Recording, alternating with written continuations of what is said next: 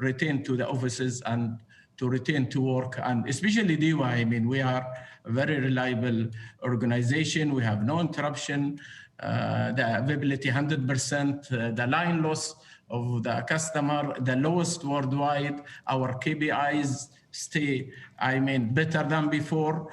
And I think it was for us. Saeed, can we just qualify? Saeed, can we just qualify a little bit on the demand side? You say that you were surprised when we were in peak season. You were surprised by the numbers. I suppose what's relevant for us here is to understand September and October this year relative to last year. Is that demand level significantly lower? September, October, the demand levels this year relative to last year, how much lower is that demand at the moment? Well, you know, as I said, that the peak is higher by 6%. Now, the demand, it is total demand, actually, it will come by the end of the year. But we cannot usually benchmark this September to last September because the temperature is different this year than last year. So this year, temperature is little cooler than last year. Can we also get a quick question for you from our audience? The guest is asking, do you see an IPO for DY in the future? Yeah, I mean, we have most of our future project will be IPO, and as you know, that recent not the IPO, I mean independent power plant. I mean, for IPO we don't have IPO so far, but we have independent power plant, and this is coming in yearly basis, and recently we are actually seeing the result where the levelized cost of electricity, we have the lowest levelized. See, can we just clarify? Can we just clarify what you mean by IPO? So you intend to IPO some parts of the business? It is not IPO. It is independent power plant. It means that most of the funding will provided by the company, foreign company. Most of the 80% of the fund will be provided by the foreign company. And of course, we will have power purchase agreement. We have to guarantee that we will purchase the power for the next 25 years or 30 years. Saeed, we wish you well. We wish you well with the conference this week here in Dubai. The DY CEO, Saeed Mohammed Al Tayer. Thank you very much for joining us. This is Bloomberg.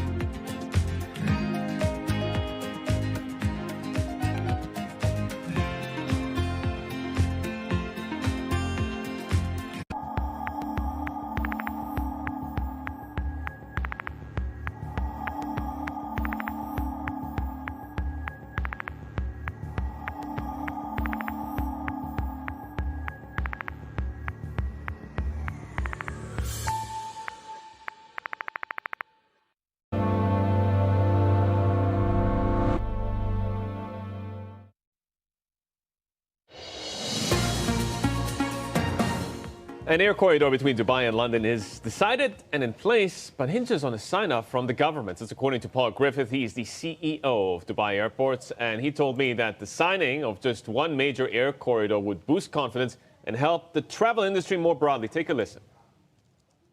It's about time that governments actually recognize what a great job the travel and tourism industry is doing in controlling the spread of the virus, and actually what an essential part of the kickstart of the global economy. Getting travel back to normal absolutely needs to be.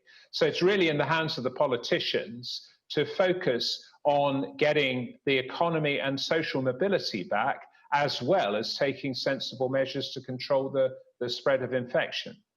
Who else has Dubai airports or all the involved stakeholders been speaking to in terms of an aviation corridor outside of the UK and London? Well, we've been very much part of an industry body calling for the protocols to be agreed. And I think all it will take is one major corridor to sign up and agree, for then there to be a whole load of confidence from other countries to say, well, if they can do it, we can do it. And I believe Singapore has already got some protocols in place now. And I think there's a travel corridor in place, at least on a one-way basis, between Australasia and New Zealand. So there's a lot of discussion going on, and we're part of several different conversations. But as yet, we haven't got anything signed up. And that's the next phase we desperately want to move to.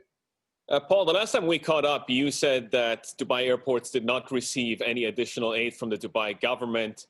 That was back in March. What has happened since, and have you had to make any changes either on the cash that you have on hand or the operational expenses to protect the cash that you do have? Well, I think any business, particularly in this sector, going through what we're going through, we've had to take a huge number of measures to protect our liquidity. I mean, very fortunately, we had a good Q1, and we had very strong traffic and financial performance. And what we've done since then, we've taken huge steps to slim down our operating expenses. We've reduced our workforce dramatically by actually cancelling a lot of our outsourced contracts.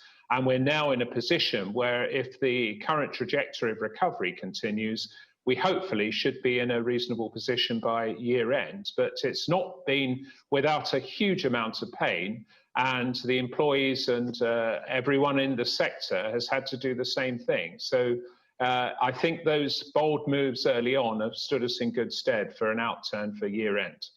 Are you able to quantify what's changed on the operational side, just to give our viewers a little bit of a sense of the kind of steps that you've been taking? Well, first of all, we don't have to deal with the sort of volumes that we were dealing with before. So we've been able to cut down on the actual number of physical staff we need to service the traffic base we've got.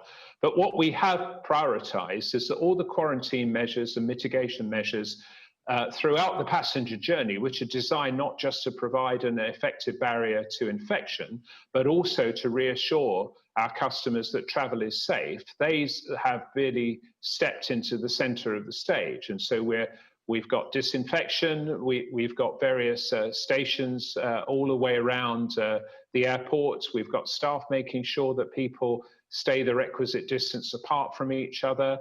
We're giving out measures, gloves, masks, etc., to people who need them as they travel. And I think the thing is, the infection rate from undergoing a travel journey is far lower than it is in any other parts of normal domestic existence across the world now. Are you able at the moment, Paul, to put together an outlook for 2021, or are you holding off on that, saying, you know what, let's see what the situation is like come November, December, then we'll revisit? I think the difficulty at the moment is that there are so many things beyond anyone's control that will have such a huge impact on what 2021 looks like. But I think the most prudent thing to do is what we've done, is we've taken a fairly pessimistic view and thought that it would be much easier for us to gear up our business to take the long view that things are going to be the way they are for a while.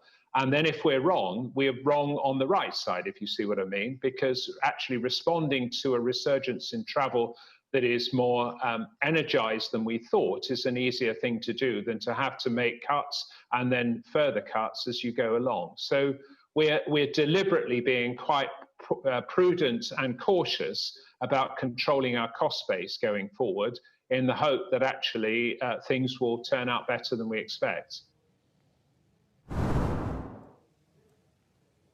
Paul Griffiths there a little bit earlier with Yusuf. So the air corridors may open to the UK soon. To Santander in Spain, the numbers are in. For the third quarter, 1.75 billion. That is a red headline now. That is a beat. The guidance for the full year is also up. So the net income for this quarter, 1.75 billion. The market had penciled in $1 billion. And Yusuf, they're guiding higher as well. The underlying profit of 5 billion for the year from an estimate of 3.66. But there are more cost cuts to come. Absolutely, yeah. So the net interest income for the third quarter at 7.7 billion euros. The estimate was for 7.7, so that is in line with what the market had anticipated. Remember, going into this, it was always going to come down to the cost of risk outlook, given the prospect of new lockdowns and the net interest income trajectory. Bloomberg Intelligence, in the run-up to this, wrote that a third quarter revenue that dips below 10.7 billion, which was the level that we saw in the second quarter, could come, and that some of the analysts' expectation is a little bit too optimistic, at least in their view. OK, that's the Santander numbers. Let's pivot now to HSBC. They have delivered their numbers. By the way, we'll speak to the CFO of Jose Antonio Garcia Gantera of Santander at 11:40 a.m. That is 7:40 UK time. From one CFO to another, HSBC's rising in Hong Kong this morning. It's a beat on the third quarter. Let's dig into the numbers. We have the CFO, Ewan Stevenson. Ewan, great to have you with me this morning. Well done on the numbers. I think the market's responding nicely. We're up 5%. The dividend, the credit losses and the cost cuts are the alpha.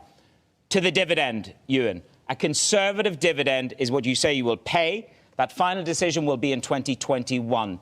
Will that be in cash? Will that be a scrip? And what size can the market reasonably expect? Good morning. Good morning. So, well, conservative means what it says on the tin, Manus. It will be conservative. I think we are pleased, though, and relative to what we've seen in this quarter, we think we have seen a real stabilization in credit costs and the credit outlook. We think we've had another very strong beat in our core Tier 1 ratio, now up to 15.6%. We will make an evaluation, I think, at the back end of this year, early next year, on the economic outlook. We're obviously got to engage with our regulators in due course, but I do think the market should expect us to start very conservatively. The outlook for 2021 is still uncertain, so we want to retain some buffer for that uncertainty and then look to build off a conservative position from there. And just how much excess capital do you have if the PRA allow you to pay? We are building a buffer of excess capital. I think we're always going to be conservative on the building of buffers, particularly in this environment. We pride ourselves on having a very strong balance sheet. We have a degree of excess capital today that we're very comfortable with, but don't expect us to normalize that at full year results because, as I said, we still think 2021 carries an elevated amount of risk. Let's talk about the credit losses. They've obviously improved $785 million, way below the estimate, and you're guiding in the range of 8 to 13. Where have the biggest improvements in that credit outlook come from? And will you be to the lower end of that range, Ewan, closer to 8 than the 13? Well, the big shift between the first half of this year and into the third quarter was in the first half of the year all the way through second quarter results. We saw a fairly steady deterioration in the outlook for the global economy for 2020 and 21, with consensus continuing to shift down. I think what we've seen this quarter is a bottoming in those expectations, which means that we haven't seen the big provisioning uplift that you would see under IFRS 9 for forward economic guidance change. So I do think this quarter was unusually low. We had a higher level of write-backs than we would normally see, but we do think that we'll be towards the bottom end of the range. I don't think that gets you to the very bottom of the range, Manus, but towards the bottom end. Ewan, you've given us a new number, and I'd like some clarity on it. This $6 billion of costs that you refer to, of course, the number I had was $4.5 billion of cost cuts. So is this the new target on cost cuts, Ewan? And are you going to have to go faster and be more radical in the cost cuts, and where are they going to hit? Yeah, so we announced in February that we were planning to cut $4.5 billion of cost out of the business through 2020, through 2022. We said it was going to cost us $6 billion of restructuring charges to achieve that. I think what we're signaling is that we now expect to exceed the $4.5 billion over that period. We're making good progress against that. By how much, Ewan? By how much? Well, we're ambitious in what we'd like to be able to achieve. I think what we are seeing as a result of COVID is change customer behavior. So we're seeing far higher levels of digital engagement than what we saw pre-COVID in some places. That will allow us, I think, to be more assertive about reducing some of the physical distribution costs we've got. And also, we've had most of our employee base working from home. And I think when we restart work, we are thinking very hard about how do we change that model to more of a hybrid model so people can spend more time at home, some time in the office, and also a model that uses video technology and doesn't require us to fly so much. What percentage do you think ultimately will work from home if you get the model right? Yeah, I would like to think that the balance we could get to is, 2 or 3 days a week at home, 2 or 3 days a week in the office. That will obviously vary significantly across the businesses. If you're in the markets operation, obviously in the office. If you're in the branches, you need to be there in person. I think for people like me and my team in finance, much less need to be in the office day in, day out. Ewan, can I push you again on the costs? You said it's going to be more than $4.5 billion. I'm trying to get a sense of how much faster you and Noel are going to go. You guided us 35,000 jobs over 3 years. Your new cost targets, people are talking about those to me on the IB at the moment. What is realistic? Is it still 35,000 jobs? Do you think it's going to be more? And are you going to have to be more aggressive on the timeline with that? Look, we're not focused on an absolute job cut number. What we are focused on is an absolute cost number and getting the cost down as far and as fast as we can. We do think with technology, there's enormous opportunity to do that, given some of the exponential benefits you get, whether that be in frontline distribution through mobile, whether it's through the back office and automation. Inevitably, there will be job cuts associated with that. And when we're in a position to talk about it, we'll talk internally before we go externally. You have guided us that you will exceed the $100 billion of risk-weighted asset reduction. Of course, this is the holy grail when it comes to restructuring. Where are those extra cuts going to come from? Which geography and business line? Well, look, firstly, I'd say the team's done a great job this year in the progress that it's made. They've achieved over 40% of the 3-year target, over $40 billion of RWA reduction. We think we'll be halfway through by the end of this year. We think we're going to exceed the $100 billion target now within the $1.2 billion of costs that we said. Where do we think that's going to impact? I would say 3 areas. The non-ring-fenced bank, and our US operation, and global banking and markets in particular. Next week is the US election. There is a risk, I know it's a blue consensus is the consensus, but there's a risk of a Trump victory. That could be troublesome for you in terms of dollar funding, in terms of the tensions between the US and China. Have you had, and can you assure the market you are off the unreliable entity risk list? Is that a message you can give to the market this morning? Look, we're not going to speculate on whether we're on or not on a list here. It's not for us to decide. We are, I think, managing the business well through the current geopolitical risk we face.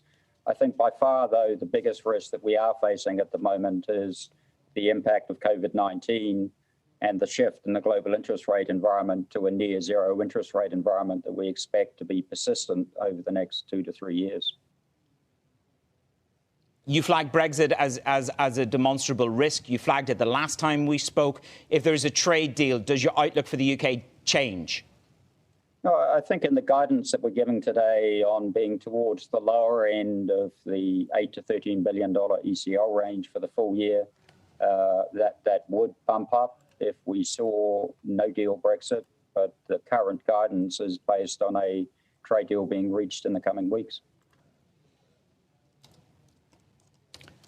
Just very quickly, the other major issue was, of course, the ICIJ report in terms of $2 trillion worth of transactions, suspicious activity. What I want to get a sense of is how much are you going to have to spend on control and systems, Ewan? Is it $1 billion? Is it $2 billion? How much more do you need to spend? Well, firstly, in relation to the ICIJ allegations, they predated us concluding with the US on the deferred prosecution agreement. We have and do continue to spend hundreds of billions of dollars a year on ensuring that we've got as good a KYC and money laundering controls in the bank as we can have. Ewan, thank you very much, the CFO, Group CFO for HSBC. Great report this morning, Ewan. Well done. This is Bloomberg.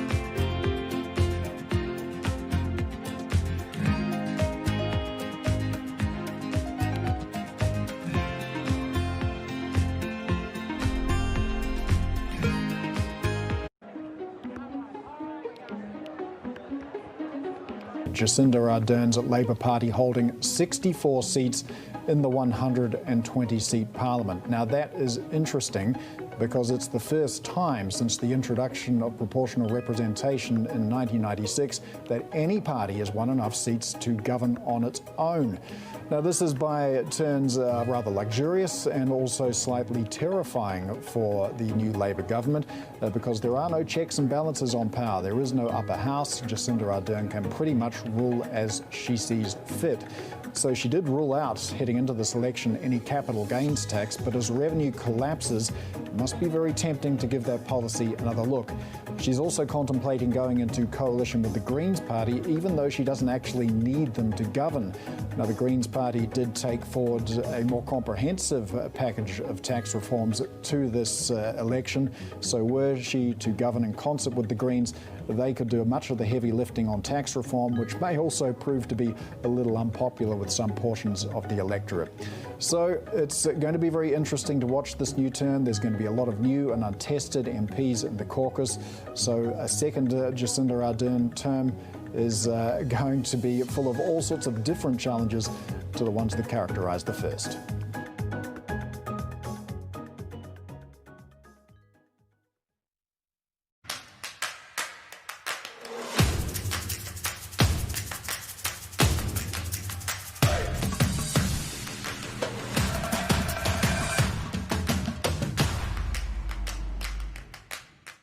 Give you a sense of the real-time action. The 10-year yield tumbling now 11 basis points, so continuing in this knee-jerk risk-off feel.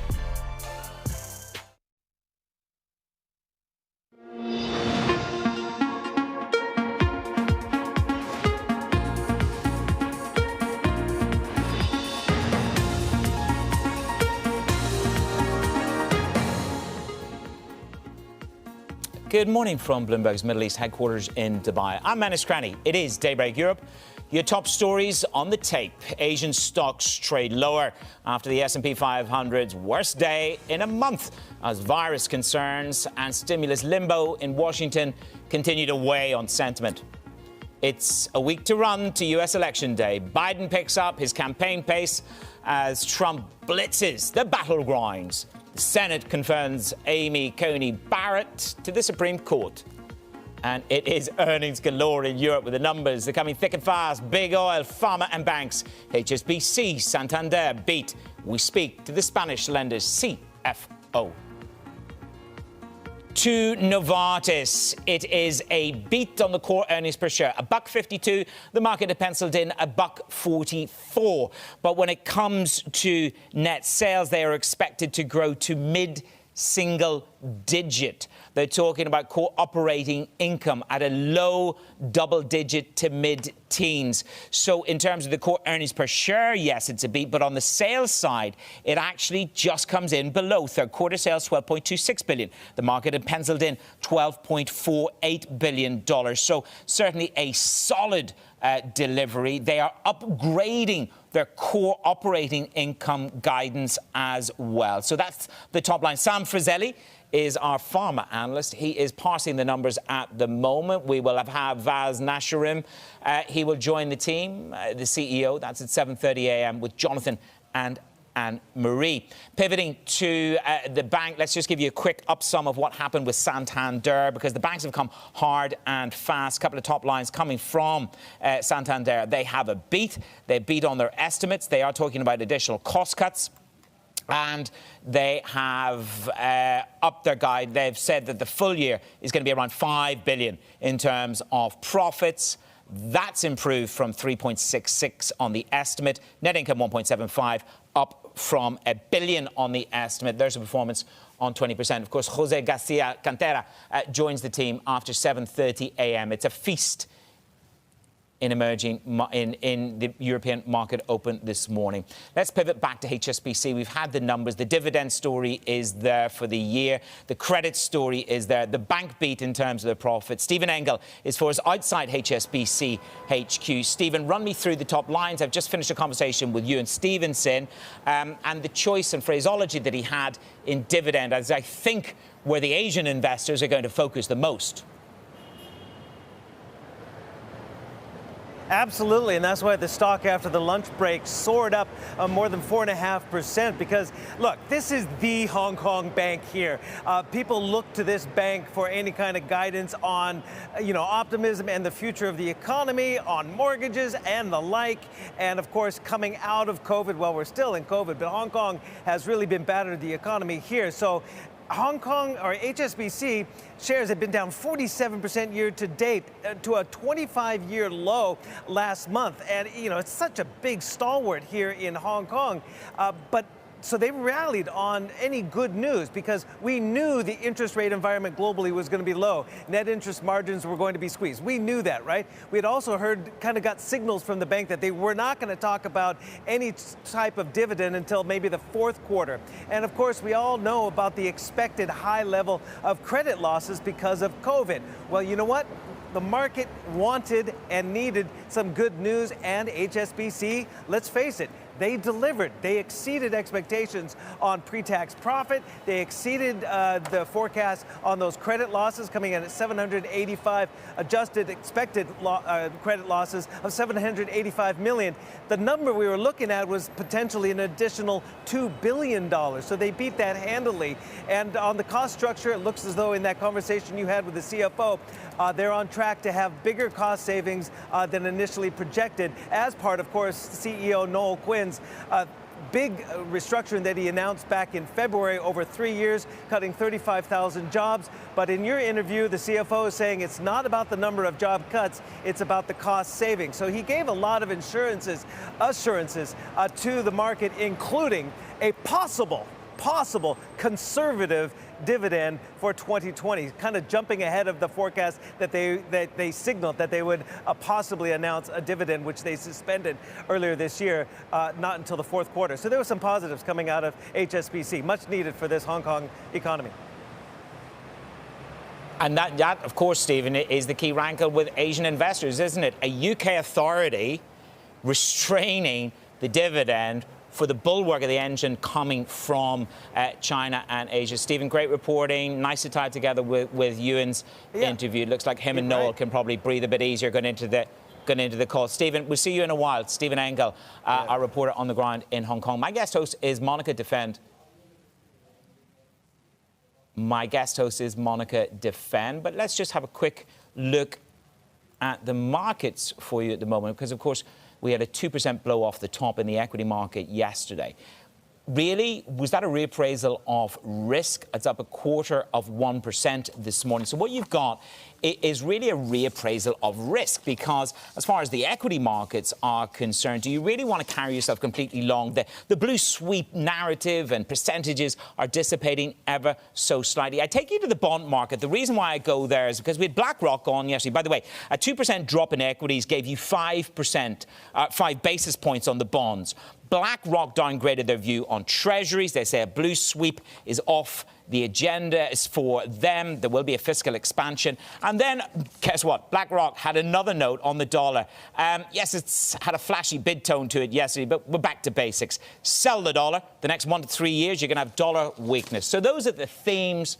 My guest is Monica Defend, Global Head of Research at Amundi. Monica, good morning to you. We're all scrabbling around for a justifiable reason to a 2% move in the S&P 500. Things are pretty desperate. But you say we're at a crossroads in these markets. So what is the biggest risk to the markets as we stand right now? Good morning. Good morning. Well, the biggest risk, again and again, is the COVID-19 related news flows, which unfortunately is quite bad. And it's spread worldwide. Europe, US, LATAM, all those countries are still in the grip of the pandemic. And unfortunately, this is really moving the outlook to be uncertain and unstable. We do expect this series of economic relapses to take place, but then the policy intervention to boost and to recover when they can. And this is why we said we are kind of a juncture or a crossroads. You say that you're neutral overall on risk and cautious on your U.S. equity position. One of the narratives that has come through from Boaz Weinstein and a number of other people is that equity volatility is expensive relative to credit volatility. With that in mind, is it too late to buy volatility in the equity market, which would correspond with your moderately cautious view on US? I would stay cautious for the time being on volatility, just because everyone is buying protection, and this is eventually letting the volatility prices increasing. And with this bout of uncertainty, this is why volatility is getting higher. Honestly, I wonder why this has not been happening before, because this decoupling between macro and micro fundamentals from the equity market in particular and the credit market, so broadly speaking, a risky asset, was something that make us feeling uncomfortable. And this is the reason why we were oriented for this more prudent stance. It is true that this earnings season might provide and shed more lights on what is next on the direction, and maybe we can expect a rotation out of high yield credit into deep value equity. It's an amazing couple of days, isn't it, in terms of the markets? You've got SAP, a bear market yesterday, the biggest one-day drop since 1999, and yet I flipped to cyclical like HSBC this morning. Obviously, good news coming through there on the guidance and on the credit losses. It's interesting. I just had a conversation with the CFO there, and he intimated to me that things had sort of almost reached a potential bottoming out for him in terms of the view that they had from the start of the year or the middle of the year, March, let's say, at the end of Q1 to where we are now. Do you get a sense that perhaps the worst is behind us, even though we're seeing ratcheting COVID numbers? There's no proclivity to lock down economies completely, is there? Honestly, I think that a vaccine might be the real game changer and put us in a condition to say, well, the worst is behind us. So we really expect erratic growth moving forward until a vaccine is or some really widespread and effective medical treatment is found. If not, uncertainty is going to remain pervasive, and I would feel uncomfortable to say that the worst is behind us. It is too uncertain at the moment. Okay, Monica. Yeah, I mean, look, you're right. You just see numbers from SAP yesterday, and that disturbs their cloud outlook. And then you look at the credit side on banks. It's like two roads, isn't it? Monica, stay with us. Great to have you in vision and on camera, Monica Defend, my guest host from on Monday. Coming up on the show, just a week to go until the US election. The Senate fails to deliver stimulus, but cements a 6-3 Conservative majority on the Supreme Court. We run through the details. This is Bloomberg.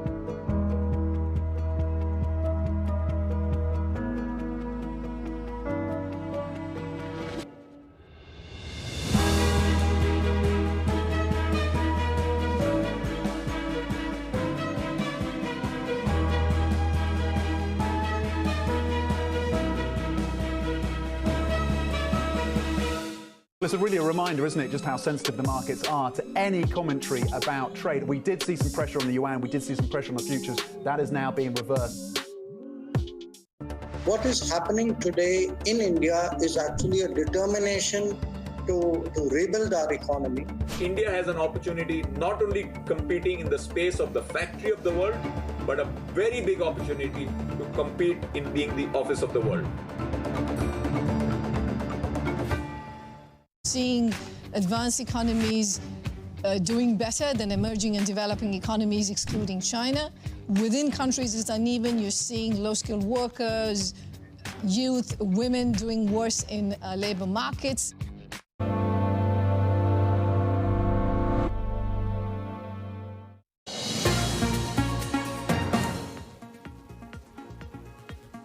It's Daybreak Europe. A quick flash on the HSBC price in Hong Kong. We just had a conversation with the CFO. It's not about the absolute number of job cuts. Yes, the credit numbers are improving. There are still risks out there. The stock is up 4.3% after the conversation with Ewan, who really went into quite a bit of detail in terms of where they see the areas that they're going to target in terms of risk-weighted asset reduction beyond the $100 billion. So that's something to bear in mind. And in terms of the risks that are out there, Ewan obviously still flagging up an elevated amount of risk. By the way, staff could work at home for 2 to 3 days a week. I don't think Yusuf and I can work at home 2 to 3 days a week. I don't think you'd enjoy Daybreak Europe if I was at home 2 to 3 days a week. Let's talk about the US election. The Senate delivered the new Supreme Court justice, but not a stimulus package. Then you've got President Trump and the Vice President Biden hitting the campaign trail hard to make their final pitches to the voters. COVID, COVID, COVID. That's all they talk about, the fake news. COVID, COVID, COVID. That's all they talk about, what progress we've made on it, too. We understand it. We know we have to protect our seniors, especially when they have heart, when they have diabetes problems. And we are protecting them. We have the best testing in the world. That's why we show so many cases, because we do more testing than anybody else. But we're doing great. And, excuse me, here I am, right? I'm here too. Right? The bottom line is Donald Trump is the worst possible president, the worst possible person to try to lead us through this pandemic. And I don't think he just either doesn't have any idea what to do or he just doesn't care.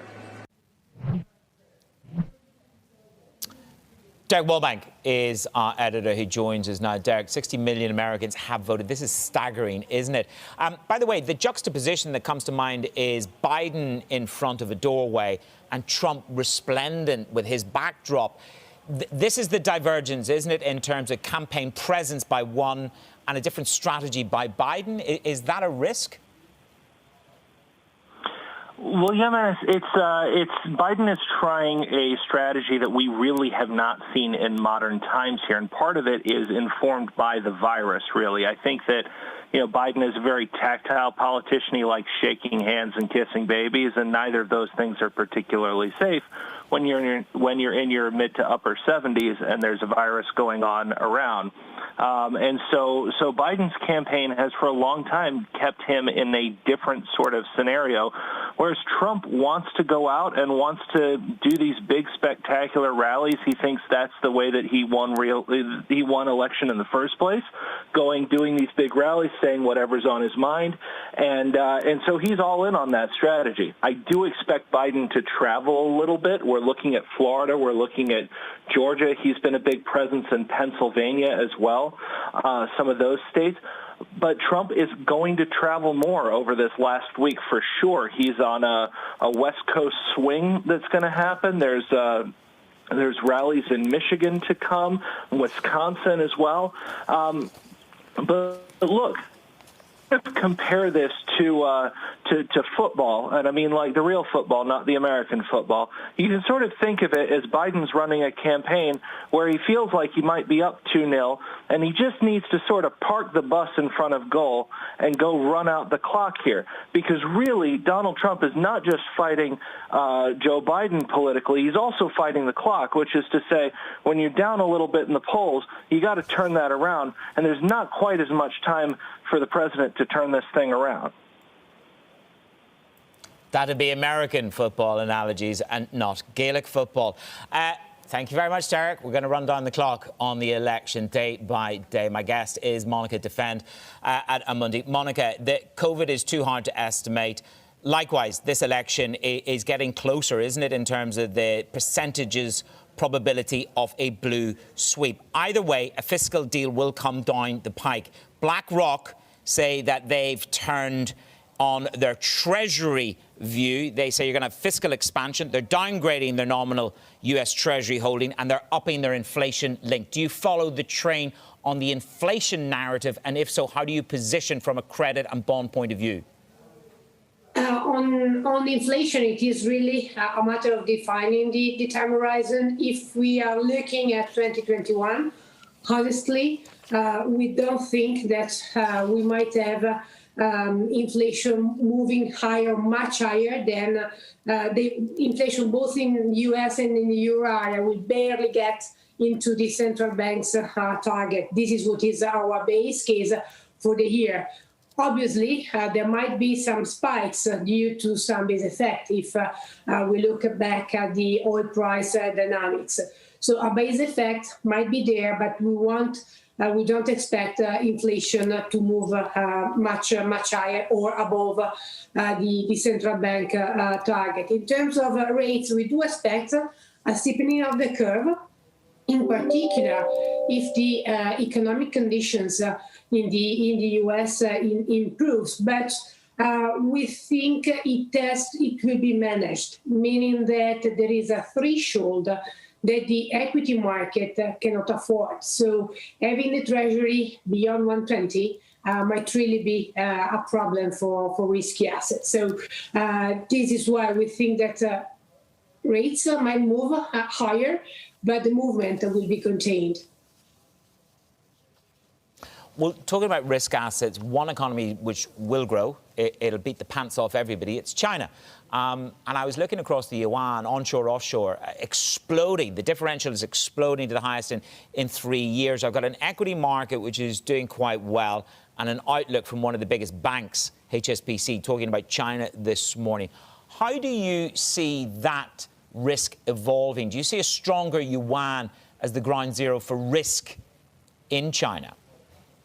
We think that currency-wise, again, the movement will be contained just because currencies will be the most powerful mean the central banks implicitly will have. Having said that, China will be leading this way out. It has all started with this first in, first out thing, led by China and North Asia in general. So also South Korea is in a good shape. And we do believe that all the countries that in one way or the other are related to China are going to be faster in the way out from the pandemic crisis. So this is on emerging market. Monica? This is honestly an area that we like. Yeah, and I know that you like the EM bonds and EM equity. We'll come back round, don't worry, because that ties back to the China call, ties back to some of your European thesis as well, Monica. Monica Defend, my guest host this morning from a Monday. Laura Wright is at London HQ. She has the agenda for your First Word News. Laura, good morning. Good morning, Manus. Prime Minister Boris Johnson is facing even more pressure over his pandemic policies. More than 50 members of his own Conservative Party are demanding a clear route out of lockdown for parts of northern England. The MPs are warning his pandemic strategy is disproportionately damaging the economy in the north, deepening the divide with the south. Armenia's Prime Minister says its US brokered truce with Azerbaijan has broken down just hours after coming into effect. It's the third time negotiations have failed to stop the worst fighting in the region for decades. Each side is accusing the other of breaching the ceasefire. Mediators have tried for nearly 3 decades to secure a permanent peace between Armenia and Azerbaijan. President Emmanuel Macron is facing a widening rift with some Muslim countries over his crackdown on radical Islam. Turkey's President Erdogan is leading calls to boycott French goods, but it's unclear how widespread that will become. Early responses are divided along familiar lines, with Turkey's allies on one side and Saudi Arabia's on the other. The recent tensions were sparked by the murder of a French teacher. Global news 24 hours a day on air and at Bloomberg Quick Take, powered by more than 2,700 journalists and analysts in more than 120 countries. This is Bloomberg Manus. Laura, thank you very much. Coming up on the show, as money continues to pour into private equity, strategists at Bernstein call it a historic mistake. Oof. Got your morning call. Where's my pension fund? This is Bloomberg.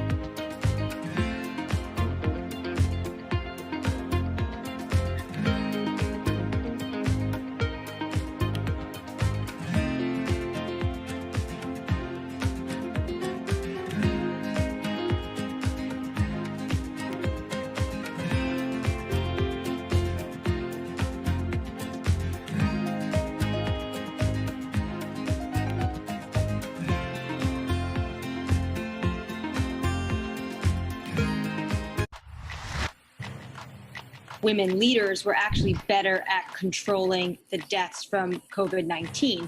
Do you think out of this pandemic, we'll see more countries be willing to elect female leaders? When we look at women leaders, we tend to project on them baggage that they shouldn't bear. Women are given an opportunity when no one else wants to do the job. Women had a very clear objective. They wanted to save lives. The women leaders, if you look at their careers, have also built up a level of trust. In fact, women have to be better at communication in order to be elected as leaders, whereas this doesn't hold true for men. We need to get those sexist stereotypes out of our head and give women a fair run for leadership. Trying to change the stereotypes about women is not only the business of women, but men have to be part of it.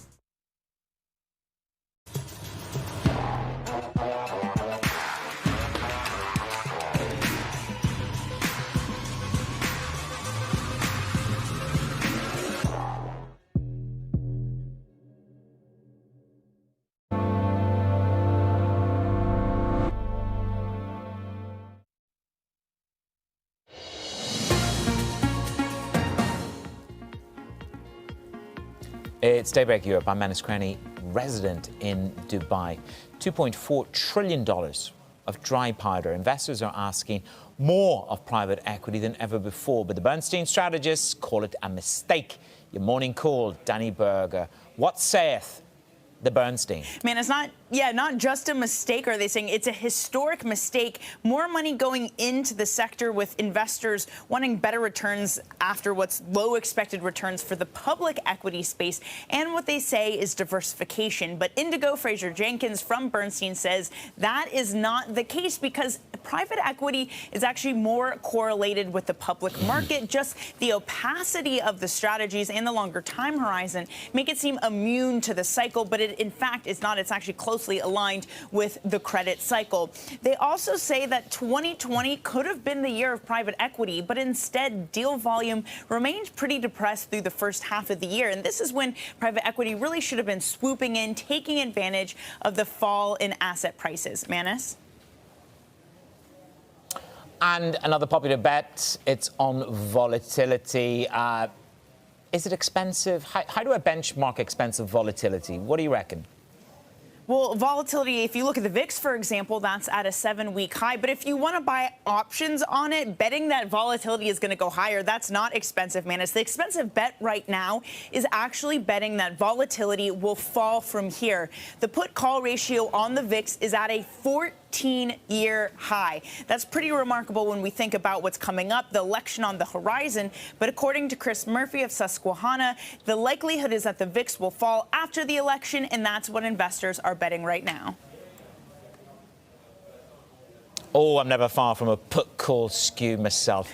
Danny, thank you very much. Danny Berger there, keeping an eye on your volatility and the cost of the trade. Quick snapshot of equity markets. Small bounce coming up in the markets. There you go, a view of lockdowns. This is the reality in Europe, sweeping across the canals of Venice. They are quiet, a resplendent city, quietened by COVID. This is Bloomberg.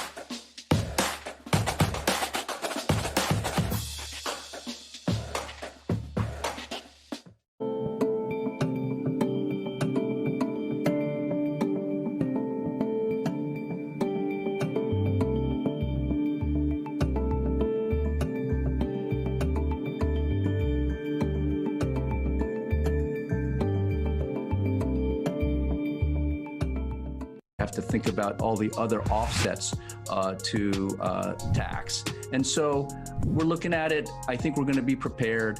And, you know, we're modeling out a whole bunch of different scenarios. I think we're going to be well positioned no matter what the outcome is.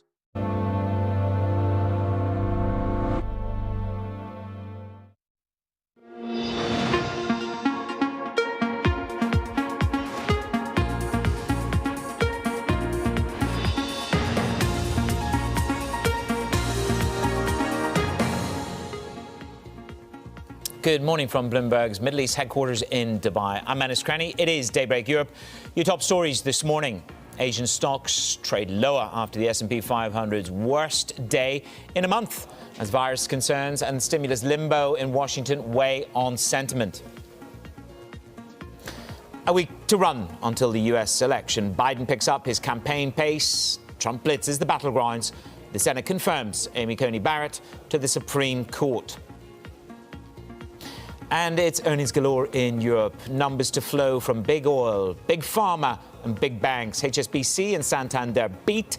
The CFO of HSBC tells me that a return to dividends could be on the cards. We will make an evaluation, I think, at the back end of this year, early next year, on the economic outlook. We're obviously got to engage with our regulators in due course. But I do think the market should expect us to start very conservatively. Very conservatively. What will that dividend be? The yield was 2.5% before the PRA went no, rather than non, rather than 9, because it came down to all the regulators.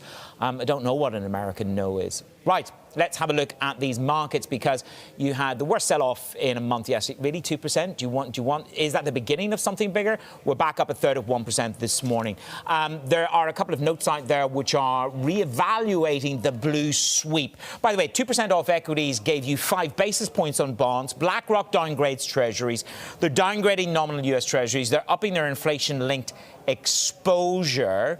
And at the same time, guess what? There was a bit of a flashy moment in the dollar yesterday. Equities, as I say, a bit of froth came off in the equities. The dollar went bid, but BlackRock go back to basics. Sell the dollar, pick up Asian currencies, regardless of the election outcome. The dollar is going to lag for the next 1 to 3 years. Yeah, you might get a blip over the election, but that's going to be a temporary pause. Fundamentally, c'est très cher. It's expensive.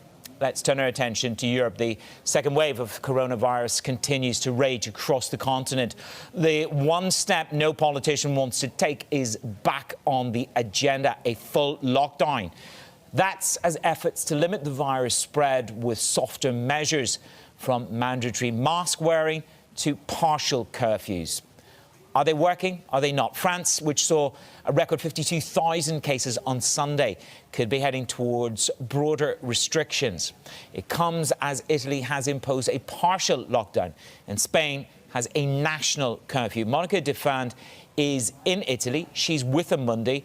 How does this partial lockdown feel to you in Milan? Give me your sense of this lockdown and where we're heading. We had Guggenheim talking about potentially something 50 times bigger than where we are at the moment. Where are we on the road of risk in COVID? Well, answering to your first question, we are really trying to balance the trade-off between our willingness to be safe and our worry for the economy, because the kind of lockdown that has been imposed is a curfew for all the citizens, and then bar and restaurants have to close by 6 o'clock. No gym, no sport. At schools, kids from the secondary school, students from the secondary school are back home in teleschooling, and while the younger are still in school. So it is really a matter of balancing the risk, which is not at all a trivial issue. We feel unsafe just because there is a lot of people that are infected, and we are under stress again. And this is maybe something as citizens we were not expecting after what we lived in March. Having said that, what is the COVID risk? How are we positioned on the COVID? Monica, with that in mind and that heightened sense of risk, I think is pervasive for all of us. The circle is narrowing in terms of who I know, for example, has COVID this time around relative to the last time around, the last peak. Why then, can I ask you, why have you upgraded your stance on Europe to neutral? This is from Matteo Germano. He goes to neutral on Europe, and you want to do it via derivatives rather than outright. Why have you gone to neutral? What's caused you to up the risk there? There were a few reasons. The first one was that the earnings are set to rebound. So this was, I would say, the foremost important reason. Flows are quite thin, so investor positioning is relatively low on European equities. So we were expecting them to come back at a time where political risk has been reducing. So this is why, in terms of preference, we said, well, look, there is more opportunity, more space for European equities to catch up in an index composition where quality dividends can make the story. So this is why we decided, in relative terms, to upgrade Europe vis-à-vis the other regions. Now, you are constructive on European peripheral debt. We have the ECB on Thursday. What is it that builds that narrative, and how much additional yield can I pick up on a constructive view, and where? More importantly, where? We don't think there is much carry left. So again, Italy, Spain are the countries where we allocated our preference to peripherals. The primary reason being this evaporation of the political risk and the commitment in putting the economy back in order. With the funding needs that have been almost covered, and the ECB being a big sponsor for these countries. On Friday, there was another good piece of news out of the rating agency that actually revised upward the outlook for Italy. So in a moment where you desperately seek for carry, this is a periphery we find it. OK, we didn't get to your hedges, and I've got it. So I'm going to annoy the producer and say you recommend the pillars of hedging: high yield credit, gold and yen. Monica, stay safe in Italy, there in Milan. My guest host for the past 40 minutes, Monica Defend, Global Head of Research over at Amundi. Let's get your first word news with Laura Wright at London HQ. Laura. Thanks, Manus. It's a big win for President Trump and congressional Republicans on the eve of the election. The Senate confirmed Amy Coney Barrett to be the newest justice on the Supreme Court. That solidifies a 6-3 Conservative majority. Barrett may be asked to weigh in on cases that would determine the outcome of a close election. The European Union has endorsed Nigeria's former finance minister Ngozi Okonjo-Iweala to lead the World Trade Organization. But the US is backing her rival, South Korea's trade chief, Yoo Myung-hee. The preference of some other key members, including China, isn't yet clear. The WTO plans to announce its new leader by November 7th. Jack Ma is poised to become the world's 11th richest person. That's after Ant Group priced the shares of its initial public offering. Ma's stake in the fintech giant will boost his overall wealth above $70 billion. That's more than Oracle's Larry Ellison and the richest woman in the world, L'Oréal heiress Françoise Benescourt-Meyers. Global news 24 hours a day on air and at Bloomberg Quick Take, powered by more than 2,700 journalists and analysts in more than 120 countries. This is Bloomberg. Manus. Laura, thank you very much. Laura Wright in London. Just keeping an eye on the Turkish lira. We're just seeing, obviously, a bit of a volatile session here. Opening 8.0998. Of course, yesterday we broke that 8 level, that critically important level. So you are just seeing, again, going through another record, 8.1. This as Erdogan asks the Turks to boycott French goods. The central bank did nothing to assist the currency last Thursday. So we are trucking when it comes to Turkish lira risk this morning. Another record. Up next, HSBC signals a resumption of dividends. It could come this year as the lender beats the estimates. My interview with the bank's CFO, Ewan Stevenson. That's next.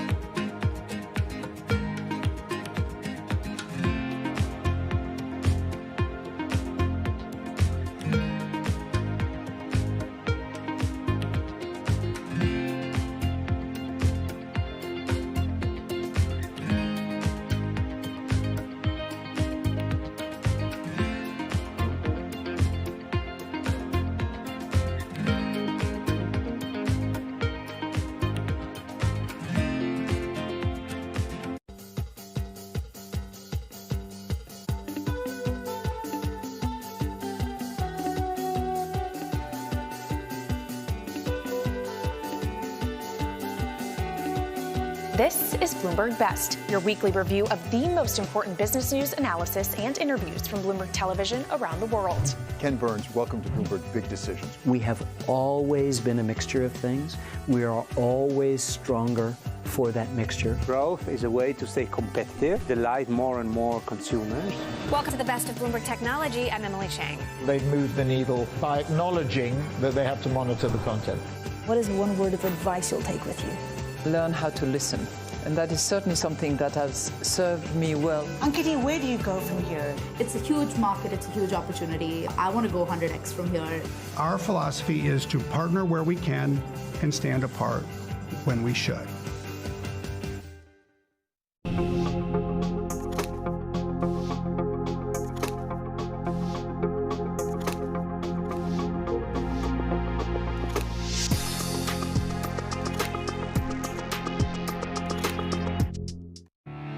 We explore the trends, investments, and competition of the European ETF industry.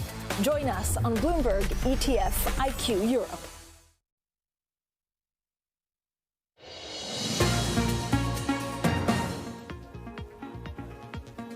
Hey, it's Daybreak Europe. I'm Manish Krani in Dubai. HSBC beat on the profit estimates for Q3, paring back the expected credit losses. It also signals it may resume limited dividend payments for the calendar year 2020. Those discussions will take place in 2021. I spoke to the CFO of HSBC, Ewan Stevenson.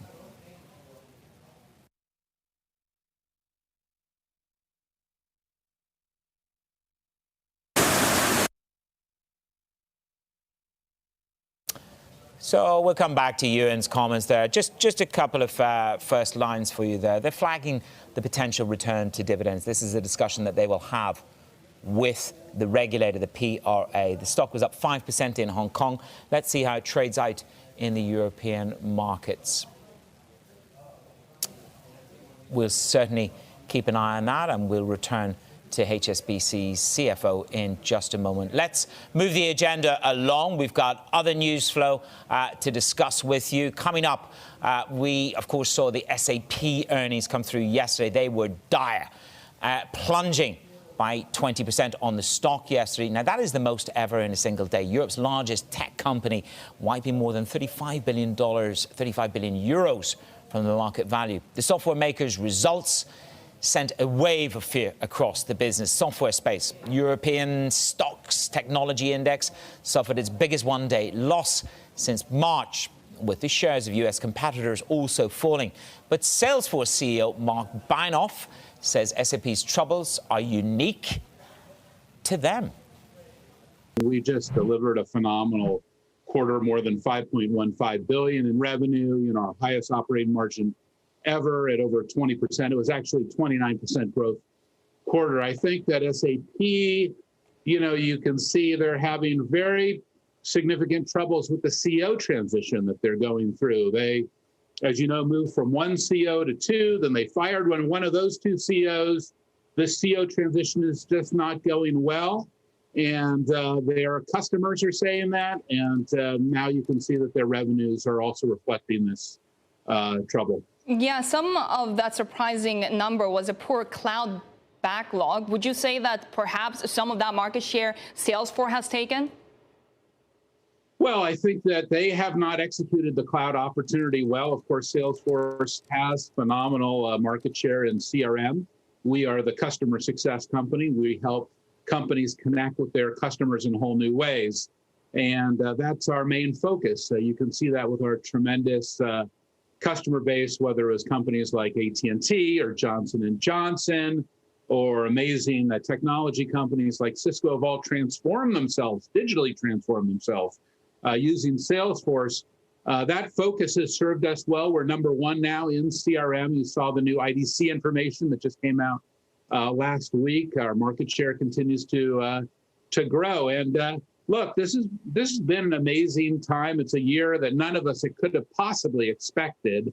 And in technology, every company is going through a massive digital transformation, and that transformation is accelerating.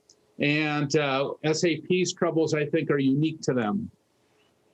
You've eliminated about 1,000 jobs earlier this year, and those included customer support roles. So will you be rehiring? What are your plans on that front, given, as you say, the strength of your results?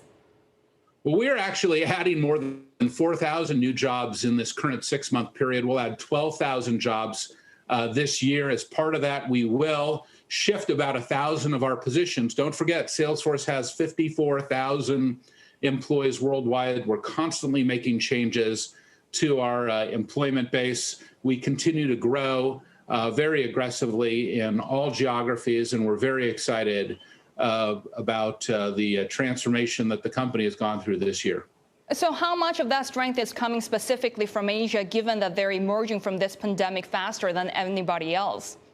Well, I was in Asia last week. I went to Singapore, and it is amazing the difference between Singapore and the United States. I mean, in the United States, everything is closed. Everyone is going through unbelievable difficulties. The pandemic is hitting record case numbers. In Singapore, they had no new cases while I was there. Every restaurant was open. Every business was open. Every store was open. And we can learn a lot from Asia. We can learn a lot from Singapore. We can learn a lot from Japan on how to handle these pandemics. Now, of course, this is not their first pandemic in Singapore or even in Japan. So they have learned before, and they're executing their playbook. But in the United States, we're just having a lot of troubles. Not the first pandemic in China either. And you've entered business with Alibaba's cloud business last year. Just give us a brief update on how that's going. Where are you seeing strengths and perhaps some challenges? Well, I'll tell you, Daniel Zhang, he is the CEO of Alibaba. And when this pandemic hit, he has been a tremendous friend and partner of us. He helped us procure more than 60 million units of PPE. And that has now gone to over 300 hospitals in the United States and actually around the world. And we could not have done that without our partnership with Daniel and Alibaba, and we will be eternally grateful. That was the Salesforce CEO, Mark Bainoff. Now, HSBC, as I say, they beat on the quarterly numbers. They pared back the expected credit losses. They've signaled good intentions on the dividend for the calendar year 2020. I caught up with the CFO, Ewan Stevenson.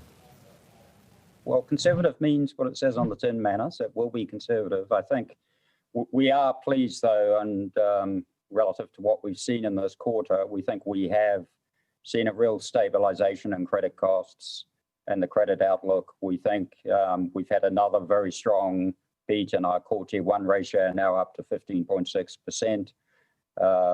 We will make an evaluation, I think, at the back end of this year, early next year, on the economic outlook. We're obviously got to engage with our regulators in due course, but I do think the market should expect us to start very conservatively. The outlook for 2021 is still uncertain, so we'll want to retain some buffer for that uncertainty and then look to build off a conservative position from there. Just how much excess capital do you have if the PRA allow you to pay?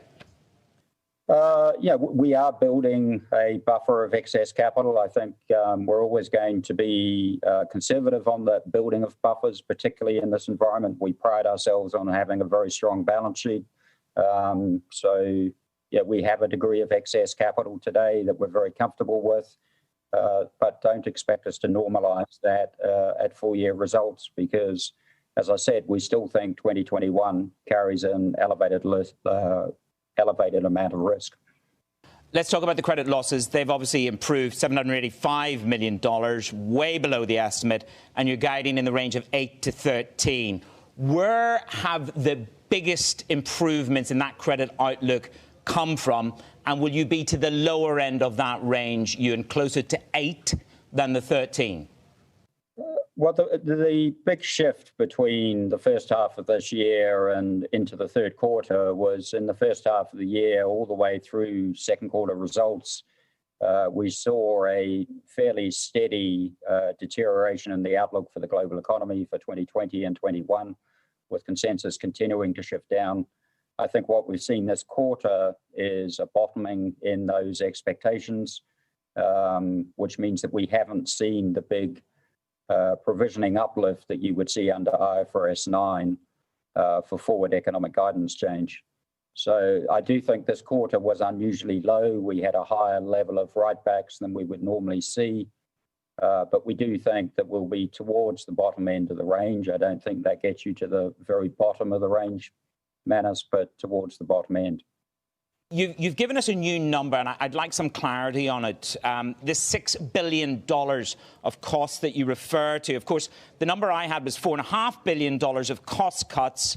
So is this the new target on cost cuts, Ewan? And are you going to have to go faster and be more radical in the cost cuts? And where are they going to hit? Yeah, so we announced in February that we were planning to cut $4.5 billion of cost out of the business through 2020, through 2022. We said it was going to cost us $6 billion of restructuring charges to achieve that. I think what we're signaling is that we now expect to exceed the $4.5 billion over that period. We're making good progress against that. We're ambitious in what we'd like to be able to achieve. I think what we are seeing as a result of COVID is changed customer behavior. So we're seeing far higher levels of digital engagement than what we saw pre-COVID in some places. That will allow us, I think, to be more assertive about reducing some of the physical distribution costs we've got. And also, we've had most of our employee base working from home. And I think when we restart work, we are thinking very hard about how do we change that model to more of a hybrid model so people can spend more time at home, some time in the office, and also a model that uses video technology and doesn't require us to fly so much.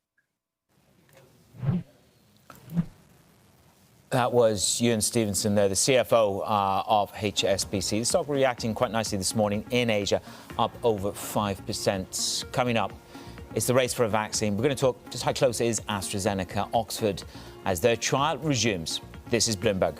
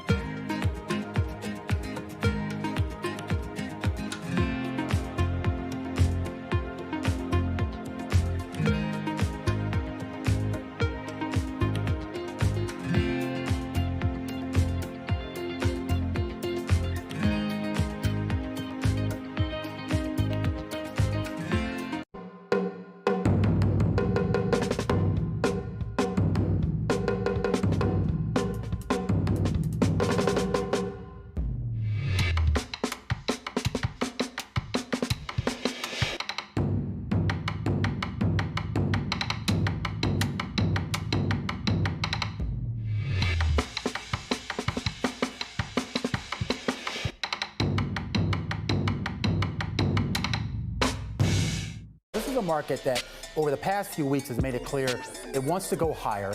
It got a little spooked by the idea that geopolitical tensions are rising.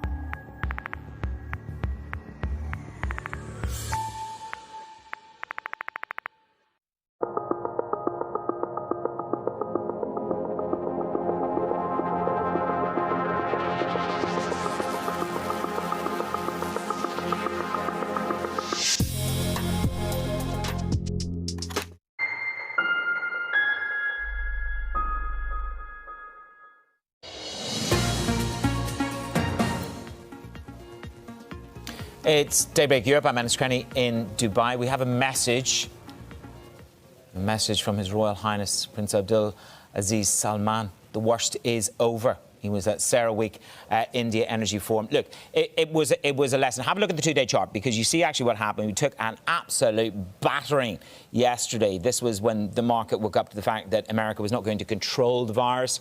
That was the message from them. Down went the market, and we managed to sort of put a little bit more on the sheet today. We tanked by 3% yesterday. But Prince Abdulaziz bin Salman says, stay vigilant.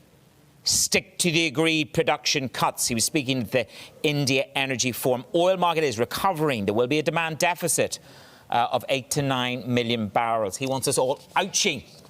I love that phrase. I'm reading it very well.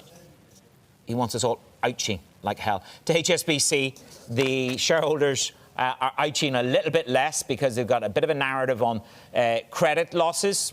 Accounting principles mean you had less provisions. We're going to get closer to the 8 billion, not the 13 billion. Dividends, the Asian shareholders are going to like that there's a talk of a return of a dividend. And the cost cut narrative also escalating in terms of what Noel Quinn and Ewan Stevenson have got to execute in terms of the job cuts. It's not the absolute number for them of 35,000, but it's where you reduce the risk-weighted assets. Yes, there's a phrase, risk-weighted assets. Stock up over 5.25%. She's backed by popular demand. It is Anne-Marie Horden, and Johnny Farrow is always popular. They'll have your European market open. It's a special one. This is Bloomberg.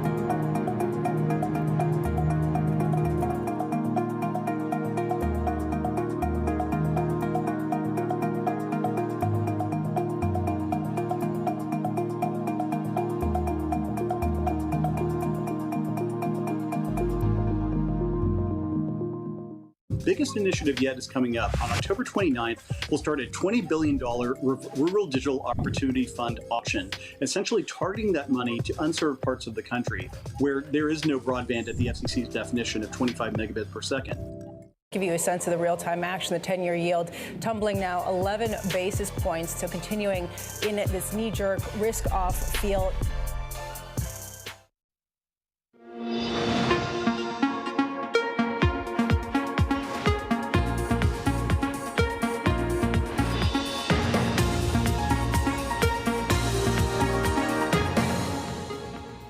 From the City of London for our audience worldwide, good morning, good morning. Alongside Anne-Marie Horder, I'm Jonathan Ferro. The countdown to the Open starts right now. Coming up, European policymakers short on options, facing lockdown revolts. Attention turning to earnings after an ugly start to the trading week. And in Washington, America's election wrapping up 1 week today. 1 week today this morning. Let's get to the price action after yesterday's brutal session.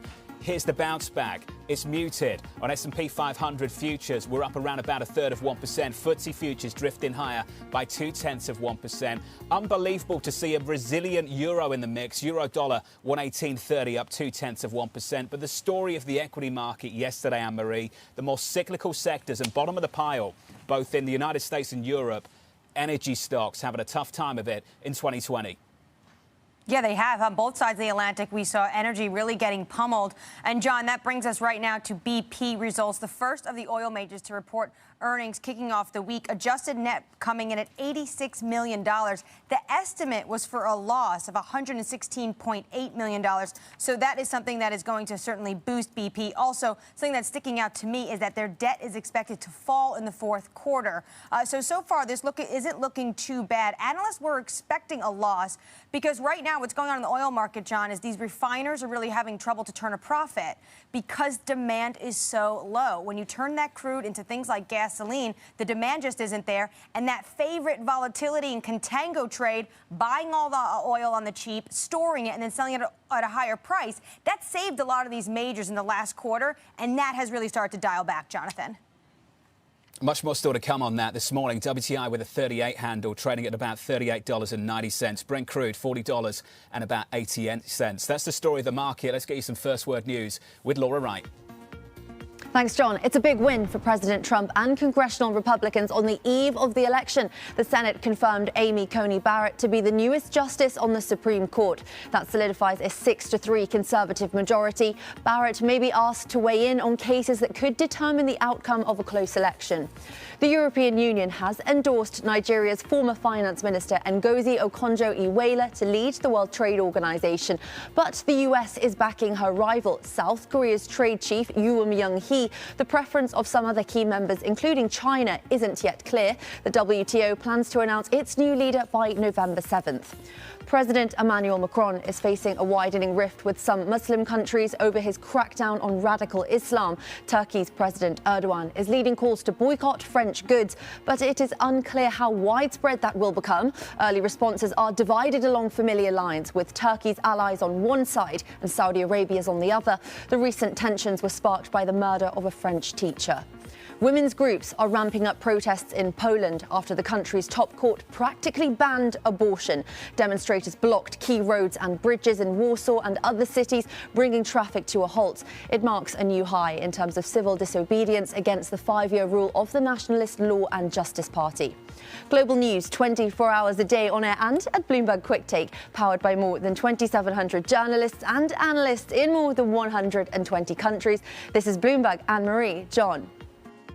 Laura, thank you. Thank you very much. Our top story this morning, virus cases surging in Europe and governments running out of options to fight the pandemic. The continent facing the drastic step of another lockdown and pushback across Europe already starting. People starting to revolt. Joining us now from Brussels, I'm pleased to say, is Maria Tadeo.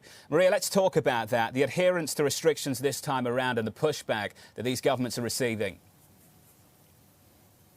Yes, and I would say this is probably the elephant in the room is really the biggest question is what kind of social pushback can we get? What type of anger do we see this time around? Because people have no patience for this. And that's becoming clear. You know, a lockdown has huge repercussions on your personal life. It has a huge repercussion on mental health, your personal finances. And a lot of the pain is also self-inflicted by politicians. Just a few weeks ago, we all heard, and this was repeated time after time, that there would be no lockdown, that we were ready, that Europe was ready, that hospitals were in a much better shape, and that this second round of coronavirus would not be as bad as it was in March. Clearly, the situation is looking a lot like March. People can see that. And that threshold, that tolerance for crisis management, for very hard restrictions in your life, clearly has gone down because we have been hearing, or we had been told many times that this was going to be okay, that we were ready for it. And now politicians are returning on that. People have been whiplashed week after week after week, and that is probably the end result of this. And if you're just tuning in, those pictures you are seeing are protests in northern Italy to the fresh lockdown measures, the strictest we've seen since they took that draconian measures earlier in the year. Maria, I know Macron is going to be having a meeting on this today. Is now national lockdowns just unavoidable? Well, Anne-Marie, that's also a good point, because the mood music has really changed on this. You know, just a week ago, everyone kept repeating, let's just wait to see the results of the measures. We need 2 weeks to find out whether a curfew is working, whether shutting hospitality is taming that infection rate. It hasn't done so for the time being. So that debate is changing. You know, the French government, which you mentioned, they had been very vocal about this. You can't halt the nation twice. This is dramatic for the economy. They're now saying they hope they don't have to go for a lockdown. Here in Belgium, which has really a bad infection rate, we now hear that if by the end of next week that R curve doesn't go down, there would be perhaps a partial lockdown. So I wouldn't say it's unavoidable, but clearly the conversation is turning that way, and it's gone from something that would not happen to something that is now being considered. Maria, thank you. Appreciate your time this morning. Big story playing out across Europe. Maria today there in Brussels. Anne-Marie, this is the story for me. It's not just the people, the citizens pushing back. Even within the government, we've got pushback as well. Front page of the Times here in the UK this morning, a revolt within the Conservative Party about the measures that they've brought forward too. And I think that's the big change this time around, Anne-Marie. The difference between now and spring. We just don't have that collective will to do this again. Yeah, that's right. More than 50 of Boris Johnson's own members of the Conservative Party saying this isn't fair, what's happening in the north part of the country, and it's not happening into what usually is the more wealthy part of the southern part of the country. And as Maria was just saying there's just no appetite for it anymore. It hurts people's personal finance, their lives, as well as their mental health, John. Joining us now is Esther Reichout, FX strategist at Commerce Bank. Esther, fantastic to catch up with you. We face the very real prospect of a double dip in the European economy, and I can see a euro north of 118. Why are we still up here, Esther? Because it's still very difficult to evaluate how the long-term effects of the pandemic will be. I mean, what will matter most likely for a long-term impact on the interest rates is the inflation outlook and the real economic outlook. And for both, we simply don't yet have any information. We are not knowing where we are going, and the data are not helping because the pandemic is evolving far too fast, and the data can't catch up. Esther, yesterday the euro was resilient, but one thing was yen and gold barely budged yesterday as we saw this flight to the havens. Why? To be honest, I think what we are seeing right now is largely a lot of noise in the FX market because, as I said, we simply have no real information where we are going. Yes, we are seeing surging infections in Europe, and yes, this is most likely going to have an impact on the economy. But on the other hand, the market, I think, is reacting positively if governments take measures to contain the pandemic. Because in the end, if this is successful, this will improve the economic outlook after the pandemic. Esther, it's very constructive of you to say that, but Italy, in most people's minds, did the right thing through summer. The adherence to wearing masks was much, much higher, most people would tell us, than, say, places like here in the UK. Yet here we are, Italy, restricting access to the economy once again. It's not really that simple, is it? No, it's not. So everybody is kind of trying to go forward without knowing what's there. We do have the monetary policy support from the ECB. We do have the fiscal support. I think going forward, it's very important that the EU recovery fund is staying off the ground because that's definitely something the market is counting on, in particular to cushion the effect in economies, in hard-hit economies like Italy. Given what we're seeing in Europe this morning, especially these protests overnight out of northern Italy, does Lagarde have no choice but to hint at more coming through in the December meeting? everything else would definitely be a huge disappointment. But I think there is really no reason to fear that, as the ECB was kind of vocal about stressing that they stand ready to support the economy further. And yes, we only expect the extension for December, but clearly, in particular, against the background of rising infections, everybody expects the ECB to signal its willingness to continue to support the European economy. Esther, stick with us. Looking ahead to that ECB meeting this coming Thursday. Esther Reichert there from Commerzbank. Here's the price action this morning. Futures bouncing back on the FTSE and on the S&P 500 across the continent. Equities doing a little bit better. The euro firmer to 118.26. But the story through the week from now is all about the earnings on both sides of the Atlantic. Up next on this programme, HSBC beating, Santander rebounding from its worst ever quarter. We'll break down the numbers from the banks, and the CEO of one of Europe's biggest pharma companies, Novartis. That's 20 minutes away. From London, this is Bloomberg.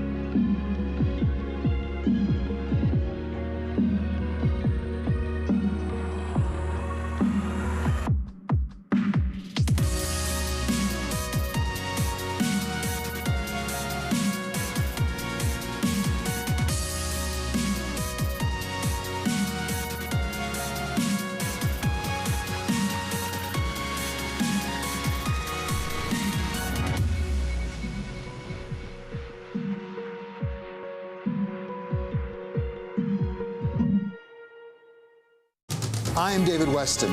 Bloomberg Television is reinventing one of the most iconic brands in financial television for a new audience.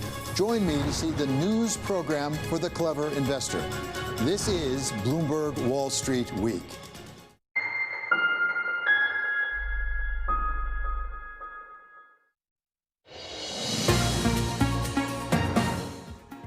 Our outlook that we had adjusted in April assumed that over the course of the second half year, we would see a gradual improvement in the demand environment due to lockdowns easing. Unfortunately, the opposite is starting to happen. This has been an amazing time. It's a year that none of us could have possibly expected. And in technology, every company is going through a massive digital transformation, and that transformation is accelerating. And SAP's troubles, I think, are unique to them. The CEO of Salesforce quickly putting distance between his own company and SAP. That was after the German software giant wiped out a fifth of its value yesterday, playing a large role in the 3.7% slump we had on the DAX. A big earnings morning this Tuesday morning. Good morning to you all. Let's bring in Bloomberg's Danny Berger for more. Hey, Danny. Hey, John. Well, HSBC, one of the banks to kick off their earnings so far today, and they're coming in with a beat. According to Citi strategists, the beat really comes from lower loan loss provisions at HSBC. HSBC, though, itself also pointing to the cost cuts and really just higher profit. Now, Manish Krani also spoke to the CFO of HSBC, who said that they're preparing for a limited return to buybacks, to dividends, rather. Let's take a listen to what he had to say. We will make an evaluation, I think, at the back end of this year, early next year, on the economic outlook.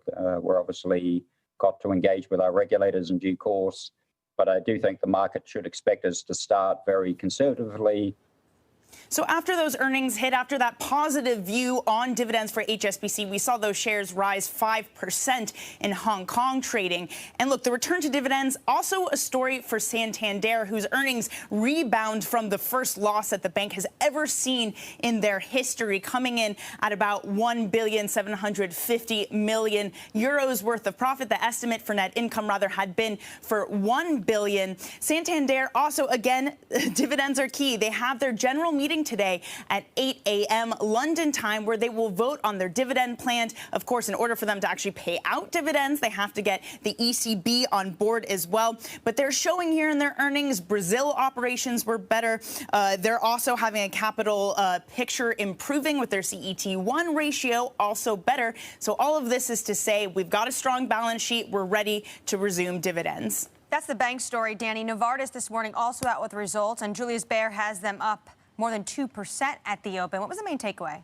Exactly. So Novartis has this diverging picture they need to deal with. They have new medicines that have had a lot of demand, but of course the volatility in the medicines picture because of the coronavirus. Well, those new medicines this quarter were able to offset that weakened demand perhaps from the COVID-19 pandemic. They're also raising their full year forecast. Previously, they saw their earnings growth in the low double digits. Now they see it in the mid-teens. So a positive picture there that's creating this call of, as you say, Anne-Marie, up about 2.5% so far this morning.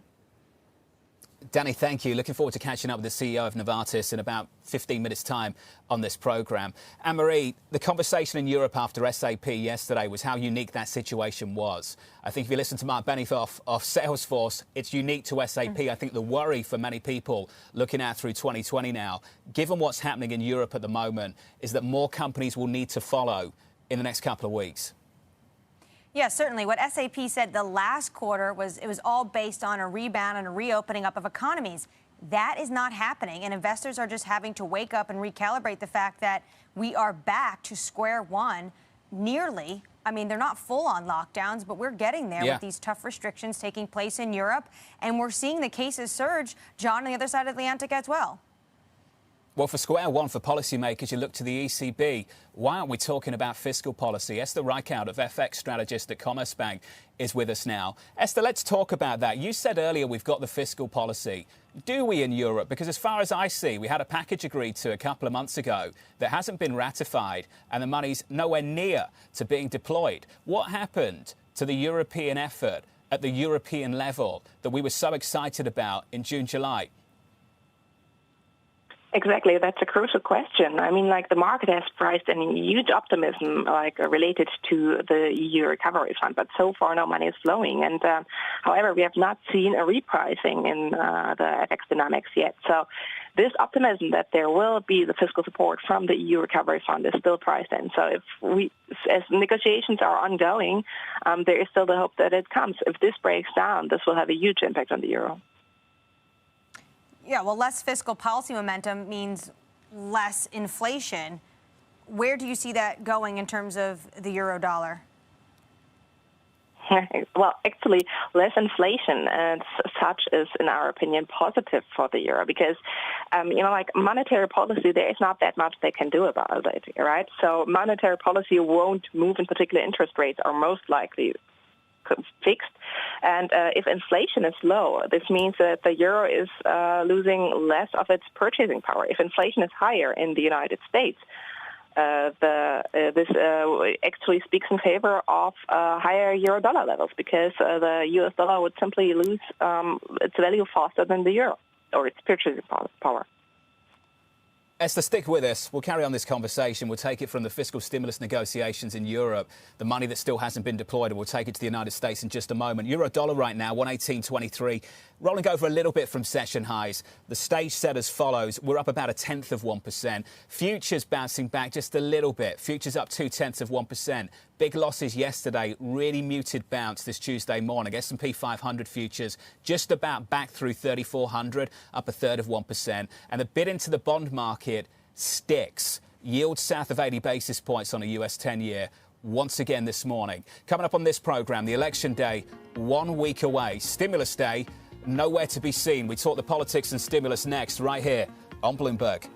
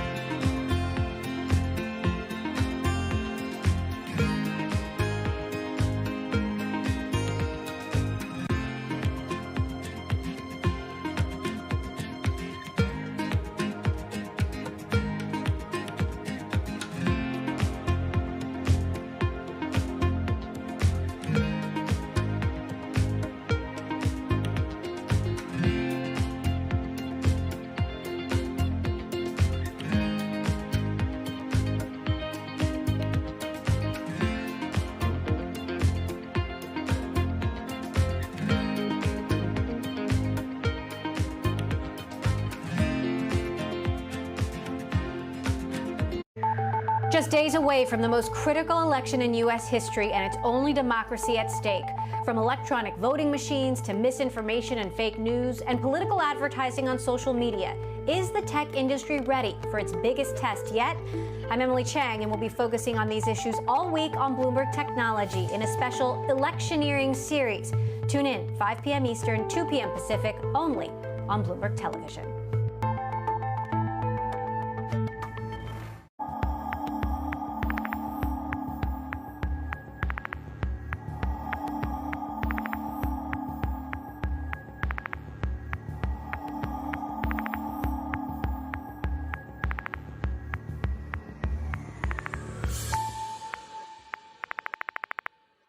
I think what we want to do is take a consumer-first approach. We really want the consumer to guide us on how they want to see content. Right now, they're telling us that they really want to see more and more content on Disney Plus and Hulu.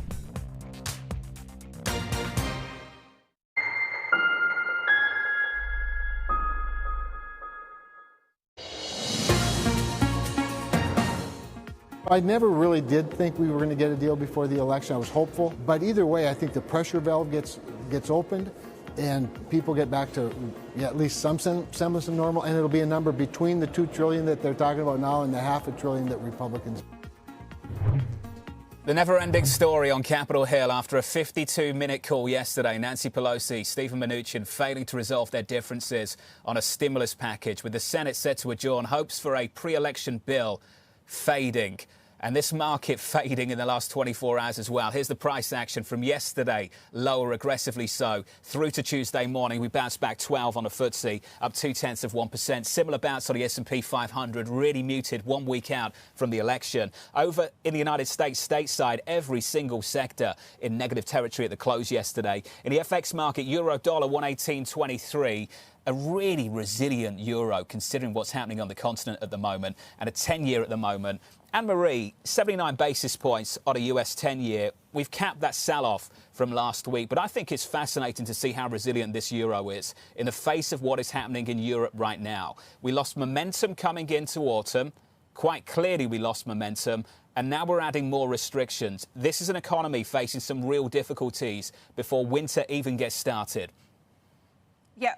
John, you and I have both made that point a number of times. We're not even in the flu season. Winter isn't even here, and already seeing some really tough restrictions. And on top of that, the PMI numbers for September and October were decent on the manufacturing front, but really bad on the services front. And this is a service-led economy, and that really has the worry about Europe going back into potentially a double dip.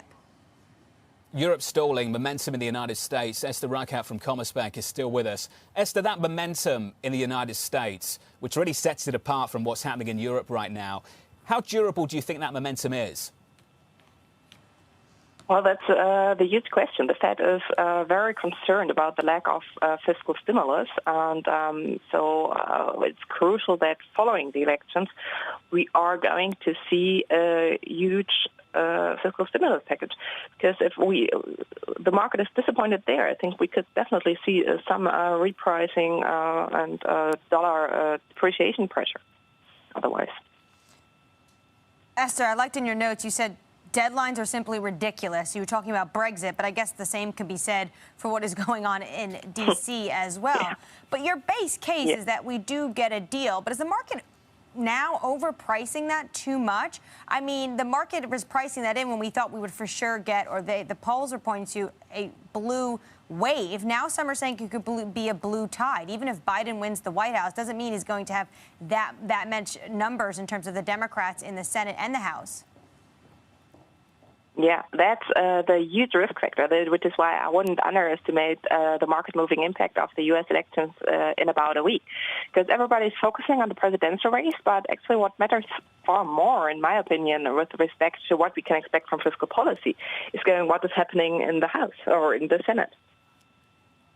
Esther, do you have a conviction trade at all? Or is this wait and see? Wait and see what we wake up to on the morning of November 4th? Yeah, absolutely. No, don't risk any direction because there are too many uncertainty factors. Not only what's going to be the election result, but I think if the election surprise 4 years ago has taught us anything, then it's that you should not necessarily bet on the initial reaction right after the election results are coming out. US dollar benefited tremendously on that night, but over the months afterwards, it basically gave away all of these gains again. Esther, great to catch up. Great to catch up with you. Thank you. Esther Reichert there, FX strategist at Commerzbank. The risk 2 months ago, Anne-Marie, is that we woke up November 4th without a result. Then all of a sudden we started to price in incrementally that blue wave. The risk again is that we wake up November 4th with a result that doesn't have a clean path towards fiscal stimulus. And that right now is the risk for this market. Yeah, exactly. The more and more people I'm talking to don't think we're going to have a contested election at all. And one thing, John, we have 7 days away from U.S. Election Day, but 65 million Americans have already casted their ballot. That's half of the total votes counted, basically, in 2016. 7 days until we wrap up that election, Anne-Marie. I think that's probably the best way of phrasing it. Coming up on this programme, Novartis, one company in a position to boost its earnings forecast. We speak to the CEO next on this programme. From the City of London this morning, good morning. This is Bloomberg.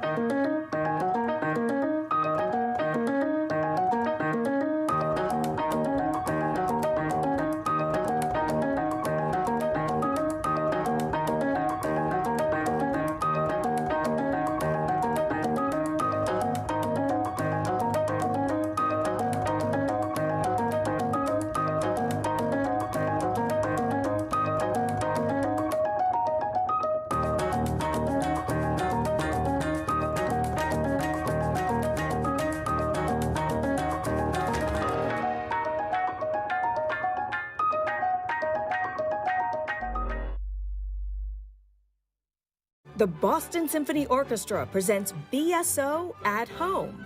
While you stay inside, enjoy a curated collection of archived concerts and behind-the-scenes stories from BSO musicians.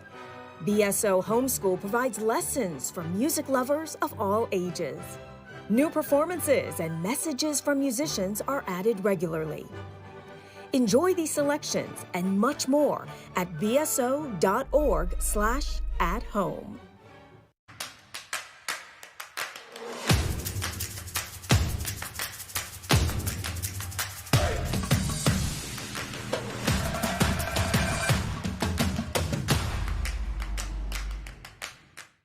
It's really a reminder, isn't it, just how sensitive the markets are to any commentary about trade. We did see some pressure on the yuan, we did see some pressure on the futures. That is now being reversed.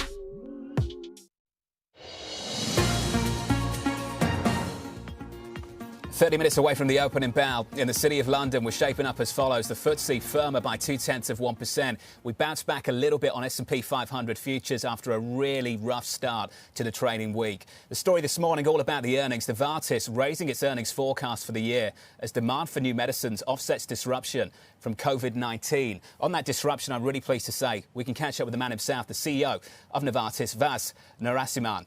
That's fantastic to catch up with you, sir. Thank you very much for giving us your time this morning. Let's just start with that. I think the lazy analysis around a pharma company right now is COVID-19. It must be good for pharma. But quite clearly, there's real disruption for you as we face the possibility, the prospect of another shutdown. Vas, can you walk me through the concerns you have right now, looking at Europe specifically? You know, when you look at the dynamics that we're seeing in the marketplace, there's definitely impact from the disruption in healthcare systems. We see that in our generics unit. We see that in certain therapeutic areas like ophthalmology and dermatology. But what we've been very pleased with is the recovery that's happened over the course of the summer, getting patients back in for the care that they need. And you see that in our numbers. You see that in our growth drivers outpacing some of those other therapeutic areas where we're having challenges. Multiple brands growing double-digit, growth drivers now accounting for 50% of our sales. So I think overall, we're in a reasonable position. Now, going into the fourth quarter, we're going to have to see how healthcare systems grapple with the next wave of the pandemic. But I believe that healthcare systems have now learned a lot, learned how to manage the cases better, learned how to keep getting patients in for the care that they need. So overall, we're cautiously optimistic. Well, walk me through that cautious optimism for Q4. We're about 27 days into it. How much visibility do you have at the moment, Vas, as to whether that momentum, that stability has continued? You know, when you look at the visits of patients into the healthcare system, what we saw over the course of the summer was a slow recovery from the significant dip that happened in April and May, close to 60 or 70% reductions in outpatient healthcare visits. In September, that had almost normalized. In early October, we did see a slight dip again, but still pretty close to pre-COVID levels. We're watching those metrics very carefully. And what's important is they vary based on the individual therapeutic area. Some therapeutic areas very hard hit, others being able to manage better.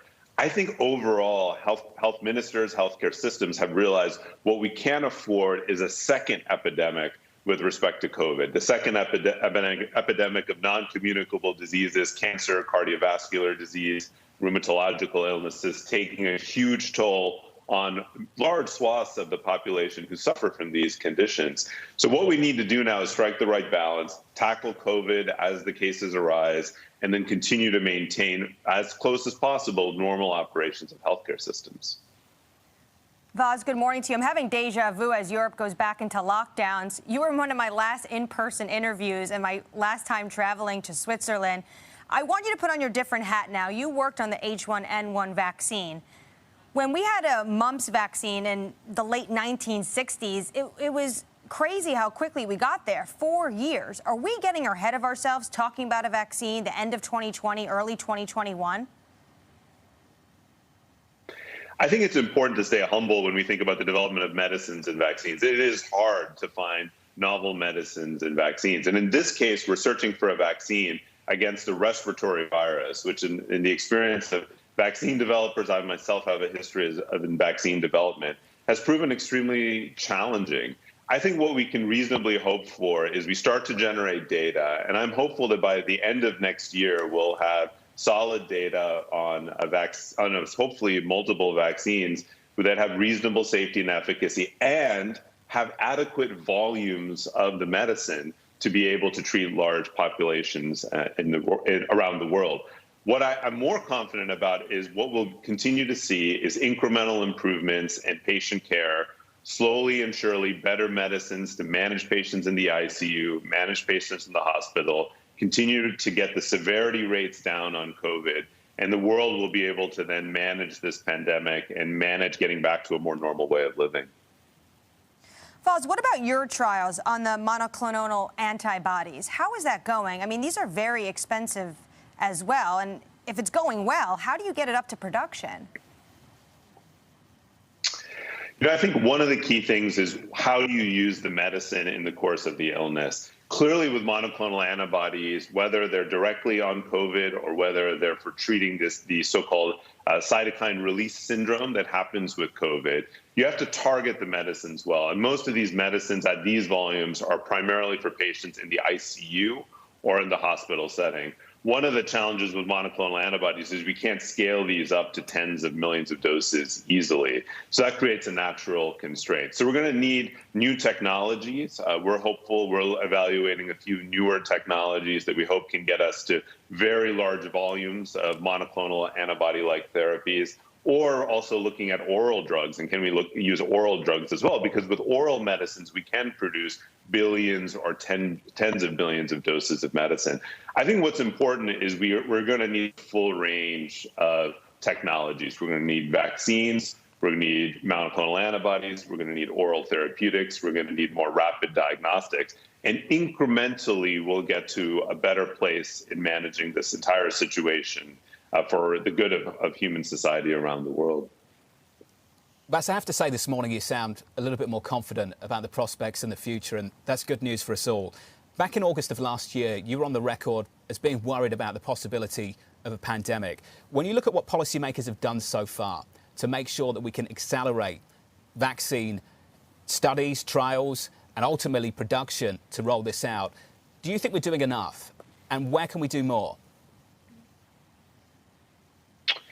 I think a lot is being done, and I think clearly there's been an immense global collaboration that's happened across the pharmaceutical industry, with governments, with non-government actors, to ensure that we scale up. I co-chair with Bill Gates the Gates collaboration along this effort. We signed a communique to really ensure that we enable equitable access to these technologies. So I think a lot is being done. What's critical right now is we maintain public trust in the process, that we're extremely data-driven, that the public can believe that whatever vaccines and therapeutics are getting approved have very robust data sets. There's going to be a huge push to rush at this moment. And I think what's important for the long run is we have very solid and efficacious and safe vaccines and therapeutics, because what we can't afford is a misstep, lose public trust, and then these technologies are not broadly used. We know what you need to do to prepare for a pandemic. Oh, sorry. No, I was going to say on public trust, Vas, we saw Russia and China already start to roll out their versions of a vaccine. Was that wrong? I do worry about rushing too quickly for a vaccine, because I think what's incredibly important with a vaccine is you understand the near-term and the long-term or mid-term safety, and that you also ensure that the efficacy is something that stands the test of time. That's not just for a month, of course, that can also last for multiple months. And that data takes time to generate.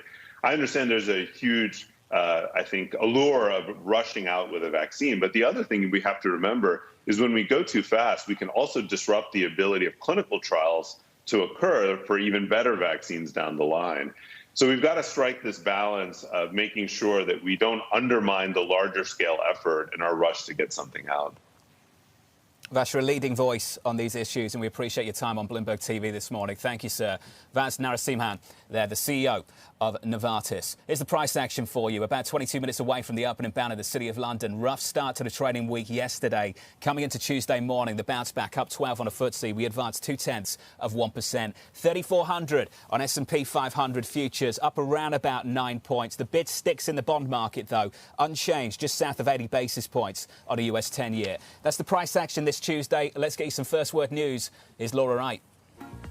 Thanks, John. Prime Minister Boris Johnson is facing even more pressure over his pandemic policies. More than 50 members of his own Conservative Party are demanding a clear route out of lockdown for parts of northern England. The MPs are warning his pandemic strategy is disproportionately damaging the economy in the north, deepening the divide with the south.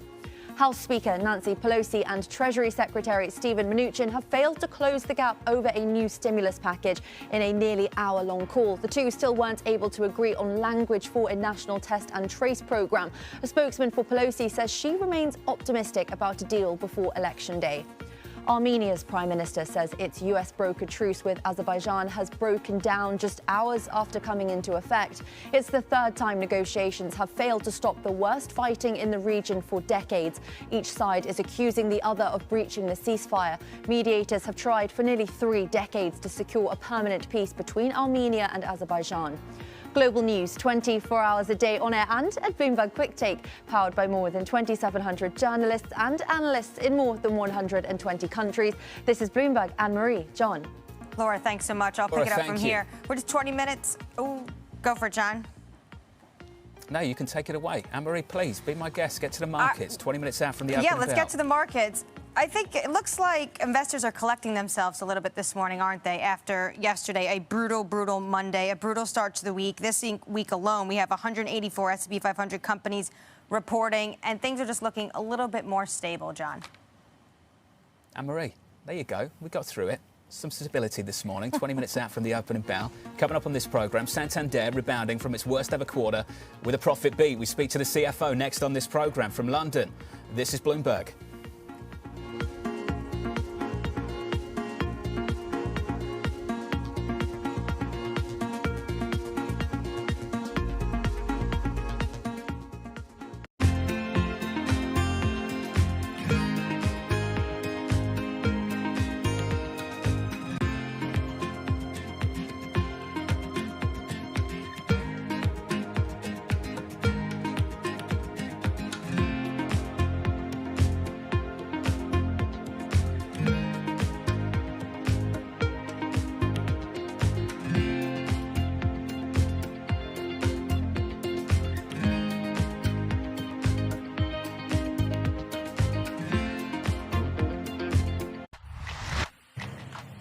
Women leaders were actually better at controlling the deaths from COVID-19. Do you think out of this pandemic, we'll see more countries be willing to elect female leaders? When we look at women leaders, we tend to project on them baggage that they shouldn't bear. Women are given an opportunity when no one else wants to do the job. Women had a very clear objective. They wanted to save lives. The women leaders, if you look at their careers, have also built up a level of trust. In fact, women have to be better at communication in order to be elected as leaders, whereas this doesn't hold true for men. We need to get those sexist stereotypes out of our head and give women a fair run for leadership. Trying to change the stereotypes about women is not only the business of women, but men have to be part of it. Seeing advanced economies doing better than emerging and developing economies, excluding China. Within countries, it's uneven. You're seeing low-skilled workers, youth, women doing worse in labor markets. We explore the trends, investments, and competition of the European ETF industry. Join us on Bloomberg ETF IQ Europe. We will make an evaluation, I think, at the back end of this year, early next year, on the economic outlook. We're obviously got to engage with our regulators in due course, but I do think the market should expect us to start very conservatively. The outlook for 2021 is still uncertain, so we want to retain some buffer for that uncertainty and then look to build off a conservative position from there. Those were the thoughts of the HSBC CFO speaking to Manus Cranny earlier this morning. For a look at the numbers, it's Danny Berger. John, we're seeing Santander coming out with a much stronger than expected net income, rebounding from the first loss in the company's history. So the exact numbers, net income coming in at €1,750 million. The estimate had been for just €1 billion. Now, helping that picture was stronger operations in Brazil, along with cost cuts and lower loan loss provisions. All of that gives us a picture where we have a stronger capital strength measurement. CET1 ratio also improving. And that really is the key here for Santander's earnings, because the bank has been very outspoken in its desire to return to dividends. In fact, so outspoken, it has already announced its plans for further dividends. Now, it has an AGM in about 15 minutes where shareholders will vote on their dividend plan. Of course, they can't actually issue those dividends unless the ECB lifts their de facto ban, but certainly showing that they have a strong balance sheet, having the shareholder vote, all of that could be ways to help the ECB push them along into lifting that de facto dividend ban. John, Anne-Marie? Danny, thank you. That's got to be the story of the moment, hasn't it? We're joined now by the CFO, I'm pleased to say, of Banco Santander, Jose Garcia Cantera. Jose, fantastic to catch up with you. Let's just start there. The capital position now and the confidence you have to deploy that dividend. Well, indeed, we've had a very strong quarter in which this quarter was much stronger than the second, and we are now in a position to give some guidance for the coming quarters that show that the performance is going to be strong. So it's not only the capital that we have at the end of the quarter, but it's that the near-term outlook, but medium-term outlook for the bank is significantly better than the one that we had at the beginning of the pandemic. Jose, very good morning to you. There is talk, though, that banks with low capital may still be restricted. We're going to get an update from the ECB on this de facto ban in December. Do you think you're going to be able to actually be able to distribute if they do potentially look at different banks depending on what their capital ratios are? Well, I think a general ban on dividends is weighing on the sector, and that is very clear. The cost of equity for the banking sector in Europe has been affected by that decision, and I think a general ban on dividends has proven to be negative for the sector. So I think it's also at the same time very difficult to differentiate amongst banks because you can put an undesired, let's say, negative perception on some institutions. So what we believe is going to happen is that they will allow for a small but a general dividend payment for the sector as a whole. Jose, it's interesting you say that the biggest thing weighing on the sector right now is what's happening with the dividend, when most people would say, look at what's happening to the economy at the moment. We face potentially a second lockdown. Rates could be low in Europe and elsewhere for a long, long time, Jose. And I'm just trying to work out, how do you guys start making real money again anytime soon with the prospect of rates staying where they are for the next 5 years? Well, we've given a guidance for our profits for the year of around 5 billion, recurring profits of around 5 billion. That's a return on tangible equity of 7%. So in the worst crisis in decades, or almost in a century, thanks to our diversification, thanks to the very good performance of our units in the U.S. and in South America, this year we are going to be able to have a profit of 5 billion. Recurring profit of 5 billion. So I think this shows the strength of the bank, its diversification, and that the fact that the bank, even in this very bad situation, is able to serve its clients and make money. So we really don't see, with this level of capital, it is difficult to justify that European banks trade at 0.4 or 0.5 times book. And I think that's not good for the banking sector in Europe. Jose, of course, the top story today is the resurgence of cases around Europe, people taking to the streets against these lockdown measures in Italy. Are you worried that there's going to be more risk to bad loans? Can those take another leg lower, given the resurgence of the coronavirus and the restrictions we're seeing in Spain, Italy, France, the UK, and so on? Well, clearly there is still a high degree of uncertainty on how the pandemic will evolve. However, as every day passes, we have more visibility on the impact on our customers.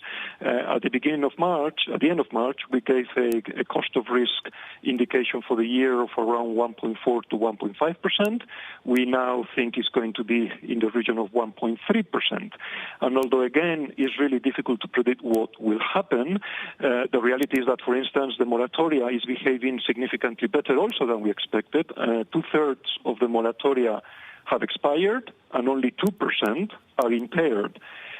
We have seen significantly better behavior of the economy in Brazil, where GDP growth, the IMF has improved its outlook from -9% for the year to -6%, and local analysts are looking at -3 to -4%. Better outlook in Mexico, better outlook in the U.S., better outlook in Poland. So yes, there are a few countries in Europe where this might be more difficult, but when you look at a diversified group of banks and units that we have, the outlook is definitely not as bad. Jose, just quickly, there's some news out in Spain this morning that you're looking to cut 3,000 jobs in the country. Any comment on that this morning? Well, the customer behaviors are changing. When you look at the UK, for instance, in the quarter, 80% of all transactions or of all sales were conducted digitally, and for the group as a whole, 44% of all sales were digital. So we need to clearly accompany our customers in the way they want to establish their relationship with the bank, and we need to adjust the physical distribution network. That, however, as you may imagine, any adjustment to our personnel has to be negotiated with the unions, which we haven't yet. So that figure that you are talking about is highly speculative at this moment. But clearly, we will sit down with the unions over the next few days and start discussing the adjustments. The figure's speculative, but quite clearly the effort is not. It looks like you're going down that road, Jose. Well, again, as I said, I mean, we need to adjust the physical distribution network basically to respond to our customer needs. We'll leave it there. Jose, I think that spoke loud and clear what's about to happen at Santander in Spain. Jose, thank you. Jose Garcia Cantera, the CFO of Banco Santander. In your market right now, around about 9 minutes away from the opening bell, we're set up as follows. In the equity market, we bounced back a little bit, up 1/3 on FTSE futures. On the S&P 500, up just a little bit more, up around about 1/3 there as well. Euro dollar 118.22, and in the bond market, around about 80 basis points. Minutes away from the market open. Up next, we'll get your stocks to watch, including BP, out with a surprise profit this morning. From the City of London, alongside Anne-Marie Hordern, I'm Jonathan Ferro. This is Bloomberg.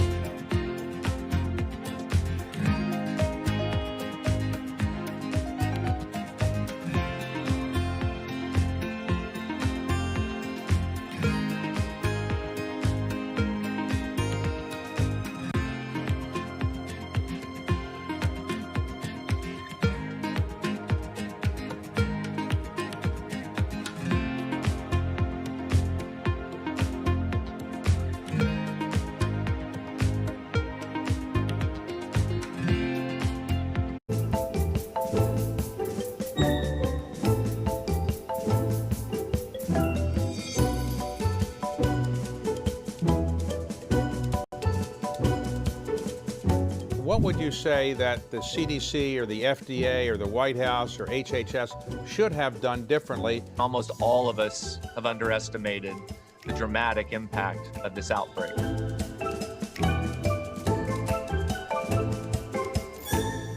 This is a market that over the past few weeks has made it clear it wants to go higher. It got a little spooked by the idea that geopolitical tensions are rising.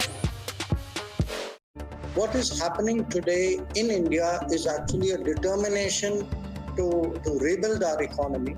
India has an opportunity not only competing in the space of the factory of the world, but a very big opportunity to compete in being the office of the world.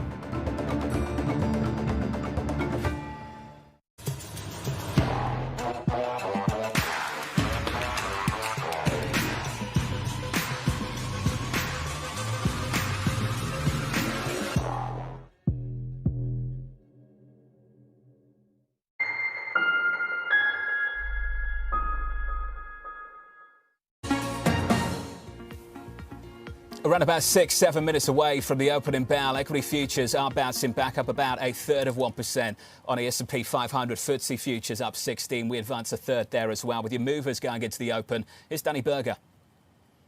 John, BP delivering a slightly better than expected results here for the quarter, coming in at about $86 million of net profit. The consensus was a $117 million loss. Though, as our own Javier Blas points out, that's only because over the last few weeks, analysts severely cut their expectations. Still, they're chipping away at their debt, and that is important for the dividend picture. Capgem also called higher today by about 3%. That's after they're out with their sales. They had been pummeled yesterday after SAP reduced their forecast, but Capgem says, hey, our 2020 forecast, it is staying in line. It is unchanged for us.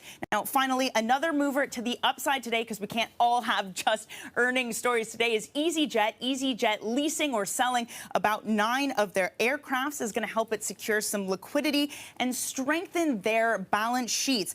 Total cash proceeds are just under $400 million. Says it'll continue to review its liquidity picture and look for further funding options if necessary. John, Anne-Marie?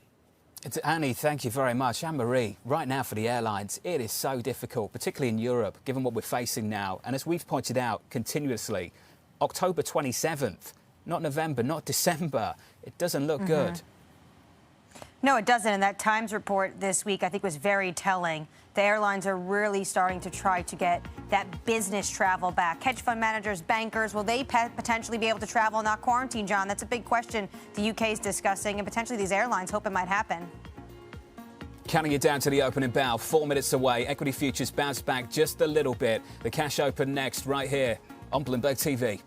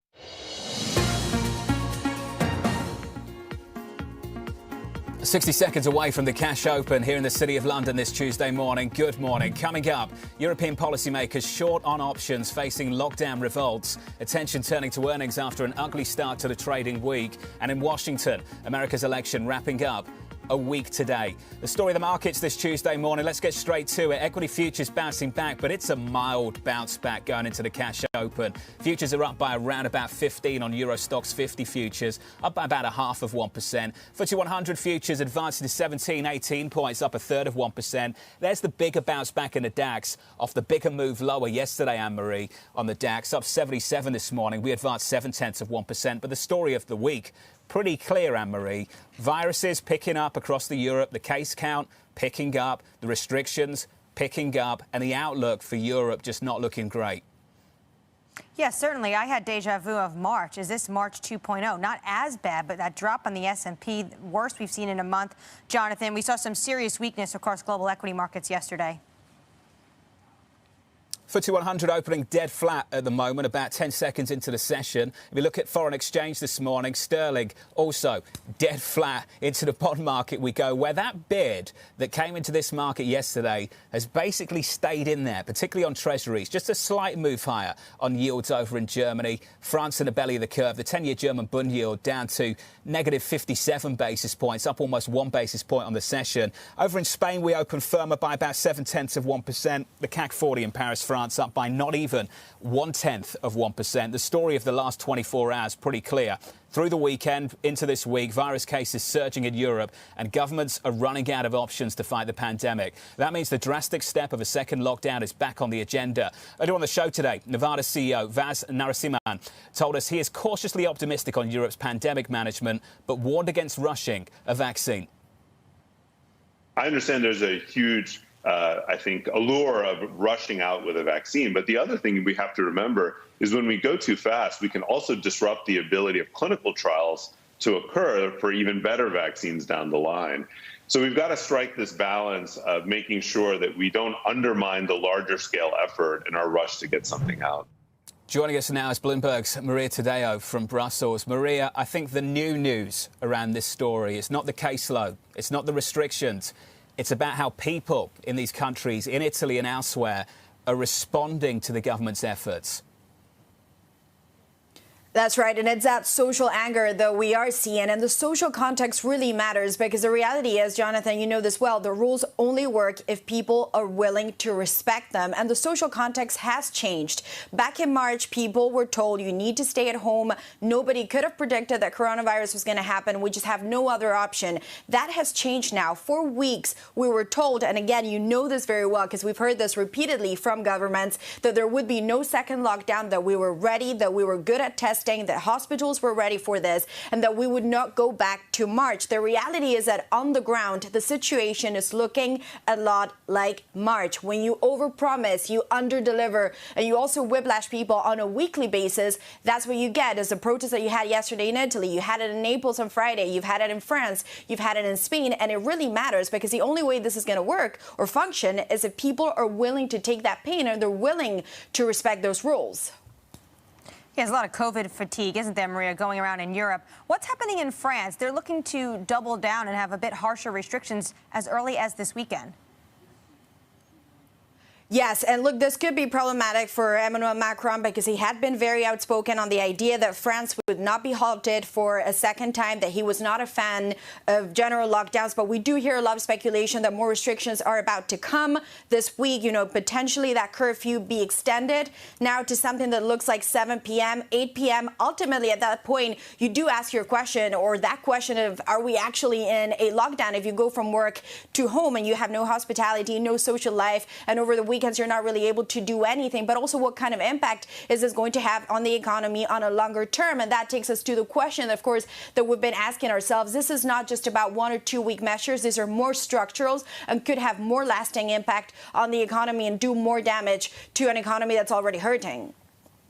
Maria, thank you. Great work as always. Maria Tadeo there over in Brussels on the tension, the difficulties the continent is having at the moment. I want to get to the price action of the moment. 3-4 minutes into the session, equities opening just a little bit firmer on the DAX. The outperformance coming from the IBEX over in Spain off the back of a huge move in Santander. That stock doing nicely, surging on better than expected 3Q earnings. We caught up with the CFO just moments ago on this programme. The Stock 600 more broadly flat after yesterday's decline. Almost every single sector on the Stock 600 yesterday trading in negative territory. A similar story playing out in the United States as well. 1 week away from that election. Joining us now, I'm pleased to say, is Shanti Kellerman, Investment Director at Brown Shipley. Shanti, fantastic to get you on the show with us. Let's just talk about the earnings so far in Europe. A tale of two companies, I guess. SAP on the one side to kick things off Monday, ugly. Santander on the other, much better. What are you looking for in the numbers? So we look for companies that can deliver long-term growth. So it's not necessarily just about what is this earnings cycle. It's about what are they going to be able to do for the next 2-3 years. I think it's a lot of sector by sector specific. So in the banking sector, We've seen a lot of reduced loan provisions. We've also seen banks that have more wealth management, investment banking. That's picked up the slack.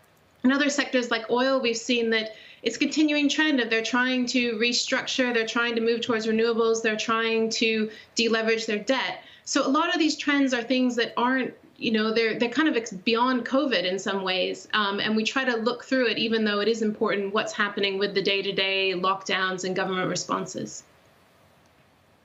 Shakti, as Jonathan says, Santander doing very nicely this morning. So is HSBC. You sold your position in European banks over the summer. Is it because of these dividends? Just because of this low rate environment? What would take you to get back into financials? So financials, there is a lot of value there. So if you look at things like price to book and price to earnings, they do look attractive. But I think for value to work, you need some sort of a catalyst. And when you look at the banking sector, I think there's just a lot of headwinds that are coming. For example, we're likely to have low interest rates for the foreseeable future. That's higher interest rates are something that could benefit banks. We don't know the full extent of all the loan losses. And we also have incredibly tighter regulations on the banking sector. That's something that's not going to change in the near future. So while I think there is value there, it's hard to see a catalyst to make that sector really re-rate. Shanti, Santander up about 3.5% over in Spain. We caught up with the CFO about 10 minutes ago who said that weighing on the sector right now, the biggest issue weighing on this sector was their inability to pay out dividends. Shanti, does that resonate with you? So dividends are important to a lot of our clients. There are a lot of investors that rely on them. If you were going to be very sort of approach it from an economist angle, you'd say dividends are unimportant because you would just sell bits of the stock when you wanted income.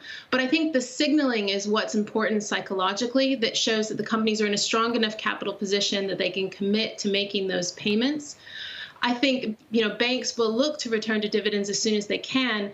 And if we have things like, European debt issuance to take some of the tail risk out of Europe breaking up, if we can get through Brexit, I think that will give banks a better argument to say that they can reduce some of their capital ratios a bit and they don't need to hoard so much capital. They can give some of that to shareholders as dividends.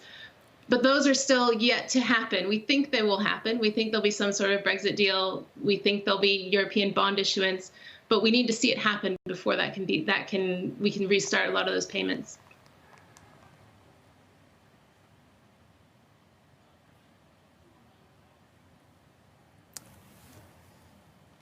Shanti, thank you. Appreciate your time this morning. My apologies. Shanti Kellerman there, Investment Director at Brown Shipley. Some communication issues here. Anne-Marie and I in different rooms. I'll get to the tea, shall I? HSBC we're socially delivering the profit beat. We are on a delay as well. It's exhausting. Yeah, on a delay. We're in the same building, Let me just deal with rooms. this. Let me get to the price action of the moment. About 8 minutes into the session. Equities up. HSBC rallying, up by about 5%. Santander up by 4%. BP up by 2.28%. That's the story of the movers right now. The equity market bouncing back just a little bit, 1 week out from a general election in the United States of America. Up next, more on the European earnings. Alongside Anne-Marie Hordern, I'm Jonathan Ferro. This is Bloomberg.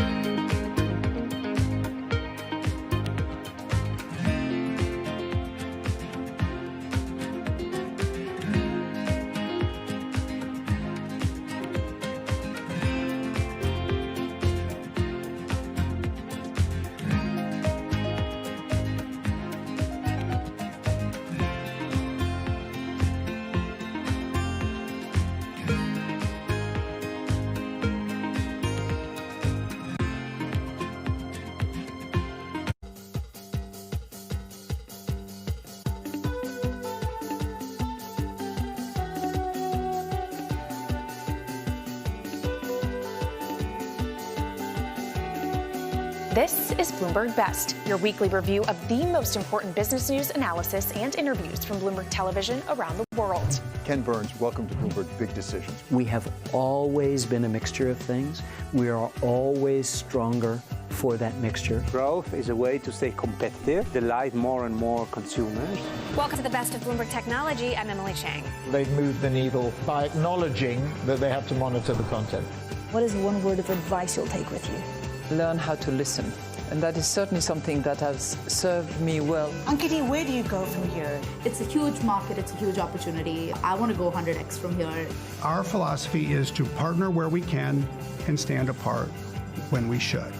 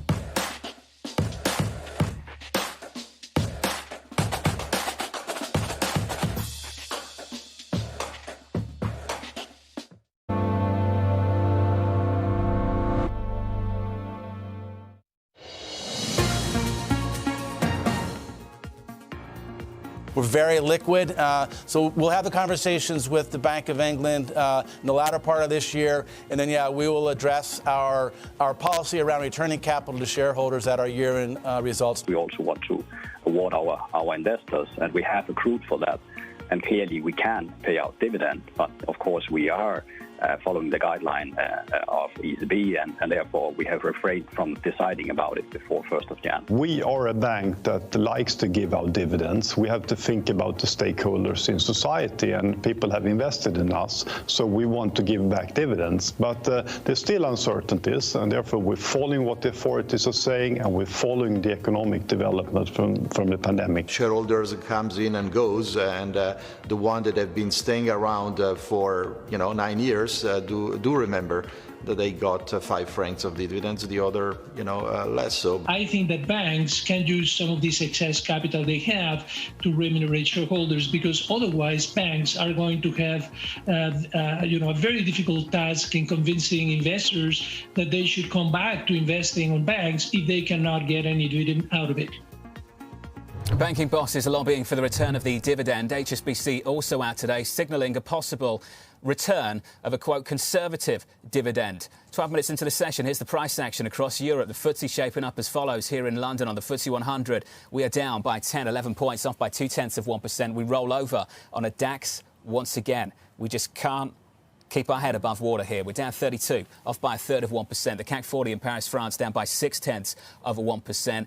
That's the story for US futures. A real mild bounce back, totally unchanged 1 week out from the election. A huge day in European earnings. HSBC beats, BP narrowly avoids a quarterly loss, Santander rebounds from its worst ever quarter, and Novartis raises its forecast. Back with us is Shanti Kellerman, Investment Director of Brown Shipley. Shanti, looking out through Europe through Q4, we had SAP downgrade their guidance for the year ahead through 2020. And I just wonder from your perspective, Shanti, how difficult it is right now to put together any kind of outlook when you look at what's playing out on the continent.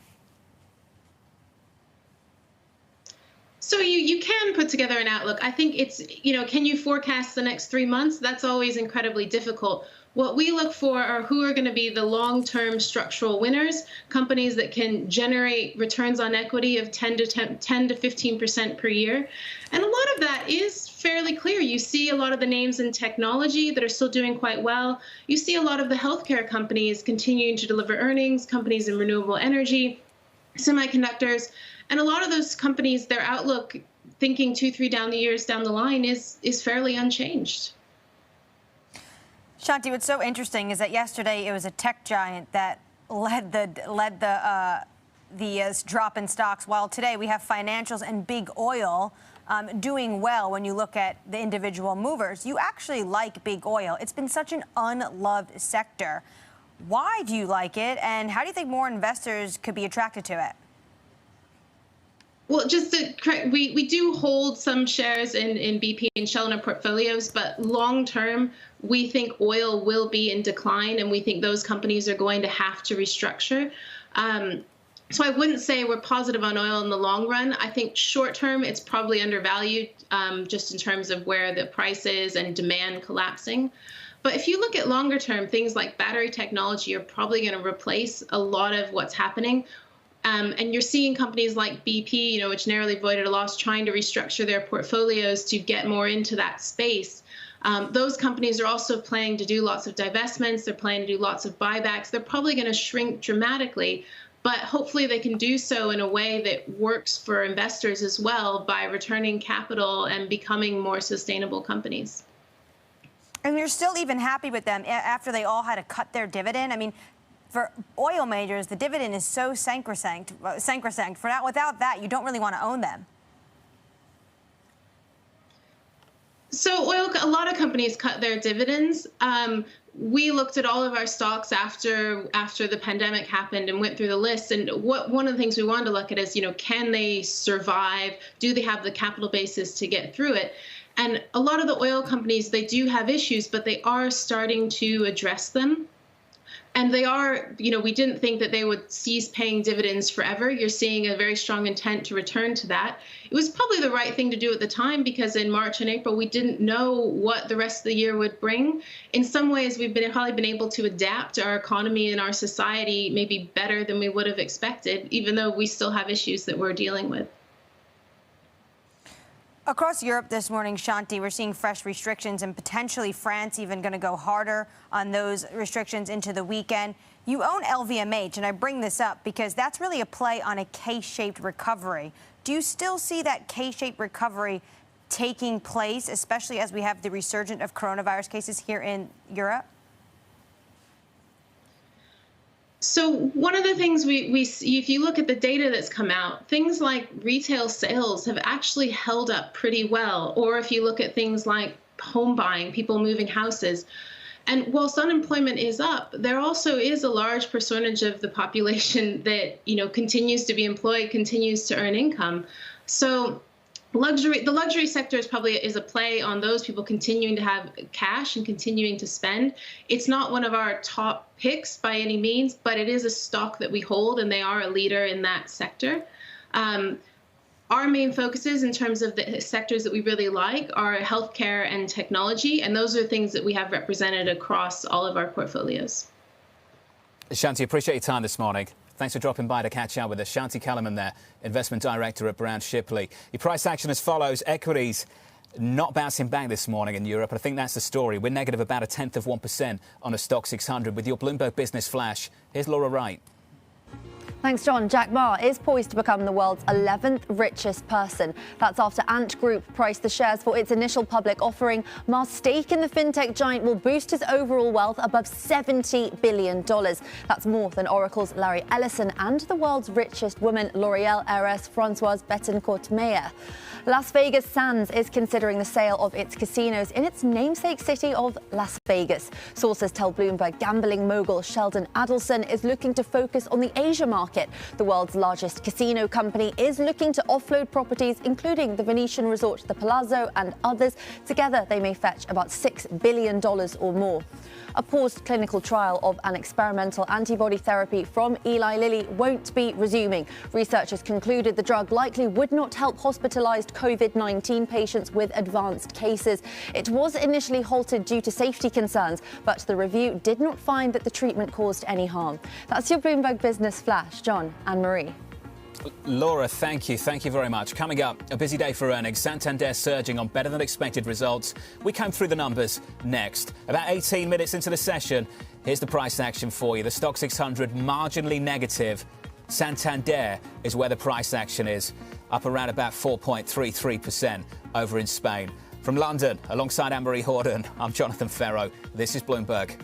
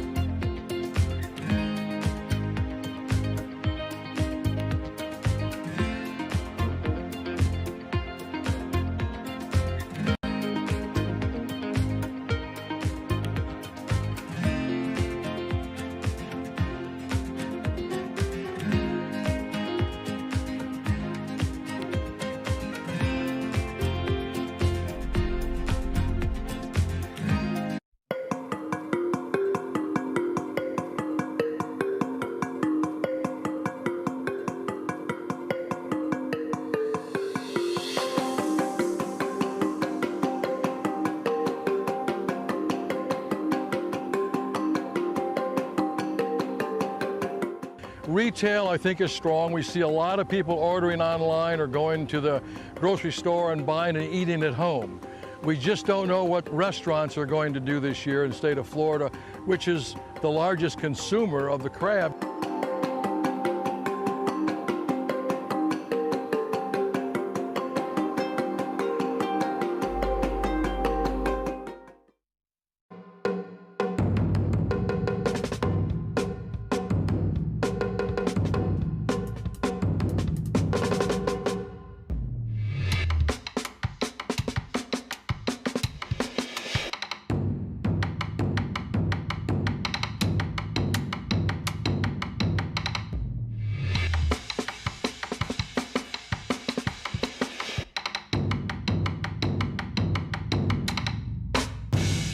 You have to think about all the other offsets to tax. And so we're looking at it. I think we're going to be prepared. And, we're modeling out a whole bunch of different scenarios. I think we're going to be well positioned no matter what the outcome is.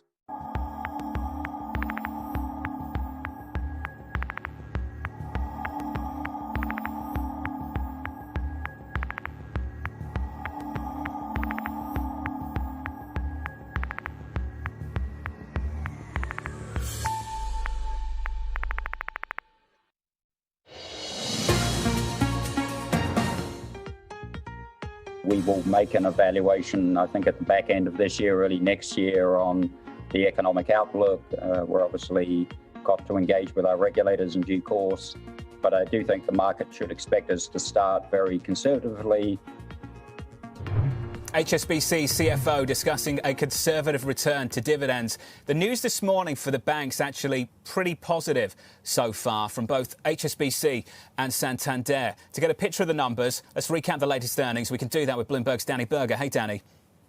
Hey, John, yeah, isn't it pretty remarkable the reaction we're seeing from these European banks in the market versus what we saw from the U.S. big lenders a couple weeks ago? So HSBC, you could see they're rallying more than 5%. Lower than expected loan losses, better estimates when it comes to their profits for the quarter. And really, Citi saying that it is that loan loss picture that helped them in the market, handling really that dividend story very well. HSBC saying that they want to get back to the dividends, as the CFO was just saying to Manus Cranny, albeit more of a conservative dividend. That outlook, though, according to strategists, does depend on how the rest of the year in 2021 shape up. So there's still a lingering question whether HSBC will be able to get back to those dividends. Even so, the capital picture, their balance sheets, still improving here. Danny, AGM right now for Santander discussing dividends. That stock this morning up more than 4%. What's the takeaway? Yeah, it's really remarkable what Santander is doing here, because HSBC is saying we want to get back to dividends, but Santander actually giving out their plan for how they are going to distribute the payouts. And as you say, at their AGM, shareholders at this very moment voting on that plan. But in Santander's earnings, they had a stronger balance sheet, better results in the Americas, lower loan loss provisions. And John and Marie, you both were talking to the CFO earlier, who really reiterated his idea that the ECB will allow them to get back to dividend payments. Let's take a listen to that. A general ban on dividends has proven to be negative for the sector. So I think it's also at the same time very difficult to differentiate amongst banks, because you can put an undesired, let's say, negative perception on some institutions. So what we believe is going to happen is that they will allow for a small but a general dividend payment for the sector as a whole. So Santander, they're moving higher by more than 4%. I should say BBVA also up higher this morning, likely piggybacking off of what Santander had for their earnings. Danny, just finally, to round things out with some good news as well. BP up by about 2.5% in London trading, 25 minutes into the session. What's the story? Yeah, big banks, big oil, all moving positive today. BP, those shares moving higher after a better than expected profit for the quarter. RBC says that their results, all of their core results, really a well-rounded picture. One of the key here is also their divestments. Their divestments helping them see cash flow that was better than expected. So that's an adjusted net profit of $86 million. The consensus was $117 million loss. They're also chipping away at their net debt. Again, that's in help to some of the sales that they're doing. And that is giving some confidence here to the market that they will also have a stronger dividend picture. John, Anne-Marie? Danny, thank you. The stock positive this morning. Anne-Marie, on the year, BP down by 56.5%. Big Energy has found it really, really difficult through 2020. Yeah, they certainly have. And while this is a bit better than what was expected, Jonathan, the refining margins are going to be very difficult for the oil majors, as is the trading environment. They made so much money off those contango plays, buying all the oil and cheap, storing it, selling it at a higher price. That's calmed down now. It's going to be very hard for them to turn a profit. Stock looks good this morning. Let's get to the broader market. Around about 26 minutes into the session here in Europe, approaching the opening bell over in the United States, many hours away. DAX up, down by around about 0.4%. The FTSE 100 off by 0.2%. S&P 500 futures bouncing back just around about 0.1%. Just a really mild bounce. In Europe, we don't get any kind of bounce whatsoever. Up next on the programme, a confirmation yesterday and an election a week away. We'll run you through everything you need to know out of Washington, D.C. We'll do that next on this programme. 1 week away from that election, with equity markets just starting to look a little bit more nervous. From London, alongside Anne-Marie Hordern, I'm Jonathan Ferro. This is Bloomberg.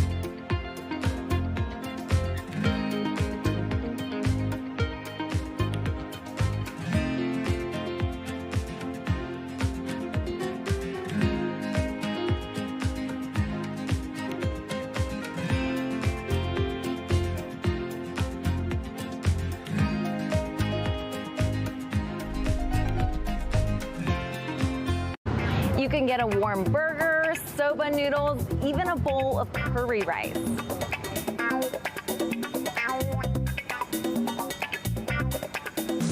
In a city like Tokyo, vending machines seem to be everywhere. There are literally millions in Japan, and it's a big business, selling $44 billion of goods in 2016. With COVID-19, those sales are slowing down, which means getting rid of unprofitable machines.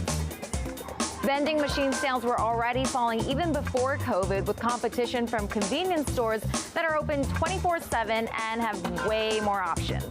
But there is hope for some of them. About an hour away from central Tokyo is the Retro Vending Machine Park. Here you'll find 50 or so machines side by side selling some quirky items.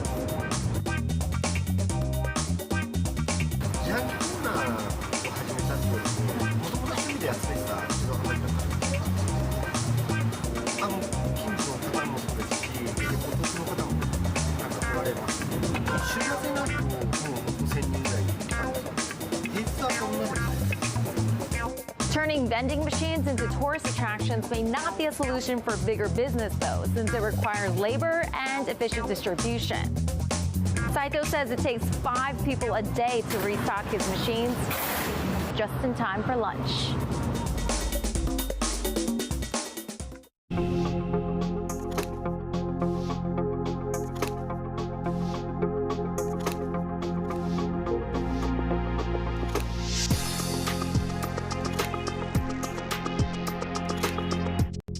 Give you a sense of the real-time action. The 10-year yield tumbling now 11 basis points, so continuing in this knee-jerk risk-off feel.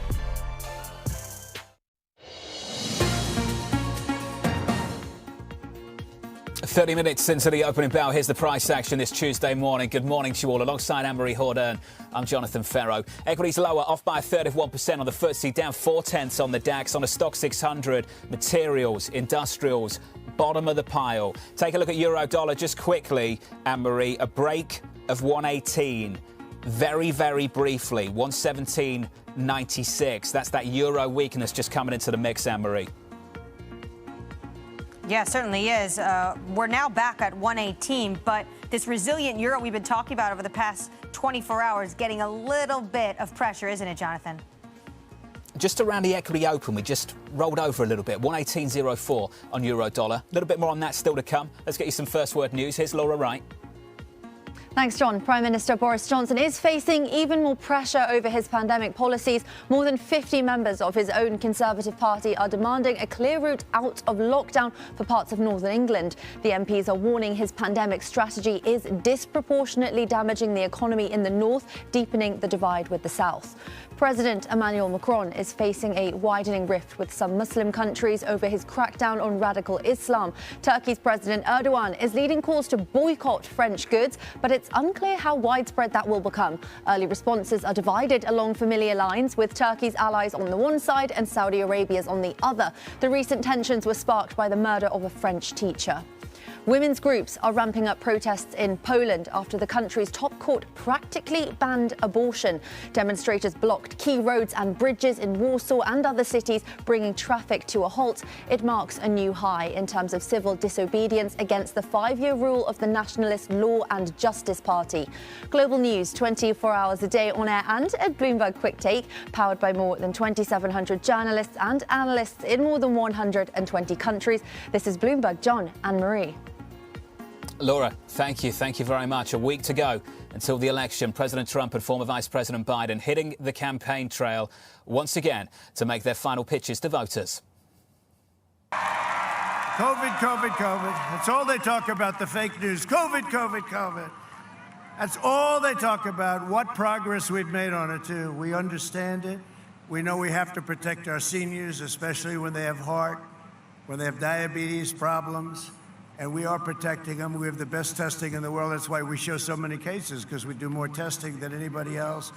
But we're doing great. And, excuse me, here I am, right? I'm here too. Right? The bottom line is Donald Trump is the worst possible president, the worst possible person to try to lead us through this pandemic. And I don't think he just either doesn't have any idea what to do or he just doesn't care. Joining us for more is our US politics editor, Kathleen Hunter. Kathleen, a week to go, but more than 60 million Americans have already voted. It's a week until the vote wraps up. Where do things stand, Kathleen? Well, I think that what we're seeing is, particularly on Trump's part, sort of an attempt to barnstorm the country, particularly in battleground states, of course, during these closing days of the campaign. And I think that strategy is based around the idea that he's embraced throughout this race, which is that he's going to win if you can really get his core, loyal base of supporters riled up into the polls. He's really run a base campaign, and I think we're seeing that again by him, going out and doing these in-person rallies, really falling back on his 2016 strategy. And I think that, obviously a lot has changed between now and 2016, so it remains to be seen whether that strategy is successful. But I think Trump's certainly doubling down on that right now.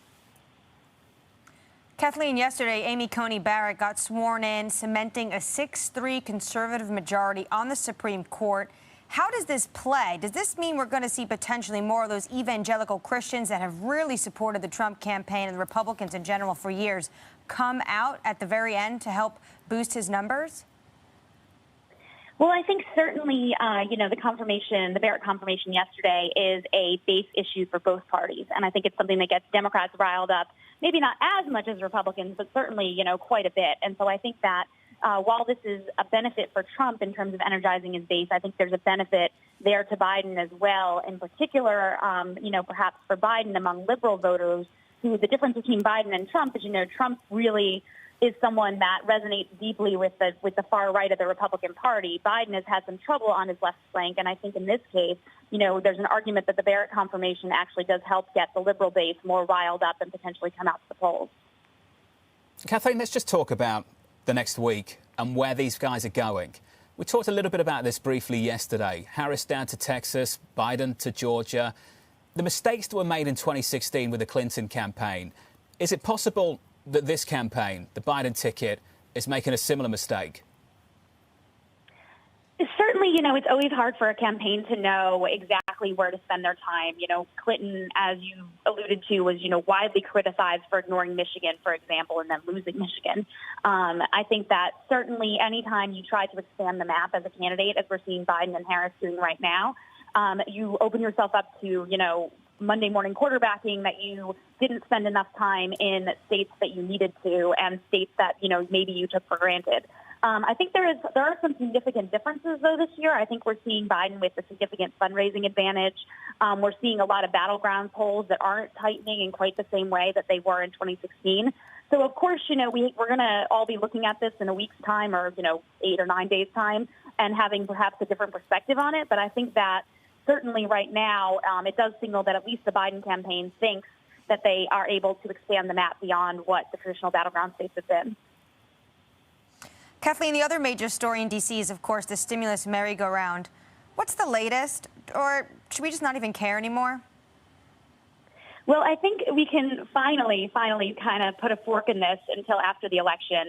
The Senate has left town. The House had already left town. Everyone's really focused on campaigning. I think that the big takeaway from these, 3 months of acrimonious negotiations that didn't end up yielding a deal before the election is that both sides kind of have a clearer sense of where the other side stands in terms of its negotiating posture so that they can pick this back up after the election. And the significant thing that's going to be different after the election is that we're going to know exactly which side has the leverage, which is something that we don't know right now. So I think right now there's been an incentive for both sides to kind of wait until after the election to see if their negotiating position is improved and then go from there.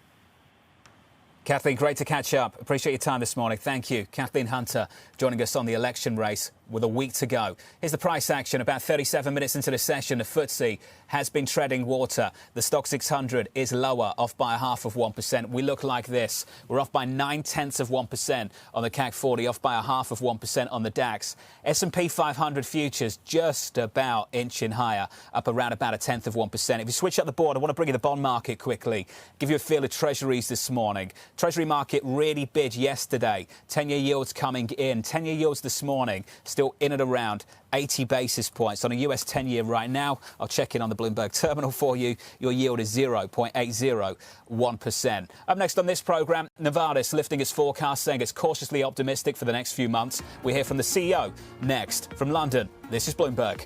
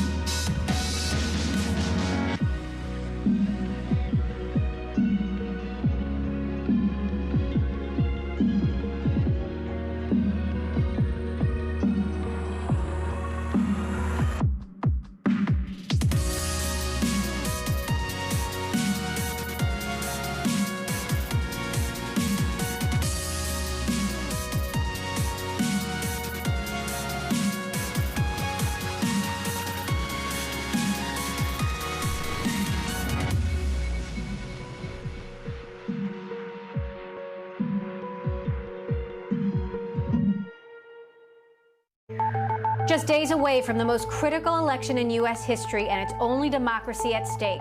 From electronic voting machines to misinformation and fake news and political advertising on social media, is the tech industry ready for its biggest test yet? I'm Emily Chang, and we'll be focusing on these issues all week on Bloomberg Technology in a special electioneering series. Tune in 5 p.m. Eastern, 2 p.m. Pacific, only on Bloomberg Television.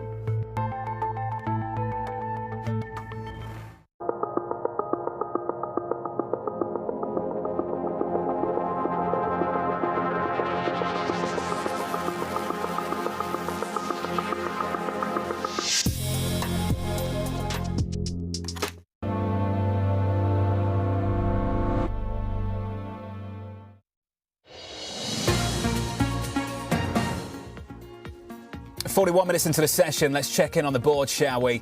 Equity futures were positive going into the cash open. We've come out of the cash open and we've just rolled over on a CAC 40 down by 0.9%, on the DAX off by 0.4%. On the S&P 500 this morning, just inching a little bit higher, up 0.1%. Switch up the board, get to the bond market. I want to check in on 10-year treasuries. Talked about that just briefly a moment ago. Your 10-year yield this morning on a US 10-year, 0.8%.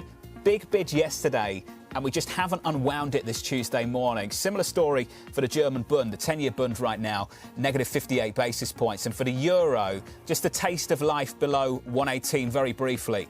A 117 handle, 118.11 as we see things right now. That's the price action this Tuesday with your Bloomberg Business Flash. Here's Laura Wright. Thanks, John. Santander has rebounded from its worst ever quarter with a profit that beat estimates. The Spanish lender is also reporting increased capital strength. That helps its case in convincing regulators that its balance sheet is strong enough to resume dividends. The big boost for Santander came from its operations in Brazil. HSBC has beat profit estimates for the third quarter, projecting lower loan losses than expected. The lender is also signaling it may resume limited dividend payments this year, saying it's considering a conservative payout. HSBC is in the midst of a full-scale reorganization with 35,000 planned job cuts. BP has narrowly avoided a third quarter loss, but the surprise profit may do little to change the gloomy outlook for big oil. Profit was still down 96% from last year, with pandemic restrictions taking their toll. The trading division wasn't able to cushion the blow this time after reporting strong results in the last quarter. That's your Bloomberg Business Flash. John and Marie. Laura, thank you. Thank you very much. This morning, cautious optimism on the state of Europe from the CEO of Novartis. Optimism contingent on striking a very difficult balance between containing the virus and operating economies. Going into the fourth quarter, we're going to have to see how healthcare systems grapple with the next wave of the pandemic. But I believe that healthcare systems have now learned a lot, learned how to manage the cases better, learned how to keep getting patients in for the care that they need. So overall, we're cautiously optimistic. Well, walk me through that cautious optimism for Q4. We're about 27 days into it. How much visibility do you have at the moment, Vas, as to whether that momentum, that stability has continued? You know, when you look at the visits of patients into the healthcare system, what we saw over the course of the summer was a slow recovery from the significant dip that happened in April and May, close to 60 or 70% reductions in outpatient healthcare visits. In September, that had almost normalized. In early October, we did see a slight dip again, but still pretty close to pre-COVID levels. We're watching those metrics very carefully. And what's important is they vary based on the individual therapeutic area. Some therapeutic areas very hard hit, others being able to manage better. I think overall, health ministers, healthcare systems have realized what we can't afford is a second epidemic with respect to COVID. The second epidemic of non-communicable diseases, cancer, cardiovascular disease, rheumatological illnesses, taking a huge toll on large swaths of the population who suffer from these conditions. So what we need to do now is strike the right balance, tackle COVID as the cases arise, and then continue to maintain, as close as possible, normal operations of healthcare systems. I'm having deja vu as Europe goes back into lockdowns. You were in one of my last in-person interviews and my last time traveling to Switzerland. I want you to put on your different hat now. You worked on the H1N1 vaccine. When we had a mumps vaccine in the late 1960s, it was crazy how quickly we got there. 4 years. Are we getting ahead of ourselves talking about a vaccine the end of 2020, early 2021? I think it's important to stay humble when we think about the development of medicines and vaccines. It is hard to find novel medicines and vaccines. And in this case, we're searching for a vaccine against a respiratory virus, which in the experience of vaccine developers, I myself have a history of in vaccine development, has proven extremely challenging. I think what we can reasonably hope for is we start to generate data, and I'm hopeful that by the end of next year, we'll have solid data on hopefully multiple vaccines that have reasonable safety and efficacy and have adequate volumes of the medicine to be able to treat large populations around the world. What I'm more confident about is what we'll continue to see is incremental improvements in patient care, slowly and surely better medicines to manage patients in the ICU, manage patients in the hospital, continue to get the severity rates down on COVID, and the world will be able to then manage this pandemic and manage getting back to a more normal way of living. Vas Narasimhan there, the CEO of Novartis. A big week for Big Pharma. Today we hear from Eli Lilly, Pfizer and Merck. Later in the week, GSK and Sanofi. Joining us now, Sam Fazeli, Director of Research for Bloomberg Intelligence. Sam, fantastic to catch up with you, sir. Your view on the earnings so far and what you're looking for in the numbers in the days ahead. Hi, Jonathan. Very nice to talk to you. So obviously, Novartis delivered kind of what we were hoping they might do after looking through the second quarter results. On the top line, there was a slight miss. There's either obviously pressure in several areas, but what they really did well at is managing costs and actually reducing costs. So the beat on EPS and also the raise on operating profit forecast is pretty much to do with lower costs, which seems to be if you can possibly ever say a silver lining from the pandemic as regards pharmaceutical companies. The cost to them in selling their products has reduced. Everyone's learned how to use telemedicine and accelerated cost savings. So that's where I think we're happy to see this. With other companies might follow suit. Different companies have different attitudes when it comes to using telemedicine. But it was very interesting listening to him with regards to the unraveling of the wave 2, wave 3, wherever we are. Yeah, picking up on what Vas Narasimhan, the CEO of Novartis, he said the world needs to pretty much stay humble when it comes to getting a vaccine. And he wants the data for the end of next year. And then he pointed to the fact that it's also, we need to see how we're going to be able to mass produce this. Where are we right now in the race for a vaccine? Yeah, so I listened very carefully to his choice of words, and a vaccine available at volume with good data, several vaccines with safety data. Yes, he's right. That's pretty much into the second half of next year. But I think before the end of the year, we will have some news, whether it will be positive or not, we'll see, on the particularly Pfizer vaccine, potentially Moderna's vaccine, and also AstraZeneca's trial in the UK as to how well they've done in these settings. And yes, he's right. Respiratory diseases are tough to treat or prevent with regards to vaccinations. There was a conversation, Sam, briefly about scaling up some of the treatments, scaling up some of the vaccines. How quickly do you think we can scale up a vaccine, get that production capacity out there, get it distributed widely? If we see something good November, December time, how quickly can that happen, Sam?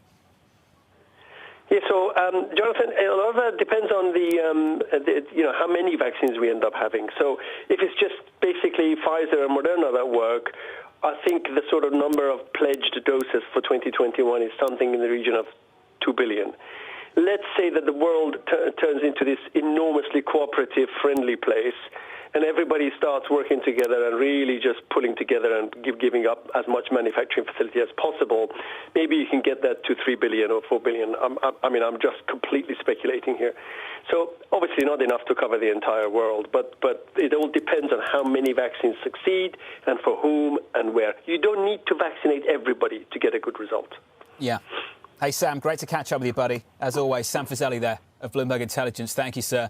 Coming up on this programme, with equities lower in Europe once again, the equity market breaking down by around about 0.6% over in Paris. On the DAX in Frankfurt, Germany, we unwind some of the morning's losses, down around about 0.1% there. The FTSE looking flat. The S&P 500 picking up just a little bit. Futures up 7. We advanced 0.2% there. Up next on this programme, On the Bloomberg MLive blog this morning, they're asking what assets will move most on election morning. That conversation coming up next. This is Bloomberg.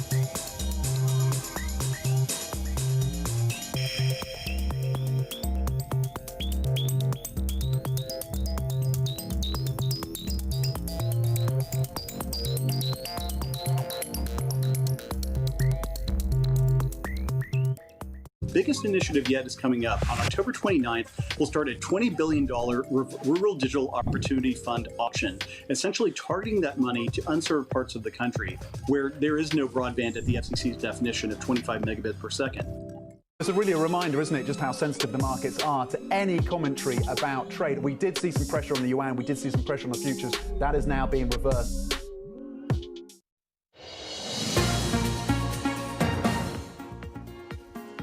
"52 minutes into the session, equities bouncing back a little bit. We are buying some of that negativity in the early part of the session, almost dead flat on a FTSE and the DAX now. The CAC 40 off by around about 0.6%. What you need to be watching through the trading day at 12 p.m. UK time, we get durable goods orders out of the United States, and at 2 p.m. we get consumer confidence. Deep into earnings season, looking for numbers out from Eli Lilly and Pfizer a little bit later on. Joining us now, I'm pleased to say, Laura Cooper, Bloomberg's MLive macro strategist. Laura, walk us through the question of the day and the answers you've had so far, please.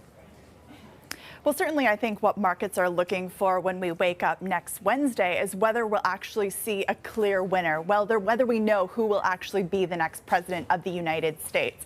But I think, markets have shifted positioning away from contested election risks to more a case of that blue wave reflation trade taking over. So if that does prove to be the case when we come into the office on Wednesday, it's likely to be the case that we're going to see kind of that bearish narrative in rates continue to play out. So that curve steepening, extending, potential for 10-year treasuries to reach that 1% threshold, of course, depending on whether the Fed kind of steps in to buy duration.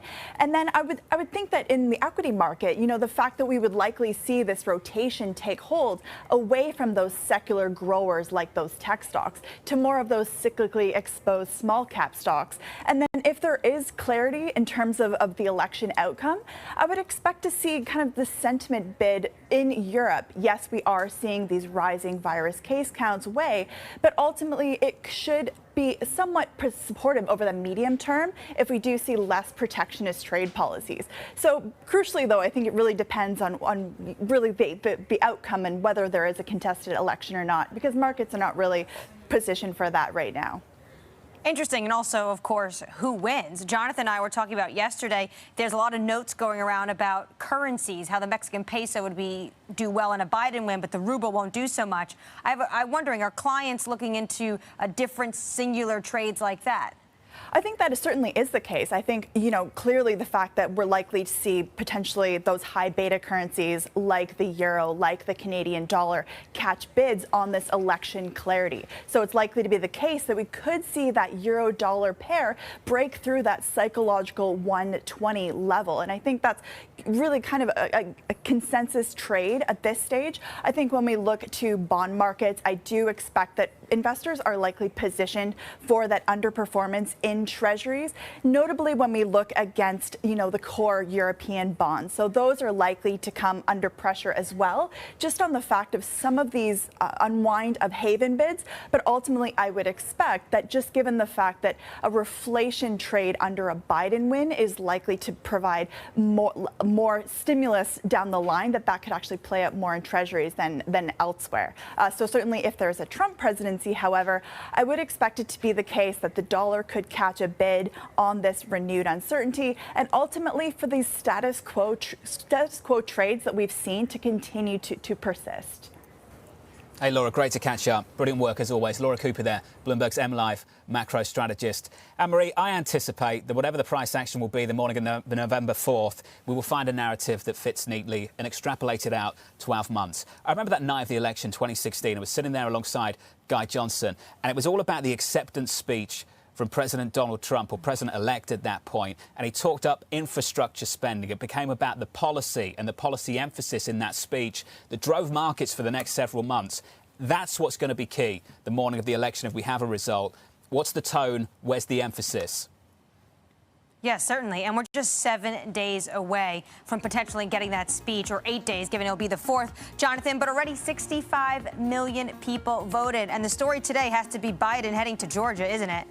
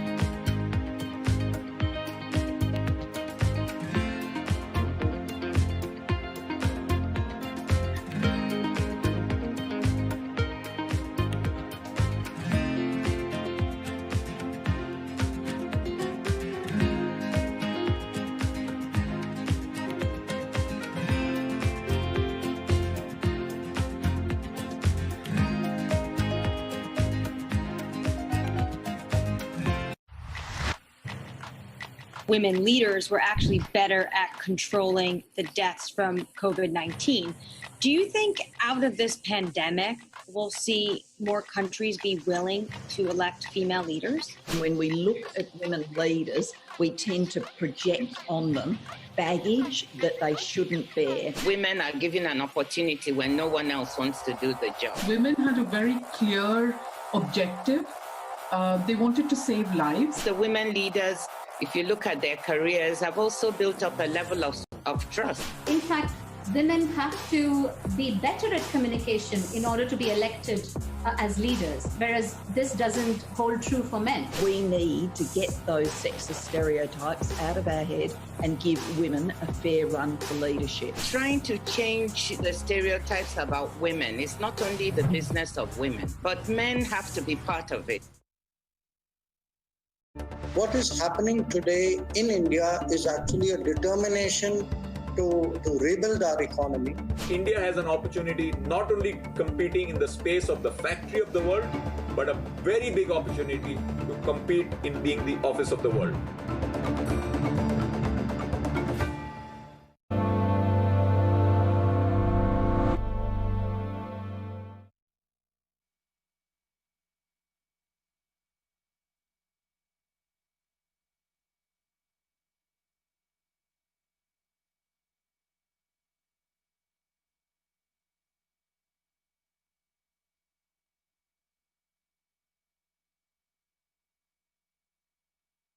Canadian interests.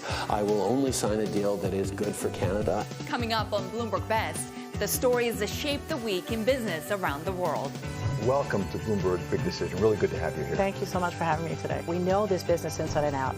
You've really built a conglomerate. We saw amazing opportunities in the Middle East. They had the dream, you had to bring it to reality. Between the three of us, we can really do anything. I feel like this is where we should go.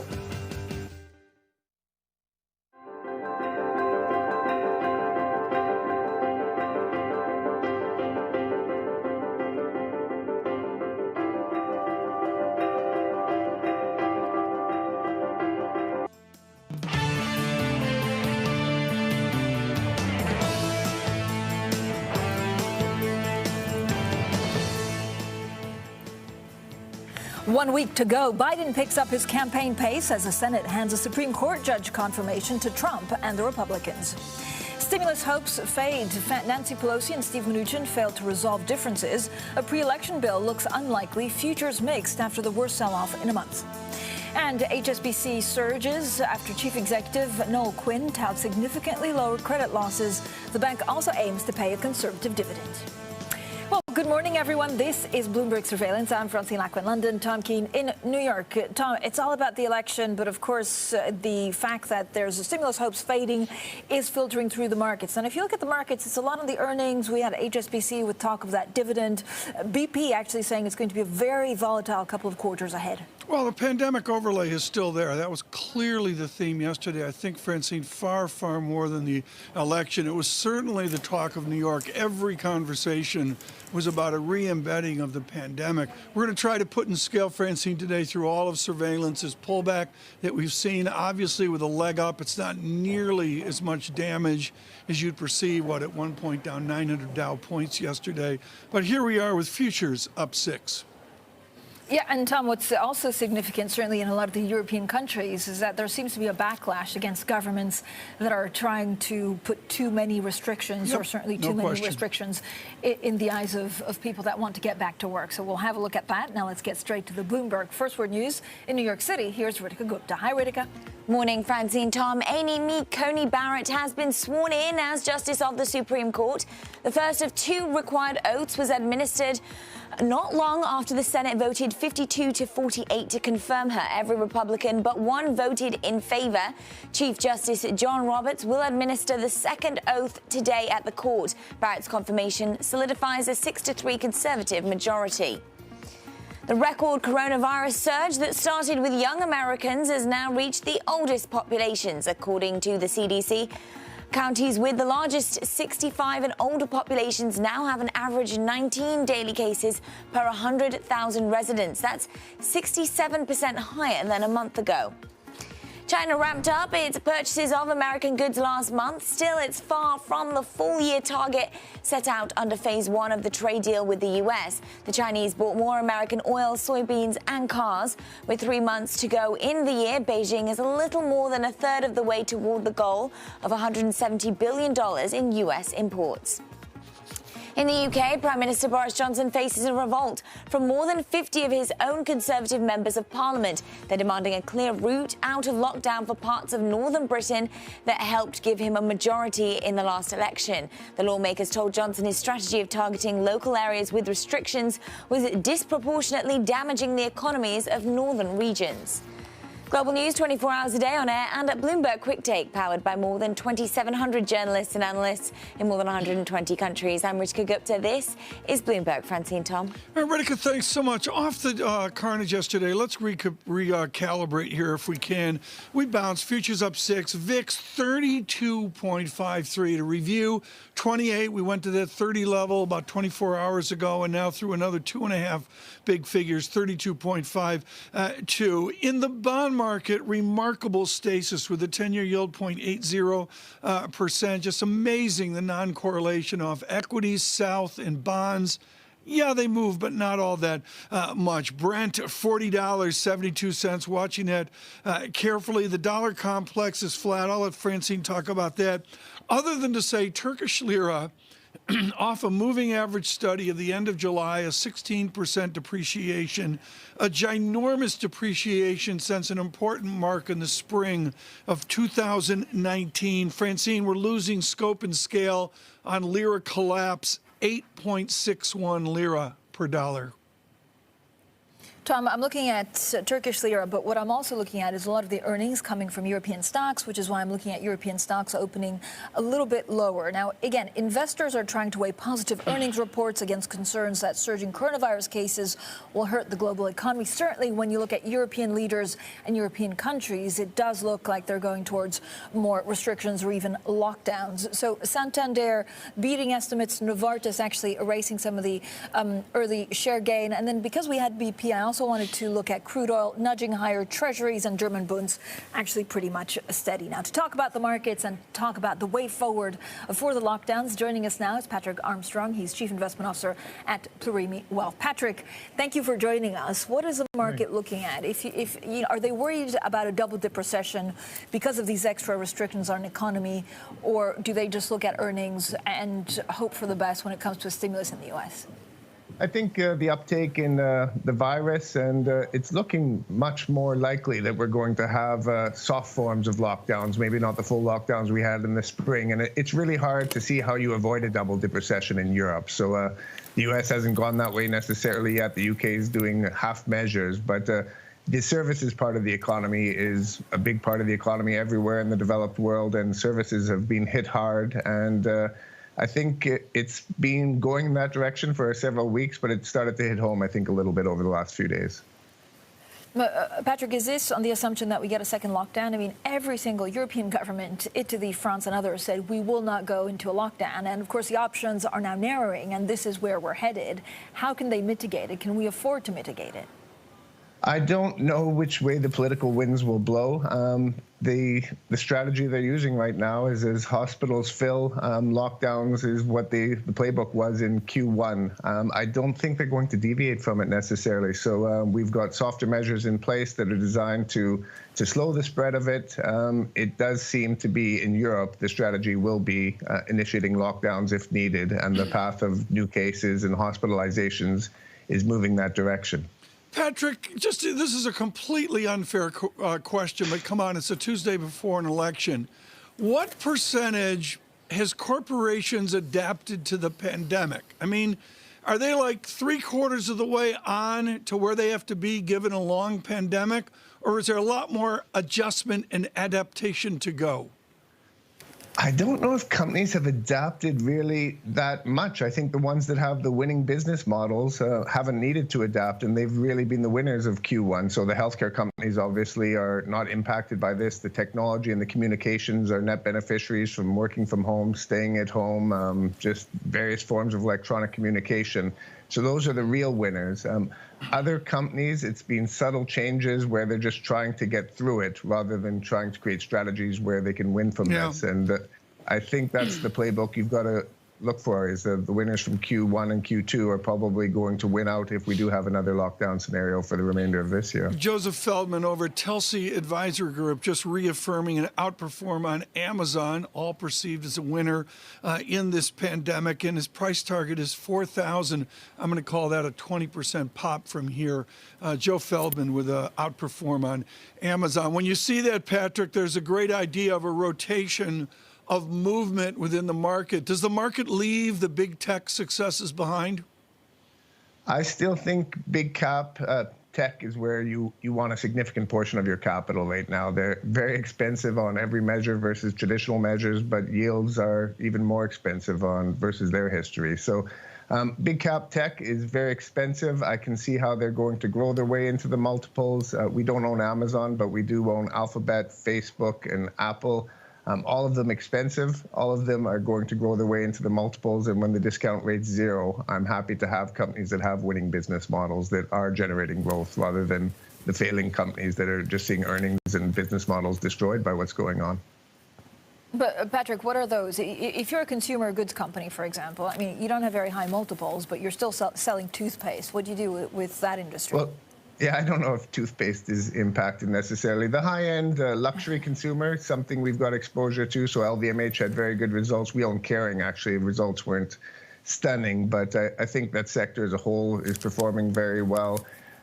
It's the services sector rather than the consumer goods that are really impacted. So the travel, the leisure, movie theaters, things like that, there's just no answer to it. The services part of the economy is really in trouble, and I don't see a quick way out of it right now. Patrick Armstrong with us today in this hour to help us with the adjustment. Red and green on the screen now on futures stumbling off of that shock market of yesterday. We'll continue with Mr.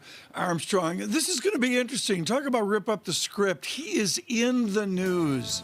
The chief executive officer from Indiana, that must mean Eli Lilly, David Ricks will join us, and that company decidedly in the news with a challenging antibody test.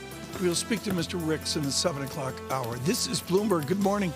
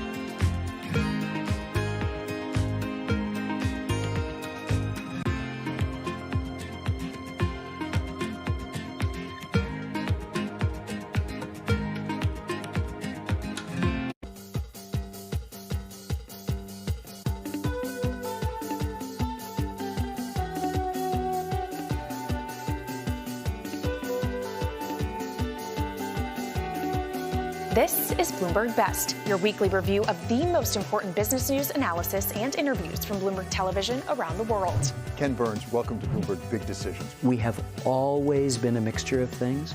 We are always stronger for that mixture. Growth is a way to stay competitive, delight more and more consumers.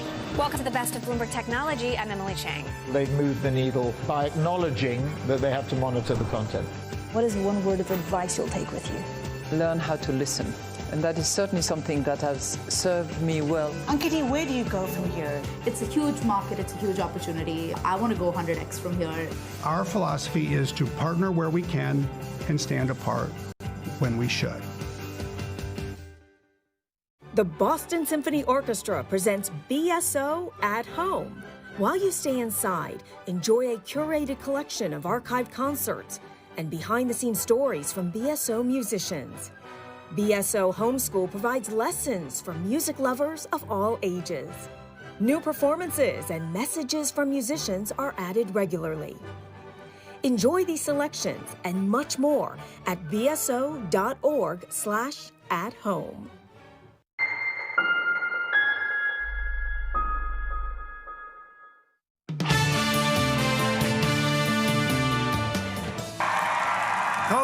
COVID. That's all they talk about, the fake news. COVID. That's all they talk about, what progress we've made on it, too. We understand it. We know we have to protect our seniors, especially when they have heart, when they have diabetes problems, and we are protecting them. We have the best testing in the world. That's why we show so many cases, because we do more testing than anybody else. But we're doing great, and, excuse me, here I am, right? I'm here too. The bottom line is Donald Trump is the worst possible president, the worst possible person to try to lead us through this pandemic. And I don't think he just either doesn't have any idea what to do or he just doesn't care. The battle here 7 days on, and we'll see the festivities again today and on through. The campaigning picking up, no question about that. We're picking up our conversation with Patrick Armstrong with Plurimi Wealth as we look at the markets. Yeah, we can dovetail it around the election. We can dovetail it to stimulus, presume. Patrick, I looked very carefully today at the slope of the five-year break-evens, the view out 5 years, the guesstimate out 5 years of what inflation will look like 5 years on from there. And it's amazing the inflation distinction, the upward vector of the United States versus everyone else. How do you play that discrete separation? Inflation guesstimates in the U.S. and flatness and disinflation guesstimates everywhere else. Yeah, with the UK, I guess, being the other notable exception, we've got quite high inflation forwards in this country as well. And for me, I'm really surprised gold hasn't been rallying over the last month. So gold got up to 2,000, fell off to 1,900. I think that's your natural inflation hedge. And if we ever do see inflation coming into the system, I think there'll be a massive amount of people who want to hedge inflation, and that'll be a significant amount of demand for gold as well. We prefer inflation-linked treasuries as well to the traditional treasuries, which is you're locking in a negative real yield, but that's a bit of a hedge from any outsized moves in inflation. What is the stability of the negative real yield? First time I'm looking at it today, a negative 0.93% on the 10-year yield. We've been as low as, I'm going to guess, a negative 1.01-ish as well. Could we break through there and go to an ever larger negative inflation-adjusted yield? I think that's the path over the next few years, that I think eventually the Fed will engineer the beginnings of inflation. And if you do see the 10-year yield start to move higher, which naturally it should, I think that's the point the Fed changes its strategy and moves into yield curve control, or starts talking more aggressively about that we might move into yield curve control and then implementing that. And that's just the recipe how you get very high negative real yields, or very low negative real yields, I suppose would be the way to put it. But Patrick, where do you see inflation first? I mean, would we be importing, inflation from China, or is it something that would be homegrown? It's as Friedman said, it's always a monetary phenomena. It always has been and always will be. And M2 growth is running at 24% over the last year. Money supply, the velocity is very low. You need something to unlock the velocity of money supply, but you also need basically the fiscal stimulus to take over from the monetary stimulus. QE is creating asset price inflation. I think when you get fiscal stimulus and money direct to consumers, that'll unlock some goods inflation eventually, because there is so much money. Liquidity is abundant. It's in the hands of people who are buying assets. You've got to get money in the hands of people who buy goods, and a weaker dollar, you'll start to see some inflation eventually. What's eventually, Patrick? Like 18 months, 24? Could it be longer? I think for the next 12 months, the deflationary backdrop is overwhelming anything that's happening on the monetary side of things. So I think by the time you get 18 to 24 months, you might start to see a realistic prospect that the Fed meets its 2% target. They've said they'll let it run hot after that. But I think, in the next 12 to 18 months, I don't see any meaningful inflation anywhere near the Fed's target. But I think by the time you get past 2 years out to the five-year forward Strom was talking about, inflation, I think, is the net result of all the policies and debt being put in place. Patrick, thank you so much. Patrick Armstrong, their Chief Investment Officer at Plurimi Wealth. Of course, he stays with us. We'll talk a lot more about also some of the German bunds and some of the things that we're seeing on fixed income in Europe. Now, coming up on Bloomberg Markets, Jeff Curry, Goldman Sachs, Global Head of Commodities Research. So that interview, 10:30 a.m. in New York. That's 2:30 p.m. in London. A reminder, everybody knows it, but good to remind you, 7 days away from the U.S. election. This is Bloomberg.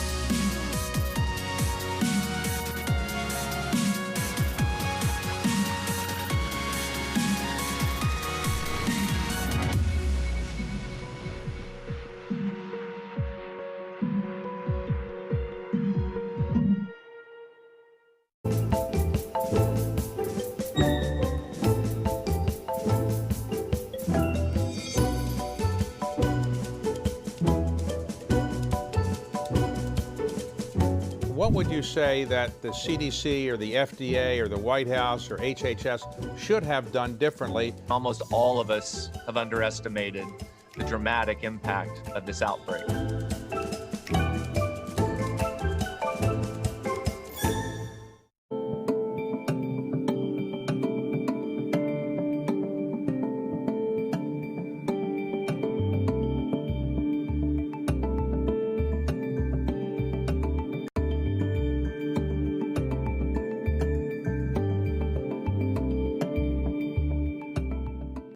I am David Weston. Bloomberg Television is reinventing one of the most iconic brands in financial television for a new audience. Join me to see the news program for the clever investor. This is Bloomberg Wall Street Week. We explore the trends, investments, and competition of the European ETF industry. Join us on Bloomberg ETF IQ Europe.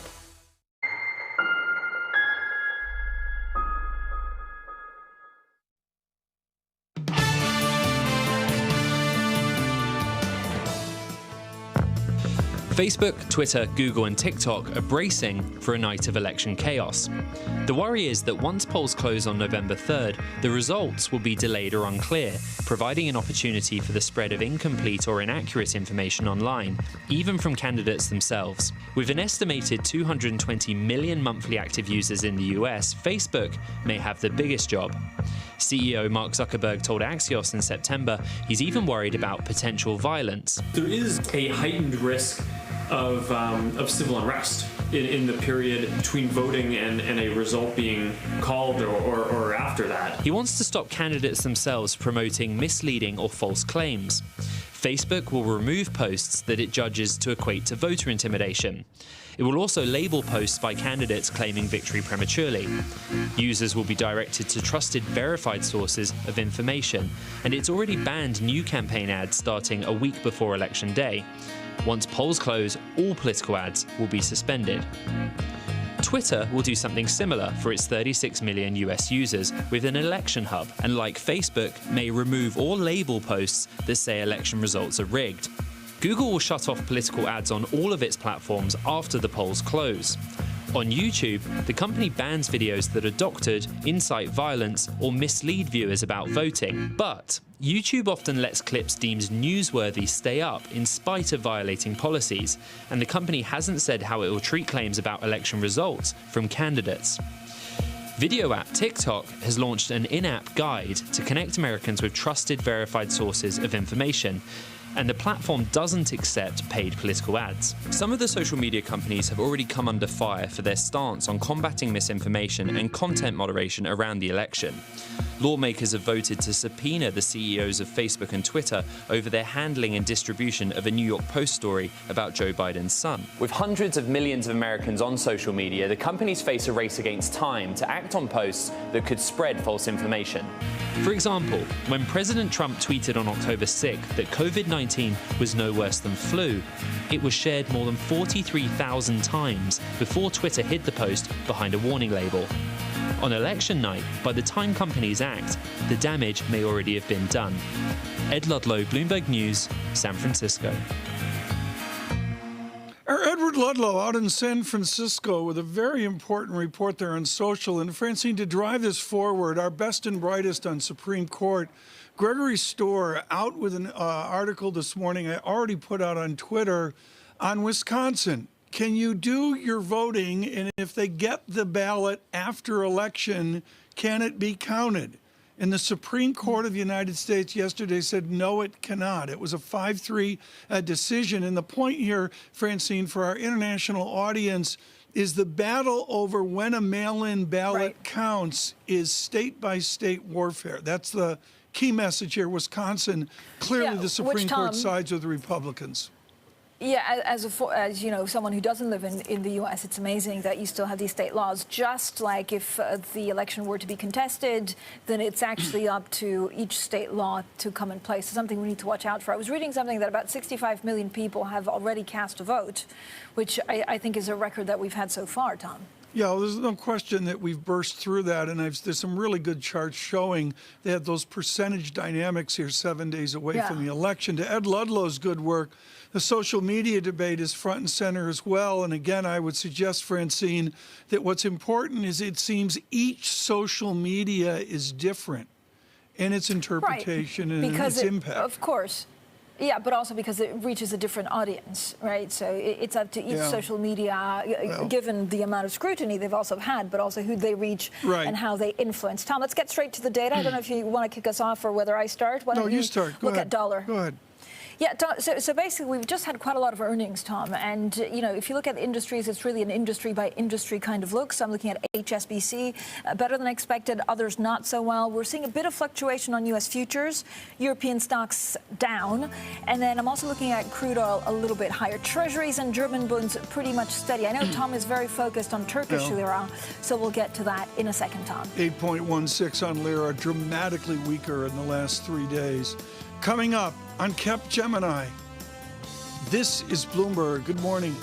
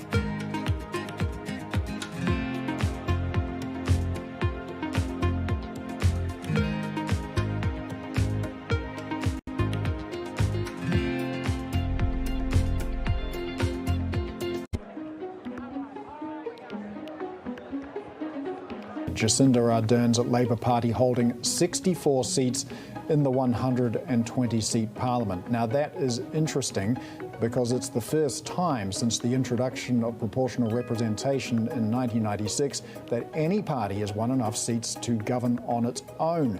Now, this is by turns rather luxurious and also slightly terrifying for the new Labour government because there are no checks and balances on power. There is no upper house. Jacinda Ardern can pretty much rule as she sees fit.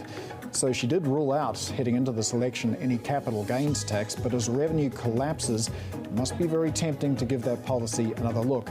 She's also contemplating going into coalition with the Greens Party, even though she doesn't actually need them to govern. Now, the Greens Party did take forward a more comprehensive package of tax reforms to this election. So were she to govern in concert with the Greens, they could do much of the heavy lifting on tax reform, which may also prove to be a little unpopular with some portions of the electorate. So it's going to be very interesting to watch this new turn. There's going to be a lot of new and untested MPs in the caucus.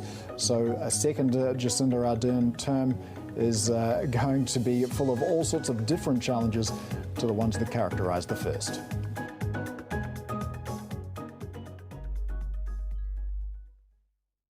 I think what we want to do is take a consumer-first approach. We really want the consumer to guide us on how they want to see content. Right now, they're telling us that they really want to see more and more content on Disney Plus and Hulu.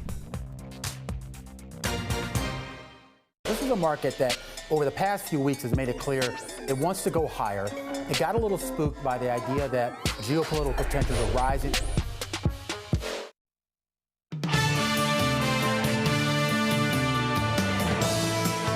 This is Bloomberg Surveillance. I'm Francine Lacqua here in London. Tom Keane in New York. Tom, shares of Capgemini are rising today as the IT service firm reports third-quarter revenue that actually beat estimates. Now, Capgemini's reassuring results follow some pretty disappointing results yesterday from SAP. Now, joining us from Paris is Carole Ferrand. She's the Chief Financial Officer at Capgemini. Carole Ferrand, thank you so much for joining us on Bloomberg Surveillance. I want to get onto your earnings in a second, but first of all, is there a fallout on what we heard from SAP that would impact Capgemini? I mean, yesterday was pretty ugly for a lot of stocks in your industry. Yes, good morning, Francine.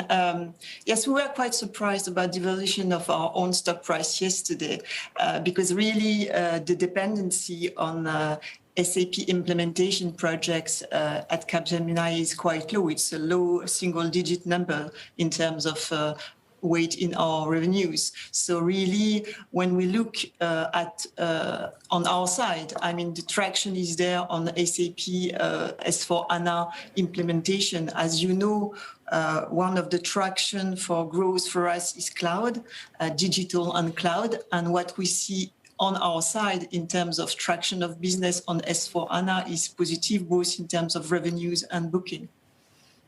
What did you learn from the sell-off yesterday, from the rout? That everything is linked, or that, you know, is it something to do with investors? Has it taught you anything? Maybe there was the cross-reading was not appropriate as such, and I mean. If you look at our results, I mean, Q3 results are very solid. I mean, we have been capable to achieve a 4,008 million euros revenues, which is a 18.4% growth at constant currency. In terms of organic evolution, it's a very contained and limited decline of 3.6%, which compared to a minus 7.7% in Q2. So really a net recovery, a clear recovery in Q3, slightly above what we expected. So clearly strong achievement and across all dimensions, sectors, geographies, and business lines. So that's very important to us. Carol, Tom Keene in New York, good morning to you. I am absolutely fascinated where the cloud is and the certitude of revenue growth is in the cloud 5 years on. In the United States, we have the train wreck known as international business machines. IBM is shattering apart into two pieces, trying to adapt to this world where Amazon and Microsoft just keep going on and on and on. What is going to be your value add to sustain that high double-digit revenue growth? I mean, as a matter of fact, cloud is a very important element. I mean, when we say digital and cloud is the core element of our growth, indeed, again, this quarter, it's above 10%, so quite significant. And of course, within digital and cloud, cloud is an important component. And if you look at the traction of the business with the three main hyperscalers, bookings have really grown up by around 50% in Q3. So really the traction is there, and the move to cloud, the transformation of our clients' environment from legacy business to cloud environment is really a strong traction. Carol, what happens in 2021? I know there's a number of uncertainties, including, you know, possible lockdowns, how we work from home, how we work going forward. But what's your central expectation for the first half of next year? What we see today, even though, like everybody, we need to be cautious given the context, but we see the group coming back to organic growth somewhere in Q2 next year. So we are really, we have some ambitions, of course, for 2021. Of course, the recovery and the slope of recovery will be different when it comes to some sectors, some geographies, but all in all, because we have diversified the group in all dimensions, sectors, geographies, and business line, we are at this stage very confident to come back to growth in Q2 next year. Thank you so much, Carole Ferrand, there, Chief Financial Officer at Capgemini.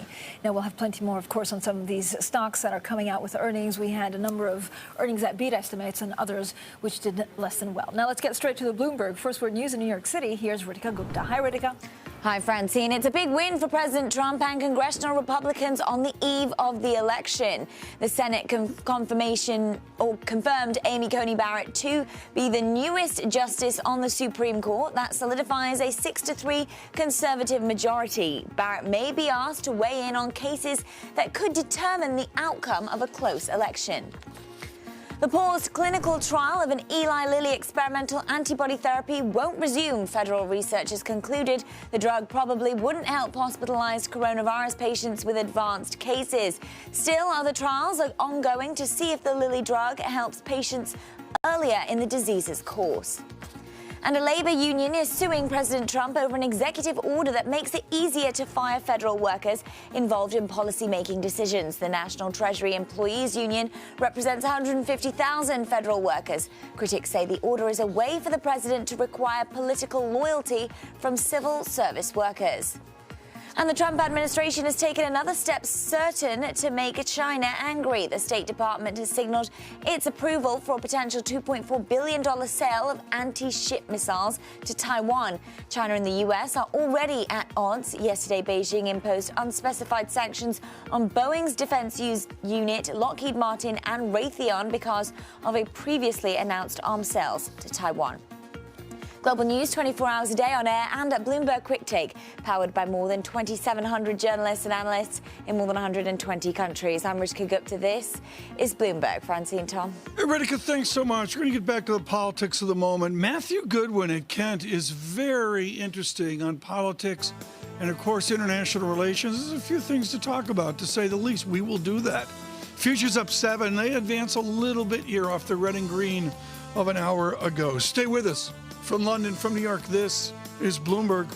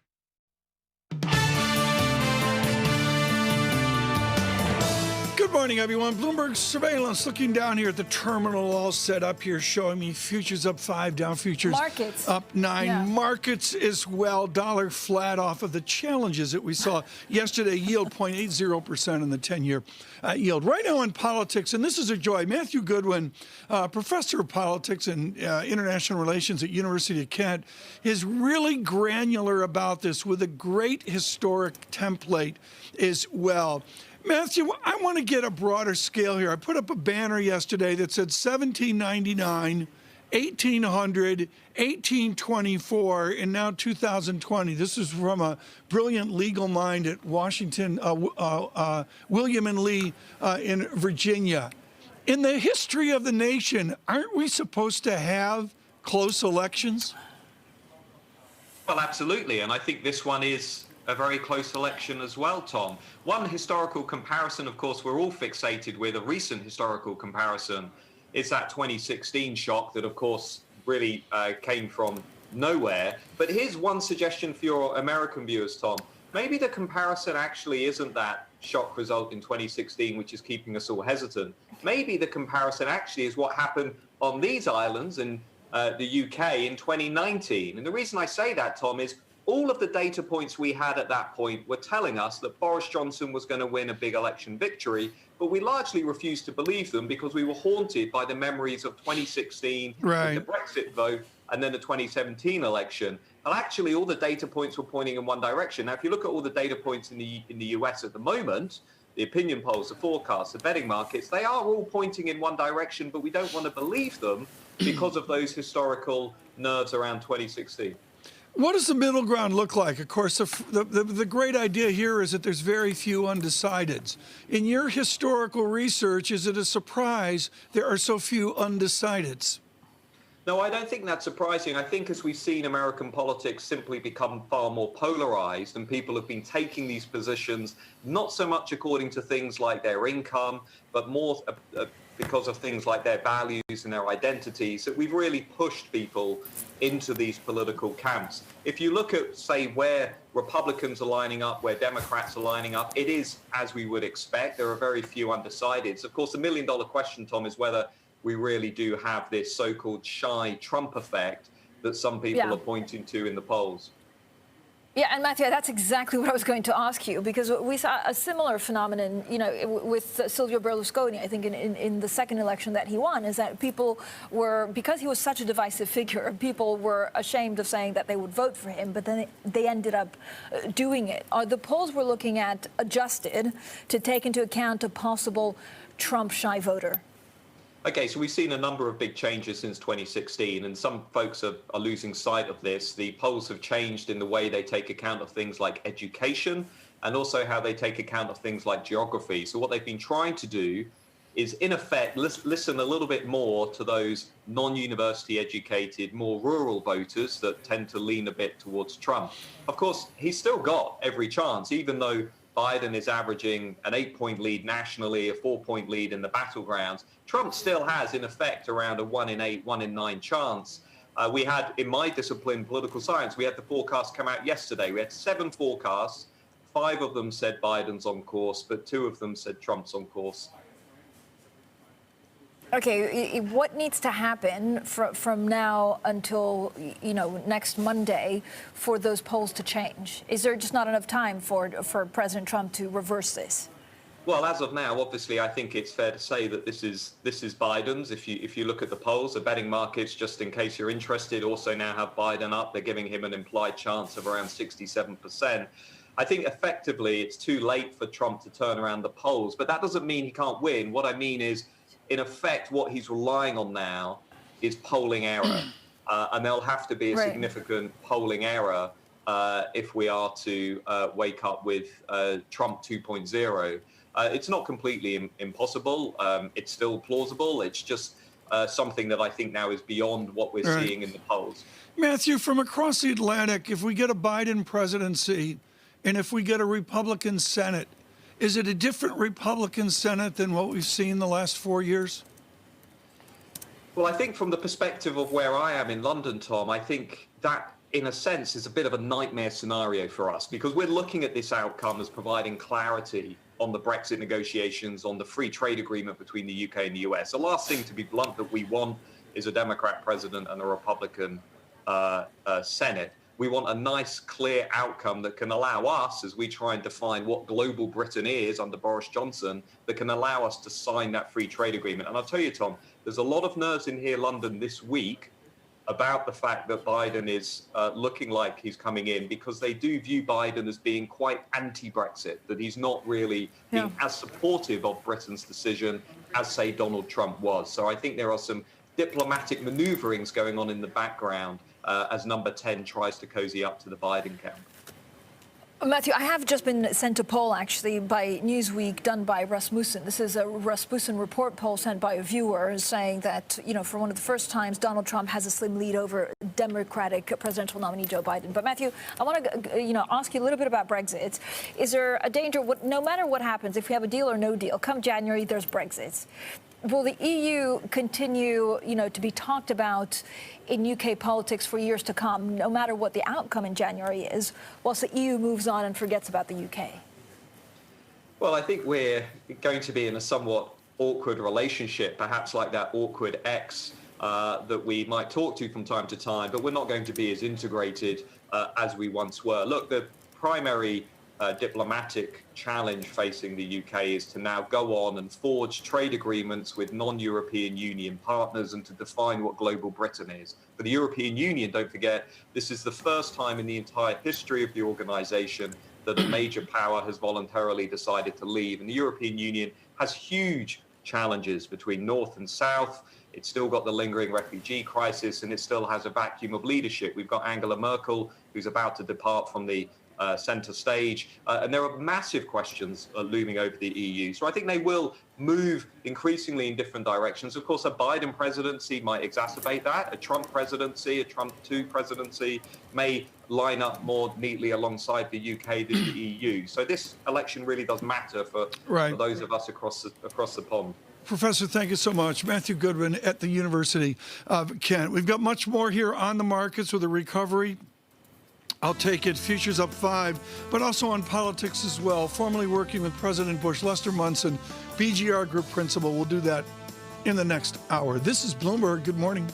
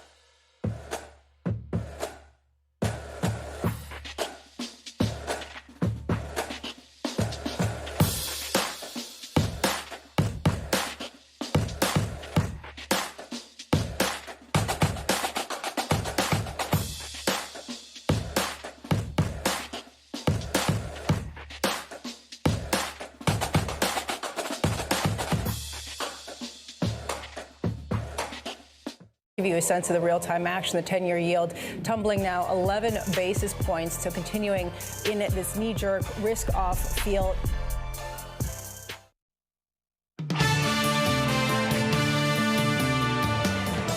We will make an evaluation, I think, at the back end of this year, early next year, on the economic outlook. We're obviously got to engage with our regulators in due course, but I do think the market should expect us to start very conservatively. I think by far, though, the biggest risk that we are facing at the moment is the impact of COVID-19 and the shift in the global interest rate environment to a near zero interest rate environment that we expect to be persistent over the next 2 to 3 years. Voices on banking and the mystery of the accounting of HSBC. Ewan Stevenson there this morning. Right now, the smartest guy in the block, Jonathan Tice, writes blistering, incomprehensible memos for Bloomberg Intelligence. If you need to clear the mind, read one of his notes early in the morning. It is extraordinary how he can explain 47 ways to measure loss quickly with a bank. Jonathan Tice joins us from Bloomberg Intelligence. John, your notes show the complexity of measuring, of taking a loss, of giving back a loss when the loss doesn't happen, etc. Provide clarity. Is HSBC profitable? Yes, HSBC is profitable, and I think the good news from this morning is that its profitability is definitely more than discounted by consensus, i.e. consensus will start going back up now. And the main two bits of good news from today, to my mind, are one, they gave us a range of $8 to $13 billion for provisions for this year. They've now said it'll be at the bottom end of that range, so consensus for this year and next year should improve by about $2 billion. And also on the costs, they comfortably beat estimates, but they've also said we acknowledge that $4.5 billion a year of cost savings isn't enough. We're going to move that number higher. So that's why you're getting such a strong reaction in the shares today. Does HSBC need to remove costs at the employee margin, cut employees, or do they need to jettison businesses? Well, they're reallocating a lot of capital, so they're shifting towards Asia. The 35,000 of headcount, that ultimately will go up, but that's because of digital banking and that kind of thing as much as the crisis. Variable expenses, they've cut dramatically already. They're doing a really good job there. So I think they're pretty much on track to right size, but certainly we still look at things like their US retail footprint and question why on earth it's part of the group. So I think at the full year we're going to get a full new set of strategic targets and an updated strategy. And again, they told us today they're going to be more aggressive on the costs. I think they may be a little more aggressive on some other bits of restructuring as well. But Jonathan, how do they, adapt to this protracted low-rate environment? And if you look at some of the risks, so there's Brexit still on the horizon, and there's U.S.-China trade. Absolutely, very fair question, and it's one that they sort of address up front in the presentation. They say, look, our interest rate sensitivity is falling because we're shifting away from interest rate type products. So it's fees, it's wealth management, it's the non-lending parts of the business. So there is no way to escape the low rate environment, and it will take them several years to sort of reposition. But bear in mind that Asian banking is far more profitable than, say, UK mortgages, and that type of thing. So their pivot to Asia is addressing the problem. But as they put their hands up themselves and said, look, 4Q, we've still got some serious net interest income pressure, but we think it'll begin to stabilise from there. So again, I think consensus improves. Revenue will probably improve as well, which is the main point of our BI focus on HSBC, because there's a lot of bad news in the price. They've almost come and given some good news earlier than we expected. We also have some breaking news out of renminbi yuan. So the Chinese yuan, Jonathan, as we know, has been strengthening last week. And according to Reuters, it's removing its countercyclical factor in yuan fixing. There were a number of stories also pointing to the fact that China was trying to push renminbi to become more of a reserve currency. Jonathan, overall, actually, what's the relationship between HSBC and China? If, given the protests that we've seen in Hong Kong, can HSBC really survive that, or does it move to mainland China? Well, I mean, China, and it was Pearl River Delta, was a massive part of their expansion plan. And clearly the whole mention of unreliable entity and a sort of political falling out between the US and China, they've been stuck right in the middle of. So I think, if anything, if we do get a Biden victory and some of that pressure eases, then the pressure that HSBC and China will be feeling should also dissipate. But it's certainly, there isn't a financial institution in the world that is more stuck between the trade war that was raging between the US and China. John, I look at HSBC and the story of it all, and at the end of the day, they have to compete against other banks. And yet there's a mystery to that.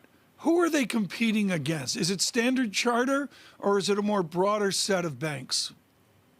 Well, if you ask them what their peer group was, they'd cite a JP Morgan, a Citigroup, I mean, Standard Chartered is a big emerging markets bank, but take Hong Kong. I mean, HSBC's got by far the biggest market share. So in China, it's the mainland Chinese banks.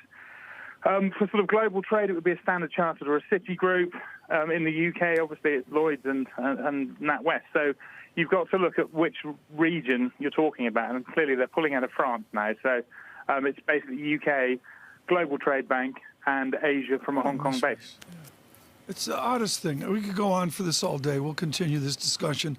Mr. Tice, of course, writing brilliant notes for Bloomberg Intelligence on banking. Red and green on the screen right now, and of course the challenges of the market yesterday. The new volatility with the VIX actually higher fractionally, 32.67 today. You know, I look, Francine, at this and the markets, and you just want to find a bid here. But with the news flow in the election, we'll have to see. Yes, it's election, and also, you know, the Brexit may move the UK into different policy territory, so there's quite a lot going on. But you're right, the election, I guess, a lot of stocks are down today, not only because of earnings that were disappointing, but just because hopes have really faded, Tom, that we're going to get a stimulus before the election. And a reminder, we're only 7 days away from that all-important U.S. election. Well, it is gone. This is a thrill. We're going to have David Rosenberg with us. Obviously, Rosenberg Research, his slicing and dicing of inflation is definitive. But David Rosenberg here on how he melds his economic view in the two Americas into the election and into an investment stance forward. David Rosenberg will join us. This is Bloomberg. Good morning.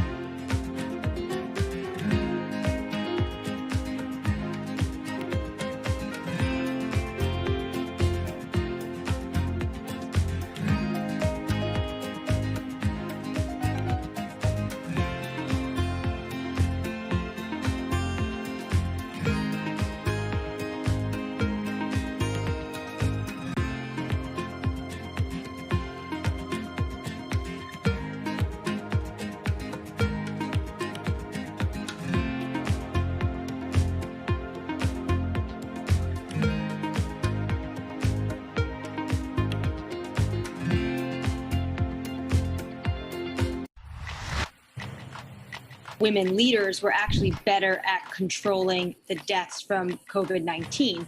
Do you think out of this pandemic, we'll see more countries be willing to elect female leaders? When we look at women leaders, we tend to project on them baggage that they shouldn't bear. Women are given an opportunity when no one else wants to do the job. Women had a very clear objective. They wanted to save lives. The women leaders, if you look at their careers, have also built up a level of trust. In fact, women have to be better at communication in order to be elected as leaders, whereas this doesn't hold true for men. We need to get those sexist stereotypes out of our head and give women a fair run for leadership. Trying to change the stereotypes about women is not only the business of women, but men have to be part of it.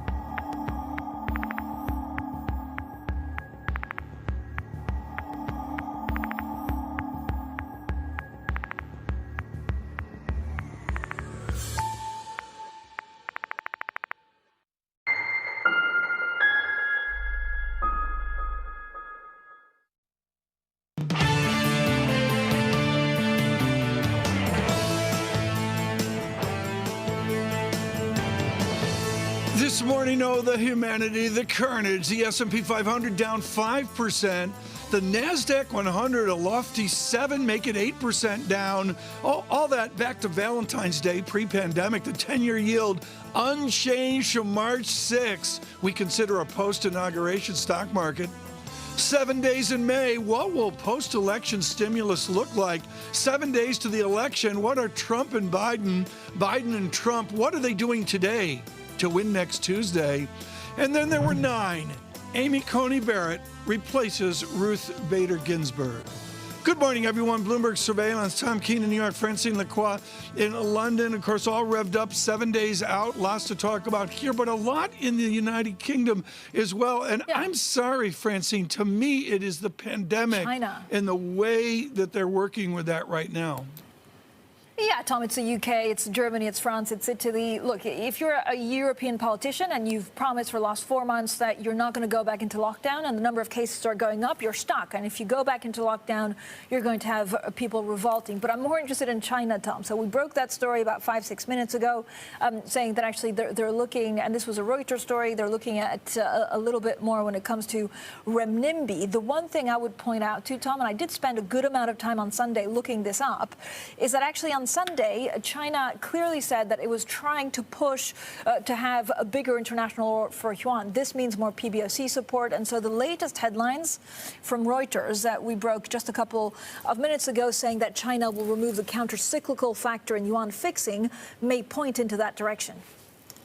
Very good. We've got other plan as well. This is important. This is a Wall Street headline. The Securities and Exchange Commission, it will halt. It will shelve its plan to let hedge funds conceal stock holdings. That's a big decision. That's just breaking now across the screen, and we'll have to see where that leads as well this morning. Futures up 6, Dow futures up 20. We'll do the data check here in a moment. Right now, with our first word news in New York City, here's Ritika Gupta. Morning, Tom, Francine. Amy Coney Barrett has been sworn in as a Justice of the Supreme Court. The first of 2 required oaths was administered not long after the Senate voted 52-48 to confirm her. Every Republican but one voted in favor. Chief Justice John Roberts will administer the second oath today at the court. Barrett's confirmation solidifies a 6-3 conservative majority. The record coronavirus surge that started with young Americans has now reached the oldest populations. According to the CDC, counties with the largest 65 and older populations now have an average 19 daily cases per 100,000 residents. That's 67% higher than a month ago. And China ramped up its purchases of American goods last month. Still, it's far from the full-year target set out under Phase 1 of the trade deal with the U.S. The Chinese bought more American oil, soybeans and cars. With 3 months to go in the year, Beijing is a little more than a third of the way towards the goal of $170 billion in U.S. imports.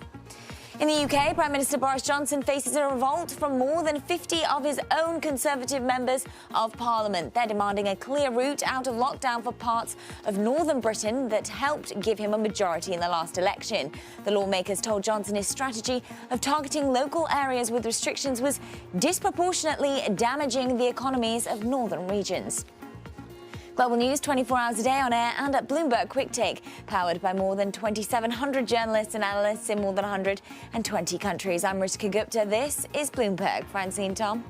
Ritika, let's look at the data here, and we do data here in transparency at Bloomberg on that hedge fund story. This is a huge deal in that there was an idea here of masking stock holdings of hedge funds down to 100 million and up to a very large 3.5 billion of assets, and that has been pounded by a claim of the public. We'll have much more on this. Ben Bain and Robert Schmidt reporting for Bloomberg. Hedge funds shot at stock secrecy fades as SEC shelves revamp. That's an important story for global Wall Street today. Important as well as the rebound or the lack thereof. We're going between red and green on the screen and a little bit. Futures up 6 right now. Yields don't do much. The rest of the market churning here of what we said today. I like, Francine, what Patrick Armstrong earlier said about gold. 1901 the ounce. Francine? Yeah, so Tom, just a little bit more. This will have repercussions. You know, the fact that the SEC has shelved these plans. Just a reminder, I think you've mentioned it, Tom, but the plan, as Danny Berger rightly reminds me, the plan would have increased the threshold of who would have to file from $3.5 billion from $3.5 billion to $100 million. Now, overall, if I look at my data check, a lot of everything that's going on, of course, has to do with earnings. A lot is also with renminbi and the fact that we heard just a couple of minutes ago from China for possibly some of the plans for yuan fixing. But European stocks are still dropping. U.S. futures are actually a little bit more optimistic. We had HSBC and Santander both signaling a brighter outlook for dividends. Crude oil a little higher. Treasuries and German bonds steady, Tom. Very good. Right now on politics, Kevin Cirilli is tanned and rested, our chief Washington correspondent, as we consider 7 days on as well. Kevin, how have the strategies of the two candidates changed in the last 24 hours? What's the nuance of a Biden adjustment and a Trump adjustment? Well, two things. First and foremost, the Biden campaign has really been sticking the course. I mean, Joe Biden has not been holding a packed campaign schedule akin to President Trump. And that's the other point here. President Trump ramping up his rallies. He had 3 rallies in Pennsylvania yesterday. He's got up to 5 and 6 rallies planned per day. And this is the same strategy that he deployed back in 2016. Well, okay, it's the same strategy as well as 2016. Based on what you see in the polls, there were like 84 polls out yesterday. It's hilarious. Based on what you see in the polls, is there any indication the president's strategy is working? Is he closing the gap? Well, look, yes, in terms of Pennsylvania as well as Florida, it's a razor-thin margin. And so I think what you're seeing is that Democrats feel incredibly confident in the state of Pennsylvania. Florida is still very much a toss-up. I think when you've got Senator Kamala Harris, the VP nominee for the left, going to Texas, which is a political Hail Mary of sorts for Democrats, they've always wanted to flip Texas. The question will become in the postmortems of next month, whether or not they should have focused on battleground states as opposed to try to expanding the map. And so I think it's a lot of unknowns. It's the sprint up to the election. But in terms of the strategy for President Trump, he's got to win back some of the Rust Belt coalition that he really lost ground to in 2018, as well as with suburban women voters. And for Joe Biden, he's got to attract those Rust Belt voters that Hillary Clinton wasn't able to turn out in 2016. Kevin, there's a Rasmussen poll, and for the first time in over a month, you know, Trump is leading nationally. It's one poll and only one poll, and it was sent to me by a viewer. But what do I make of it? Well, look, Rasmussen is typically has been the outlier poll. However, it has also been incredibly savvy in terms of how it's been able to predict the Republican turnout and Francine, this sense of the Republican base and their enthusiasm is the right word here. And so that's where really this comes down to. Enthusiasm. Are the Republicans enthusiastically going to turn out and show up and cast their ballot on November 3rd in an election, mind you, where 50 million Americans have already cast their ballots? So that's really the big question mark, the big unknown. Are issues like the coronavirus going to be driving voters to the poll? Is that going to be the number one issue, or is it going to be the economy? And that's just, quite honestly, the biggest question mark heading into the election. So at this point, Kevin, President Trump could still get a two-term. Is it a 2 chances in 10? You know, what's the probability of that? I will politely dodge your question. But I will say this. I don't think anyone is counting out President Trump on the left and nor the right. I think that he did it once. Republicans that I talk with feel that he's still that his back's up against the wall. This is when he bulldozes through. The Democrats are suggesting that they can pull off an upset. I think the biggest question mark, though, on the left is what kind of president Joe Biden would be on a host of different issues. And quite honestly, he didn't really answer those questions in the past week or so, or even in the 60 Minutes interview. And maybe it's by design, but here in Washington, D.C., which is, you know, the recalibration game, many sources that I talk to are trying to figure out what a first 100 days for Joe Biden would look like. In the zeitgeist, Kevin, what I see is a desire to figure out the marginal Hispanic vote in Florida. How does Mr. Biden do that? For him, it's critical. How does he go after that marginal vote? Well, he's got to have them turn out, but he also has to have this understanding that there is the Catholic vote amongst the Hispanic community in Florida, Tom, that typically has always leaned more Republican. I mean, you go back to 2000 and 1999 for that. But in the terms of getting them to turn out, I think that it's this issue of economics. I think it's much less democratic socialist issues for beyond the Catholic Hispanic vote, and it's much more economics. I mean, for many in that state, they're underserved community. Kevin, thank you so much. You do look tanned and rested, which is a good and beautiful thing. Kevin Cirilli, our chief Washington correspondent on the 7-day dash to next Tuesday. Greg Villiers publishing moments ago, making very clear he's still considering we won't know where we are at 2 p.m. Wednesday, 2 a.m. I should say, Wednesday morning. Coming up, we'll drive forward the political conversation here with futures up 7, Dow futures up 33.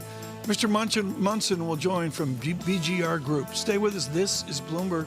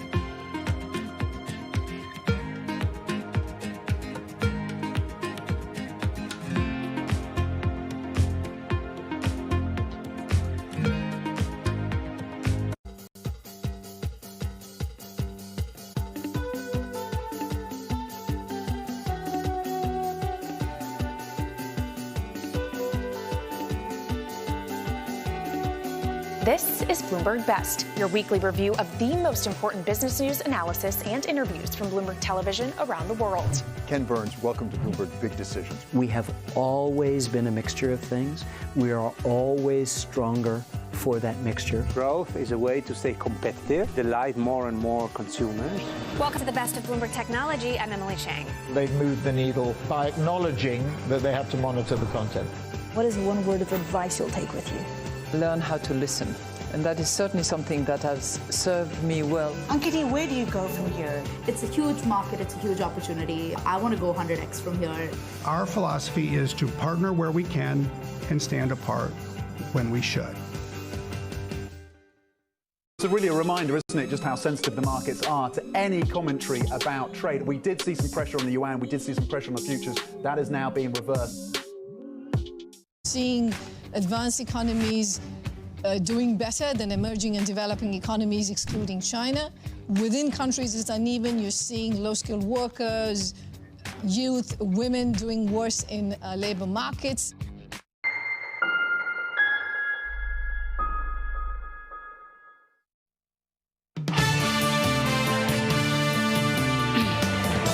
Good morning, everyone. Bloomberg surveillance following a number of stories this morning. China makes an adjustment on yuan, and we see a weaker yuan. One of the many stories. Google just out with a pretty polished PR statement on the election. They're going to work with Associated Press on election results for what that's worth. But also looking at just the market turmoil. Futures up 8, Dow futures up 32. Synthesizing that is David Rosenberg. He is with Rosenberg Research, of course, acclaimed at Merrill Lynch just a few years ago in slicing and dicing inflation and folding it over into market reaction.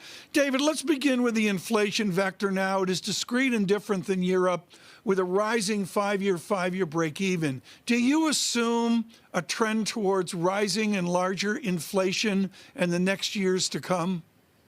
I have a tough time believing that inflation is going to become a sustained problem, at least for the next, I'd say, 1 to 3 years. The output gap or the differential between where aggregate supply and aggregate demand is in the United States is far too high for me to be worried about inflation. I know that it's become a bit of a narrative of late with the steepening yield curve and the increase in the break-even levels My forecast is a little bit different, I think, than the consensus is on this. It doesn't mean that we're not going to go through a temporary period where some of these cost pressures in the material sector seep through. That's been the case. But remember, inflation is a process. It's not, you have to have continuously accelerating prices, not just a one-off level shift.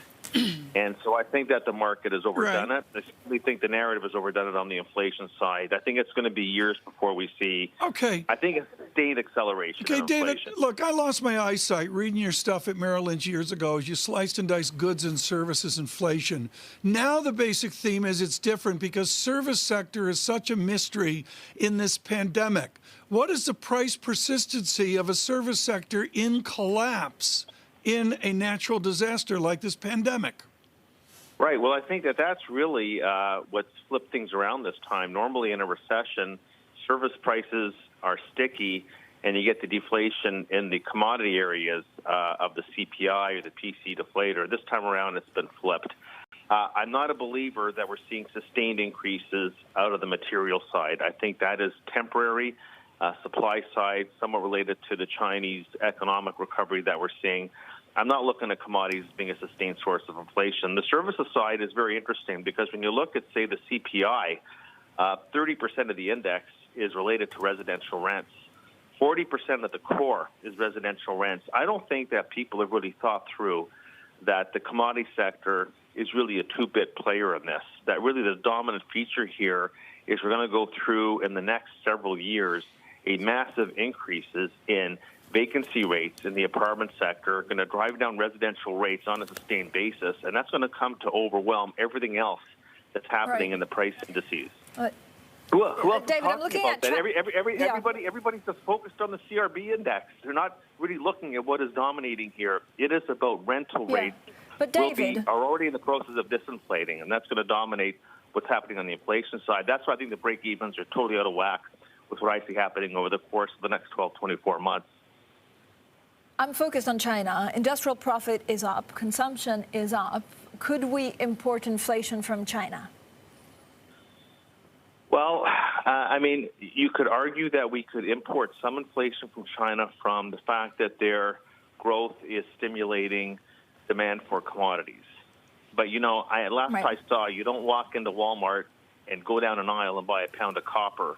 The inflation thrust from the commodity sector to a service sector-driven economy like the U.S. is really, really small. So the way you import inflation from any country is really on tradable goods. But that's really a small part of the inflation picture. It certainly is nothing compared to what you're going to be seeing on the services side, as Tom had mentioned just about a minute ago. Yeah, David, I don't know. I go on aisles. I don't buy copper, but I buy everything else. It's usually plastic and made in China for the kids. Talk to me a little bit about some emerging market currencies and how they would actually move and change depending on who becomes president, after the vote in a week from now. It's really tough to say because I've never found that any particular president has any say over where the currency goes. And I think the U.S. dollar right now, look, there's lots of reasons to be bearish on the U.S. dollar, but it's already come down quite a bit.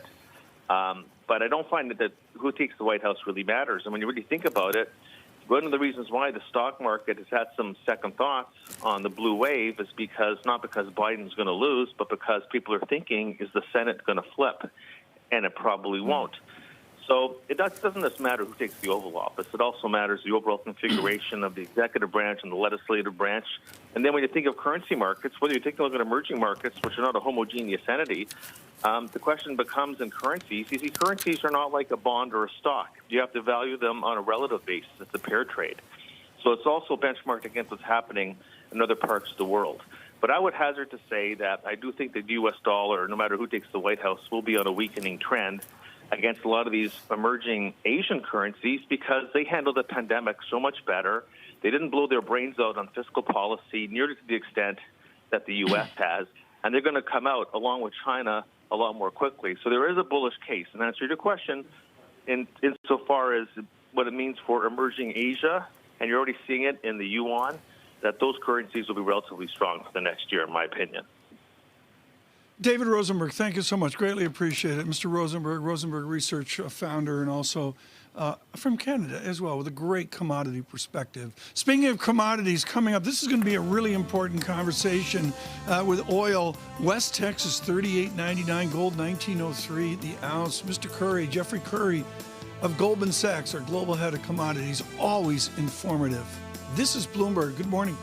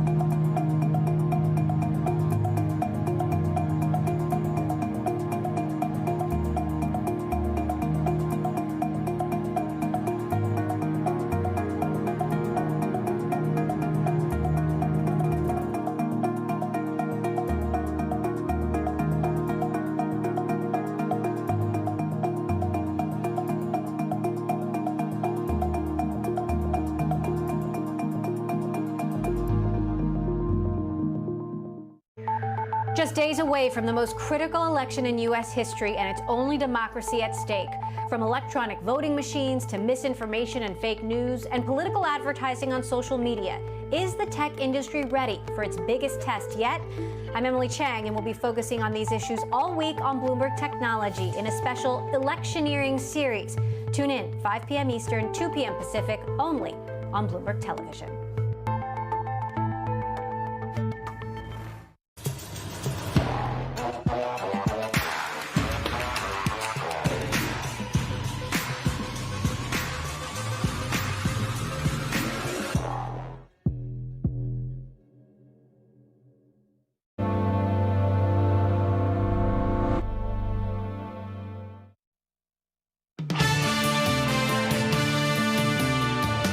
This is Bloomberg Surveillance. I'm Rishka Gupta with your Bloomberg Business Flash. HSBC signaled it may resume limited dividend payments for this year. British lenders have been pushing the Bank of England to lift a ban on payouts. Meanwhile, HSBC posted higher than expected third quarter profit, but it still faces a number of problems. Amongst them, loan losses from the pandemic, falling interest rates and political tension in Hong Kong, its largest market. Bloomberg's learned that Sheldon Adelson's Las Vegas Sands is exploring the sale of its casinos in Las Vegas. A sale could fetch $6 billion or more, and it would leave Adelson focused on Asia while marking his exit from the U.S. gambling industry.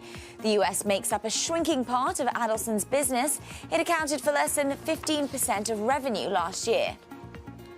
The general counsel and head of litigation at Goldman Sachs have been accused of covering up sexual harassment. A subordinate filed the suit saying she was forced out after she spoke up about the sexual harassment of another female lawyer in the group. Goldman says the allegations are without merit. And that's your latest Bloomberg Business Flash. Tom Francine. Thank you so much, Ritika. Now, this is what we're looking at in the markets here in Europe. A lot of the focus, of course, is on earnings. HSBC, Santander, both beating earnings estimates. Now, this is what else I'm looking at. If you look at, for example, some of the biggest drug company reporting, it's a bit of a mixed fortune. And then, of course, there's this relentless spread of coronavirus that's impacting a lot of stocks as well. Crude, higher a touch. German Bund's pretty much steady, Tom. A little bit of a lift right now. We had red and green an hour and a half ago. Right now, futures up 9, Dow futures up 37. Even the VIX turns around ever so slightly. We'll take it from a lofty 32 down to 32.44. We'll take everything we can get right now. Flat on yield, 0.80% in the 10-year yield. Dollar churning flat, no other way to put it. Yen is of note. Yen has stayed under 105 through all this, with euro-yen, that pro pair showing strong yen versus weaker euro, on the euro 118.07. That triangulates. Turkish lira with a 8.16 an hour ago.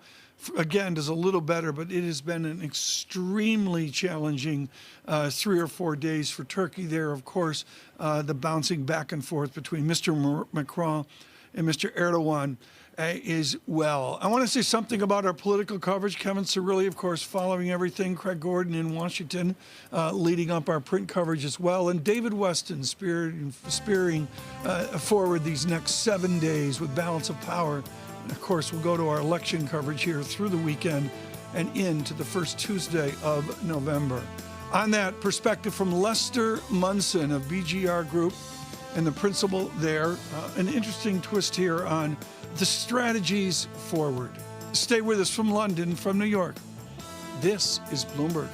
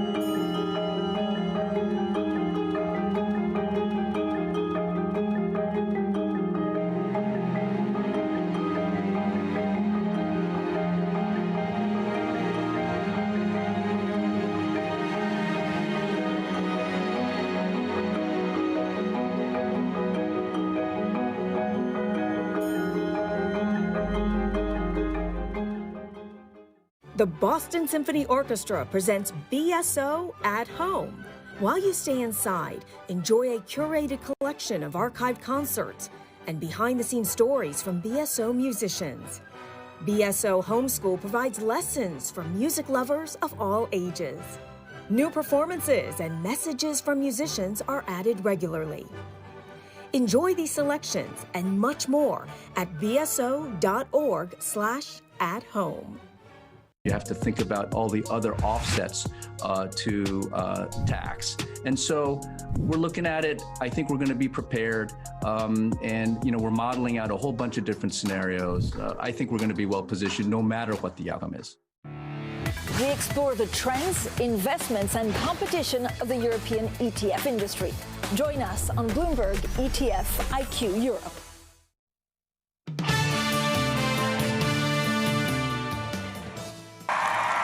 COVID, COVID, COVID. That's all they talk about, the fake news. COVID, COVID, COVID. That's all they talk about. What progress we've made on it, too. We understand it. We know we have to protect our seniors, especially when they have heart, when they have diabetes problems. And we are protecting them. We have the best testing in the world. That's why we show so many cases, because we do more testing than anybody else. But we're doing great. And, excuse me, here I am, right? I'm here too. The bottom line is Donald Trump is the worst possible president, the worst possible person to try to lead us through this pandemic.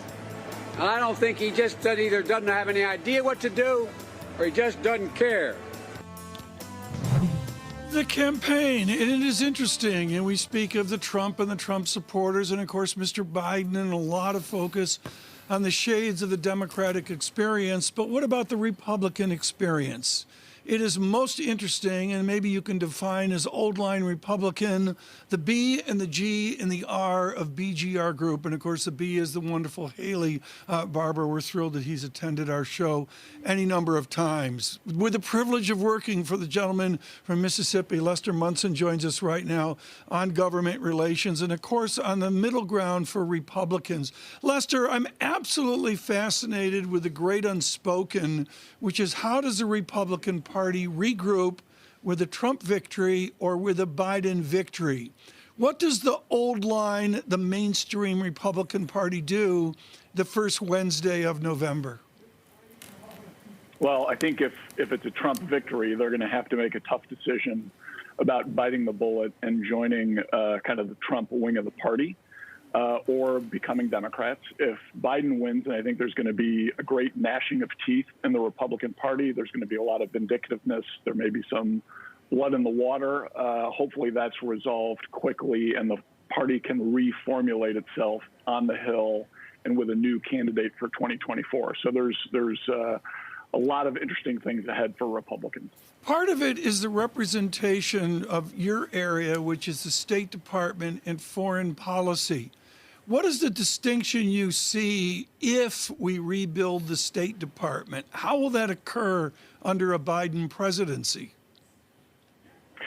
Well, Biden is a much more mainstream, traditional, kind of Washington-oriented politician. Of course, he's been there for almost 50 years. He knows foreign policy. He's got a team of folks who have worked with him for years. Everyone who works in foreign policy has some familiarity with Joe Biden. I think there's not a single person who doesn't know him somehow. So he'll come in with a lot of credibility and a lot of familiarity. And that might make it easy for him to kind of recraft things in a Biden way forward. That's if he's able to grab hold on the Hill, if he's got support in the Senate to be able to do the things he wants to do. But the table could be set for him to do some interesting things on foreign policy. But Lester, what would Joe Biden as president do in the first 100 days? Would it be focusing on foreign policy or is it something more domestic? Do we know? Well, I think he's going to have a very domestic-focused administration. That's certainly what he's been talking about. He's going to be very focused, it would appear, on coronavirus, on having a different kind of response than the Trump administration has had. I think he'll be pushing out public health experts more than President Trump has. I think that's a very good guess. On foreign policy, though, I think he'll also take a number of steps to shore up alliances, visit with our traditional allies in Western Europe, in the Far East, and do the things, and even with our neighbor to the north, Canada, do the things that President Trump just wasn't quite willing to do, those traditional photo op, summit type events. Mm-hmm. Lester, does President Trump still have a shot at this? I mean, we're 7 days away. Could he actually get a second term? I actually think he could get a second term. I think it's going to be very close. I think the numbers look very similar to 2016. We've always known that Donald Trump has underpolled where his real support is. That's certainly what happened 4 years ago. the numbers look very similar. If you look at the battleground states, they're very tight, and a shift of just a couple of points could throw this to the president. Lester, what does a president not need to do in the next 7 days? What's he need to avoid? Well, I think he needs to avoid probably any new disclosures of malfeasance or misfeasance or bad behavior on his part, anything that undermines what support there is for the president. His favorability rating is actually a little bit high for him. He started off 4 years ago at 37. He's now at 43. He's going to want to keep that going in a positive direction here in the last few days. He's got to show some energy. He's got to show that he's recovered well from coronavirus and contrast himself with Joe Biden, who has a little bit of a slower pace and who hasn't been quite as aggressive. But, Lester, what I don't understand is that if you look at the polls, I mean, you know, the Democrats could take Texas. The Democrats could actually take Georgia, and we're also, you know, looking at Ohio. So how does the president still have a shot at this?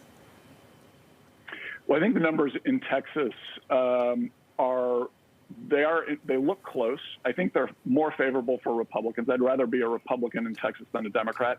Georgia will be very interesting to follow. There's 2 Senate races there that could determine which party controls the Senate, which of course will be huge next year.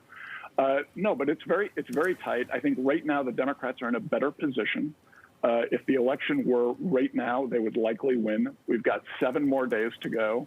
Trump needs to gin up enthusiasm among his base, get out those non-college educated, mostly white voters who don't normally vote. That's his key. He's got to drive those folks to the polls. He's not trying to persuade independents.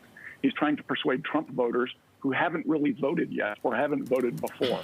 That's his mission. So those polls, I think, are a little bit illusory.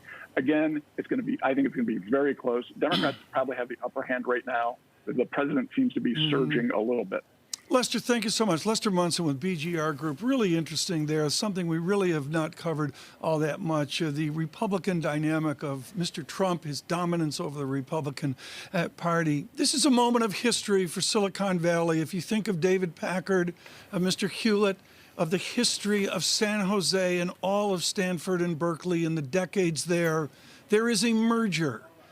AMD will purchase Xilinx. It is a 4-mile difference from Santa Clara to San Jose. And for those that remember the burgeoning semiconductor business and all that it's been for decades, this is a really important transaction. It is $35 billion. It's only 11,000 employees, taking out about 5,000 employees. But it is truly an historic moment for American technology. AMD, with a lower margin, will buy the profitable Xilinx.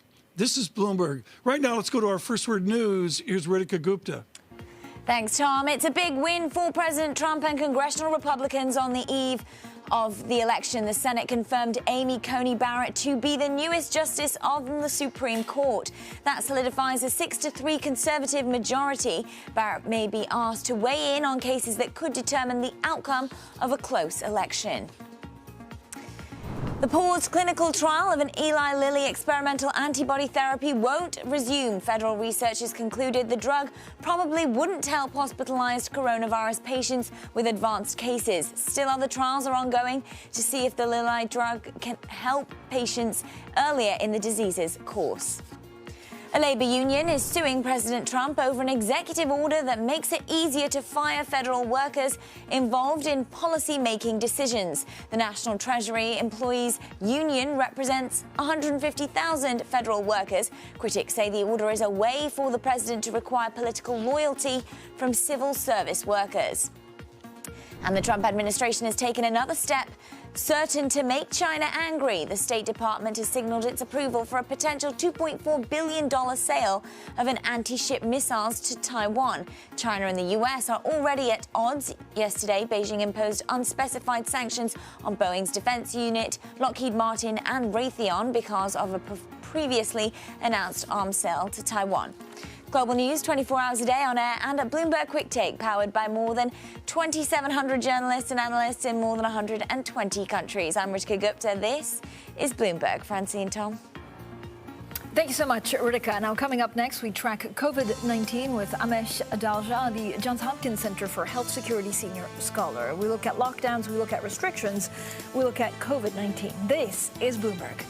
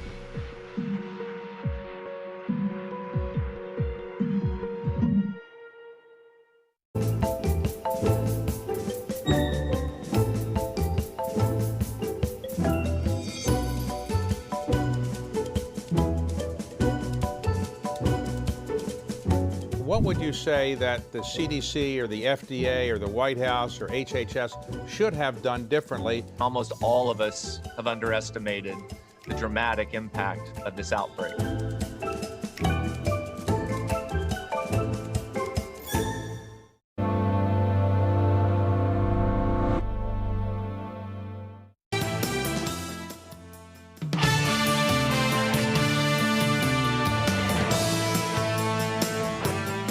I understand there's a huge, I think, allure of rushing out with a vaccine. But the other thing we have to remember is when we go too fast, we can also disrupt the ability of clinical trials to occur for even better vaccines down the line.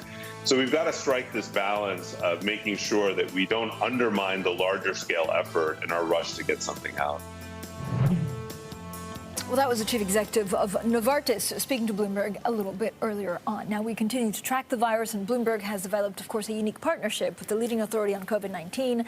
Johns Hopkins has been at the forefront of the international response, and every day we bring you insight from experts in public health, infectious disease, and emergency preparedness. Well, joining us today is Dr. Amesh Adalja, Johns Hopkins Center for Health Security Senior Scholar. Thank you so much, Doctor, for joining us. When you look at COVID-19 and the fact that certain people, are just fed up with restrictions or lockdowns, what can you tell them about the number of hospitals in the U.S. but elsewhere that just cannot cope with the number of sick arriving?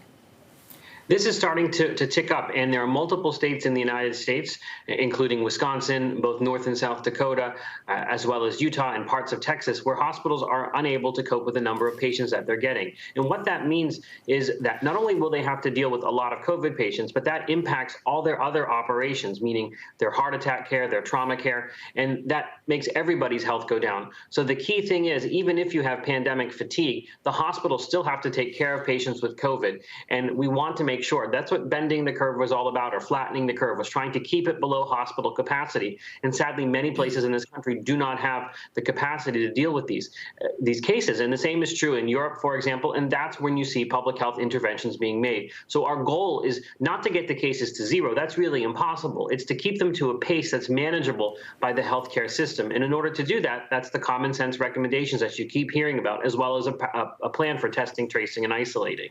The people that are packing hospitals, and of course El Paso, Amesh, is taking the headlines here, terrific challenges on the southern border with Mexico. The people in the hospital, how sick are they? As a general statement, Obviously, they've got the virus. Obviously, they're ill. But how ill is ill for a typical hospitalization? A typical hospitalization involves usually somebody that doesn't necessarily need to go to the intensive care unit, but requires oxygen, maybe through nasal cannulas or maybe through a different type of delivery mechanism. So they're sick enough that they can't cope at home, meaning that they need to be in the hospital to be monitored, to watched, because some of those people do get worse and end up in the ICU. I would say in October of 2020, the average patient in the hospital is less sick than in March of 2020. We are getting better at taking care of these patients and intervening earlier so they don't get as sick. And people are probably getting infected with less virus because there's so much social distancing, so much facial covering use that what we call the inoculum is lower. This is a hypothesis that needs to be worked out. But it does seem that they're less sick. But that doesn't mean that we're still not getting over 1,000 people dying, that this still isn't a deadly disease that we have to take very, very seriously. If someone's had the virus in March, April, May, June, if you catch it again, is it going to be less worse than the first time, Amish? And overall, you talk about the viral load.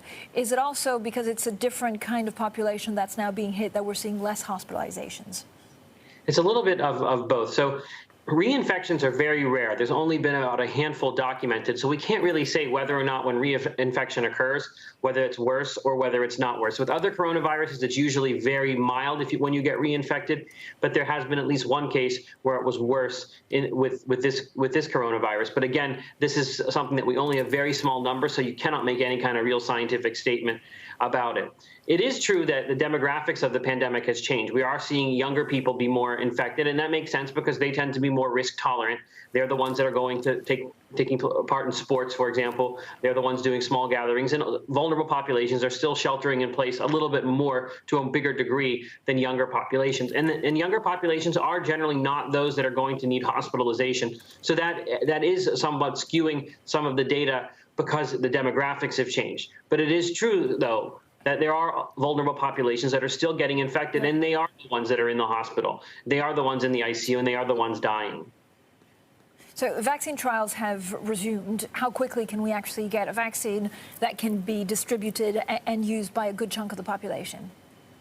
For a good chunk of the population to be able to get a vaccine, it's likely going to be mid-2021. At the best case scenario, we might have an emergency use authorization for one of the vaccines prior to the end of the year, but that's really only going to allow it to trickle out to healthcare workers and maybe some high-risk individuals. You have to think about the scale of getting enough doses of the vaccine available to meaningfully impact the virus. That's a long time, and this is going to be a 2-dose vaccine with a lot of logistical challenges because it needs to be kept at a very cold temperature. So I do think we're going to be battling this virus without a vaccine well into 2021. All right, thanks so much for joining us, Amish Adalja there of Johns Hopkins, and be sure to check out VRUS Go on the Bloomberg terminal for the latest information. You can also tune in every day for our exclusive conversations with Johns Hopkins experts for an inside look at battling COVID-19. Now, later on Bloomberg Surveillance, Eli Lilly Chairman and Chief Executive David Ricks. That's also a conversation on antibody testing. That's at 7:30 a.m. in New York. That's 11:30 a.m. in London. And this is Bloomberg.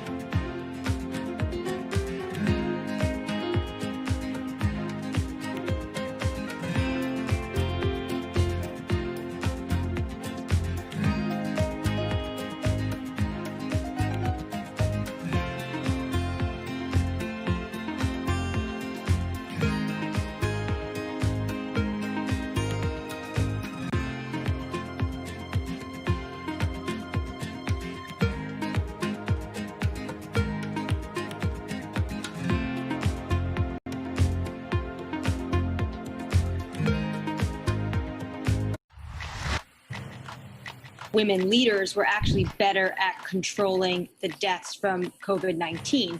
Do you think out of this pandemic, we'll see more countries be willing to elect female leaders? When we look at women leaders, we tend to project on them baggage that they shouldn't bear. Women are given an opportunity when no one else wants to do the job. Women had a very clear objective. They wanted to save lives. The women leaders, if you look at their careers, have also built up a level of trust. In fact, women have to be better at communication in order to be elected as leaders, whereas this doesn't hold true for men. We need to get those sexist stereotypes out of our head and give women a fair run for leadership. Trying to change the stereotypes about women is not only the business of women, but men have to be part of it.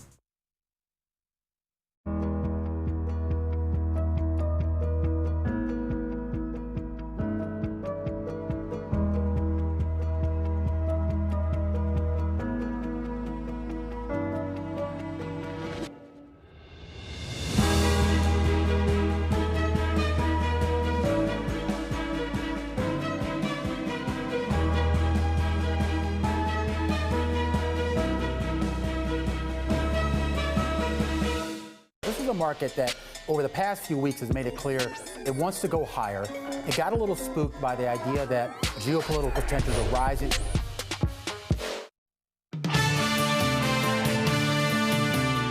This is Bloomberg Surveillance. I'm Rishka Gupta with your Bloomberg Business Flash. A big takeover in the semiconductor business. Advanced Micro Devices has agreed to buy Xilinx for $35 billion in stock. That takes the chipmaker into more diverse and profitable markets.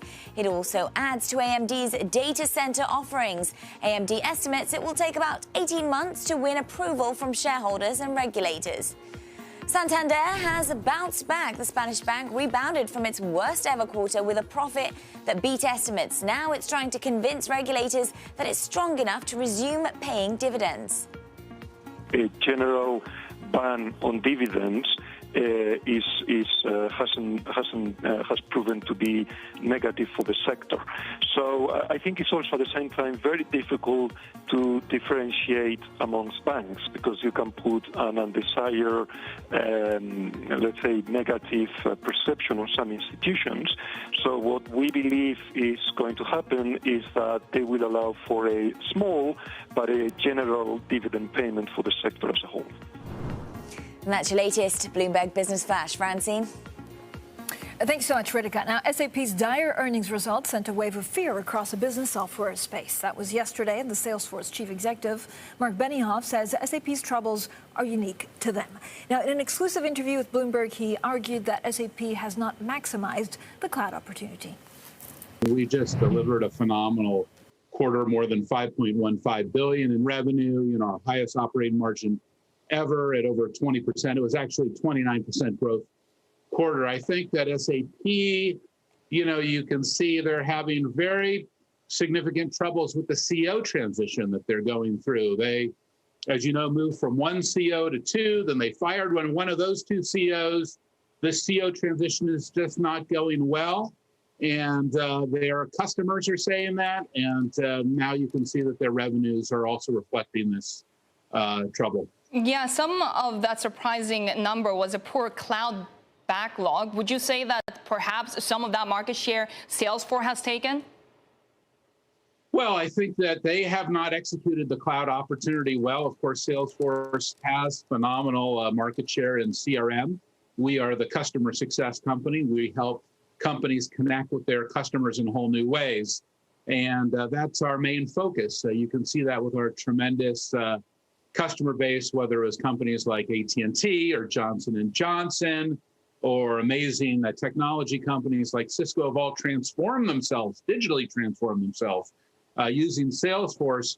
That focus has served us well. We're number one now in CRM. You saw the new IDC information that just came out last week. Our market share continues to grow. And look, this has been an amazing time. It's a year that none of us could have possibly expected. And in technology, every company is going through a massive digital transformation, and that transformation is accelerating. And SAP's troubles, I think, are unique to them. You've eliminated about 1,000 jobs earlier this year, and those included customer support roles. So will you be rehiring? What are your plans on that front, given, as you say, the strength of your results? Well, we're actually adding more than 4,000 new jobs in this current 6-month period. We'll add 12,000 jobs this year. As part of that, we will shift about 1,000 of our positions. Don't forget, Salesforce has 54,000 employees worldwide. We're constantly making changes to our employment base. We continue to grow very aggressively in all geographies, and we're very excited about the transformation that the company has gone through this year. So how much of that strength is coming specifically from Asia, given that they're emerging from this pandemic faster than anybody else? Well, I was in Asia last week. I went to Singapore, and it is amazing the difference between Singapore and the United States. I mean, in the United States, everything is closed. Everyone is going through unbelievable difficulties. The pandemic is hitting record case numbers. In Singapore, they had no new cases while I was there. Every restaurant was open. Every business was open. Every store was open. And we can learn a lot from Asia. We can learn a lot from Singapore. We can learn a lot from Japan on how to handle these pandemics. Now, of course, this is not their first pandemic in Singapore or even in Japan. So they have learned before, and they're executing their playbook. But in the United States, we're just having a lot of troubles. Not the first pandemic in China either, and you've entered business with Alibaba's cloud business last year. Just give us a brief update on how that's going. Where are you seeing strengths and perhaps some challenges? Well, I'll tell you, Daniel Zhang, he is the CEO of Alibaba, and when this pandemic hit, he has been a tremendous friend and partner of us. He helped us procure more than 60 million units of PPE. And that has now gone to over 300 hospitals in the United States and actually around the world. And we could not have done that without our partnership with Daniel and Alibaba, and we will be eternally grateful. Well, that was the Salesforce Chief Executive Officer, Mark Benioff, speaking exclusively with Bloomberg's Sherry Ann. Now, we need to look at the data. Let's have a quick look at the markets, but also tell you about a big deal that's out there. Now, Tom brought it to you about 15 minutes ago. First of all, European stocks are still dropping. Again, we had some drug companies actually reporting earnings. If you look at Pfizer and Merck that came out in the last couple of minutes, Pfizer revenue pretty much in line with expectations, and actually Merck a touch below. The other story I want to show you is basically what Tom was talking about, which is AMD agreeing to buy chipmaker Xilinx for $35 billion in stock. This is Bloomberg.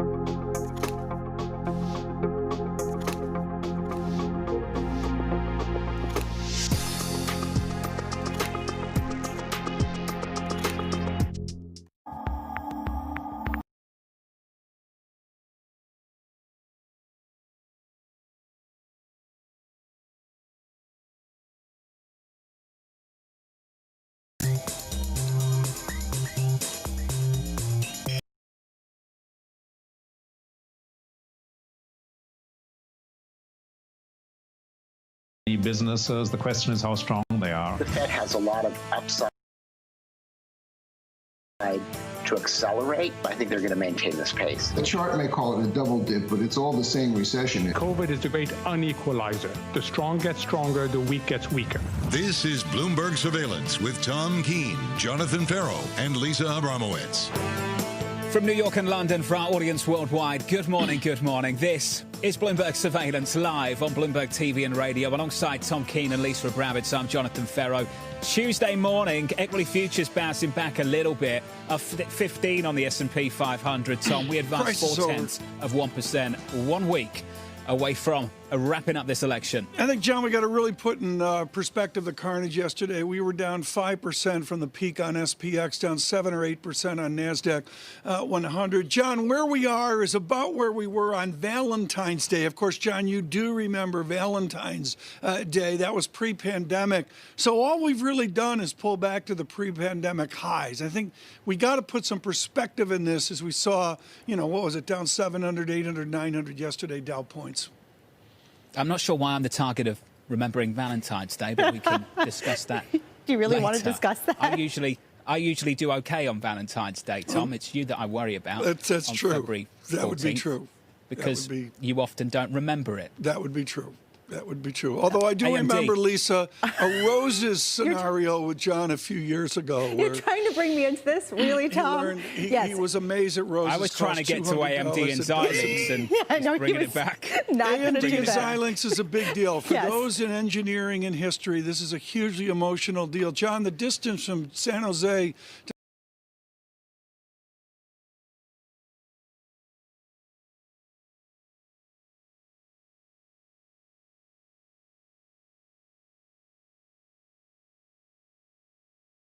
large, it really says something about the combination of all the history of the Bay Area. $35 billion in stock and a tale of two companies in one sector. Intel not so great at the moment, Tom, and AMD really performing. That seems to be the story in that industry at the moment. Yeah, as you mentioned, you absolutely nail it, John. To me, and I'm speaking as an amateur here in engineering, to me, the story here is Intel really didn't play. This is AMD, a giant 11,000 employees, taking out 5,000 employees, Xilinx. But you're just dead on. The Intel that we knew 10 and 20 years ago, maybe akin to IBM, is a changed company.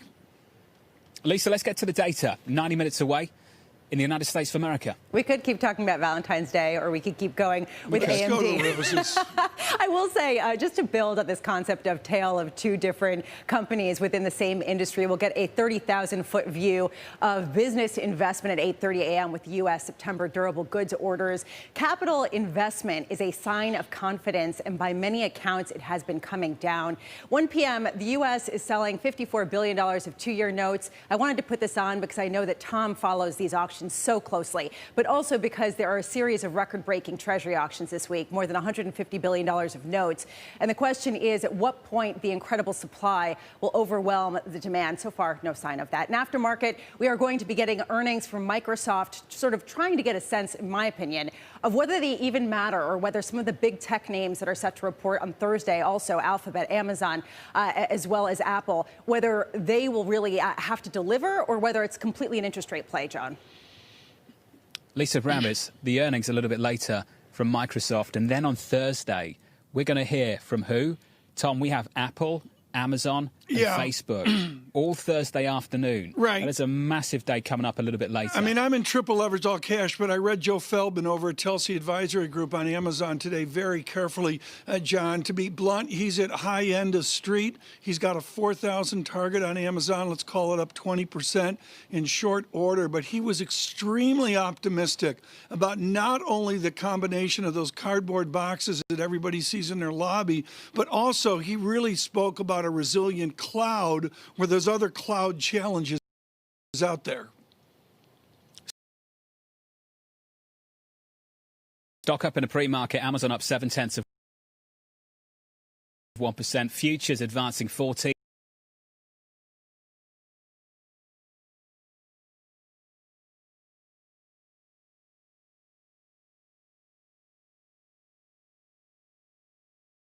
.7994% on a US 10-year.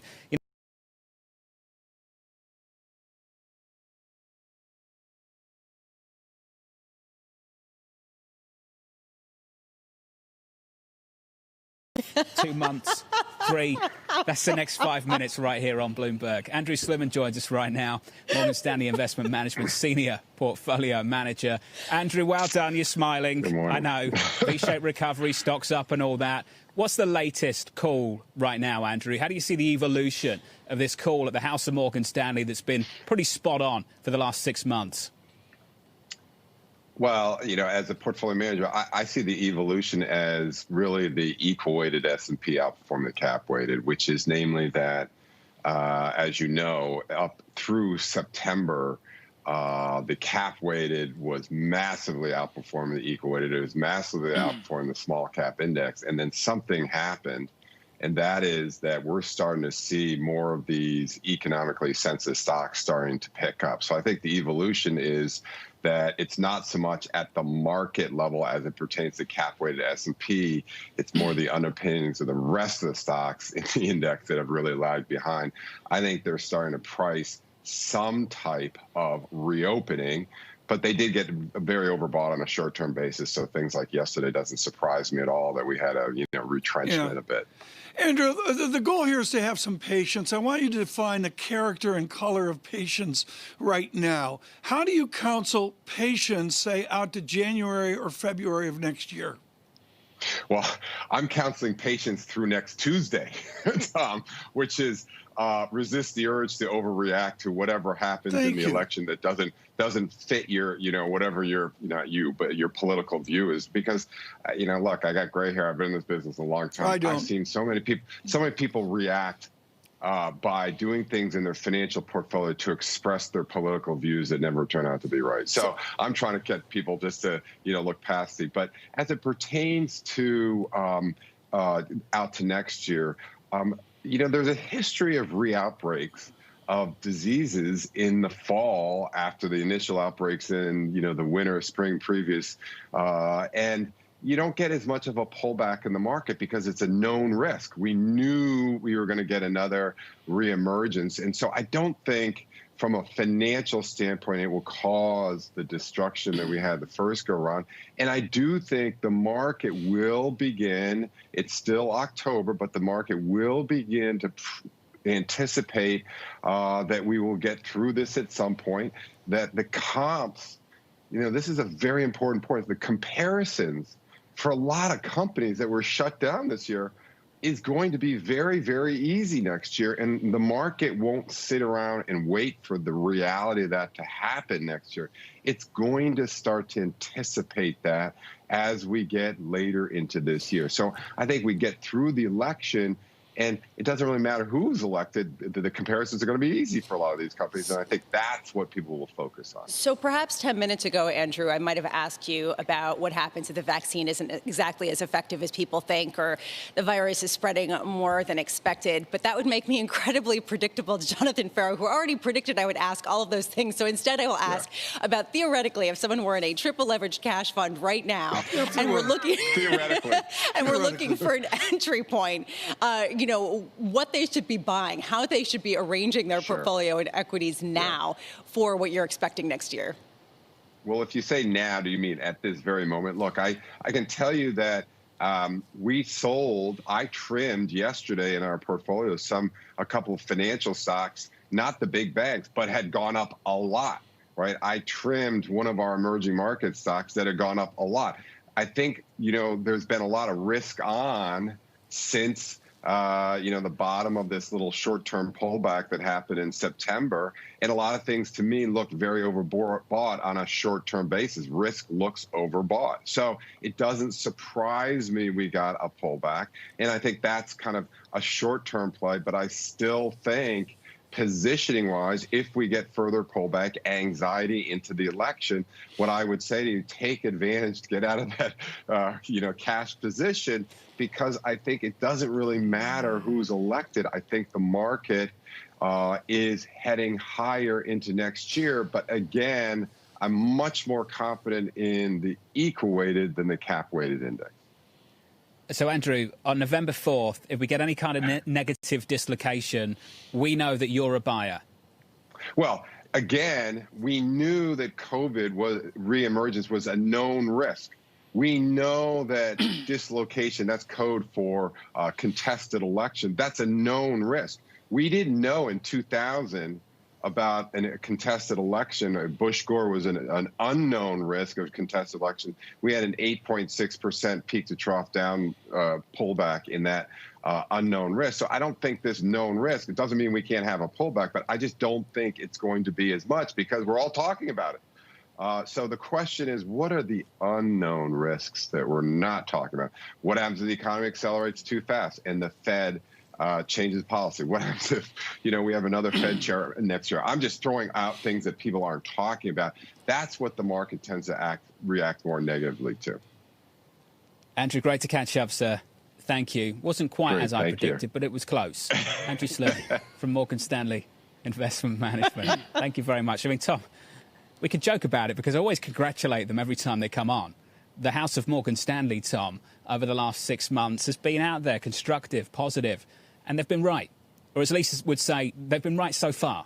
Well, they've been right so far. I'll go with that. But, this comes down to, for everybody listening and watching, are you linking politics directly into your investment or not? And everybody has sort of a core belief on that, John. I mean, I've learned over the years that people really, really, really link, and others don't. I mean, the research capability here is extraordinary, John. I was flabbergasted that long stem roses now don't cost what they cost on February 13th of any given year. Oh, really? I mean, this is price theory. This is University of Chicago. It's a deep study that was done out at, I think Krosner had something to do with this. $44.98 on Amazon, and they give you a free vase. Okay. And, John, that is way beneath what you spend for wilted roses. He returned those. He returned those roses, Tom. Go ahead. I do this live on air. You can literally move the digit. I mean, you can move the decimal point there, John, over what you got taken for in the island of Manhattan. I think I'm short roses going into the new year. I'm looking for an entry point. Decipher that any which way you want. I might have been long roses. I'm most certainly short roses now. If Dave Ricks of Eli Lilly is watching, he's probably rescheduling. The CEO coming up a little bit later on Bloomberg.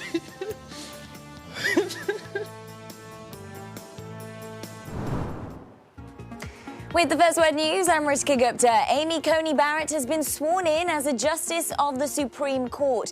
The first of 2 required oaths was administered not long after the Senate voted 52 to 48 to confirm her. Every Republican but one voted in favor. Chief Justice John Roberts will administer the second oath today at the court. Barrett's confirmation solidifies a 6-3 conservative majority. The record coronavirus surge that started with young Americans has now reached the oldest populations. According to the CDC, counties with the largest 65 and older populations now have an average 19 daily cases per 100,000 residents. That's 67% higher than a month ago. China ramped up its purchases of American goods last month. Still, it's far from the full-year target set out under Phase 1 of the trade deal with the U.S. The Chinese bought more American soil, soybeans and cars. With 3 months to go in the year, Beijing is in a little more than a third of the way towards the goal of $170 billion in U.S. imports. Global news 24 hours a day on air and on Bloomberg Quick Take, powered by more than 2,700 journalists and analysts in more than 120 countries. I'm Rishka Gupta. This is Bloomberg.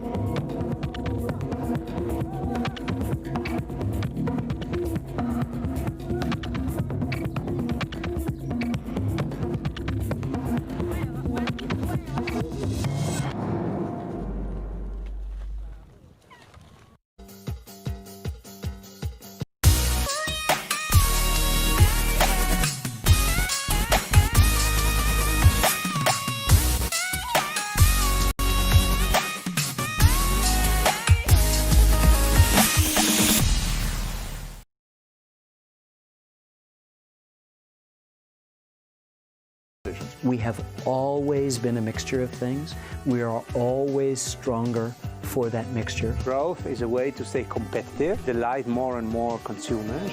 Welcome to the best of Bloomberg Technology. I'm Emily Chang. They've moved the needle by acknowledging that they have to monitor the content. What is one word of advice you'll take with you? Learn how to listen. And that is certainly something that has served me well. Ankiti, where do you go from here? It's a huge market. It's a huge opportunity. I want to go 100x from here. Our philosophy is to partner where we can and stand apart when we should.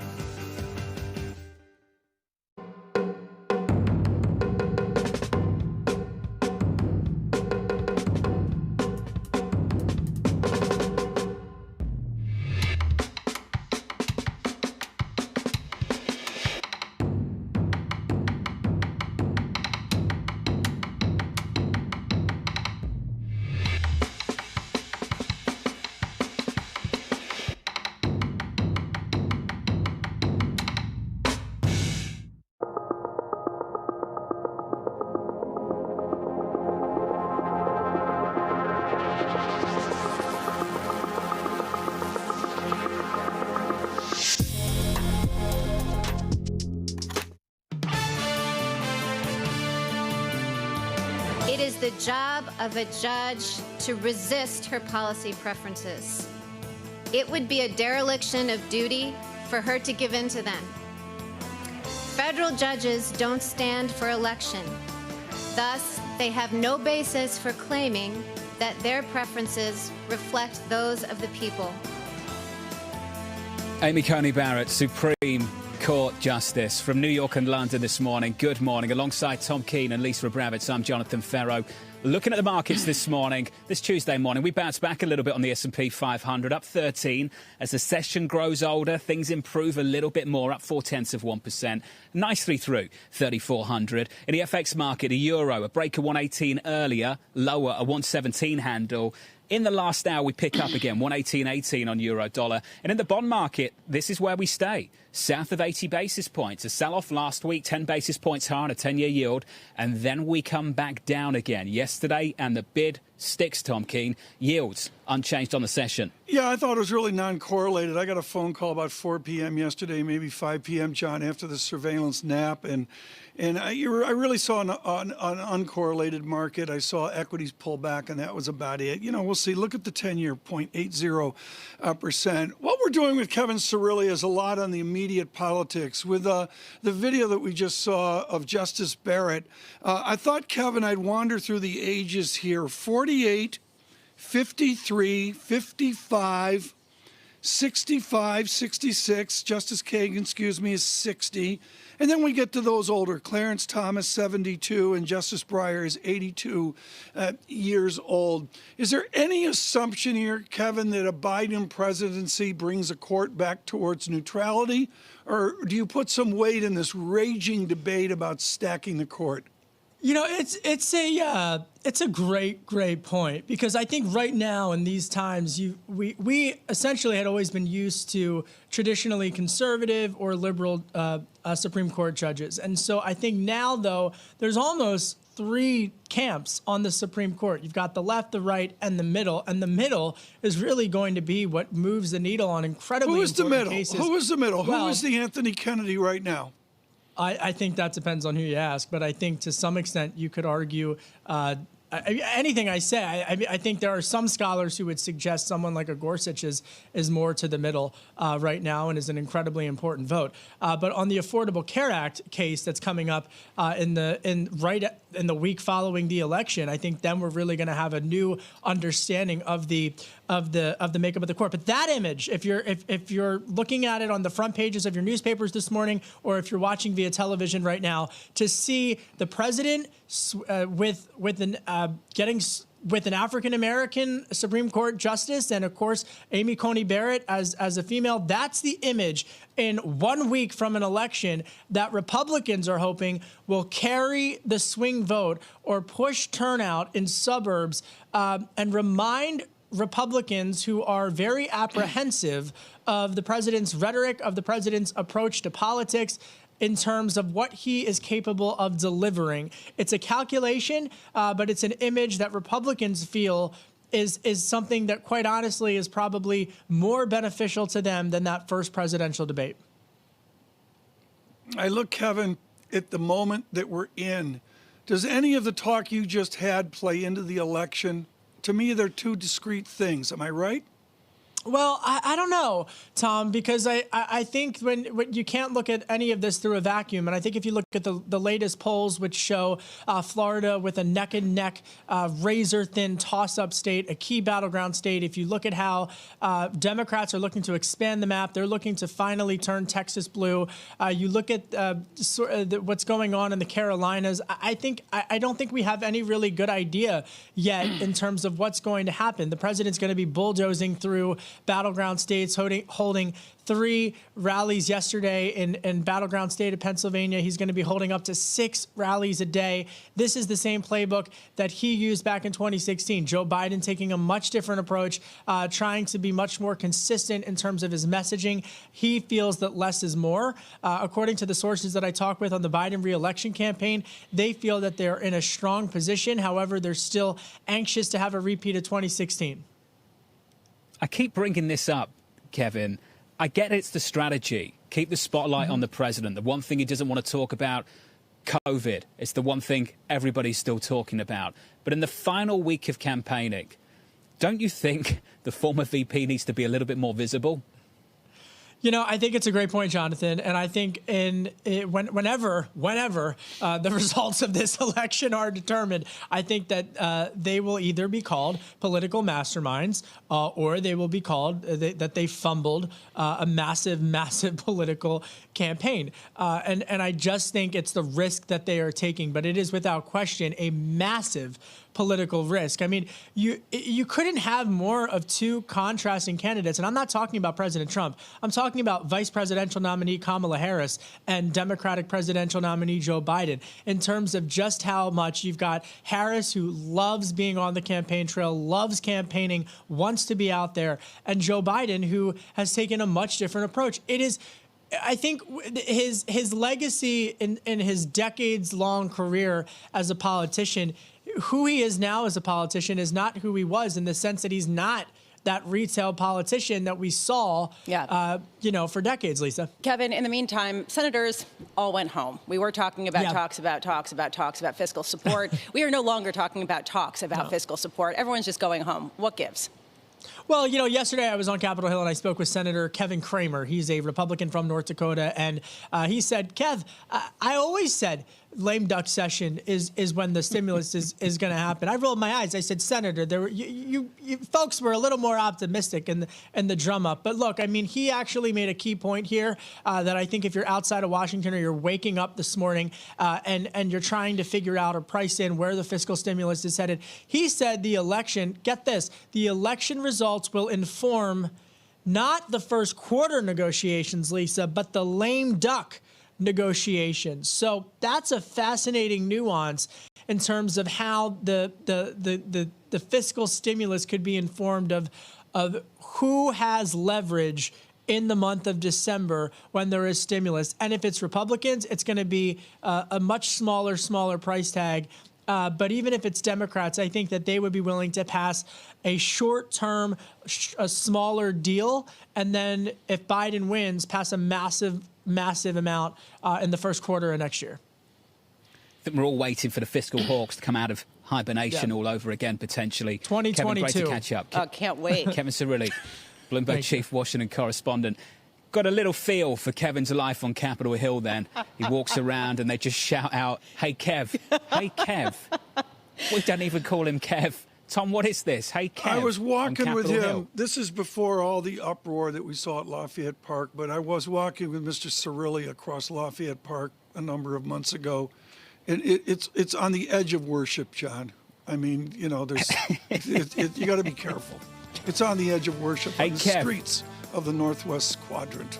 I bet it is. More of that still to come. A week away from a general election. I almost sent him a dozen roses, but I didn't. Oh, my God. Do you want to do that again? Really? Do you want to do that again? Come on. Hey, I'm happy the Tots won. It was spine-tingling. That's the good news.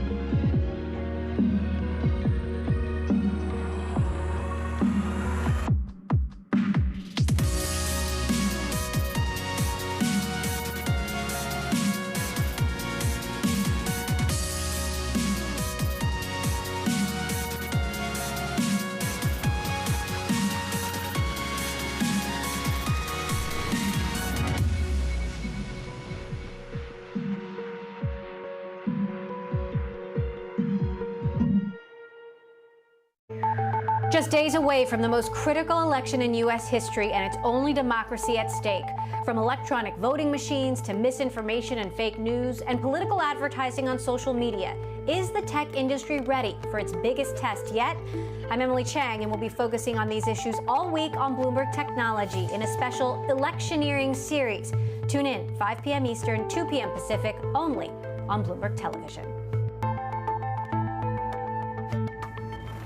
Biggest initiative yet is coming up. On October 29th, we'll start a $20 billion Rural Digital Opportunity Fund auction, essentially targeting that money to unserved parts of the country where there is no broadband at the FCC's definition of 25 megabits per second.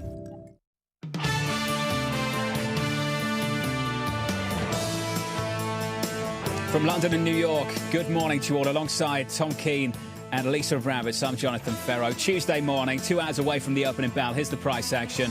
The S&P 500 bouncing back a little bit from yesterday's losses. Up 15, we advanced 0.4%. The bond bid sticks, though.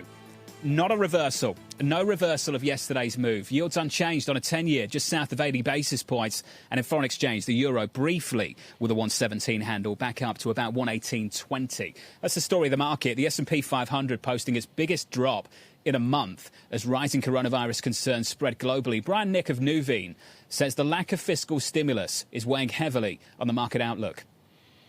Those programs have all been expired, and there's not really a promise for any replacement until perhaps the middle of the first quarter of next year. And so what we're seeing, I think, is at least a pause by markets as they kind of evaluate what this is going to mean for earnings and for the economy as a whole in the fourth quarter. That's the take of Brian Nick. Here's the take of Chris Watling of Longview Economics writing the following. The update on the monthly US household cash flow model and the latest money supply data support the contention that further stimulus isn't necessary. What's needed is a vaccine. That would release the full effects of the stimulus. Tom Keene, that is a take that Chris Watling doesn't just hold alone. That's a take that many people share with him. Yeah, there's no question about it. It really goes back to really the foundation of Longview Economics out of Cazenove. Chris Watling really talking about old normal. I love that idea, Chris Watling, of pushing against the PIMCO religion of new normal. What is a Watling old normal, and what does it mean forward?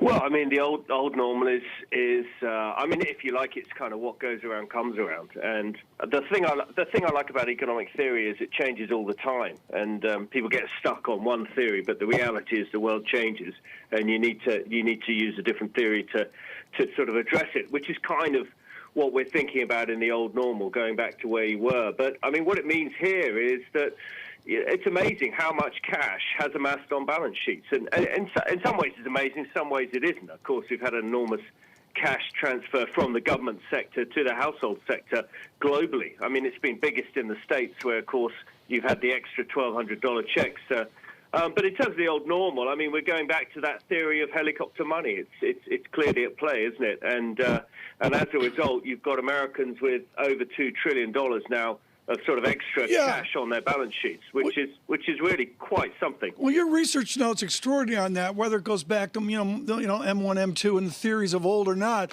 We're up to our eyeballs in cash. What will be the catalyst for someone to find comfort to put that to work?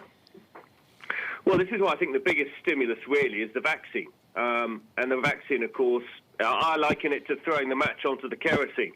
And the stimulus is the kerosene. It's already sitting there. It's waiting for that match to hit it. And of course, once you get the vaccine, you begin the normalization of spending process, and all the sort of wealthy baby boomers who are retired or semi-retired, and the high-income workers who may have been sheltering. All these people come out and start spending that cash they've been saving, and get the economy going and returning to normal. Chris, a lot of people agree with you. I am sitting here listening to you. We're all waiting for a vaccine. The question is, what do you do in the meantime as millions of people lose their jobs and don't have any income, and the tourism industry is dead, and you end up with this situation where people can't be employed because there are many industries simply shut down because there is not a vaccine yet, and there may not be one in distribution form that's effective until the end of next year, even in mass. So what do you do until then? Do you just sort of wait and see how long these cash balances can sustain households?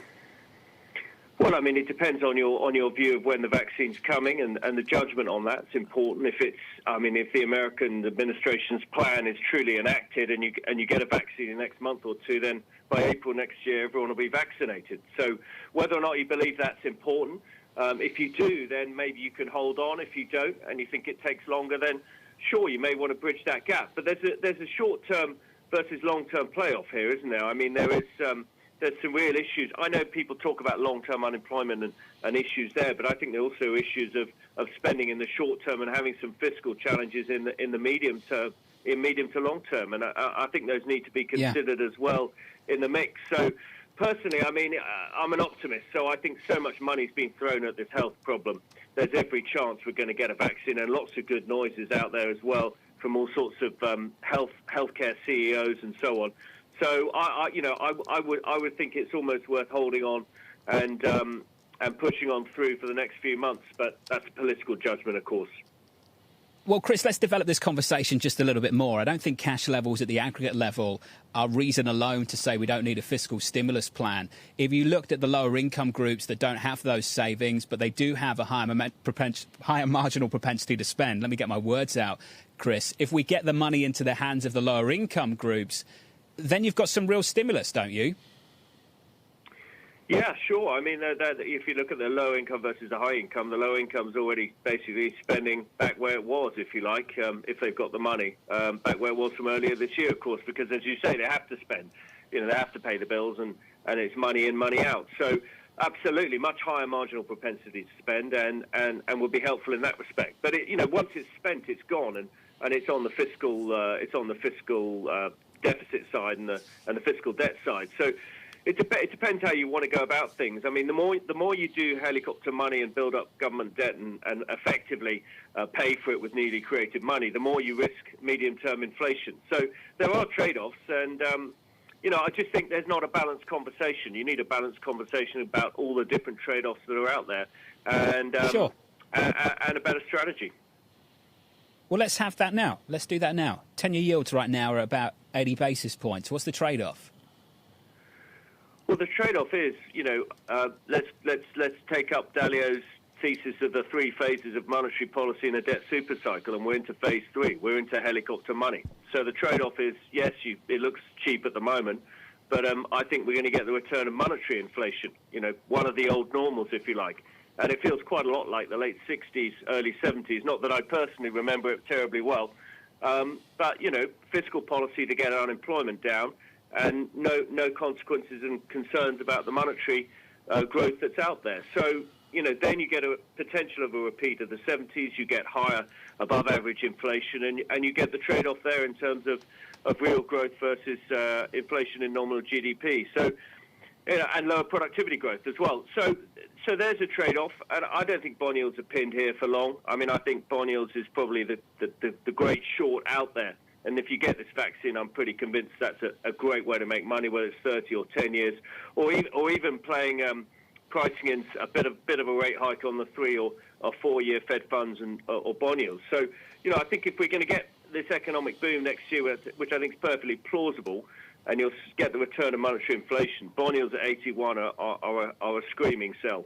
Chris, a really bold call right now, especially when you have the large houses looking at bonds and seeing perhaps they could sell off a little bit, yields could rise a bit, but not all that much, which brings me to a question about what you think monetary policy will and should be. In other words, will the Fed be willing to expand its balance sheet and buy more treasuries in order to suppress bond yields going forward in order to prevent that, even if inflation increases, leading to further negative real yields? Do you think that is an acceptable proposal or a good kind of stimulus going forward to help the economic recovery? I suspect what we'll have is the Fed. It depends on the shape of the growth, and that in part depends on the shape of how the vaccine comes and the shape of the pandemic, if you like. So, if it's my scenario that we expect that strong economic growth and a bit of a boom feel to it, then I think the Fed will be starting to back away from its stimulus, maybe 12, 18, 24 months down the road, but certainly doing that rather than engaging in yield curve control, because growth will look good and healthy, and they won't feel the need to do that, right.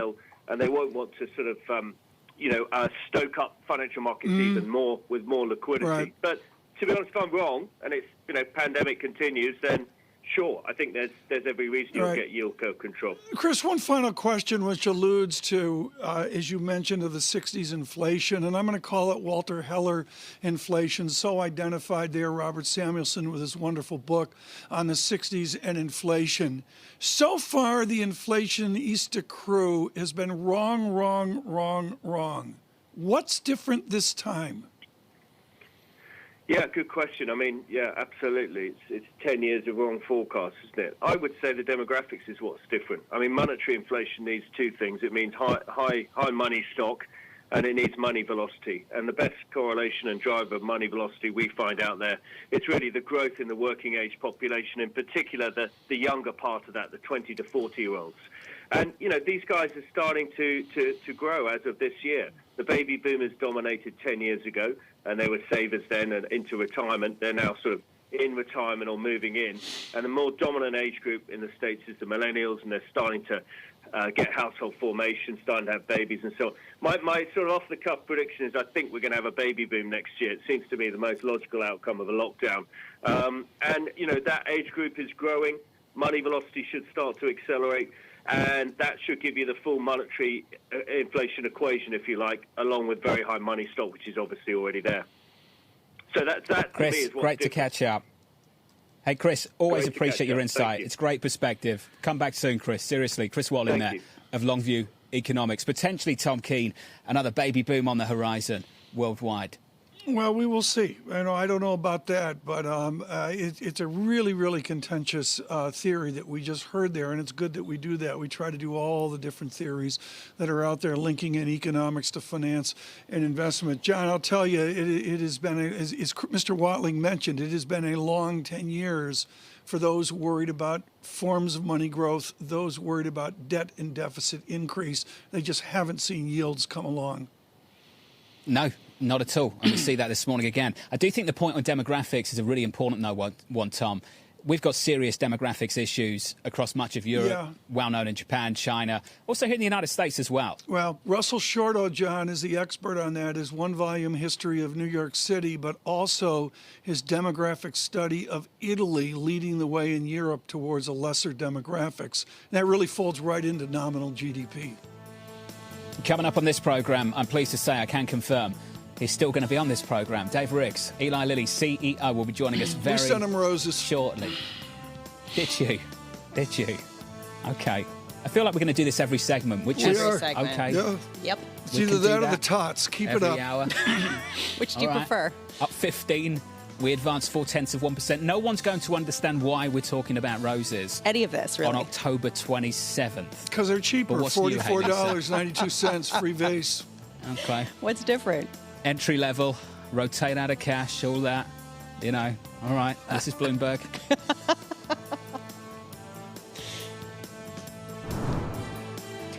With the First Word News, I'm Rishika Gupta. It's a big win for President Trump and congressional Republicans in the final week of the election campaign. The Senate confirmed Amy Coney Barrett to be the newest justice on the Supreme Court. That solidifies a 6-3 conservative majority. Barrett may be asked to weigh in on cases that could determine the outcome of a close election. The paused clinical trial of an Eli Lilly experimental antibody therapy won't resume. Federal researchers concluded the drug probably wouldn't help hospitalized coronavirus patients with advanced cases. Still, other trials are ongoing to see if the Lilly drug helps patients earlier in the disease's course. The company's CEO joins Bloomberg Surveillance in just a moment. A labor union is suing President Trump over an executive order that makes it easier to fire federal workers involved in policy-making decisions. The National Treasury Employees Union represents 150,000 federal workers. Critics say the order is a way for the president to require political loyalty from civil service workers. And it's a bright spot in a cloudy U.S. labor market. Warehouse operators across the country are rushing to hire workers in the midst of that boom in online sales. Overall employment in the U.S. is still nearly 11 million below pre-virus levels, but the number of people working in the warehousing and storage industry has actually risen by 46,000 since February. Global news 24 hours a day on air and on Bloomberg Quick Take, powered by more than 2,700 journalists and analysts in more than 120 countries. I'm Rishka Gupta. This is Bloomberg.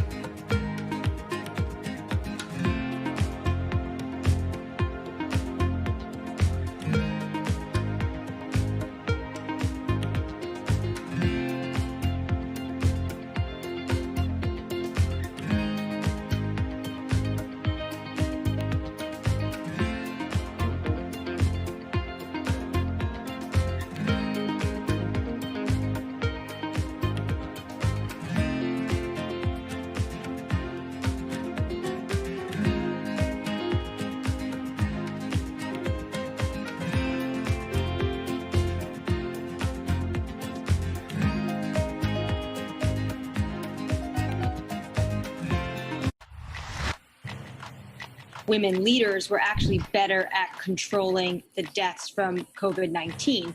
Do you think out of this pandemic, we'll see more countries be willing to elect female leaders? When we look at women leaders, we tend to project on them baggage that they shouldn't bear. Women are given an opportunity when no one else wants to do the job. Women had a very clear objective.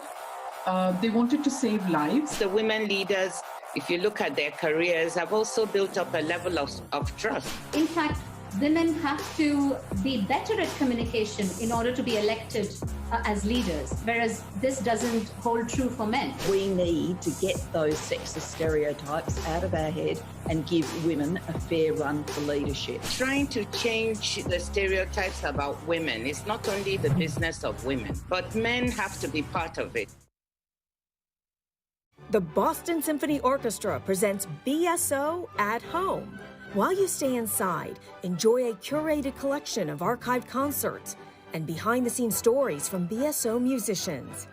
BSO Homeschool provides lessons for music lovers of all ages. New performances and messages from musicians are added regularly. Enjoy these selections and much more at bso.org/at-home. What is happening today in India is actually a determination to rebuild our economy. India has an opportunity not only competing in the space of the factory of the world, but a very big opportunity to compete in being the office of the world.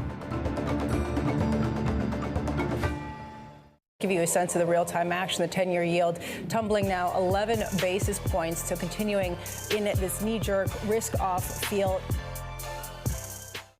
I am David Weston.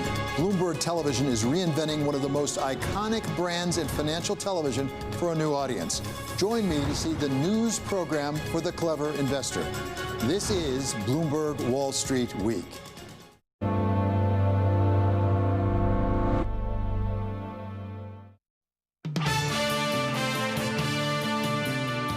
I understand there's a huge, I think, allure of rushing out with a vaccine. But the other thing we have to remember is when we go too fast, we can also disrupt the ability of clinical trials to occur for even better vaccines down the line. So we've got to strike this balance of making sure that we don't undermine the larger scale effort in our rush to get something out.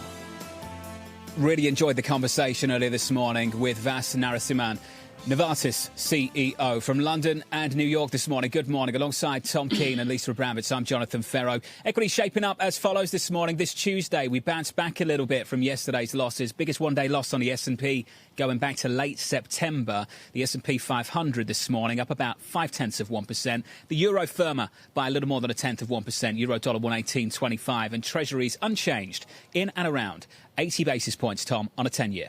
Very good. Right now, and this is a joy, as we consider this terrible pandemic, and all of us at Bloomberg Surveillance have done everything we can to bring you experts. David Ricks is out of Purdue. He runs a shop called Eli Lilly in his Indiana, and they are dominant in our history of finding solutions, whether it's insulin, erythromycin, and particularly what Lilly did on polio vaccine in 1955 was absolutely original, absolutely historic.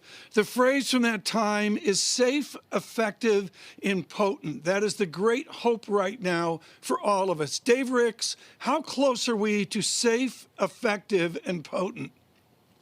Well, thanks for having me on. It's obviously a time when the importance of our scientists' work is at a high.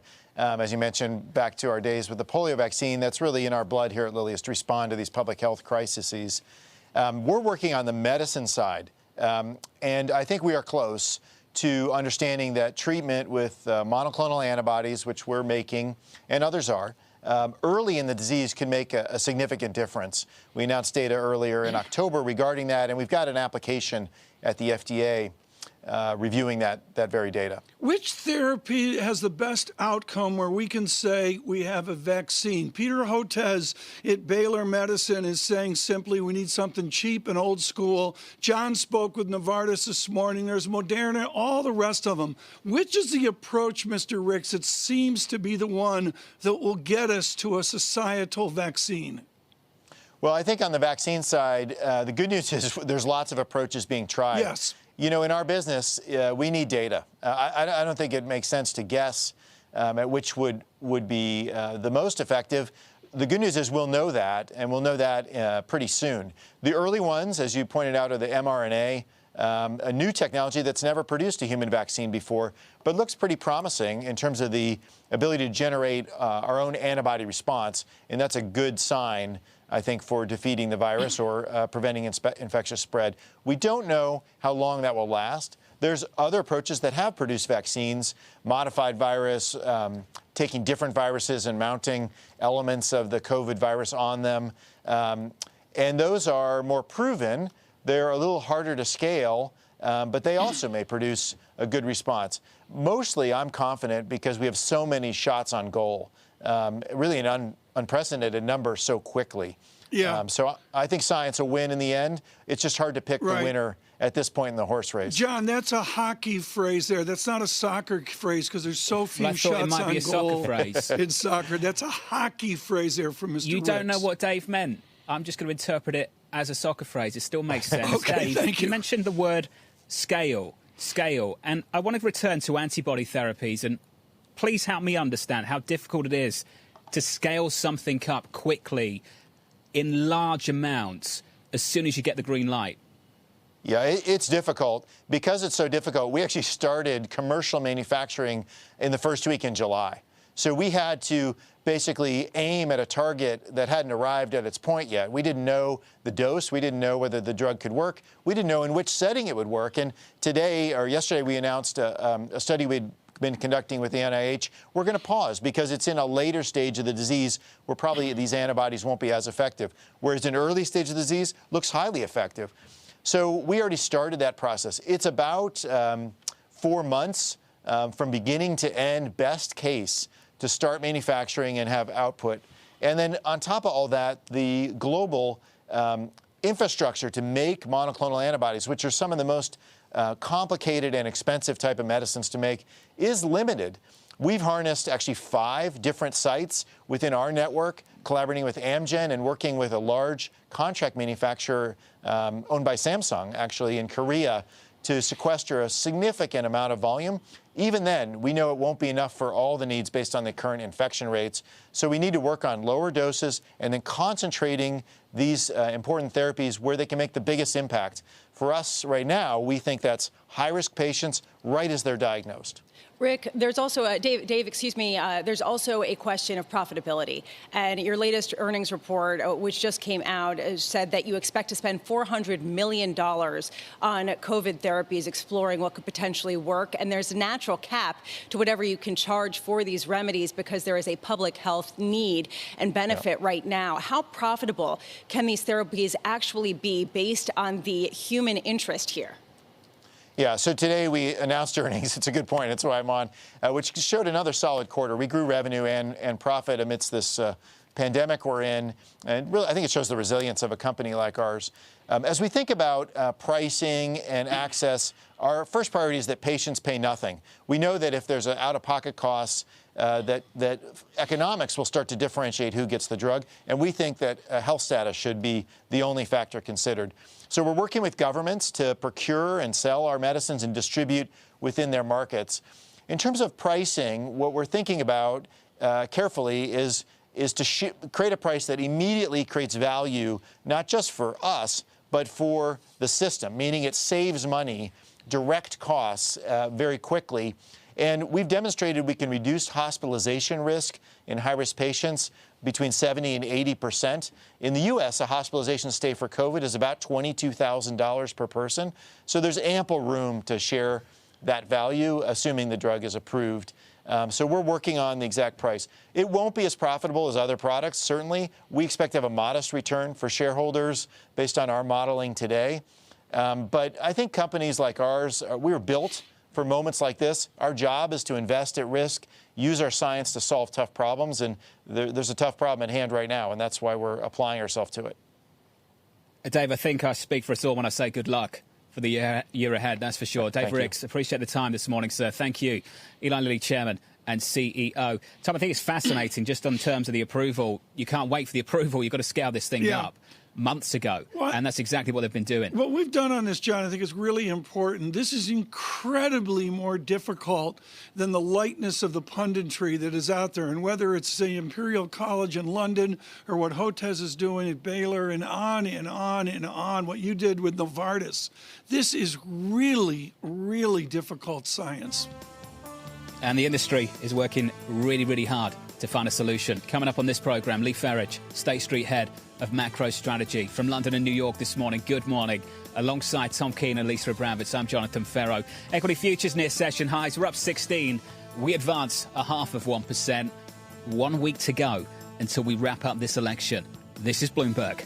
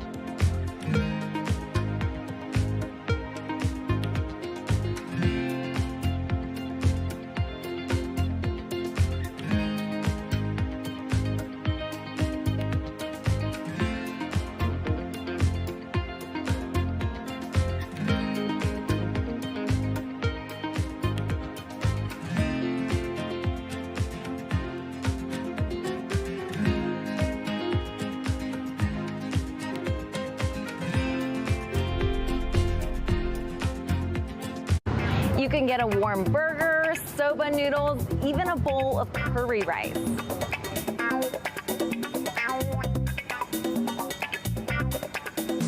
In a city like Tokyo, vending machines seem to be everywhere. There are literally millions in Japan, and it's a big business, selling $44 billion of goods in 2016. With COVID-19, those sales are slowing down, which means getting rid of unprofitable machines. Vending machine sales were already falling even before COVID, with competition from convenience stores that are open 24/7 and have way more options. But there is hope for some of them. About an hour away from central Tokyo is the Retro Vending Machine Park. Here you'll find 50 or so machines side by side selling some quirky items.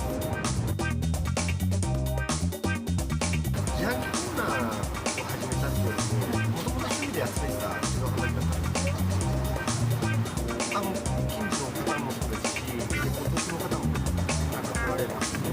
週末になるともう5000人ぐらい来たんですよ。平日はそんなですね。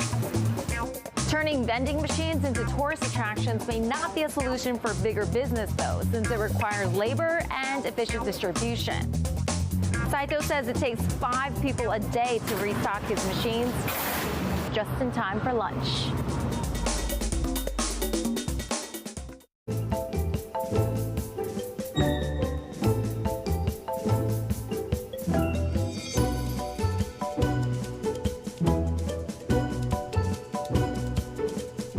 What would you say that the CDC or the FDA or the White House or HHS should have done differently? Almost all of us have underestimated the dramatic impact of this outbreak.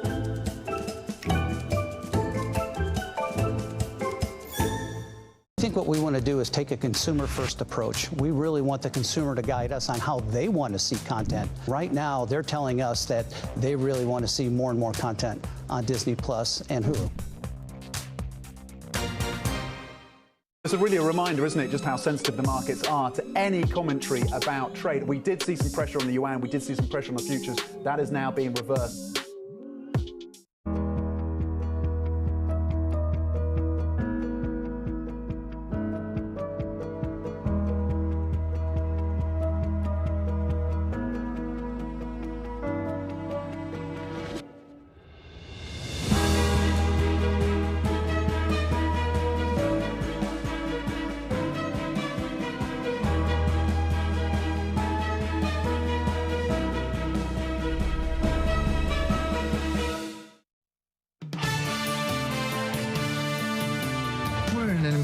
Now where there's much less leverage in the equity market. We have just huge levels of debt, and we don't want to get into a debt trap. It's clear that we are going to see downward revisions in many businesses. The question is how strong they are. The Fed has a lot of upside to accelerate. I think they're going to maintain this pace. The chart may call it a double dip, but it's all the same recession. COVID is the great unequalizer. The strong get stronger, the weak gets weaker. This is Bloomberg Surveillance with Tom Keene, Jonathan Ferro, and Lisa Abramowitz.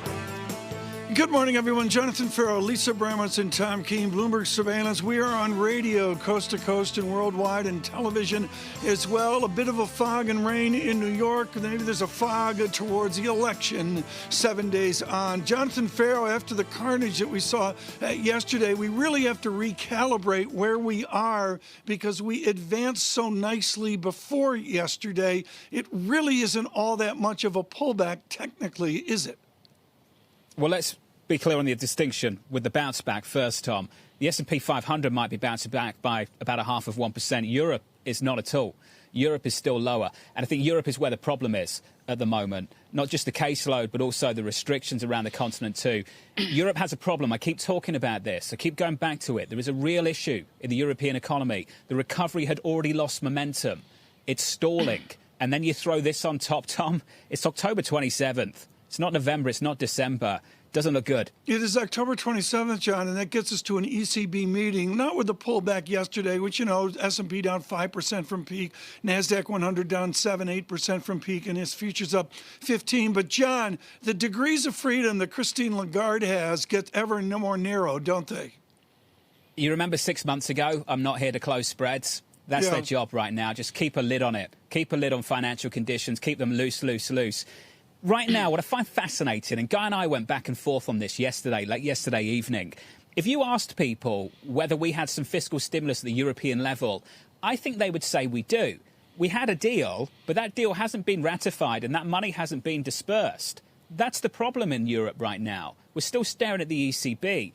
They haven't got it done at the European level yet. They had an agreement, Tom, but that agreement hasn't been ratified in national parliaments and that money hasn't left the door and might not for several months. And Lisa, Christopher Rowan, publishing moments ago at Strategas, points out what you've said, which is, yeah, we saw some equity fire yesterday, but really not that much, Lisa, on the bond side as well. What did you observe in bonds from, say, yesterday afternoon, 3 p.m.-ish, on forward to right now? Well, the interesting thing is people who are declaring the death of the 60-40 portfolio were wrong over the past few days. The equity volatility has been met with more buying of treasuries, albeit not that much and not that significant of a yield move. But it raises this issue, the uncertainty, the fog that you're talking about, is not only around the election, it's around where the bigger risk lies, that Treasury yields will go up very quickly or that they will shrink very rapidly with disinflationary tendencies. The fog of uncertainty is palpable, Tom, about everything from the election to just the fundamental economy and the permanent joblessness that we may see. We've got a wonderful guest here in moments with a real quantitative bent to him, but right now looking at the data, futures up 16, as John mentions, Dow futures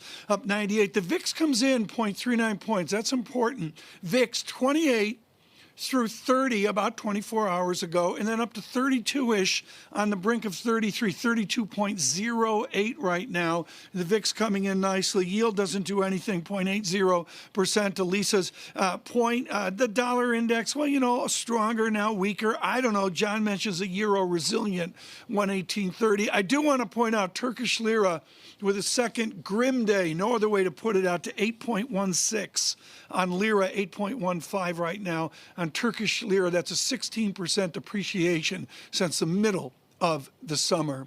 Lee Farage is different. With an acclaimed career at Commerce Bank and then for almost a decade at Rabobank, he holds court in Boston at State Street Bank as head of their macro strategy. And Lee Farage brings there a terrific quantitative bent. Lee, I want to go to the quant right now and the quantitative belief out to 2021. What is the position as you try to hedge your bet out? Are you able to hedge right now? In terms of the outlook, you can. I mean, you know, the market is, I would say the market is very neutrally positioned ahead of the election.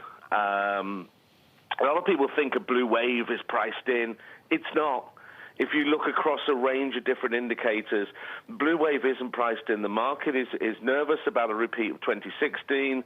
They're skeptical about the polls, and people are really sitting on their hands. Well, Lee, let's talk about where it's not priced in. Where do you think it's not priced in? I don't think it's priced in anywhere, quite honestly. You know, in terms of the dollar, we see positioning in the dollar generally is underweight, but I think there's a view amongst many, which I agree with, that the dollar is going to go down whoever wins the election. You know, equities, yes, you can argue there's some overweight positioning in equities. But again, I think the view is we're going to get more policy stimulus, so equities probably go up whoever wins. The barometer for me I'm looking at most of all is probably EM.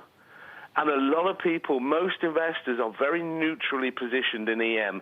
And EM's really the sort of swing variable on the election. If we get the blue wave, very positive for emerging markets. If we get, you know, Biden with a split Congress or Trump with a split Congress, then that's a much more tricky environment for EM. So I would look at EM positioning as a guide to the market positioning, and for me, that's neutral. Well, Lee, let's just go back a couple of steps. Stocks go up, whoever wins. The dollar goes down, whoever wins. Why, Lee? Well, I mean, I think, you know, in terms of the dollar, it's about the Fed primarily. And it's about actually foreign investors' ability to hedge their treasury purchases, right? So the U.S. runs a significant current account deficit. They fund that through bond purchases. Well, if foreign investors can hedge those bond purchases, the dollar goes down. And right now they can, because the Fed's not offering any short-term rate premium. The curve is relatively steep. Sounds ridiculous with 80 basis points 10-year yields, but the curve is relatively steep. So therefore, foreigners can hedge their treasury purchases, the dollar goes down. Whoever wins the election, that's not going to change. The Fed's not going to be hiking rates for the next 3-4 years. Whoever wins the election. You know, you can argue on a blue wave it probably goes down faster because we get the fiscal stimulus, which probably increases the current account deficit. But either way, the dollar goes down, whatever the election outcome. Lee, what's the threshold for the Fed easing further? Oh, it's a very good question. I mean, the trigger, if anything, would be yields. If we see yields start to back up, I think the Fed will be fearful of that. So that would mean that they would ease further to control yields. I know they don't have yield curve control as a policy, but they don't want to see higher yields. So again, if you get the blue wave, talk of huge fiscal stimulus, if we see yields back up, then the Fed could restart or re-expand QE to hold yields down. So I think that's a big trigger. But even without that, listen, we have this shiny new framework. Yeah, we have average inflation targeting. We have maximum employment rather than full employment. On their own forecasts back in September, they don't achieve either of those targets in the next 3 years on their own forecasts. So I think the Fed's going to ease further anyway.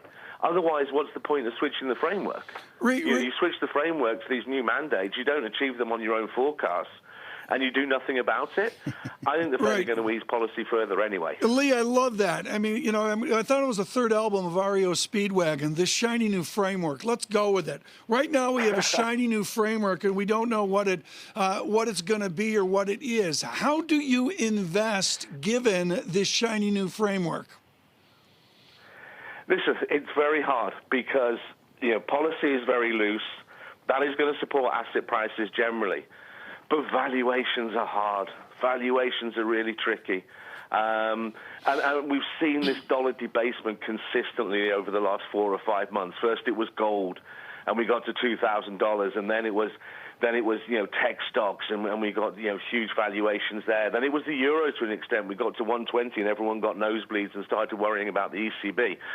It's tough. Listen, if we get the blue wave, as I mentioned before, I think emerging markets could have a fantastic 2021. You'll have a weakening dollar. You'll have a big infrastructure spending plan. You'll have huge fiscal stimulus in the U.S. You could have a fantastic 2021 for emerging markets, FX, equities, fixed income. Yeah. If you get the sort of split Congress and President and White House, it's much harder, and I think the environment becomes much harder for investors. Policy is going to stay loose. That's going to support asset prices probably, but the volatility in the sideways market we've seen since August, because the S&P is at the same level now as it was in mid-August. As you mentioned earlier, Europe is actually Euro stocks are the lowest since June. Those sort of more sideways markets will be the result if we have split White House and Congress, and investing is much harder. If you get the blue wave, EM is where I would be. Hey, Lee, come back soon. Would love to catch up, maybe on November 4th. Lee Ferridge there of State Street. Thank you, sir. Equities bouncing back. One stock to watch ahead of the open. AMC out with some news in the last 10 minutes or so. That stock up in the pre-market by about 5.5%. AMC saying that several AMC locations in Northern California, San Francisco, the Greater Bay Area, will resume operations beginning Friday, October 30th, Tom. That news just breaking. The stock up by about 5.5% in early trading. Yeah, it has been challenging. I mean, I'm looking at the chart here. Now, you said AMC, and I thought you were going to AMD off of Xilinx, so you're confusing me, John. No. I mean, it's like... We could do that later. It's like work here, but, I'm trying to get back... The place you would watch a movie at, Tom. Really? Well, when was the last time I went to the movies? I mean, they're back almost to pandemic lows of March and April right now. I mean, basically they went 7 down to 2. And I guess they've come back a little bit. I mean, that's all there is to it, right? But I know, Lisa, you've been following the debt story as well. This has been one of the candidates that people have been a little bit worried about in the last month. Frankly, the fact that the shares are up this much in pre-market trading on the news that they're just reopening theaters indicates how low the bar is, John. That's all I can say. Exceptionally low for this industry. It's tough. Coming up, Tina Fordham of Avonhurst Advisory Services weighing in on this election. You might not have heard, it is 7 days away from wrapping up. We might have a result November 4th. We might, being the issue for this market, because maybe we won't. It could go on as long as 15. Brexit. Up 0.4%. What, 4.5 years? Yeah, I hope not. You hope not too. This is Bloomberg.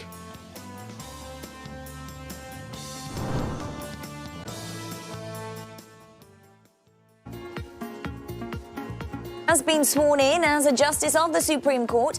The first of 2 required oaths was administered not long after the Senate voted 52-48 to confirm her. Every Republican but one voted in favor. Chief Justice John Roberts will administer the second oath today at the court. Barrett's confirmation solidifies a 6-3 conservative majority. The record coronavirus surge that started with young Americans has now reached the oldest populations. And according to the CDC, counties with the largest 65 and older populations now have an average 19 daily cases per 100,000 residents. That's 67% higher than a month ago. China ramped up its purchases of American goods last month. Still, it's far from the full-year target set out under Phase 1 of the trade deal with the U.S. The Chinese bought more American oil, soybeans and cars. With 3 months to go in the year, Beijing is a little more than a third of the way towards the goal of $170 billion in U.S. imports. And in the UK, Prime Minister Boris Johnson faces a revolt from more than 50 of his own Conservative members of Parliament. They're demanding a clear route out of lockdown for parts of northern Britain that helped give him a majority in the last election. The lawmakers told Johnson his strategy of targeting local areas with restrictions was disproportionately damaging the economies of northern regions. Global news 24 hours a day on air and on Bloomberg Quick Take, powered by more than 2,700 journalists and analysts in more than 120 countries. I'm Rishka Gupta. This is Bloomberg.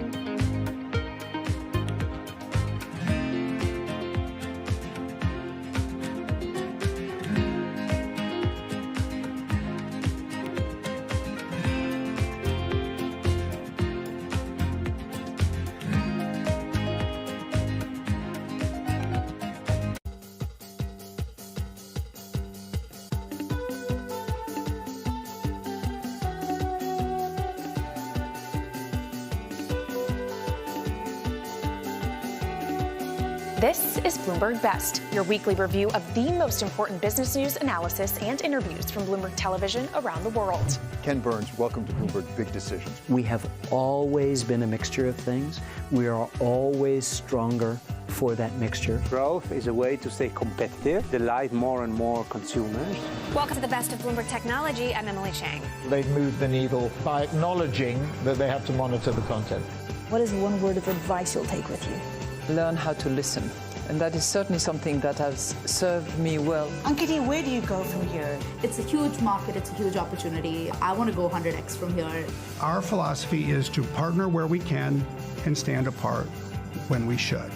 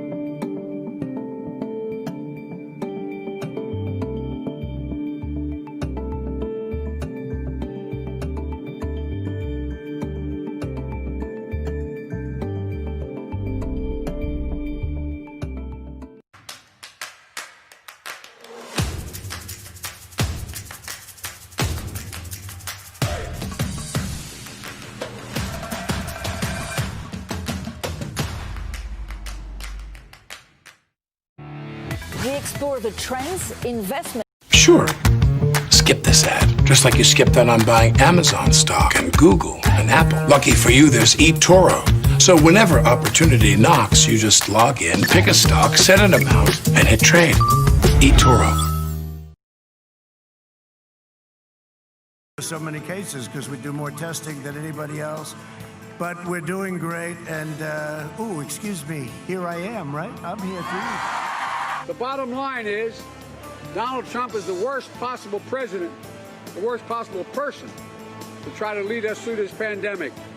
And I don't think he just either doesn't have any idea what to do or he just doesn't care. President Trump and Vice President Biden continuing to rally yesterday with 1 week of campaigning still to go. From London and New York this morning, good morning. 1 hour and 12 minutes away from the opening bell alongside Tom Keane and Lisa Abramowitz. I'm Jonathan Ferro. Futures up. Positive on the S&P 500 up 14. We advanced 0.4%. We talked a lot about the weakness in Europe. Euro resilience still the story, though, 118.30. And in the bond market, just muted price action here after yesterday's rally. 79 basis points on a 10-year, Tom. Yeah, muted is the right word. I like that for where we are right now, and we'll just watch it here amid all this uncertainty. Of course, part of that is a domestic uncertainty. Part of that is the science we've been talking about, particularly with David Ricks of Lilly. But also there is the foreign, the international policy uncertainty. Tina Fordham studies this at Avonhurst Advisory Services. We're thrilled she could be with us with really thoughtful synthesis here of tying this all together. What does the State Department look like, Tina, with a Biden victory? Well, it might have some people back in it again, Tom. The State Department was famously hollowed out during the Trump administration, and the conduct of U.S. foreign policy really was coming, more from the White House. We have a lot of demoralized U.S. diplomats around, and so I think what the broad expectation of a Biden presidency, as unexciting as it sounds, would be a return to the kind of conduct of U.S. foreign policy that we've become used to globally, regardless of whether there's a Republican or a Democrat in the White House. Second terms are always different. And, with no disrespect to Mr. Trump, it seems all second terms enter jubilant and become exhausted more rapidly. Would you suggest a changed foreign policy in a second term Trump, or just simply more of the same? So as you say, one of the facts about being a second-term U.S. president is you're a lame duck on the first day, right? You're not going to be reelected from there. I would say not enough time has been spent thinking about what a second-term foreign policy might look like under President Trump. But one thing that I think investors can count on is the continuation of tough rhetoric toward China. And in fact, that stands even if you have Joe Biden in the White House. So U.S.-China trade tensions would remain strong. I think you will see foreign powers actually test a second Trump terms for policy, right? By perhaps being a bit more assertive. We're starting to see this in Turkey from President Erdogan, for example. Who else might want to test the resolve of President Trump or an incoming President Biden? It's a good time in many ways to see if the U.S. is willing to honor its agreements. Tina, it's hard to look out past the next 7 days. There is still so much uncertainty about how this election process will unfold in the weeks, months afterwards. Among Democrats, there is a persistent fear of a 2016 redux, Hillary Clinton leading in polls, people predicting that she had an incredibly good chance of beating now President Trump, and Clinton sort of taking a back seat and not campaigning as robustly in certain key swing states. Now Joe Biden doing something similar. Is this 2016 all over again? Well, Democrats will certainly hope not, for many reasons. First of all, Hillary's polling lead actually narrowed in the final 2 weeks, which is something that we're not seeing yet with Joe Biden. His lead has been pretty consistent. So he has that on his side. Other factors, of course, that make this time different is far fewer undecided voters. People have been clear much earlier on in the race than we're used to in U.S. elections. And we don't have third-party candidates that are really helping, divide things further. So there are some important differences between now and 2016. But for sure, it remains possible that there could be another divided outcome between the popular vote and the Electoral College, which is why I think the margin is really the key variable to watch for here. President Trump, of course, would be hoping for another Electoral College led victory, and he does have a path for that remaining, despite the negatives and the headwinds against him in this race. But another difference would be that I think, unlike in 2000, for example, Bush Gore, I don't think Democrats will roll over quite so easily as they did that time. Tina, 4 years later, is the polling better this time around? Well, this is what my pollster friends assure me. I'm not a pollster or an election forecaster myself. Pollsters really took a beating. When in fact, to be fair to them, they were pretty accurate in the national polling, right? Because Hillary Clinton did win on that front. It was the Electoral College polling, and it was specifically white, non-college educated men who were under the radar screen. This time, if anything, I suspect pollsters will have overcompensated for this error. And it's hard to think of a kind of hidden pocket of people, cohort of people that could appear that haven't been factored in. And then, of course, we have the phenomenon of what looks like historically huge turnout. Tina, great to catch up. Appreciate your time this morning. Thank you. Tina Fordham there, Avonhurst Advisory Services Head of Global Political Strategy. Tom, we've gone over this a few times. I think it's worth going over again. The polls back in 2016 and the failure, or at least that was the word that was used at the time. The lead of Hillary Clinton on election day, 3 points, in and around. And the popular vote, the final popular vote, the lead was about 2 points. This time around, the lead is about 8 points at the moment, the average of polls, depending on which one you look at, Tom. And I think Lisa has made the point as well. If polls are wrong 4 years later, this time, Tom, that is a total failure for this industry in a huge, huge way. Yeah, there's no question if they do it back to back. Yes, it's a problem. There's polls that were successful. Trafalgar gets a lot of ink for being successful in 2016. But, John, I would just go to simply the idea the pollsters can't reach a huge body of America, and the word is shy now, whatever that means, but that are just unpollable. That's really what we're talking about. With the polling technology, it's just not there to reach out and grasp those people. As you see, is the president like in 40 of the 50 states today? I mean, he's making the circuit, looking for those unreachable. Can you imagine Tom Keane doing the phone interview when the pollster calls up? Trying to work out. Good luck to Never that. happened. That'd be interesting. Let me tell you what Tots. happened 50 years ago. Yeah, tots. Roses. Getting a drink. Hold on. I'm getting a drink. Hold on. Let's talk. The poll was incomplete. It was meant to go on for 2 more days because we called.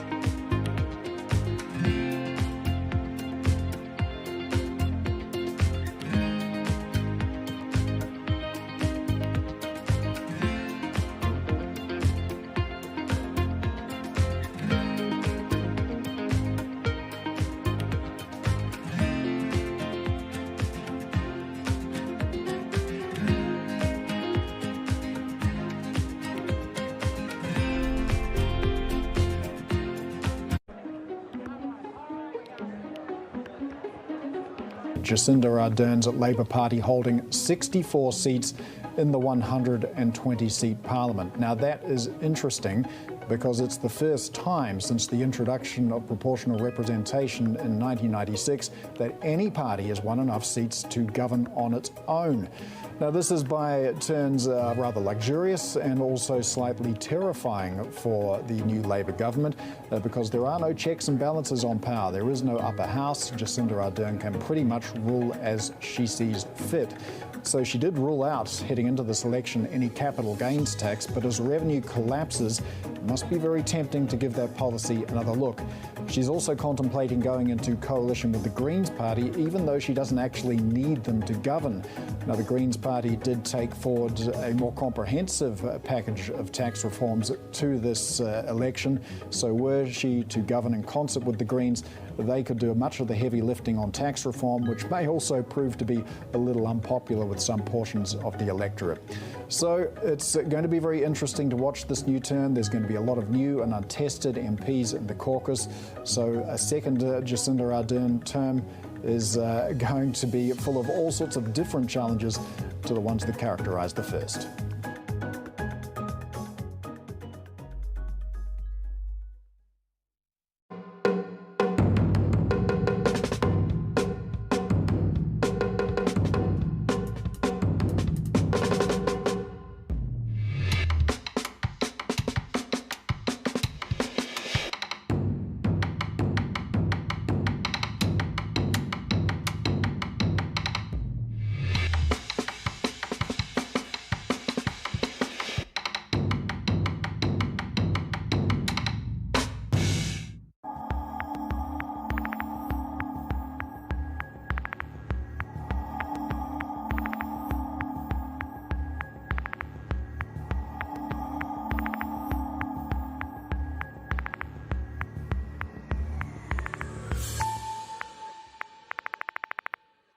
Seeing advanced economies doing better than emerging and developing economies, excluding China.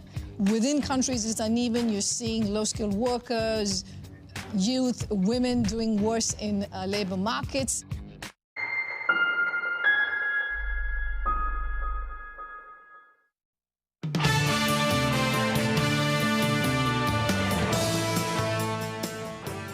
It is Tuesday morning. Good morning to you all. Alongside Tom Keane and Lisa Abramowitz, I'm Jonathan Ferro. We are live on Bloomberg TV and radio. This is Bloomberg Surveillance. Equity futures up 11, just rolling over a little bit. Still positive on the day this morning, up by about 1/3%. Some economic data in America means one thing. Michael McKee's back with us this morning. Good morning, Mike. Good morning to you, John. And we're seeing the numbers for durable goods orders come in right now, up 1.9% on the month. That is an improvement over the 0.5% in August. These are September numbers, so they will figure in the third quarter GDP that we will get later in the week. Capital goods orders, non-defense, ex-aircraft, that's the one that economists watch because it sort of tells you what's going into the GDP numbers from the business side. Business spending up 1% on the month. That's down from the 1.9% we saw in August. It is double what was forecast, however. And the capital goods shipments up 0.3%. And that's important because it tells us something about how the economy was going during that third quarter. And it is not as good in September as it had been. In August, we saw capital goods shipments up 1.5%. Let me quickly scroll down here to the actual breakdown of the numbers. And what we're looking at here in terms of unfilled orders down at this point by 0.2%. The biggest movers appear to be in shipments down 1.1%. Machinery shipments down 1.1%. So a slowing economy, it kind of continues with the story that we have been telling about the economy since the stimulus ended at the end of July. Yeah. Mike, you take the 3-month moving average of, I'm going to go ex-Boeing, as you do there correctly. And the fact is the moving averages are moving up a little bit. They move up as we are, or do you say it is an ebbing economy when you look at the actual series? Well, it's almost impossible to say exactly where we're going with this. But you can say, based on the data that we've seen, that we have slowed down some.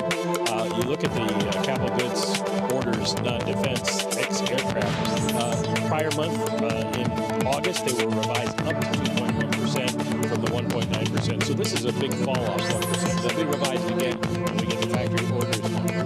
But you do see a fall off here, a slowing of orders. They're very volatile. It's not the best report in the world, but it does track what we're seeing in terms of the economy. Michael McKee, what is the trend right now that we're seeing? Well, somewhere between 29 and 35% gains for the quarter. The Bloomberg consensus is 29%. The Atlanta Fed GDP now number 35%. So somewhere in that range is the general consensus of people in the markets that we will get a snapback. It will still leave us short of where we were in January before the pandemic started, but it will be a big gain for the third quarter. Michael McKee, thank you so much. And, you know, not a statistic that moves the market and all that. Futures up 12, Dow futures up 71 here, and again, a bit distant, an hour distant. I should point out Thursday we'll get claims. To me, that's still an important idea. John, I think that song was A Dozen Roses. I'm not sure, but what was that? Someone was calling. I've got to turn it off. I imagine that I'm going to get in trouble after this. I'll make sure it's muted, Tom. I think it was the florist. It was the florist. The florist called. Unhappy. You were on hold. Unhappy about just checking the number. It was the florist. Unhappy about what I had to say about their delivery last time around. So there we are. He wanted to let you know that it was perfect and that he gave you a dozen more. Perfect. Yeah, I know. Yeah. Surveillance correction. All right, carry on. Last Valentine's Day, Lisa got a dozen from Harry Styles.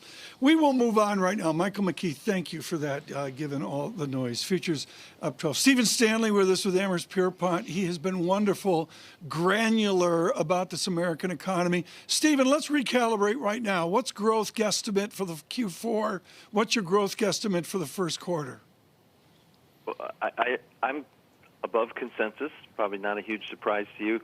For Q4, I think that the consumer continues to have pretty good momentum, even with the absence of another stimulus package. So I've got about 8% for Q4, which puts me maybe close to double the consensus at this point. And then I think it continues to tail off as we move into next year, still above trend, but maybe 4 to 5% first half of next year. Stephen, the mystery of holiday spending. I was reading a story this morning about how much uncertainty there is, and it seems like economists are playing psychologists. They're going out and they're saying people are going to need retail therapy. What's your view on holiday sales and how good or bad they might be?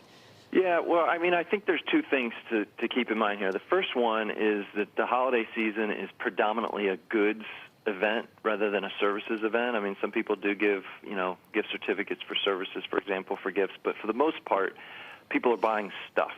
And the demand for goods has been very strong because people can't spend as much on a lot of the services that they would typically be buying.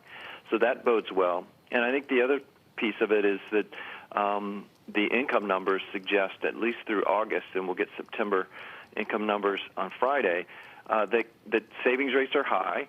People have plenty of wherewithal to spend, and that is not true for every household.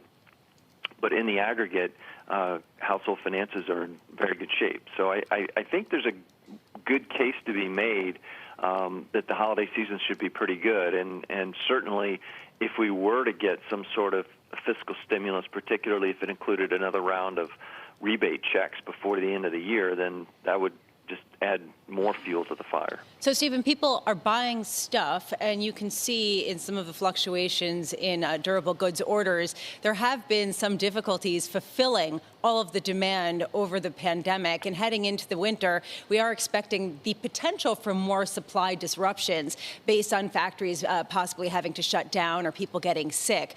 How much are you looking for that, or is that a concern of yours?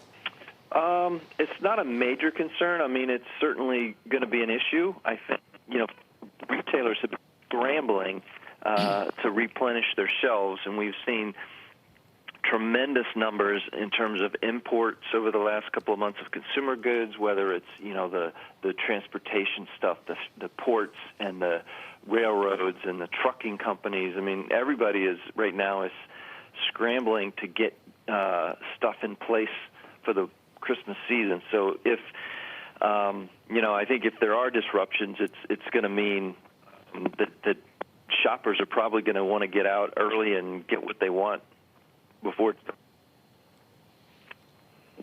Stephen Stanley there of Amherst Pierpont. I think we might have a little bit of a disruption on the line. Stephen, my apologies. We're going to let you go. Stephen, thank you very much. Stephen, thank you. On the relationship between the economic data and the increase in cases, I think that's a relationship we need to spend a little bit more time on. Has that correlation loosened up just a little bit? It was tight earlier this spring. How loose is it now, particularly in the United States? Because in Europe, we have that increase in cases, but there's a more easier read across now for economists because we have the restrictions going back on the economy. I think for the United States, it's a little bit different.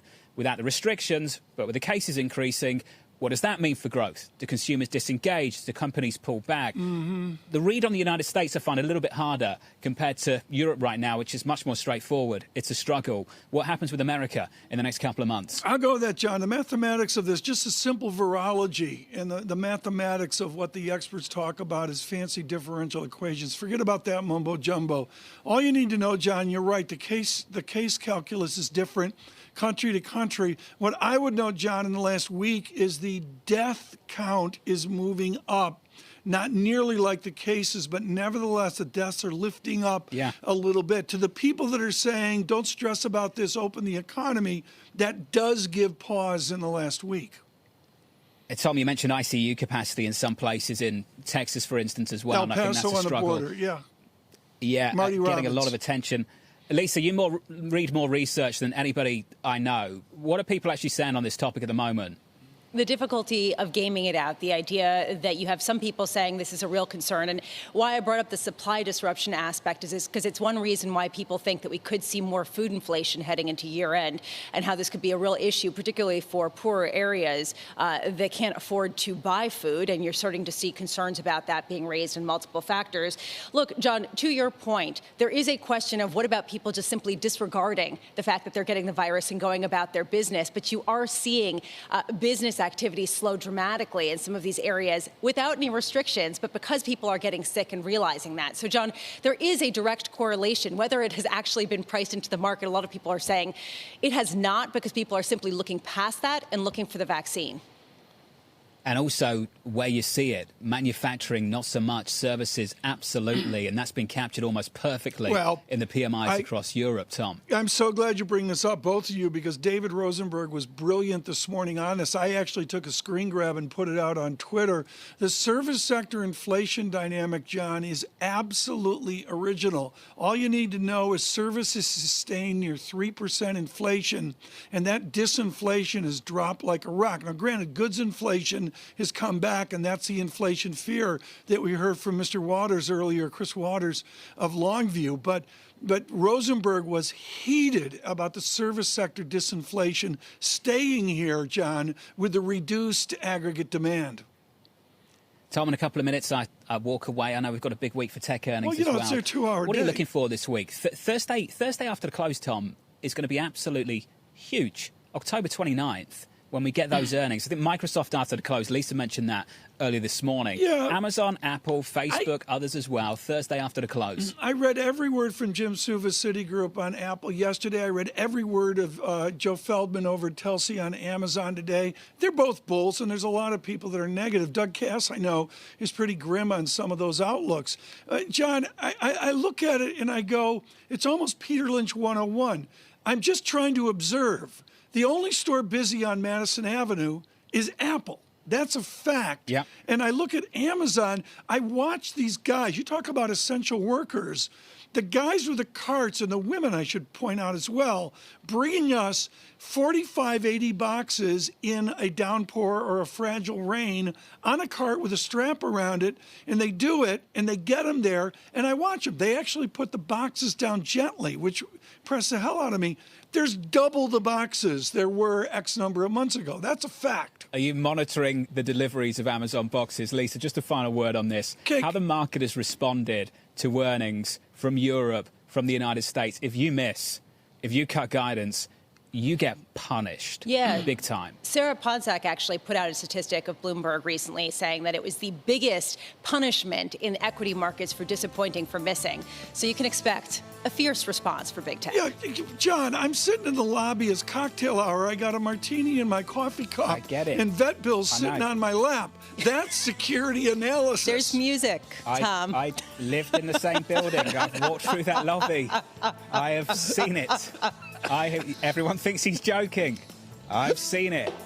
That's Mr. Ferro, welcome back. I'll be like, guys, good to see you.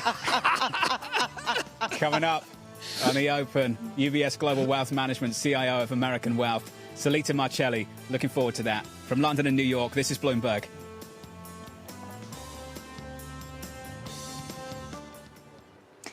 With the First Word News, I'm Rishika Gupta. It's a big win for President Trump and congressional Republicans in the final week of the election campaign.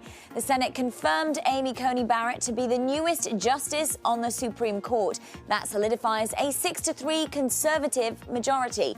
Barrett may be asked to weigh in on cases that could determine the outcome of a close election. The paused clinical trial of an Eli Lilly experimental antibody therapy won't resume. Federal researchers concluded the drug probably wouldn't help hospitalized coronavirus patients with advanced cases. Still, other trials are ongoing to see if the Lilly drug helps patients earlier in the disease's course. And the Trump administration has taken another step certain to make China angry. The State Department has signaled its approval for a potential $2.4 billion sale of anti-ship missiles to Taiwan. China and the U.S. are already at odds. Yesterday, Beijing imposed unspecified sanctions on Boeing's defense unit, Lockheed Martin and Raytheon, because of a previously announced arms sale to Taiwan. Global news 24 hours a day on air and on Bloomberg Quick Take, powered by more than 2,700 journalists and analysts in more than 120 countries. I'm Rishika Gupta. This is Bloomberg.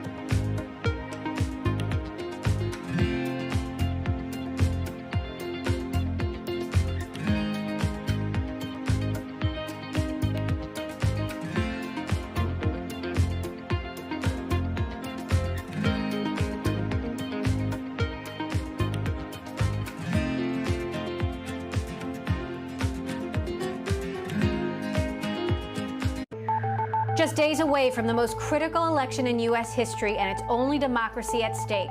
From electronic voting machines to misinformation and fake news and political advertising on social media, is the tech industry ready for its biggest test yet?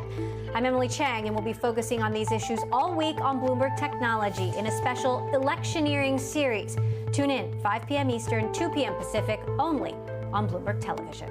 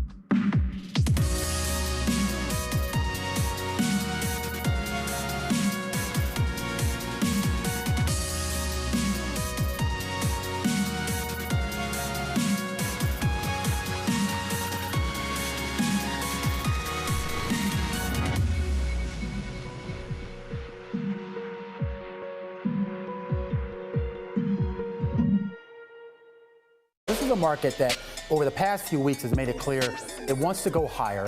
It got a little spooked by the idea that geopolitical tensions are rising. The Boston Symphony Orchestra presents BSO at Home.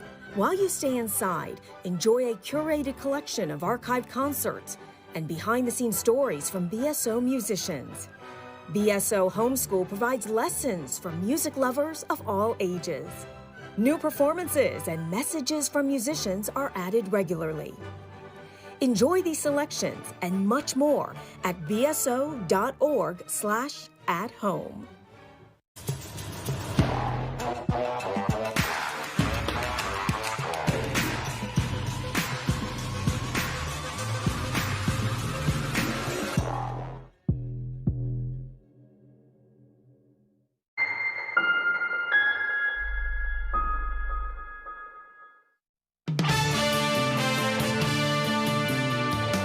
The index that have really lagged behind. I think they're starting to price some type of reopening, but they did get very overbought on a short-term basis. So things like yesterday doesn't surprise me at all that we had a retrenchment a bit. Mr. Simon of Morgan Stanley there earlier on equities, on the intangibles of the stock market and the bond market. Right now, as we look at Bloomberg Wealth, we look at Ritholtz Wealth, and of course his work for Bloomberg Opinion. 1B Ritholtz joins us right now. And Barry, I want to rip up the script, get away from stocks and bonds and talk about real estate. Barry, you live in the greater New York City area, which you know goes up just to the bottom of the Adirondacks. And, that's a good geography as well. But Barry, there is a boom in the forests that you inhabit. Can it sustain? What happens to suburban real estate that all the people like you were buying the day the vaccine comes out? So, interesting question. Look, you have a very unusual situation that persisted since the great financial crisis ended and became more intense under the pandemic, which is simply a surprisingly limited amount of inventory. In many areas surrounding cities, it's at record lows, because who wants to try and move in these circumstances unless you have to? And at the same time, if you have the ability to not be trapped in a small apartment with a couple of kids all on top of each other, while sharing a lobby and sharing an elevator with people, it's a suboptimal set of circumstances. And rates are as low for mortgages as they've ever been historically. That sets the stage to see a modest exodus out of city centers, but with so little inventory, that's going to send prices skyrocketing, and that's not a sustainable set of And someone like John Miller over at Miller Samuels has done great on this. But then, Barry, I got another trend, which is a Zuckerberg post office across from Madison Square Garden, where Facebook's going in to Moynihan, and you got Lord & Taylor's, I believe it's Amazoning, and on and on. It seems like there's other trends going on besides, the popular one of out to the suburbs. Yeah, here's a trend for you. Cities have been intellectual capital centers for 1,000 years. I don't see any signs that trend is going to change. You've seen the ability to disperse your workforce elsewhere. It becomes a badge of I don't even say honor, but it's prestigious to be able to locate in the center of a city like San Francisco or New York or Chicago or Austin or New Orleans. Pick your favorite city. That's where all the intellectual and business energy is located. Barry, if you believe that, and a lot of people do, what's the investment thesis here? I mean, is there a sort of a play to get in at the bottom if you do have faith that things will resurge back to where they were with cities as intellectual capitals? So it's not, everybody tends to look at things in a binary form, and it's either the best thing or the worst thing. And the real world is a little more complex and a little more nuanced. You don't say. You don't say. The thesis that cities are dying and any sort of apartment or office space REITs are terrible kind of parallels what we heard about mall REITs and mall investments just a couple of years ago before the pandemic. And it turns out that we're pretty good at figuring out how to repurpose these things and generate some sort of return. Now, I'm not brave enough to be loading the boat with apartment REITs that are located in urban centers.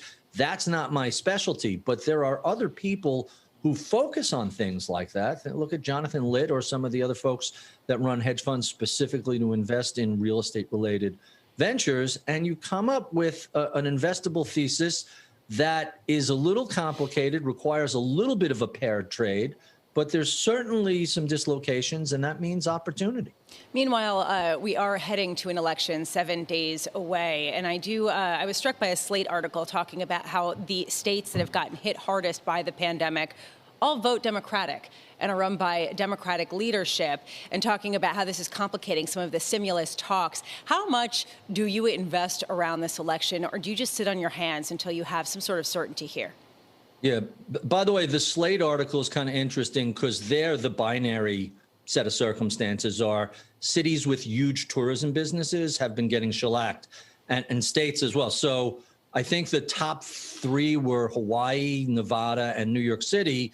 New York obviously has a very diverse economy, but clearly Broadway being shut, the tourism industry shutting down is having a big impact on it.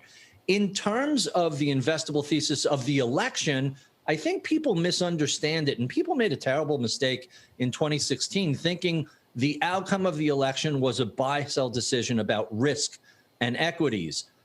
Again, a little more nuanced, a little more complicated. It's a sector-by-sector analysis. So, look, you've had President Trump, who was a fan of coal and a fan of carbon-based energy, in office for just about 4 years. Coal has done as poorly as it's ever done. The marketplace has already made a decision on coal long before January 20th, 2017, and oil is doing terribly. Now, look at things like Tesla, look at alternative energy stocks, look at solar stocks. That's kind of a tell. Banks have been going kind of sideways. They're not doing spectacular. Yeah. I don't know if that's a regulation or capital requirements trade. And when you look around elsewhere, we're going to see some more regulations, some more upper end tax increases if Biden wins and the Democrats take the Senate. But it's really sector by sector, not risk on, risk off. Barry, thank you for the brief. Barry Ritholtz with us. I really can't say enough about his work for Bloomberg Opinion. Also, he has a podcast out of note, to say the least, I should say. Lisa, futures, I guess it's a bounce, but I don't see too much of a bounciness off what we saw yesterday. The uncertainty is great. Yeah, and I think that there's interesting uncertainty right now, considering the fact that there wasn't much last week. People seemed pretty confident with this sort of blue wave thesis, not only that there would be one, but what the ramifications in the market would be, that it would be risk on. There seems to be a hesitation here, people nervous about that conviction. You can see that in the demand for bonds, despite the record sales this week. Yeah, there's no question about that. And you see in the social, like if you're watching a Twitter feed, folks, like I have, it's literally about every 3 minutes somebody else has a new poll, a new take out as well. Lisa, I've got to go to claims on Thursday. I think once again, maybe we'll get an improving number into the 700,000 level. But we really haven't said enough about GDP numbers coming up as well. The state of the American economy into the election will be easy to look at starting on Thursday. The economy has done better than people expect, but the jobless claims, I really feel like the story here is the increase in permanent joblessness. How much of a setback is this for the economy? People say, we were talking about how the vaccine will solve all. There is this issue of a much bigger permanently unemployed population. What do you do with that? Well, futures up 6 and the VIX 32.42. I would note West Texas Intermediate 38.67, which means Lisa's $47 a barrel large on those 2 oil drums she's got in the living room when she loaded the boat there with negative price. You nailed it. Nailed it. Gold unched at 19.06. Much more to come. Jeffrey Curry coming up with Goldman Sachs. Good morning. On Bloomberg Radio, on Bloomberg Television.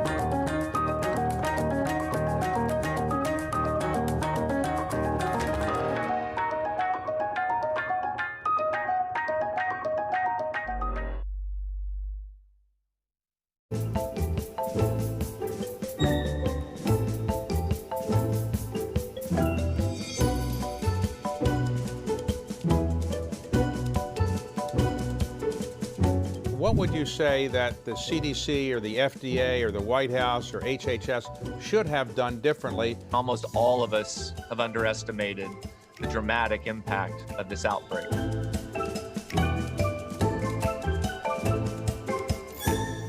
You have to think about all the other offsets to tax. And so we're looking at it. I think we're going to be prepared. And, we're modeling out a whole bunch of different scenarios. I think we're going to be well positioned no matter what the outcome is.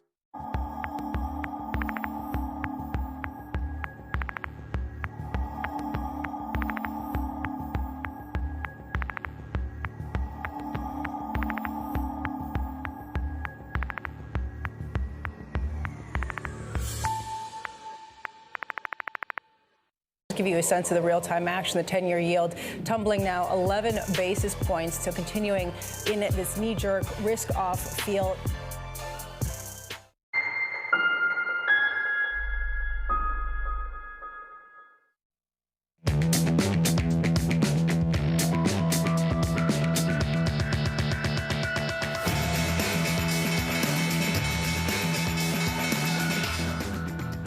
From New York and London for our audience worldwide, good morning, good morning. The countdown to the open starts right now, 30 minutes away from the opening bell, with equity futures rolling over a little bit here, well off session highs, still positive by 5-6 points, up a little more than 0.1%. That's the price action. We begin with a big issue. Presidential candidates making their closing arguments with just 1 week until the election. You can't let the Democrats and Joe Biden have a far-left victory. Donald Trump is the worst possible president. This has to be a thundering defeat, not just a defeat. The worst possible person to try to lead us through this pandemic. It has to be a rebuke of socialism. He either doesn't have any idea what to do, or he just doesn't care. Both candidates gearing up for a frantic final week of campaigning. President Donald Trump planning to visit 5 states over the next 48 hours, including Michigan, Wisconsin, Nebraska, Arizona and Nevada. Former Vice President Joe Biden picking up the pace as well, hitting key battleground states, including Iowa, Florida, Wisconsin and Georgia. The president hoping for a second poll-defying victory, entering the home stretch and trailing by 8 points in the national polls. For more, let's bring in Kevin Cirilli, Bloomberg chief Washington correspondent. Kevin, it's almost over. Maybe. We'll deal with the maybe in just a moment. 7 days to go. Where's the focus this morning, Kevin? 3 things. First and foremost, on those battleground states, where in Florida as well as North Carolina and Georgia and increasingly Texas, this is a much closer race than the national poll average, which of course has Democratic presidential nominee Joe Biden leading by 8 to 10 percentage points. And it's why when I talk to sources on the president's re-election campaign, they tell me that they feel this race is much more closer in the Electoral College than it is nationally. It's also why there's this palpable sense of anxiety on Biden's team as they continue to try to race toward Election Day. Secondly, early voting, mail-in voting, on the eyes and on the ears, really, of everyone inside of the nation's capital, with 50 million Americans already having cast their ballot. How that will play, not just on election night, but on the days to follow, really could send a huge calculation and have real impacts in terms of policy implications for the lame duck. And that's the third point here. If this race goes on for a while and we don't have a result, how would they be able to have fiscal negotiations, as one senator put it to me yesterday on Capitol Hill, in the middle of a Supreme Court case or in the middle of states trying to continue to figure out who does that? And very quickly, sticking with policy, Supreme Court pick, economic indicators, all of that in what feels almost like a hurricane in the race up to Election Day. That third point, though, Kevin, is the issue. Yeah. This market right now, 27 minutes out, actually rolling over a little bit. Barely positive now, up by 3 points, up 0.1% on the S&P. It's the C word on Capitol Hill. Contested, Kevin. What are people saying about it with a week to go? You know, the mood on Capitol Hill yesterday in the halls of Congress has almost been this eerie sense of calm. For incumbents, they're thankful that they're not up for re-election, to be candid with you. But even for staffers, everything's in a hold. And I get that that's difficult to understand for the business community. But everything in Congress right now is in a hold because they don't know what's coming. They don't know who's going to have political capital or leverage on November 4th or 5th. And Jonathan, they are prepared to have a radical radical shifts of sorts in the days that follow. Momentum could be on the left 1 minute and the right the next, especially in what very likely could be the media wars that follow for momentum as this is being sorted through. And because of that, they're in a pause, they're in a standstill, and they don't know what's going to happen in the lame duck with an economic stimulus. Kevin, one final question for me before I get back to the markets. On fiscal stimulus, how many people are left on Capitol Hill pretending we could get a deal before the election? Zero. None. Simple as that. Not even Speaker Pelosi doing the round saying maybe, possibly, before the weekend? I would be... Play this tape back if I'm wrong, but I think time's run out. And lame duck is really, I think, where the senior aides are, even in the circles as they lead up. Maybe they would agree at minimum to a principal agreement, but a vote before an election day, I don't, based upon my reporting, see that happening.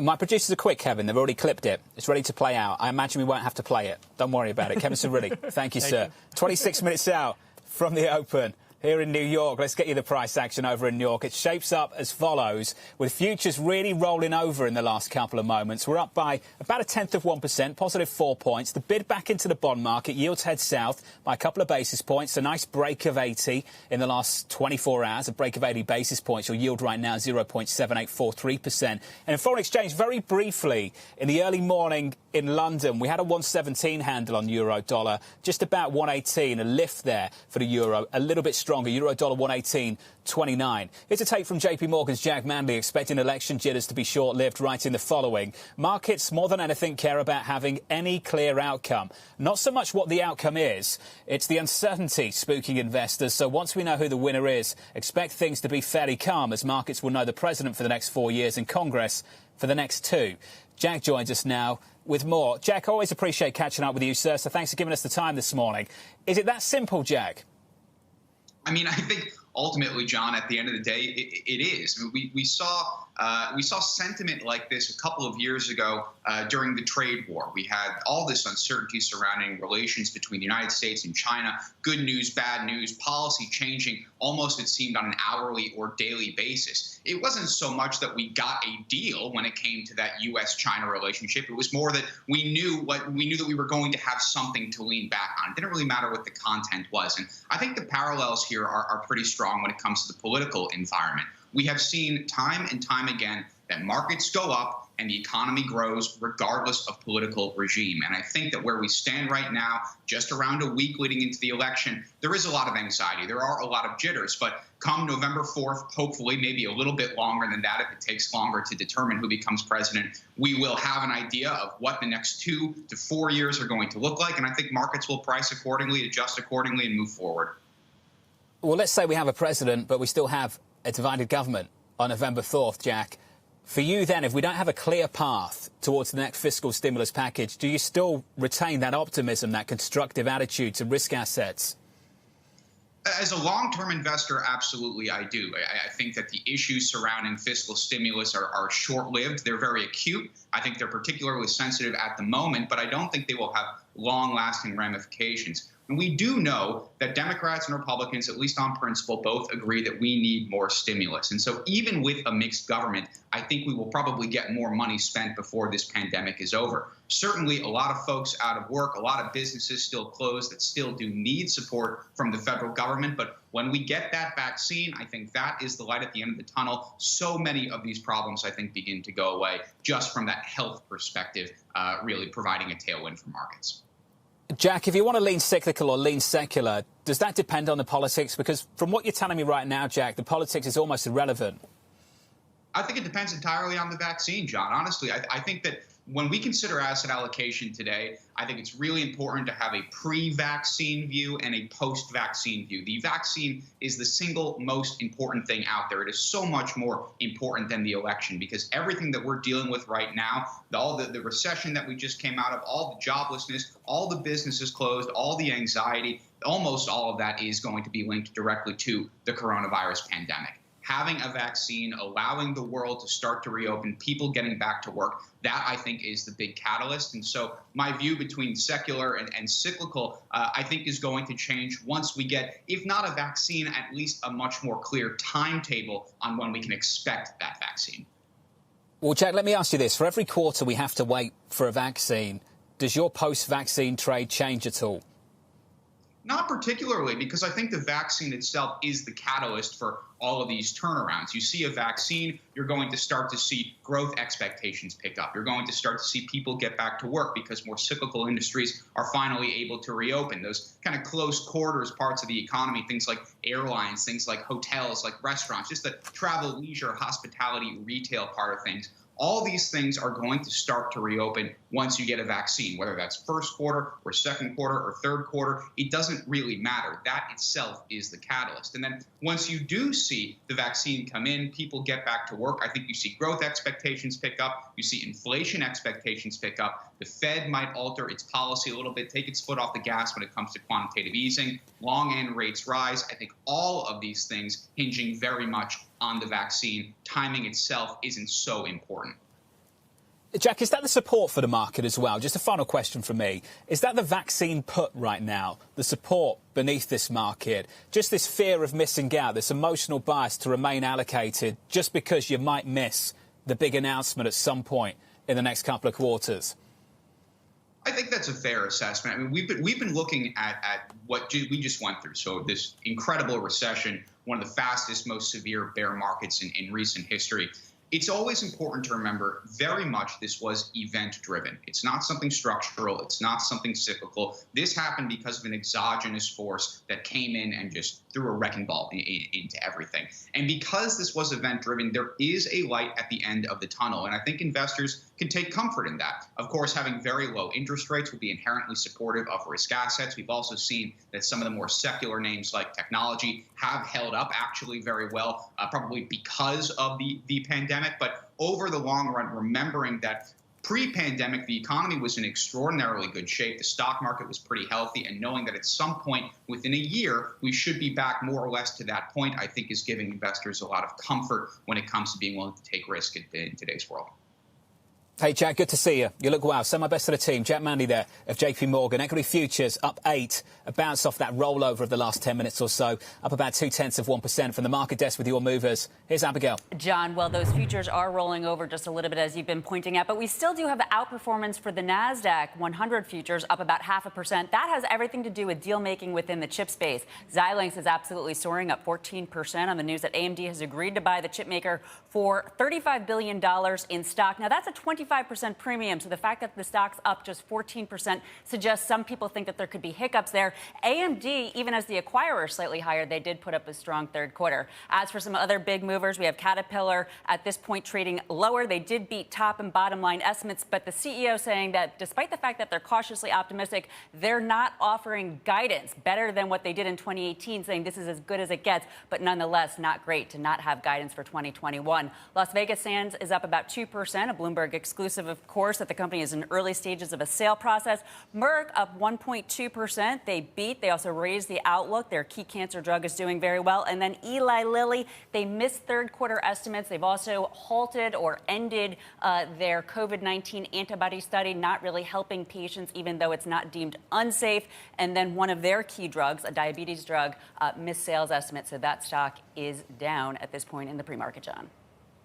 Abigail, thank you. Coming up on this programme, virus cases surging throughout Europe with governments running out of options to fight the pandemic. That conversation coming up next with Morgan Stanley's Michael Kushma. From London and New York this morning, good morning on this Tuesday morning. Futures just about positive. This is Bloomberg.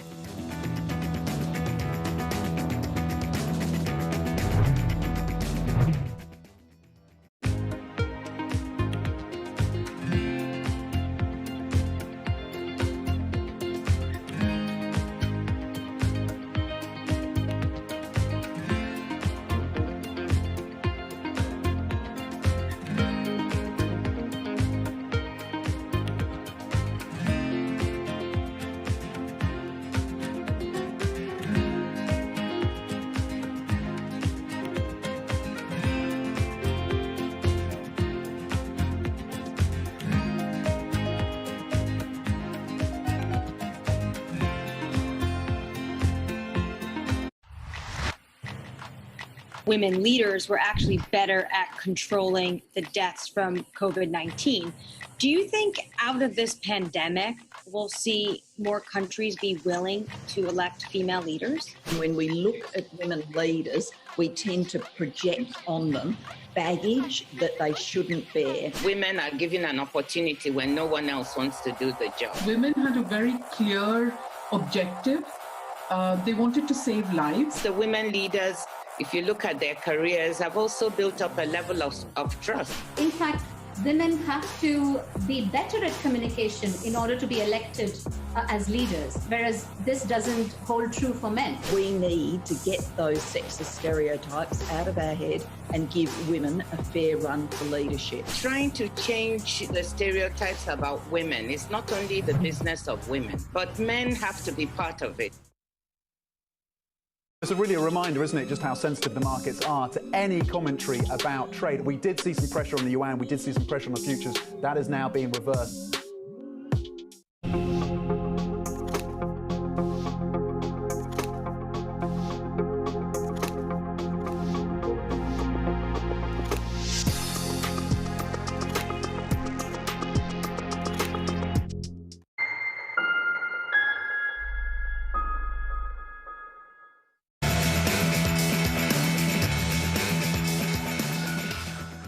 I understand there's a huge, I think, allure of rushing out with a vaccine. But the other thing we have to remember is when we go too fast, we can also disrupt the ability of clinical trials to occur for even better vaccines down the line. So we've got to strike this balance of making sure that we don't undermine the larger scale effort in our rush to get something out. The CEO of Novartis with a warning this morning against rushing out a vaccine with new daily cases hitting record highs around the globe. Meanwhile, Chief of Staff Mark Meadows reiterating the administration's commitment to therapeutics over containment while speaking with reporters. We're going to defeat the virus. We're not going to control it.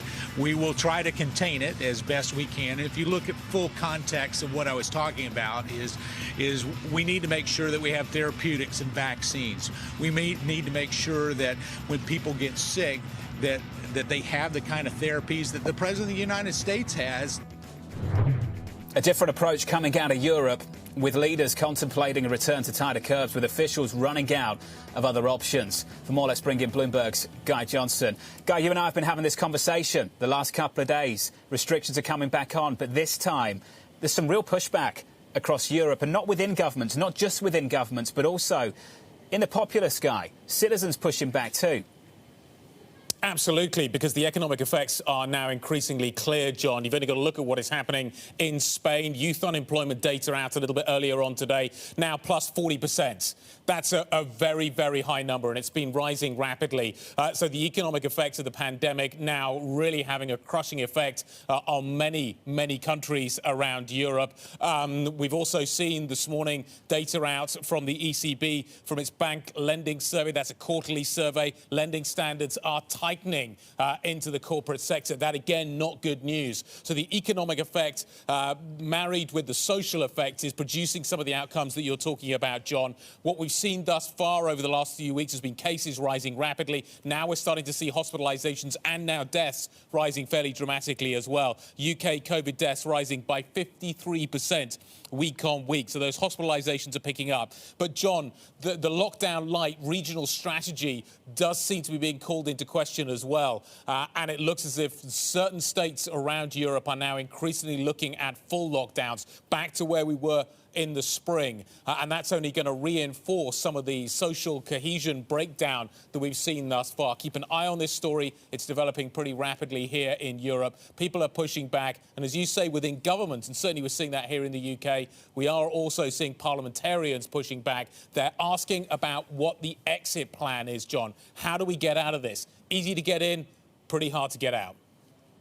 Well, that's something we've witnessed, experienced over the last 6 months. Guy Johnson, thank you. Much more coming up with Guy and Alex Steele in about 43 minutes' time on Bloomberg TV. Meanwhile, Morgan Stanley's Michael Kushner discussing the pandemic's impact on fixed income, running the following. No real bargains exist in the bond market. Quality assets have recovered substantially, while COVID-impacted companies, sectors and countries continue to be challenged. The best opportunities are in intermediate quality, more cyclical credits. Consolidation in credit markets is likely in the near term. Michael joins us now. So, Michael, let's talk about that. The companies, the credits, the sectors, the regions that have been left behind.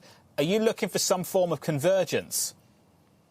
Well, I think we will see that over time, but it will depend on the results of the election next week in terms of what type of fiscal support stimulus package we get post-election, whether it's a blue wave, a split government, a continuation of what we have in terms of where that support will occur down the road, in addition to the vaccine and things like that. We know that the goods producing sector of the economy is now stronger, more output today than it was pre-COVID, but the service sector is way, way, way below where it was. And this is true around the world, but particularly in Europe and the US. So we've got any sector which is dependent on interhuman interaction is still struggling, while if you're in the producing things, you're in the tech sector, things are fine. Well, Michael, by definition, a spread can reconcile more than one way. We don't have to converge with the credits, the sectors left behind coming up to the credits, the sectors that have accelerated and really performed well. It can move the other way. And in Europe right now, if you just look at the services sector versus manufacturing, manufacturing's holding up. We know they can turn the light on and off in a way that the service sector can't through this pandemic. Services is really struggling. Now, Michael, in an economy where we know services dominates, can't you make the argument that manufacturing might have to reconcile to what's happening with services in a region like Europe? It's a good question. Europe is much more export-oriented. The German economy in particular benefits from demand in Asia and the containment of the virus and the pandemic in Asia, and the Chinese economy returning to normal at a fairly rapid pace, if not already there, in the goods-producing sector. But absolutely right, that you have situations around the world where any service sector and human interaction sector is in trouble. Look at a country like New Zealand. It's eliminated the virus, but the borders are closed. 20% of the economy or so is tourism related. It's not coming back. It's not. They've closed the borders. The rest of the economy has to adapt to the fact that that part of the economy will not come back anytime soon. And that's so, Michael, build on it. Where do you want to take the cyclical exposure? Where would you take it? I think you've got to be really regionally specific, which is what you're speaking to. Where do you take that cyclical exposure in this market? In goods-producing sectors where demand is likely to remain strong, regardless of how long it takes to get back to normal in terms of mobility, and where the service sectors get really impacted, whether it's tourism, leisure, entertainment, dining, all those activities, small businesses which are still struggling, hotels still struggling. It's not clear how long this is going to last. We know the rise in virus cases are causing maybe more anxiety about travel, and that will prolong the misery for those sectors of the economy. Don't know how long that'll take, even once a vaccine is started being distributed. How well it will work, we don't know yet. So I think you stick to sectors that are producing things that people are going to want during this not lockdown, but low mobility period of time. We've seen auto sales be strong. We see a lot of goods producing sectors, other sectors being strong too. And that should stay intact, particularly if you depend on demand from Asia. Have you been buying auto credits in Europe, Michael? Well, I would say not really, no. What we've liked are the fallen angels, like some of the U.S. auto manufacturers, as well as the companies which have fallen into the high yield category, but still look like they've got good businesses and at some point could get re-rated back up again. Is there a bias for China exposure in that trade, Michael? I would say not really. We're not anti-China, but again, the valuations there in terms of the split between higher quality companies, lower quality companies, we're pretty comfortable with higher quality companies, but still very weaker credits, sort of in the lower high yield sector, and not so much. Michael, great to catch up. Really appreciate it. Really interesting stuff. Michael Cushman there of Morgan Stanley. Thank you, sir. Coming up on this programme, the analyst action you need to know. That'll be next in our morning calls. And later, Steve Orth of Federated Hermes joining us at the opening bell, breaking down a big week for earnings season. This Thursday after the close. Just wow. Apple, Amazon, Facebook, and others as well. We'll give you the look ahead in just a moment. From London and New York, this is Bloomberg.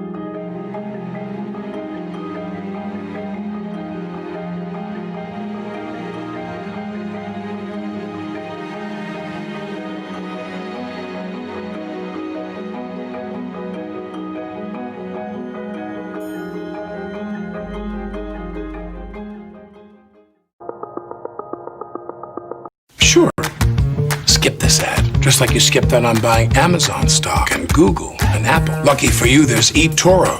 So whenever opportunity knocks, you just log in, pick a stock, set an amount, and hit trade. eToro.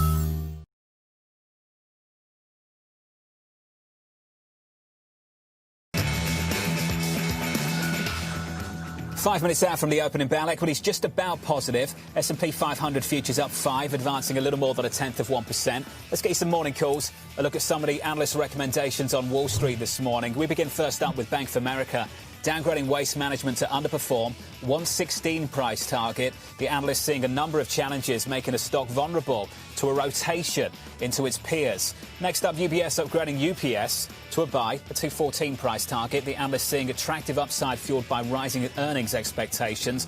That stock is positive by a 1.61%.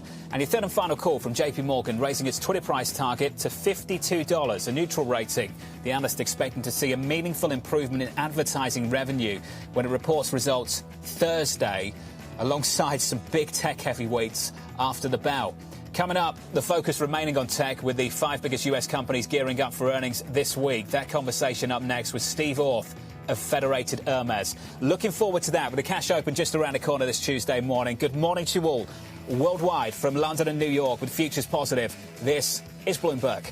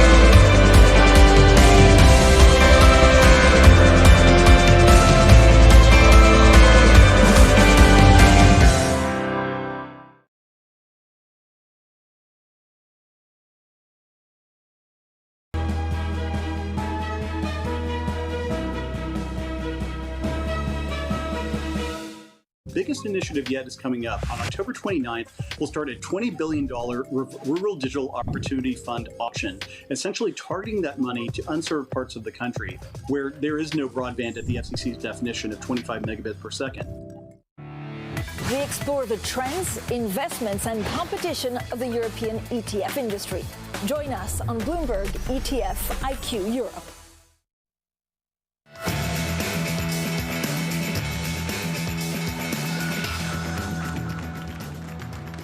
Let's start with the good news. The good news is that you don't have to play fiscal headline roulette on Capitol Hill. The bad news is that you don't have to play fiscal headline roulette on Capitol Hill, which means right now we're not talking about fiscal stimulus. But for many of you, I'm sure, you think we'll pick up that topic again on November 4th. 1 week away from an election, and you hope 1 week and a day away from a result. Equity futures going into the cash open positive. Switch up the board. Over in Europe, equities are down hard for a second day on some of the major benchmarks on the continent. The euro, though, still firmer. I don't get it.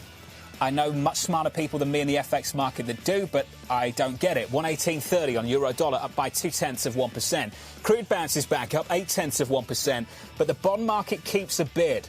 Yields coming in 2 basis points to 0.7843% on a US 10-year. So that is the cross-asset price action this Tuesday morning. Back to the market desk we go for your movers at the open. Here's Abigail. John, let's start out with some of the big name movers here on the open, with AIG popping sharply higher, up about 7% on the news that they are finally really breaking apart. They are spinning out their life insurance business along with their retirement plans, plus changes in the C-suite. Investors are liking that at this point. We have 3M at this point also on the move. This after they beat earnings and sales were in line. Expenses grew on the higher demand for both their masks and the respirators. Pfizer is down just a little bit. This after they have halted, they have not released their vaccine study news as quickly as possible. Analysts are saying this is a good thing, that no news right now is good news. So those, is seen as a positive. However, that stock is down 1.7%. So some traders actually wanting that news. As for some other earnings movers, Harley's popping on the turnaround plan. It continues to deliver, in this case, a profit as they're able to demand full pricing here in the U.S. Eli Lilly down after they missed earnings. They have stopped their COVID treatment. It's shown as not really helping folks in the hospital with the virus, and their diabetes drug missed sales estimates. Xilinx, one of the reasons, John, that we do have outperformance for the tech-heavy NASDAQ and the tech sector, being bought out by AMD for $35 billion in an all-stock deal. And then Microsoft up 0.5%. They, of course, report after the bell. Lots of those big tech companies coming. And right now, tech is the best sector for the S&P 500, John. Abigail, thank you. About 2 minutes into the session, as Abigail points out, tech on top. The S&P 500 basically unchanged. At the bottom, a struggle for the cyclical trade this Tuesday morning. Energy, financials, industrials, bottom of the pile. Mega cap tech, though, gearing up for the busiest week of the earnings season, with investors holding out rewards for strong beats. And you get punished if you miss. Here's JP Morgan's Stephen Parker saying markets have set a high bar. While almost 85% of companies are beating, we're not seeing the positive reaction. Tells me that the analyst estimates are probably still a little bit lagged. We haven't gotten to the right place yet, but markets have set a higher bar than what those consensus numbers might mean.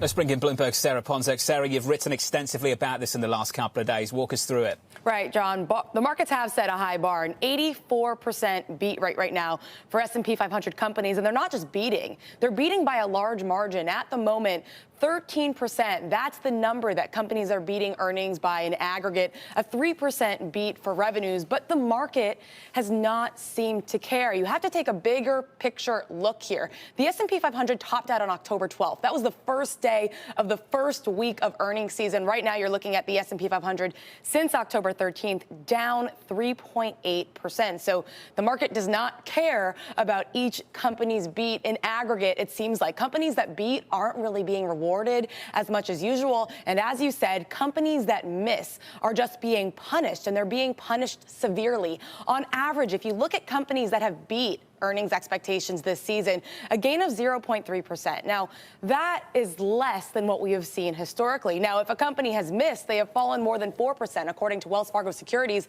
This is just about double the historical average. That is a very hard miss to fall by. But if you take a sector view, which sectors are coming out on top and which are falling behind? Well, healthcare has been acting the best. Regardless of beat or miss, we have seen a gain of about 3% for healthcare companies in the 24 hours after reporting. Not so much today, as Abigail just walked us through with the likes of Pfizer and Merck, for example. Tech, though, at the bottom of the pack, falling 3% after reporting earnings the 24 hours after. So tech really not acting as that safe haven that they've become in 2020 through the earnings season so far. We'll see if that holds up, especially with Microsoft reporting after the close today, John.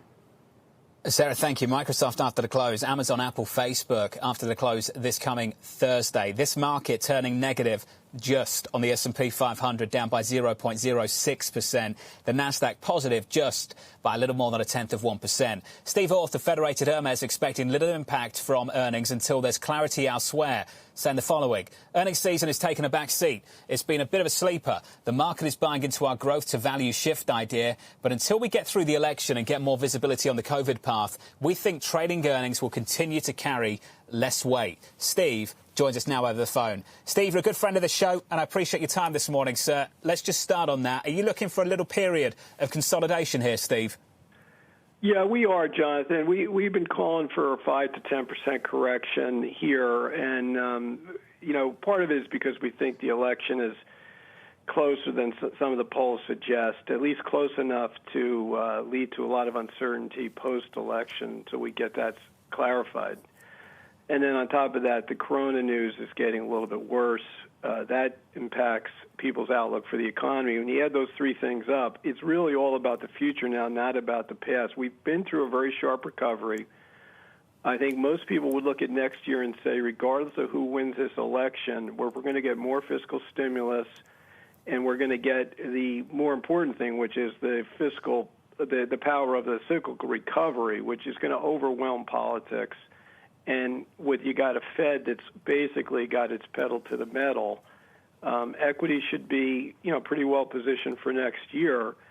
But in the near term, there's going to be some uncertainty on some of these key drivers of that future outlook, and we're in the middle of that right now. But when you come out of it, I think we're in pretty good shape. The other issue that the market is grappling with, and you can see this a little bit in the earnings season, is that the growth stocks that have led the way and are probably the place to be for the long haul, despite the fact that they've had a huge run this year. But, boy, they've got really tough year-over-year compares next year. A lot of them are part of the stay-at-home trade. That's going to be ending.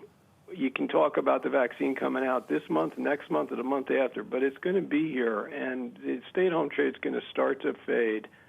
And it's going to hurt the year-over-years, whereas the year-over-years on the more cyclical sectors, their compares are against zero in many cases. So, well, Steve, you're the second person to say this morning. I think this is really important. You believe that rotation out of growth and that defensive posture that has led people to allocate huge sums of money to those secular growth themes, you think the rotation out of that is independent of whatever happens in a week's time in D.C.? Absolutely.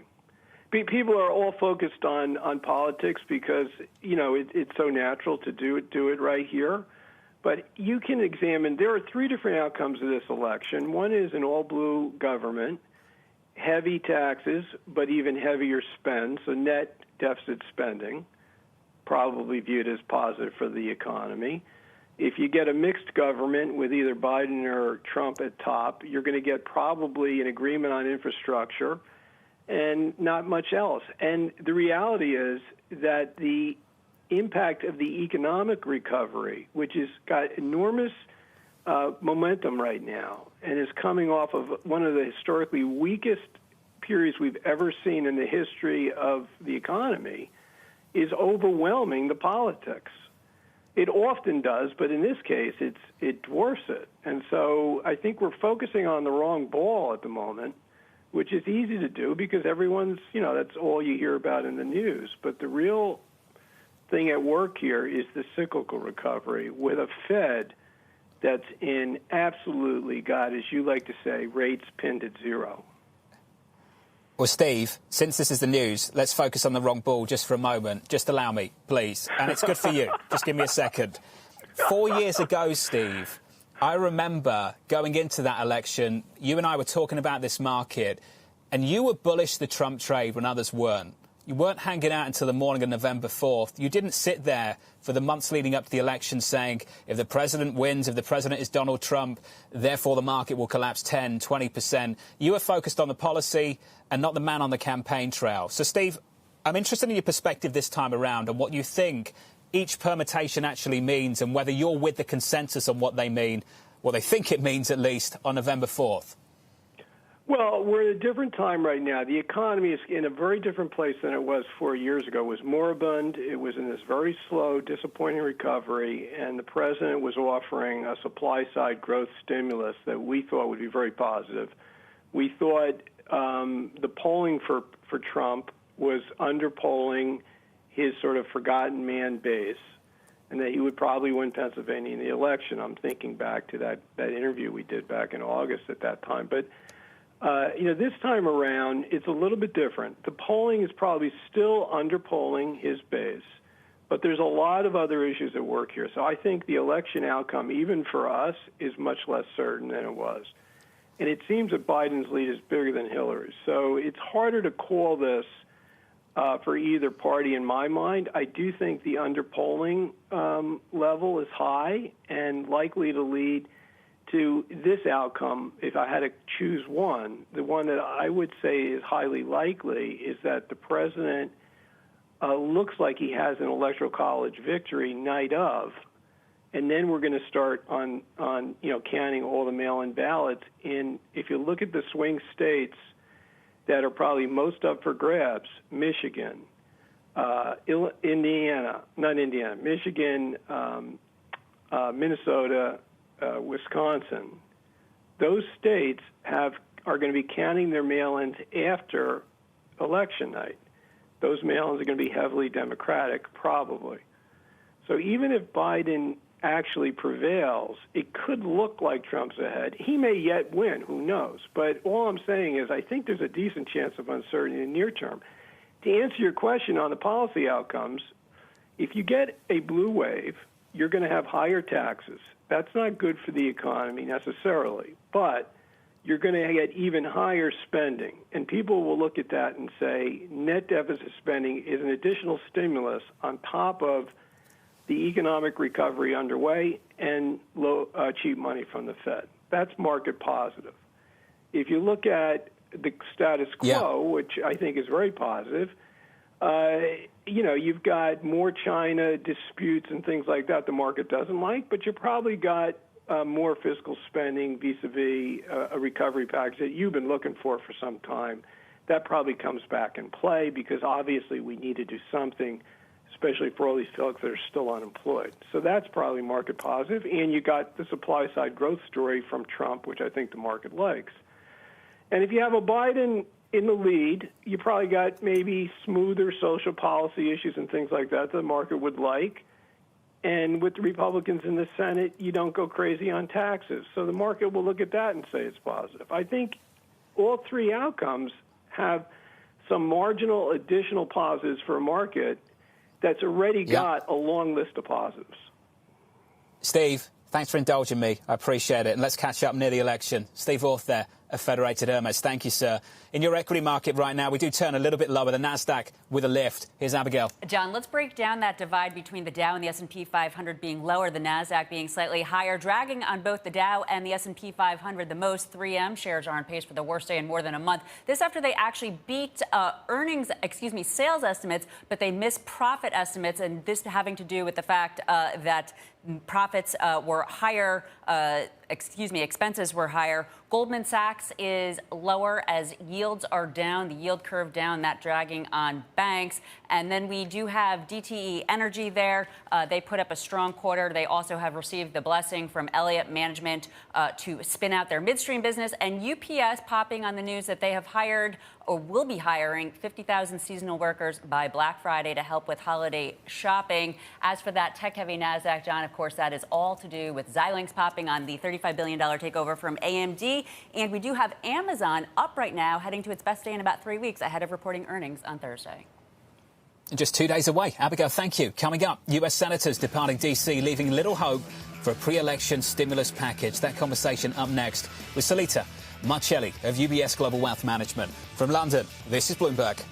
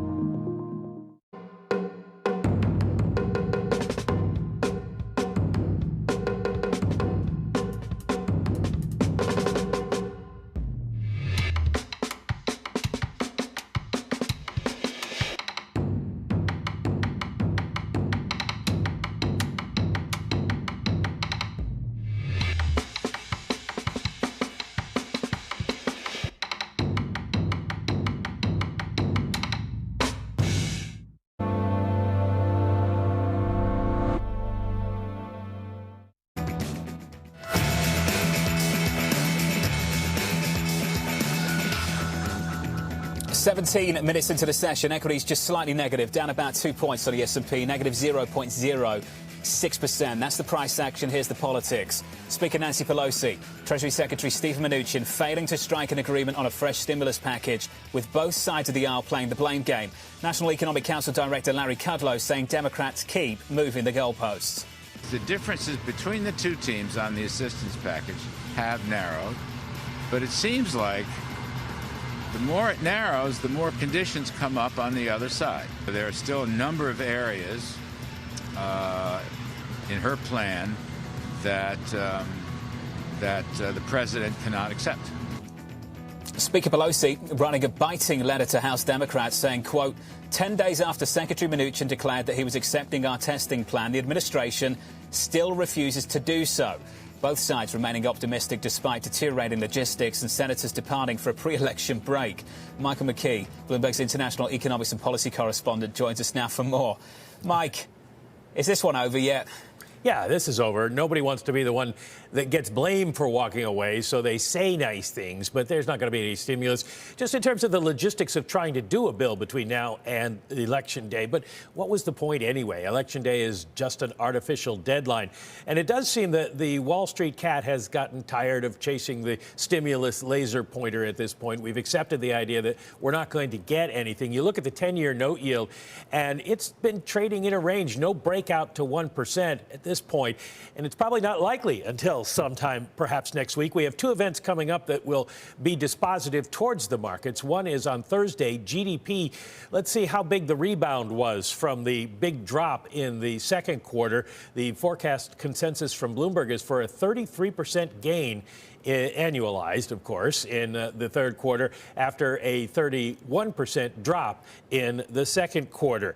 And, of course, next Tuesday, Election Day, reminder, everyone vote. Bond traders don't really want to drive a move until they see what the politics are. We get a blue wave, and that might tell members of Congress that Americans want a stimulus package right now. You look to the lame duck. They have to pass a bill by December 11th to fund the government. Could be attached to that. Divided government makes it a different case because you might have some Republicans launching their campaigns in the 2024 presidential election cycle, and they may want to go the austerity route. So a lot depends on what happens over the next 7 days. But for right now, don't anticipate any juice from the Capitol. Mike, thank you. Salita Marcelli joins us now of UBS Wealth Management. Salita, thank you very much for being patient and standing by to catch up with us. We've spoken to two people in the last 50 minutes or so that have said their outlook on markets is independent of what happens in 2 weeks. In a week's time. Is yours? Well, the election is certainly driving the short-term volatility, but frankly, the medium-term drivers of the market is going to be a fiscal policy, fiscal stimulus, and continued accommodation from central banks, and the introduction of an effective and safe vaccine. So even though the election is perceived as a significant market event by many, and frankly, the election is not inconsequential. Once we have the outcome, regardless of what the outcome is, I think the clarity that comes with that is going to be a catalyst for the market to move higher. So, Salita, I assume you're already allocating to the parts of the market that you think will perform after the event. Walk me through where. We are very constructive on risk assets because we believe the global recovery will continue. The main reason for that is because regardless of the election outcome, we do expect to see a fiscal stimulus. The question is not whether we're going to get one, it's the size and how broad its reach is going to be. But we do think that the next leg of the rally is going to be driven by the parts of the market that have been lagging, mostly cyclicals. In the United States, that is mostly mid-cap companies, where we see a better growth outlook next year compared to large-cap companies. In Europe, it would be mid-cap and small-cap companies as well. Within emerging markets, our focus is more on the value side of the emerging markets. And, within fixed income, especially for yield seekers, our focus is on emerging market dollar-denominated debt. TIPS is another area that we like. Obviously, the Fed's new framework is very supportive of that. And oil and gold are also going to be supported by the global recovery. Salita, just a final one from me, if I may. Small caps in Europe sounds really brave on a morning like this morning, given what we're seeing play out across Europe. Why, Salita? Certainly looks great, but like I said, we are looking beyond the near-term volatile, not just driven by election, but also rising COVID cases and the fresh new restrictions. It certainly increases the downside risk in terms of what we're seeing around the spread of the virus. But in our base case scenario, we are looking to see a vaccine that would be widely available by the end of the second quarter of next year. We are looking very closely, like a lot of investors, to the results of the phase 3 trials. And what we're going to hear from Pfizer and Moderna over the next 2 weeks, I think is going to be critical. Without a proper vaccine, obviously, European small cap will not be a good trade. Salita, I would love to get you back on the programme soon to have a longer conversation about this, because this is a really, really interesting trade, given the moment that we're in right now. That was the wonderful Salita Marcelli of UBS. Coming up on the programme, your trading diary. This is Bloomberg.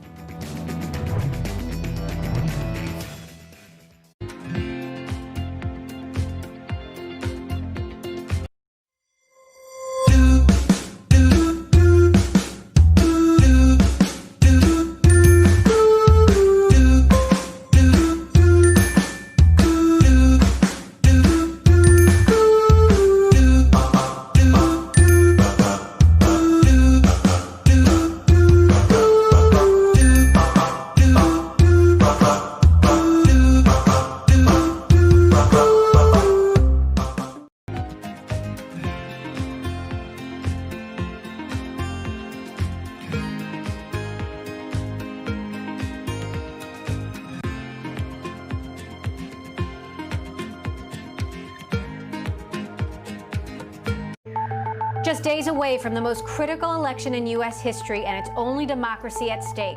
From electronic voting machines to misinformation and fake news and political advertising on social media, is the tech industry ready for its biggest test yet? I'm Emily Chang, and we'll be focusing on these issues all week on Bloomberg Technology in a special electioneering series. Tune in 5 p.m. Eastern, 2 p.m. Pacific, only on Bloomberg Television. What is happening today in India is actually a determination to rebuild our economy. India has an opportunity not only competing in the space of the factory of the world, but a very big opportunity to compete in being the office of the world. I am David Weston. Bloomberg Television is reinventing one of the most iconic brands in financial television for a new audience. Join me to see the news program for the clever investor. This is Bloomberg Wall Street Week.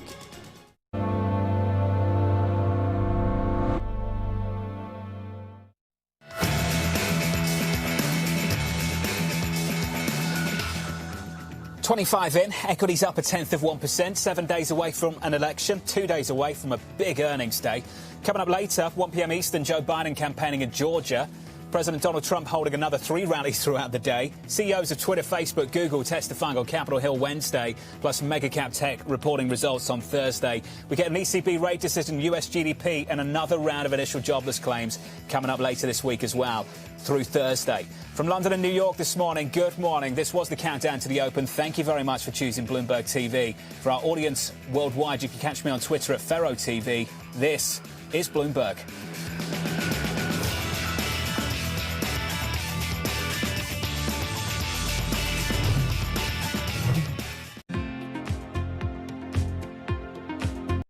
Every era presents its own unique set of challenges and opportunities. Trade CME Group futures with Interactive Brokers at low cost and seize the moment. Start investing today at interactivebrokers.com.hk.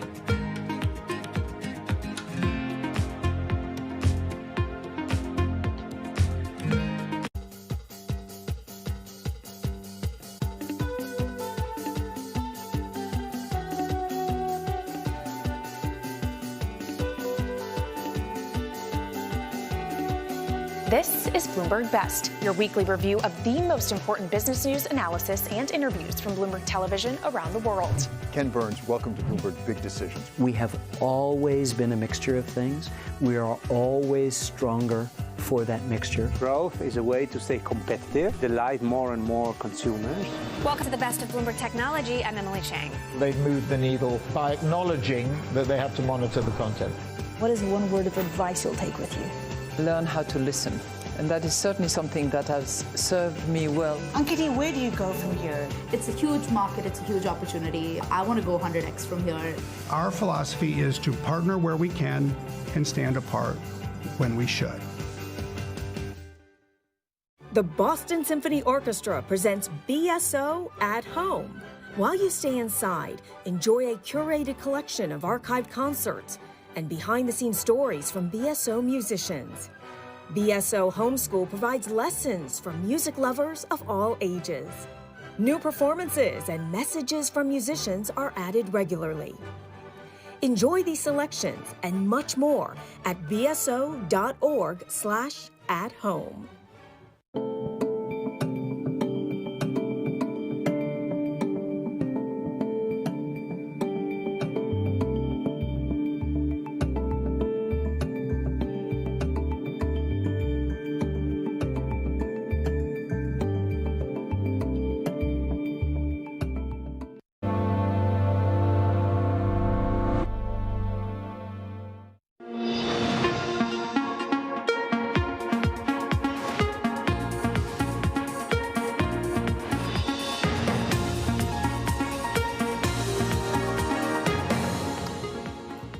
p.m. in London, 10 a.m. over in New York. We're 30 minutes into the trading day in the United States. From London, I'm Guy Johnson, my co-host in New York, Alex Steele. Welcome, everybody, to Bloomberg Markets. Alex, yesterday, the price action definitely risk off. Today, we're not really bouncing off that. No, and that's why I labeled it Turnaround Tuesday, because we are in the green, right? S&P up by 0.1%. Earnings really dominating the news flow to some extent. A weaker dollar, a light bid into the Treasury market. We do have $54 billion worth of two-year notes, though, coming on later. The VIX calms down, but we're not getting that huge rebound you would expect after that worst fall that we saw for the S&P in about 7 weeks as we head towards the election and the stimulus trade continues to fade just a bit. Guy, but we're looking for the data points to see how long we can sustain everything until we need that stimulus here in the U.S. Yeah, Conference Board Consumer Data Survey out now. It's coming in light. It's not the present, it's the future that I think is causing consternation for U.S. consumers. Let's break it down with Mike McKee. All right, Guy, I'm calling up the press release right now on this. It is a little bit odd, as you mentioned. The number on the headline, 100.9, is lower than it was in the month of August, or September, rather, when it was 101.8. And you would expect maybe that the present situation would be causing people concern because of the coming lockdown, the coming closures of some businesses as the COVID cases spike up. But the number comes in at 104.6, up from 98.9. Quite a surprise there. The expectations index you mentioned, 98.4. It was 104. 0.0 in September. So we're seeing quite a turnabout in the way people are looking at the economy. The interesting thing here is that what we may see is this be reasonably good news for Donald Trump, because if you're looking at the economy, stupid, as the old saying goes, you're looking at the economy as it is right now. And the people are saying the economy as it is right now is better. The employment number is also something that everybody wants to look at in the setup for next week. You look at the jobs plentiful numbers, comes in at 26.5. That's an improvement over 23.6. So those who think that we're going to have a dismal jobs report next week might be in for a surprise, at least according to the underlying consumer sentiment about how jobs are going. My God, Jobs Friday next week? I can't even think through Tuesday. All right, Bloomberg's Mike McKee, thanks a lot. Well, joining us now for more on the markets, Steve Chivarone, Federated Hermes portfolio manager and equity strategist. Steve, multiple choice for you. What's driving stocks? Is it a resurgence in COVID cases? Are we looking at definitely no stimulus in the short term? Or is it going to be political and a blue wave versus a light blue wave? I think it's all three, and I think it's driven around stimulus. So I think the market, right, is trying to understand, A, what stimulus is it going to get? When is it going to get it? And what's it pay for? So right? A Democratic sweep is going to give you larger stimulus, but you probably have to wait until, let's say February, and you're going to have to pay for it with higher taxes. A Trump presidency with a split Congress, you're probably going to get $1 to $2 trillion in stimulus. You'll get it in the lame duck, and you don't have to pay for it in taxes. And a Biden presidency with a split Congress, it's probably an even smaller stimulus, no taxes, but it could be until February until you get it. So I think that it's really a mixture of all three of those things. And then, the virus plays in because the worse it gets, the more pressure there is on Congress to do something on the stimulus side. So I think they're all conflated, and, hopefully we get some more clarity over the next 10 days here. So Steve, what was yesterday's price action about? What happened yesterday that changed the narrative? Because that was quite a steep drawdown in stocks. Yeah, honestly, I think that as you looked at some of the dynamics politically, I think the blue wave looked less likely yesterday. You saw that in some of the options reporting, which I know you guys reported on the network. I saw Sarah Ponzik report something on that on the network. You also, if you look at the Real Clear Politics averages, you've seen some of the margins in certain Senate races kind of tighten or move towards the Republicans. And I think that's one of the things that the market is looking at. They're saying, well, it doesn't look like we're going to get stimulus before the election. And if we do have a Biden presidency with a Republican Congress, it could be smaller stimulus, and it could be a little while until we get it. So I think that's really what was in the market. So, Steve, if we rebate more, if there isn't, a clean blue wave, maybe there's still a mixed Congress, for example, what assets are still the most vulnerable? Like, where are we still pricing a blue wave that we need to rethink?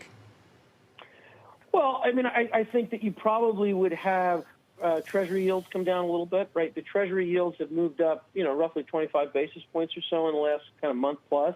I think that's in anticipation of a larger stimulus bill, something, even north of the $1.5 to $2 trillion that's been negotiated. So, I think that'd be one area. I think if you were to get that kind of scenario, we've been positioned for a rotation of value, which we think will work. Because we think you've got an economy that's in recovery, and that's going to be the main driver. But over the short run, I think if you were to get that kind of split outcome, you could see a little bit of softness there and maybe better entry points into some of those parts of the equity markets, small caps, value cyclicals, dividend payers. I think those would all be, you could get them at a little bit better prices for a longer-term play.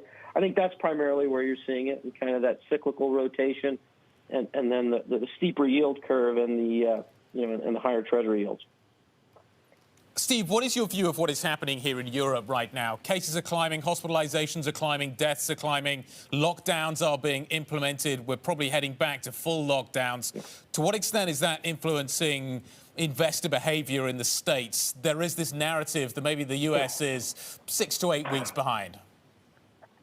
Yeah, I think it really is going to depend on a political calculation there, right? We had a pickup in infections in the U.S. in June and July. We were running double the infections at that point that we had in March and April. But even though you had a pickup in ICU visits and a pickup in deaths, by and large, you had double the infections and half of the deaths.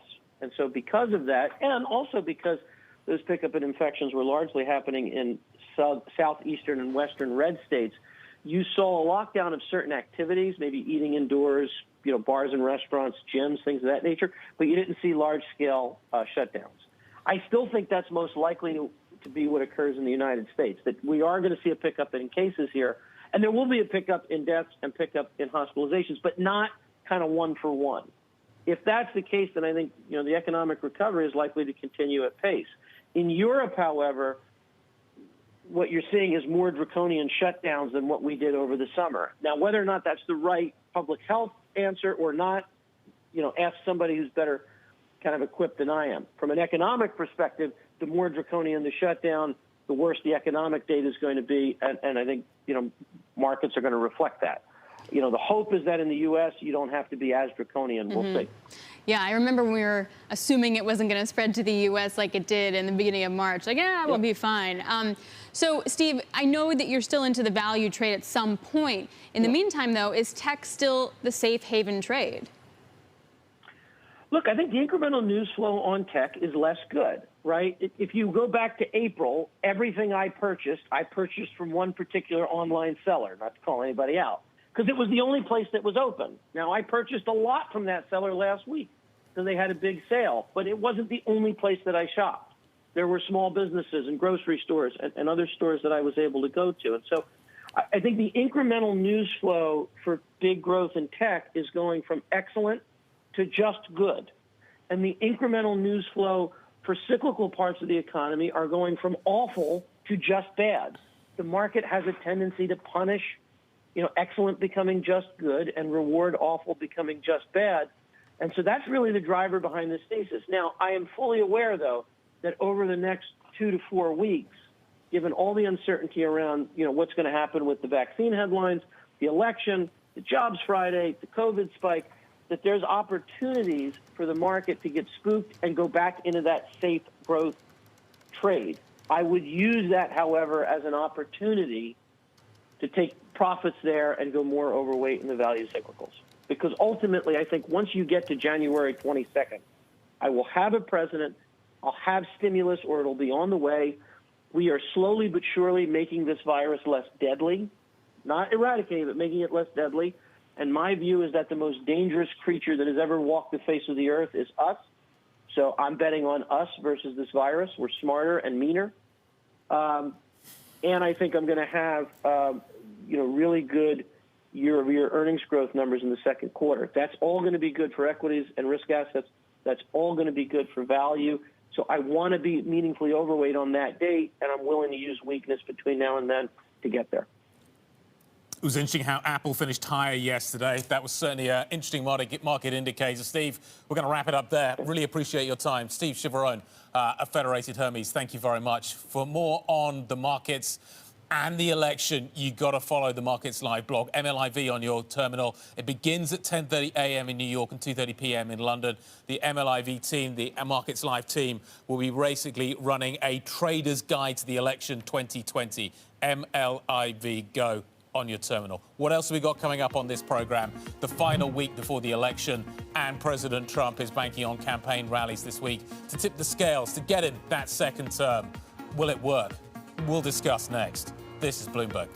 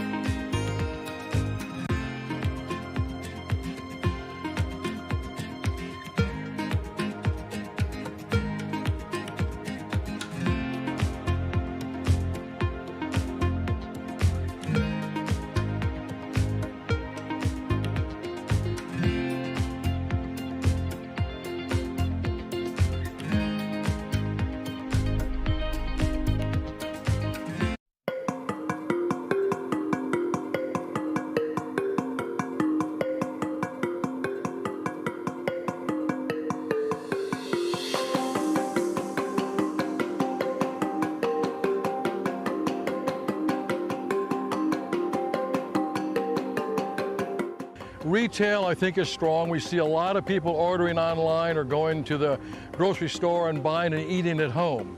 We just don't know what restaurants are going to do this year in the state of Florida, which is the largest consumer of the crab.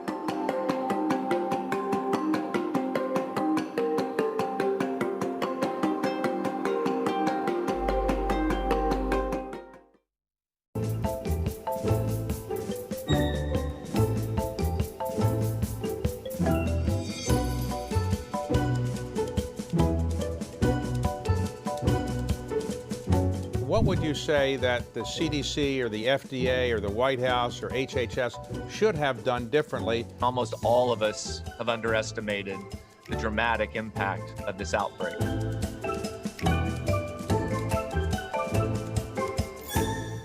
My understanding is that the government is working on both governments are working on the details in the next couple of weeks. So we could I hope that optimistically we can look at, say, December, that we can start operating that. Let's check in on the Bloomberg First Word News now. I'm Rishika Gupta. It's a big win for President Trump and congressional Republicans in the final week of the election campaign. The Senate confirmed Amy Coney Barrett to be the newest justice on the Supreme Court. That solidifies a 6-3 conservative majority. Barrett may be asked to weigh in on cases that could determine the outcome of a close election. The record coronavirus surge that started with young Americans has now reached the oldest populations. According to the CDC, counties with the largest 65 and older populations now have an average 19 daily cases per 100,000 residents. That's 67% higher than a month ago. China ramped up its purchases of American goods last month. Still, it's far from the full-year target set out under Phase 1 of the trade deal with the U.S. The Chinese bought more American oil, soybeans and cars. With 3 months to go in the year, Beijing is a little more than a third of the way towards the goal of $170 billion in U.S. imports. Global news 24 hours a day on air and on Bloomberg Quick Take, powered by more than 2,700 journalists and analysts in more than 120 countries. I'm Rishka Gupta. This is Bloomberg. Alex? All right, thanks so much, Ritika. So it's 1 week until the U.S. election. President Donald Trump and Democratic presidential nominee Joe Biden making their final pitches across the country. President Trump is pinning his hopes on rallies to excite his base and identify new voters in that final crunch. Well, Kyle Drop, Morning Consult co-founder, president, and chief research officer, joins us now. Morning Consult is a global research and data intelligence company focused on what people are thinking in real time. Kyle, good to talk to you. It feels like the market's starting to price in a lot more risk right after the election, aka a contested election. By what margin would Biden need to win by to take that off the table? Thanks so much for having me. We're interviewing about 5,000 likely voters every single day in the United States. And right now we've seen a consistent 9 to 10 point lead for Biden over Trump. So I'd say that the number is considerably lower than that, 5 to 6 percentage points. I would say in most of the key battleground states, whether it's my home state of Wisconsin or Michigan or Minnesota or Pennsylvania or Florida, we've seen consistent Biden advantages in our daily polling and everything that we're doing. How close is the Electoral College, do you think, Kyle? Well, if you look right now, states like Pennsylvania, Michigan, Minnesota, Wisconsin, each of the daily polls that we're doing, and roughly we're releasing 10-day rolling averages every single day publicly, we're seeing generally Biden is supported and ahead in most of them. And then we're seeing pretty strong shifts to the left in Georgia, Arizona, and Texas. In fact, total toss-up in a state like Texas. So I think we don't make a lot of projections, but I would say that Biden is in a very strong position coming in to everything that we're doing here. And I know that we've been investigating very closely across subgroups and across different, let's say, marginals. And one thing that I would point out is that we interviewed a couple thousand voters, asked them the same exact questions online and by phone, to really try to understand if voters do provide different answers when they're sharing their views in public or privately. And we found that President Trump and Biden do quite similarly in both setups. So I thought that is really worth noting as we're trying to reduce uncertainty as the process gets even closer to the election. So Kyle, that feels like a really important point, because does that disprove the shy Trump voter situation?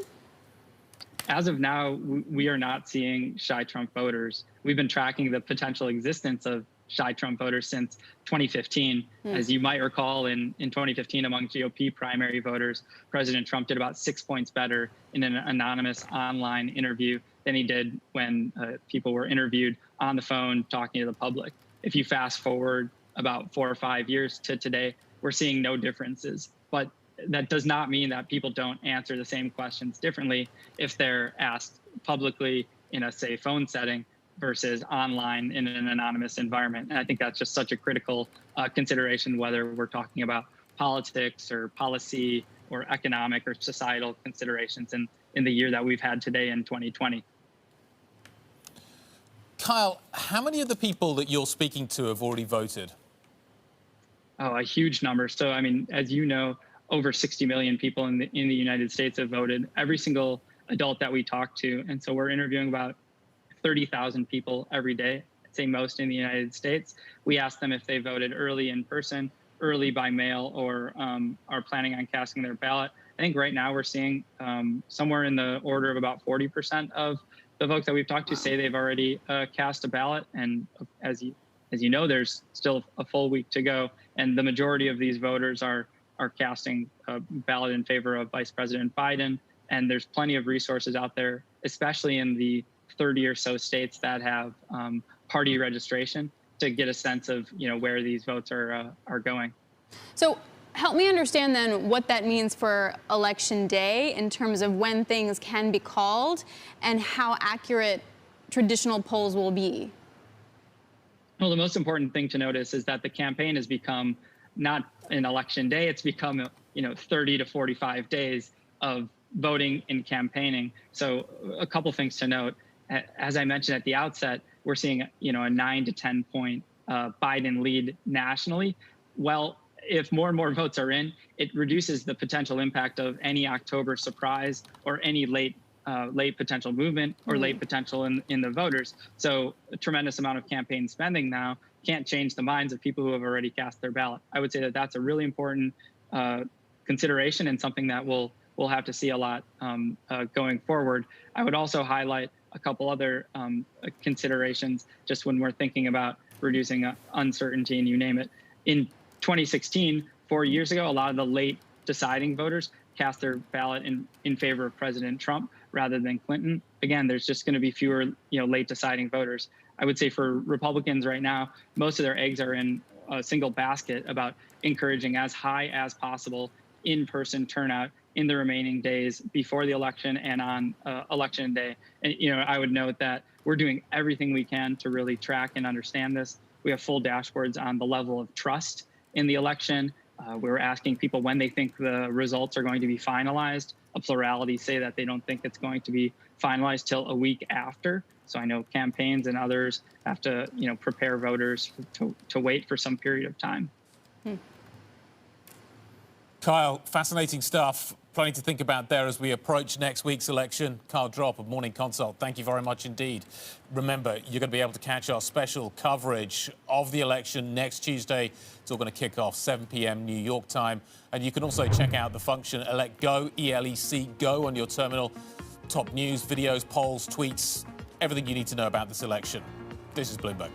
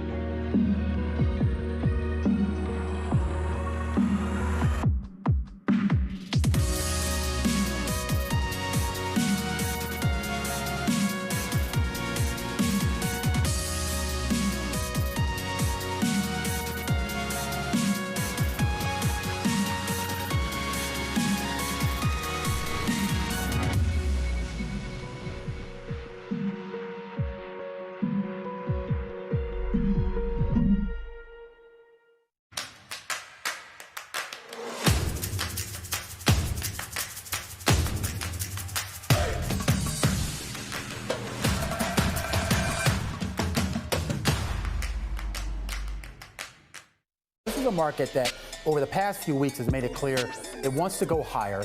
It got a little spooked by the idea that geopolitical tensions are rising.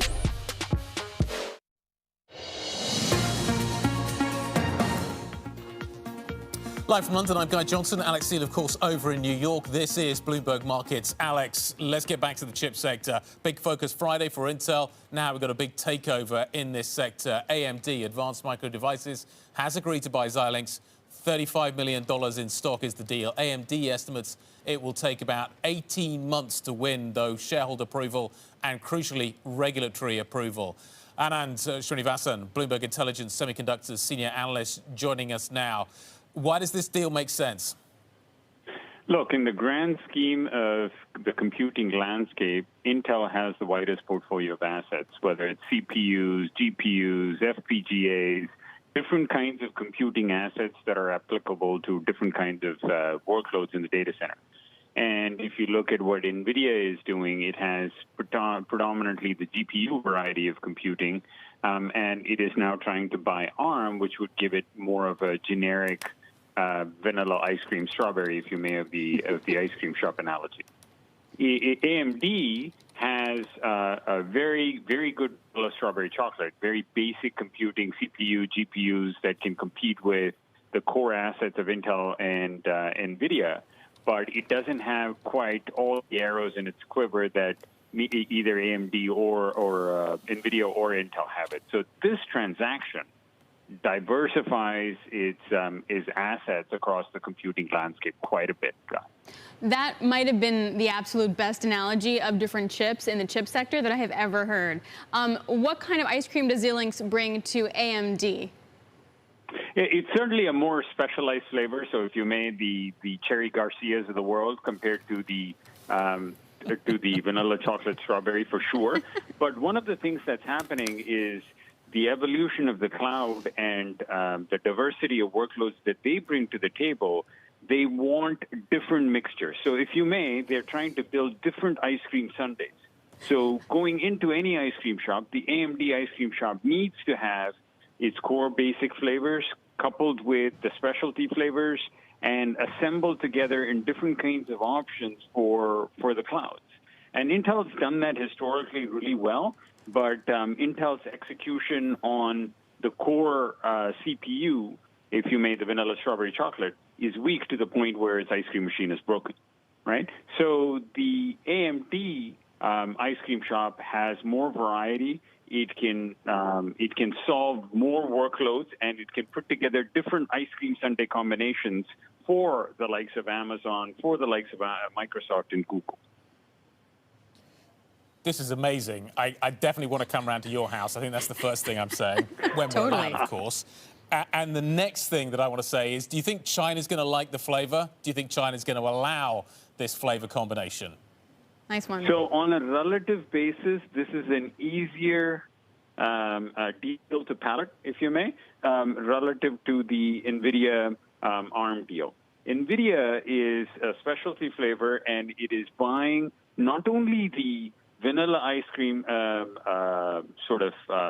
offering, it is buying the formula for vanilla ice cream. So everybody else that makes vanilla ice cream has to buy it from ARM, and NVIDIA's purchase of ARM takes away that key intellectual property asset to the point where its competitors will now become its customers. I think China might have a bigger problem with that deal on a relative basis compared to the ice cream flavor A being put together with ice cream flavor B in a combination. The U.S. will have regulatory issues that are substantially lower.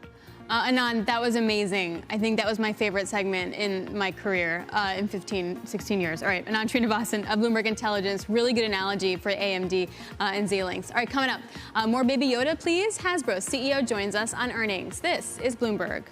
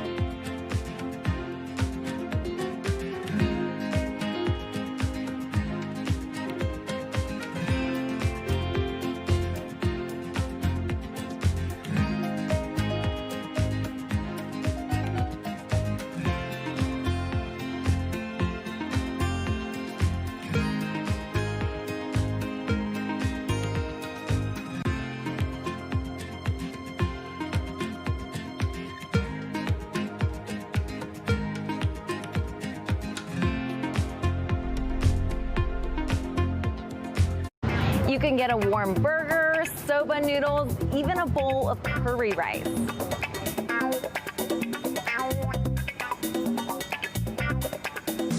In a city like Tokyo, vending machines seem to be everywhere. There are literally millions in Japan, and it's a big business, selling $44 billion of goods in 2016. With COVID-19, those sales are slowing down, which means getting rid of unprofitable machines. Vending machine sales were already falling even before COVID, with competition from convenience stores that are open 24/7 and have way more options. But there is hope for some of them. About an hour away from central Tokyo is the Retro Vending Machine Park. Here you'll find 50 or so machines side by side selling some quirky items.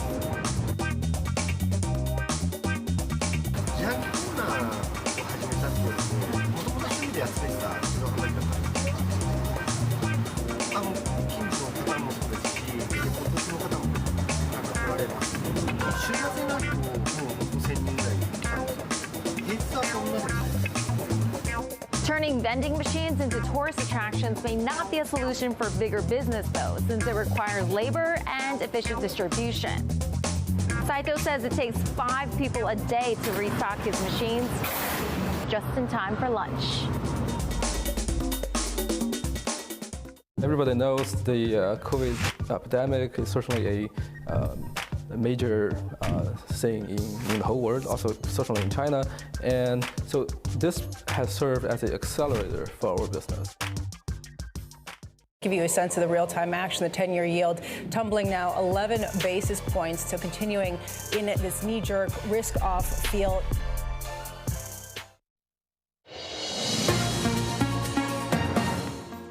While our supply chain remains fully operational as we chase what we see as extraordinary growth in consumer demand for our product. We believe we're well positioned to manage through the disruption, but at the same time, we're mindful of any COVID-related volatility and do what we can to meet consumer demand.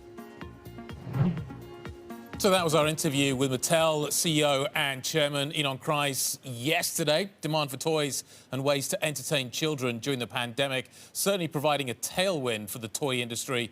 Bloomberg's Scarlett Fu has more.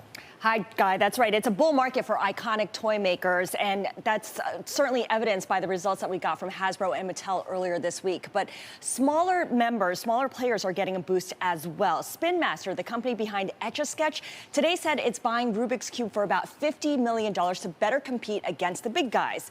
Rubik's CEO says he expects full-year revenue to rise 15 to 20% in a normal year. Keep in mind, people buy about 5 to 10 million Rubik's Cube, even though it debuted back in 1974. And the big picture here is that the pandemic has led to increased demand for classic toys. Parents are, of course, buying games that they used to play in their childhood. They're also seeking educational toys that reinforce STEM concepts. At the same time, the pandemic has really suspended the usual rush for toys that are linked to movie tie-ins. And of course, we've seen a lot of movies delayed because of the pandemic. And this dynamic shows up in Hasbro and Mattel's results in the third quarter. Let's start with Mattel, because Barbie dolls and Hot Wheels, classic toys, were big sellers, and that helped lift overall revenue by 10%, the biggest gain since 2011. The market liked what it heard, and Mattel stock jumped 10% in response. Now, for industry leader Hasbro, sales of old-school toys like Play-Doh and board games like Monopoly and Magic the Gathering also rose, and the third quarter was better than expected. But investors focused on declines in sales of toys linked to movies, and Hasbro's partner brands, that business fell 4%. There's also some contrast in guidance as well, because Hasbro said it expects a good holiday season, while Mattel specifically forecast higher fourth quarter sales. So Hasbro shares tumbled 9% yesterday in response, and you can see that it's underperformed Mattel over the last 6 months. Alex? All right, thank you so much, Scarlett. I tried to get my daughter to play Monopoly Star Wars, but that didn't really go for her. All right, joining us now is Brian Goldner, a Hasbro chairman and CEO. Brian, we were actually talking about this in the break, talking about Baby Yoda, talking about toys based on movies. How long do you feel like you will struggle due to the lack of new releases because of the pandemic? You know, we've seen all year long that toys linked to Disney Plus content like The Mandalorian has been incredibly strong. Star Wars is up significant double digits for the year. The Mandalorian season 2 comes out at the end of the week. So now it's a combination of toys and merchandise linked to streamed content, as well as movie merchandise. Our own Transformers over the summer, we launched War for Cybertron, which is an animated series on Netflix. It came in performance to the top of the Netflix charts and also drove significant engagement and sales for fans and families around the Transformers brand. So it's going to be a combination, and we do have a great lineup for 2021 that begins in the first quarter. We'll support 9 different initiatives, including 2 of our own next year, our first full-length CGI film for My Little Pony, and we have a G.I. Joe movie next year. It's the origin of Snake Eyes, and they'll both come in the second half of 2021. An array of Marvel movies that come next year, as well as another Spider-Man. So we believe people will get back into theaters, and they're desirous of that movie experience, and they're also watching a lot of streamed content that benefits us from a merchandise standpoint and also from our studio standpoint with E1. Incredible engagement with Peppa Pig content and PJ Masks content, and we're beginning to produce those toys for 2021 as well. Brian, you sound pretty positive, to be honest, about what is happening and what's going to happen in the future. What do you think the market got wrong yesterday? As Scarlett was saying, the price drop was pretty dramatic, and I'm scratching my head trying to figure out how I reconcile what you're saying and the price action that we saw yesterday. Well, look, we talked about the fact that for a couple of quarters, our E1 acquisition that we made early this year was unable to produce live action content. And so that content is now starting to be produced again. We now have 25 productions back online, but E1 as a business for us was down nearly 30% in the third quarter. It's now coming back in the fourth quarter. We'll start to have productions, and as we deliver episodes, we'll be able to get paid for those episodes. Some of that revenue that's also based on committed content and series for networks will wrap into 2021. And we did say that we expect to be able to grow fourth quarter, despite the fact that we have comps against Frozen and Star Wars movie product a year ago.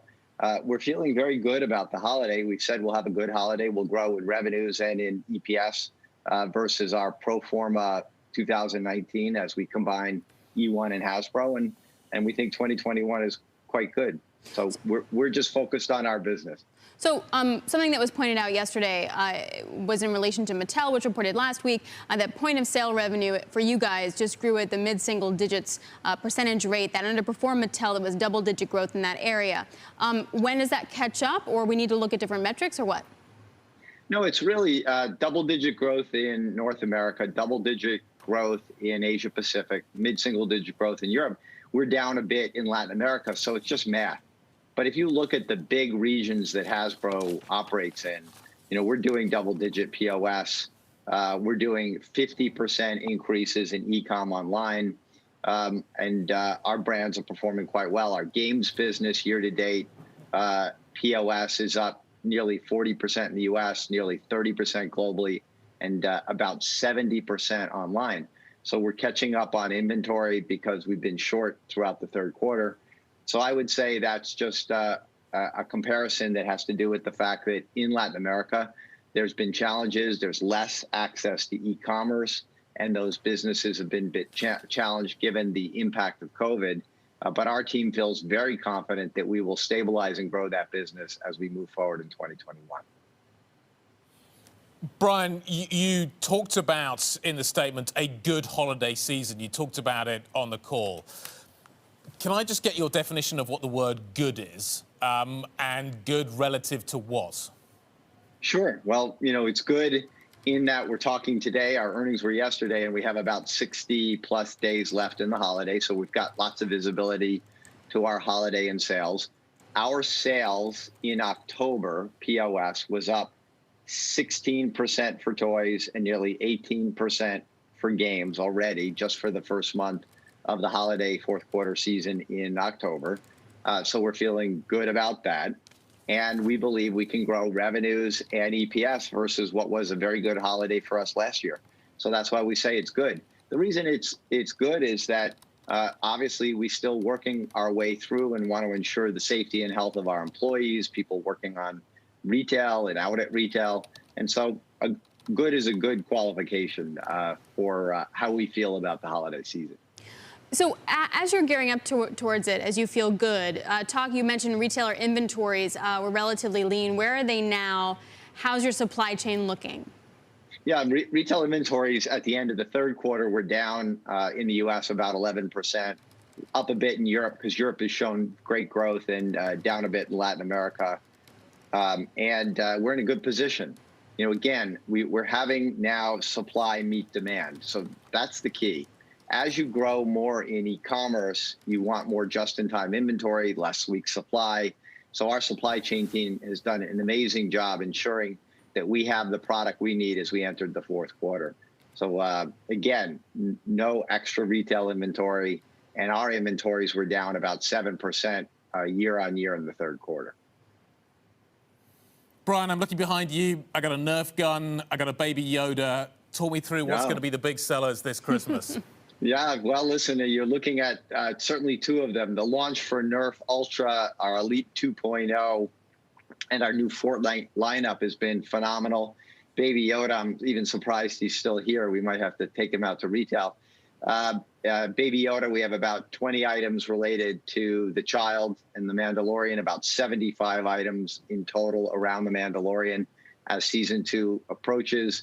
The performance of Star Wars, as I said, was up double digits, high double digits so far this year. So we feel good about those, but also Magic the Gathering, our game oriented to teens and adults, has performed incredibly well. Our digital gaming business and Arena has grown. And so we have a unique and differentiated position in gaming. And then our toys and games business has done well as well. Play-Doh is up in the third quarter, and that's a great brand for parents and for kids around creativity and developmental milestones.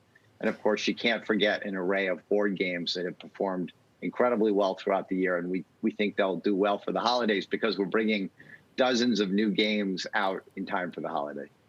All right, Brian, thanks a lot. We appreciate the time. Brian Goldner, Hasbro Chairman and CEO. We're long Hatchimals in our house right now. Okay, this is Bloomberg.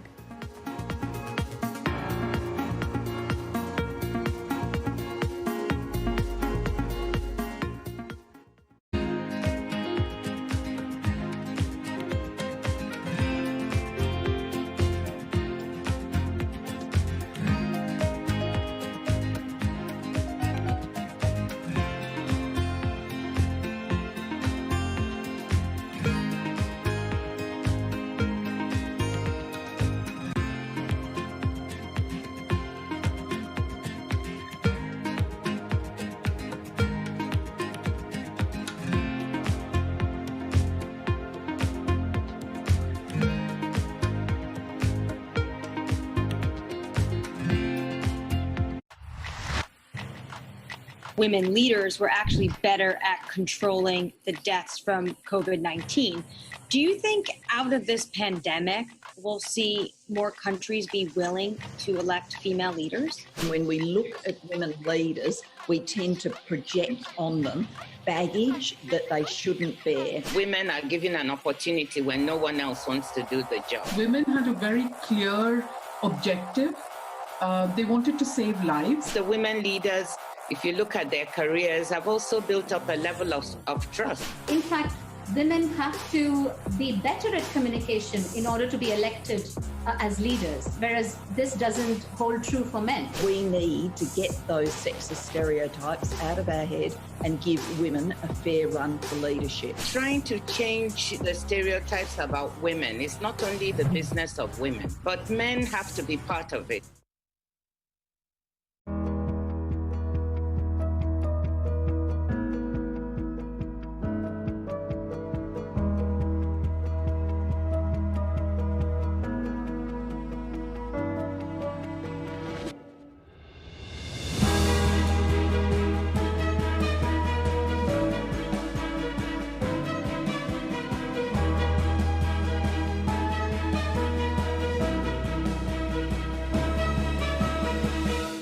It's really a reminder, isn't it, just how sensitive the markets are to any commentary about trade. We did see some pressure on the yuan, we did see some pressure on the futures. That is now being reversed.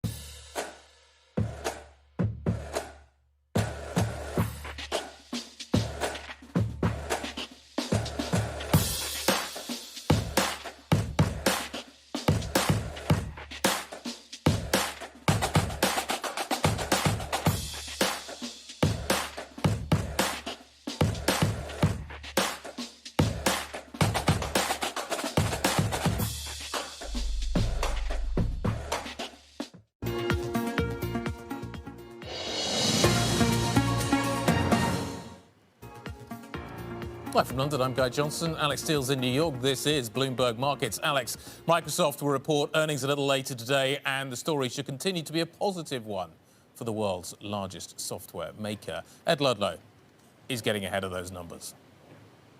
Yeah, Guy, Wall Street wants to know how Microsoft is faring in a softer IT spending environment and whether that kind of accelerated adoption of cloud infrastructure, particularly by corporate clients, has been sustained during the COVID period. Analysts looking for earnings of $1.55 per share on revenue of around $35.8 billion. Come with me into my Bloomberg and look at this chart. It's incredible. Microsoft has recorded sales growth of more than 10% for 12 consecutive quarters. It's also beat on EPS on 12 out of 12 of those quarters. The last time we got single-digit growth was in the period ending June 2017. This time around, consensus is for sales growth of around 8%. So we could see that hot streak end. But if there's a bright spot where they could beat consensus, it might be on PC gaming demand, where our colleagues Bloomberg Intelligence see recent boosted shipments of Windows PCs potentially boosting Microsoft in the quarter. They've often guided conservatively on that front and then beaten guidance comfortably. Also, a focus on cloud. Microsoft benefited early in the pandemic from corporate customers accelerating their cloud investments.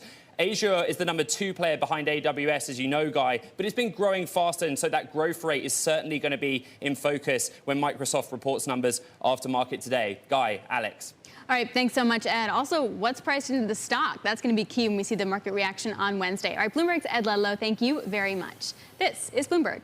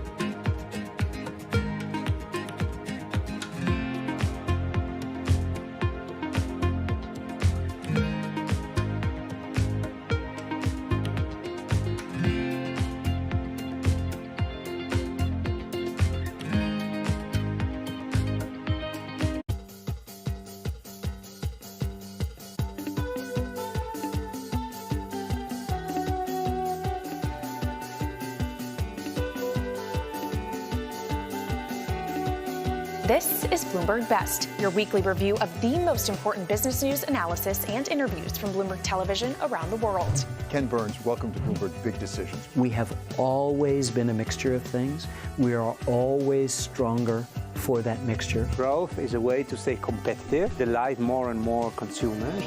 Welcome to the Best of Bloomberg Technology. I'm Emily Chang. They've moved the needle by acknowledging that they have to monitor the content. What is one word of advice you'll take with you? Learn how to listen. And that is certainly something that has served me well. Ankiti, where do you go from here? It's a huge market. It's a huge opportunity. I want to go 100x from here. Our philosophy is to partner where we can and stand apart when we should. So we'll have the conversations with the Bank of England in the latter part of this year, and then, we will address our policy around returning capital to shareholders at our year-end results coming up shortly at the beginning of 2021.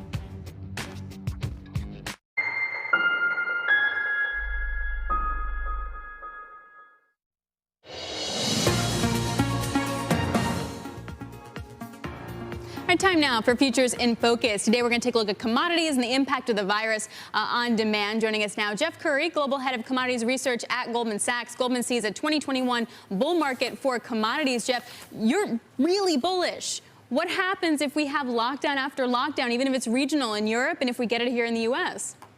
Well, let's first just look at the following observation. Every single commodity market, with the exception of coffee, cocoa, and iron ore, are in a deficit right now. That's because the hit to supply has been massive, despite a wall of worry around demand right now. Now, I think one thing in terms of thinking about demand is that the COVID comes in waves. 1/3 of the world right now is coming out of their infection rates. Think about places like, Melbourne and Australia, India, and places like that. It's improving, while another third is going in places like Europe and the US that are sinking deep. And then you have a group in the center that are one that moves around. So I think the key point here is much more Supply is down substantially. Markets are all in deficit. By the way, that's something that typically happens at the end of the business cycle, not something just 6 months after hitting a trough of a recession. So we're in a very unique time period, and I'm not that worried about what's hitting 1/3 of the world because another third of the world is coming out. Okay, so Jeff, you're neutral near-term, medium-term overweight. What you're saying is that there is no shift to the right in terms of the timing as a result of, for instance, the COVID cases rising in Europe. It definitely has an impact at the margin. But, in terms of looking at all of these markets, let me go back and say it again. Every single one of them, but a few agriculture markets, are in a deficit, which just underscores the structural shift in supply that we have seen. In fact, there are 3 key themes that we're focused on and why we're so bullish as we look forward. One is structural underinvestment. Second is policy-driven demand. The third is a macro tailwind. So let's just quickly talk about the structural underinvestment. This is a theme that we've been talking about since 2017. We called it the revenge of the old economy. Basically, new economy soars, great returns over there, moves all the capital to the new economy and starves the old economy of the capital it needs to grow. Overlay COVID crisis, particularly in oil when we saw negative prices on that, and then overlay ESG concerns, capital has been siphoned out of this sector. So that's point one. Point two, policy-driven demand. This is as big as the BRICS story back 20 years ago.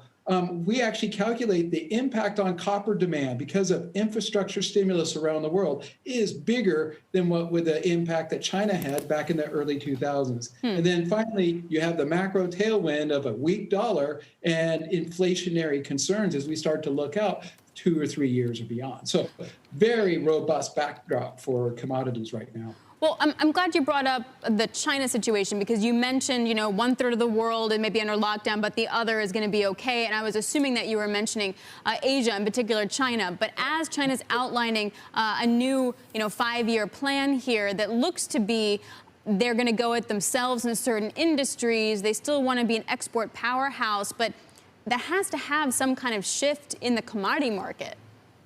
Well, if anything, when you start to look at what has happened over the course of the last, let's say, 6 to 12 months, China's share of global GDP has accelerated. So all the big commodity consumers, particularly in Asia, now occupy a bigger share of the overall pie of demand. Because think about the growth in Chinese economic activity because of the stimulus on infrastructure, construction, and other activities. This has had a big impact. By the way, when I say we're really bullish on commodities, I want to emphasize non-energy commodities like base metals, precious metals, bulks, we want to be long today. The energy, particularly oil, we think tactically you don't want to be long until after the winter because the demand hit has been so much larger there. By the way, gas, we want to be long today. So there's only one commodity, oil, that we would delay that bullish view. The rest of them, particularly given what's going on in China, we want to be long today, particularly copper. Jeff, how long do I want to be long for? Is this a super cycle? That is a really difficult question to answer. My straight up answer, this thing has legs till 2022. Now, when we start to talk about that second theme, which was policy driven demand, I like to point out, once you open up that Pandora's box, it's hard to put it back in because we start to talk about policy spending and we're looking at policy going to lower incomes. This is the first time we see spending of this magnitude on that income group since the 1960s and 70s. And remember, LBJ opened up that one back in the mid 60s and you didn't put it back in the box until Reagan, until 1981. I'm not forecasting we're going to see something like that. I just want to emphasize that once you start this process, it's very difficult to stop it. What we do see, Jeff, is no matter what country you're in, it's the shift to green. That seems to be where a lot of that policy money is going, whether Europe, whether China, whether here in the U.S., if you get a President Biden win. Have you guys crunched the numbers to quantify that kind of demand based on the policies that are currently out there? Oh, yes. When you start to look at copper demand, we're talking 600,000 tons year-over-year growth at the beginning, going to 1 million tons year-over-year growth. That's why I emphasize this is on the magnitude of the BRICS story back in the early 2000s. And I do want to emphasize all of these stories all funnel up into inflationary tail risks. Particularly when you start to think about climate change. We estimate that climate change will cost each American $4,000 per year till 2050. That's a family of four. That's $20,000 per year, which means they can't afford that. That means more stimulus, more spending by the government to start to address these issues. And that starts to increase the cost of everything, putting upward pressure on prices. Jeff, governments want to make their economies carbon neutral. How, as an investor, do I make my portfolio carbon neutral? And when do you think I need to do it by?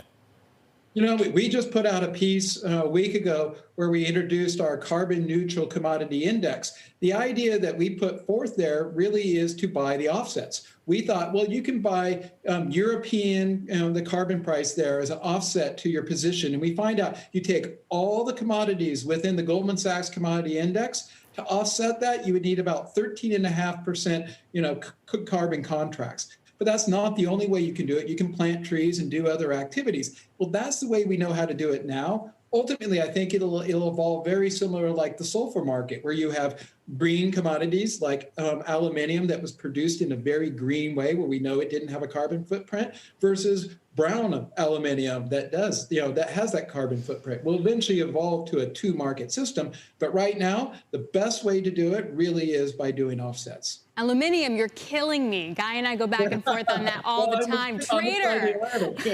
All right, as we just settle up here, I'm really interested, Jeff, in your views of oil. You mentioned not yet to get bullish on oil. So I wonder how you look at the recent consolidation in the shale patch and then how that sets up oil in your bull market thesis. Well, to really get productivity gains, what we need to see are the big majors involved in this activity. Unfortunately, their stock price has been hit hard following the COVID, which is why you see, much smaller, more E&Ps, Pioneer, WPX, Husky over the weekend.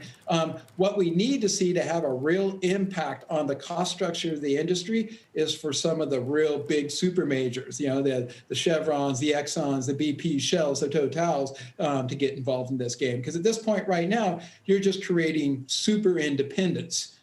We need to create something equivalent to what we did in the late 90s, where we created the super majors. That can start to have an impact on the cost structure. But we're moving in the right direction. Now, it's something that we forecasted and was really central to our commodity view a year ago. However, we really thought the majors would be involved in that, and that's still yet to be seen. Jeff, thanks for joining us today. Thanks for your insight. Jeff Curry, Global Head of Commodities Research from Goldman Sachs. Coming up, we're going to talk about what's happening here in Europe. Carsten Nickel, Teneo Managing Director, is going to be joining us. Case counts, hospitalizations, deaths rising rapidly here in Europe.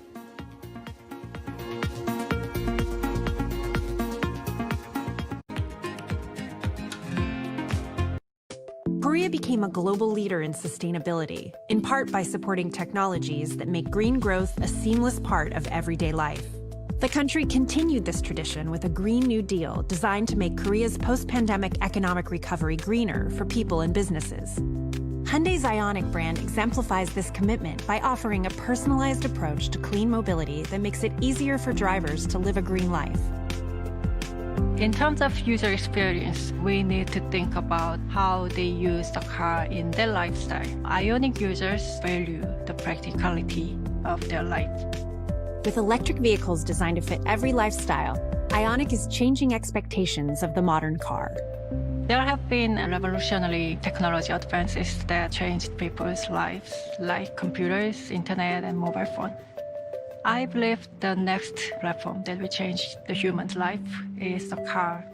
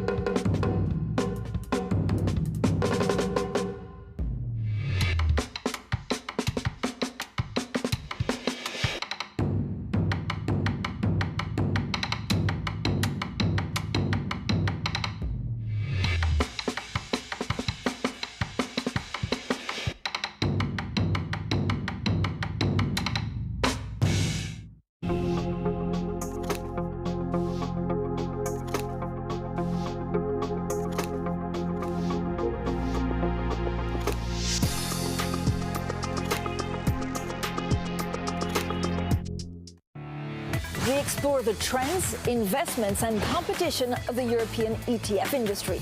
Join us on Bloomberg ETF IQ Europe.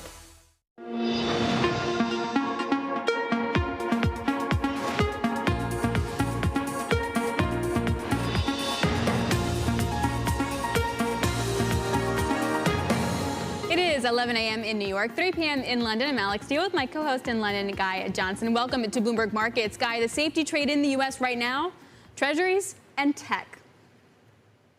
Where have I heard that before? That seems like a very familiar theme, doesn't it? We are seeing European equities at session lows. We are seeing yields pushing lower as the session is progressing. Stock 600 now down by 0.9%. Didn't fall as far as U.S. markets yesterday, but certainly adding some catch up to the downside today. The S&P's down by 0.1%. We are, as I say, seeing bond yields being forced lower. Prices are rising. The low for the month in terms of yields in Germany, -62. We're pushing back down to those kinds of levels. Interestingly enough, though, there's a bid on the euro today. The dollar's a little on offer, which is a little kind of counter to what we're seeing certainly in other asset classes. So fascinating to see that one happening. But broadly, it continues to be very risk-off here in Europe. Alex. Yeah, I'm glad you said that, which is puzzling considering we are seeing the resurgence of the virus in Europe, and that's driving Germany to consider closing restaurants. Italy is working on more aid for businesses, and the UK Prime Minister Boris Johnson is facing some growing discontent over lockdown measures. Joining us now from Brussels is Bloomberg's Maria Tadeo. I asked you the question yesterday, and I have to ask it again. What's in lockdown? What's not? What are the rules?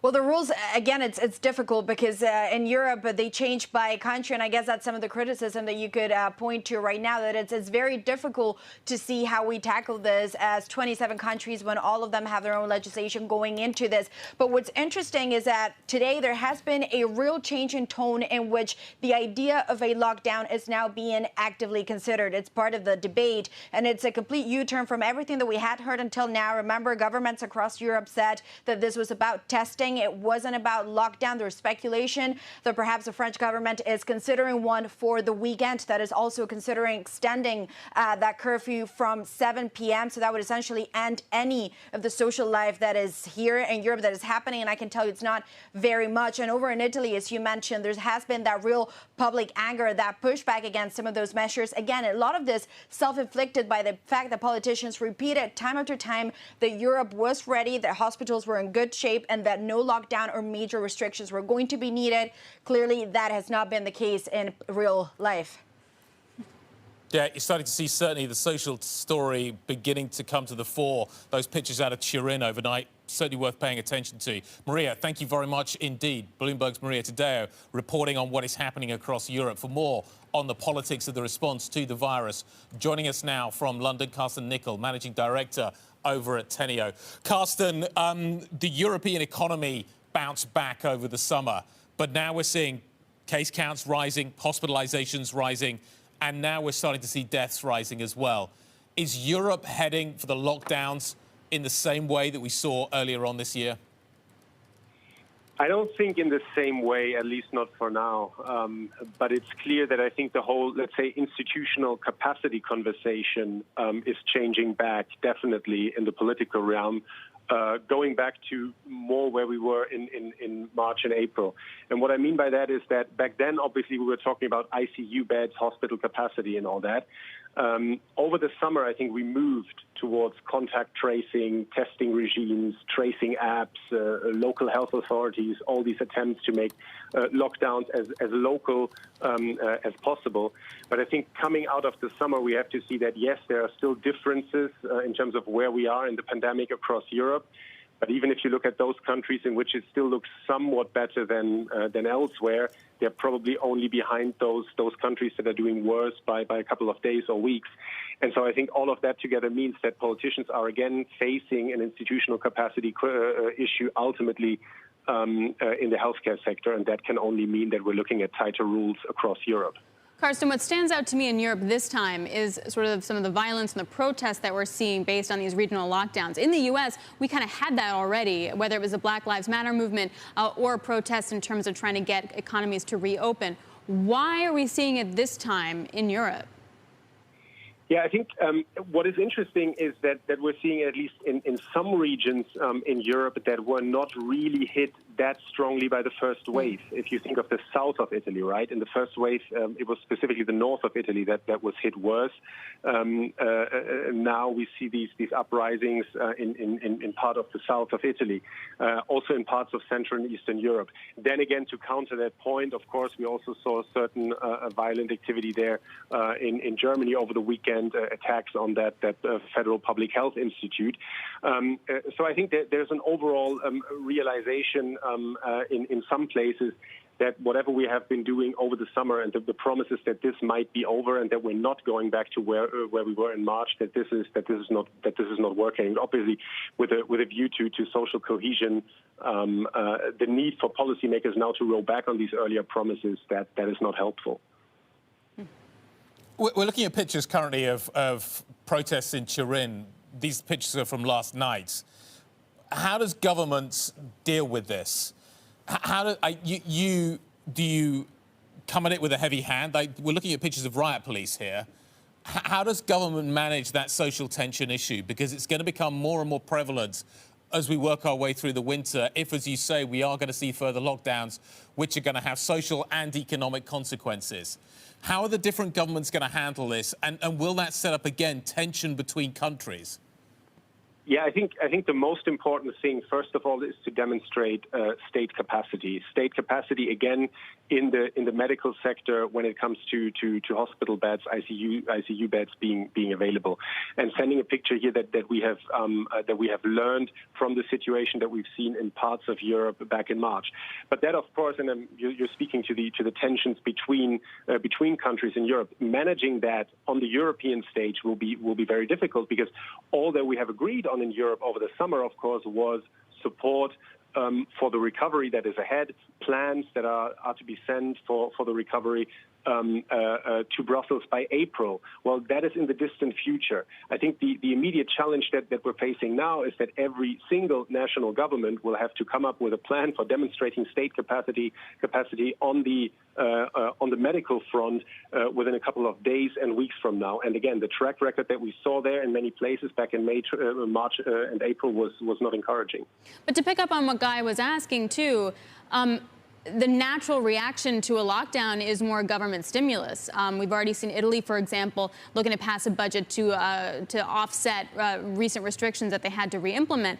I mean, is that what we're going to have to expect now? Like, yes, bed capacity, communicating about the disease, communicating between countries, coordination, but at the essence, isn't it going to be a boatload of money going into small businesses and people's pockets again?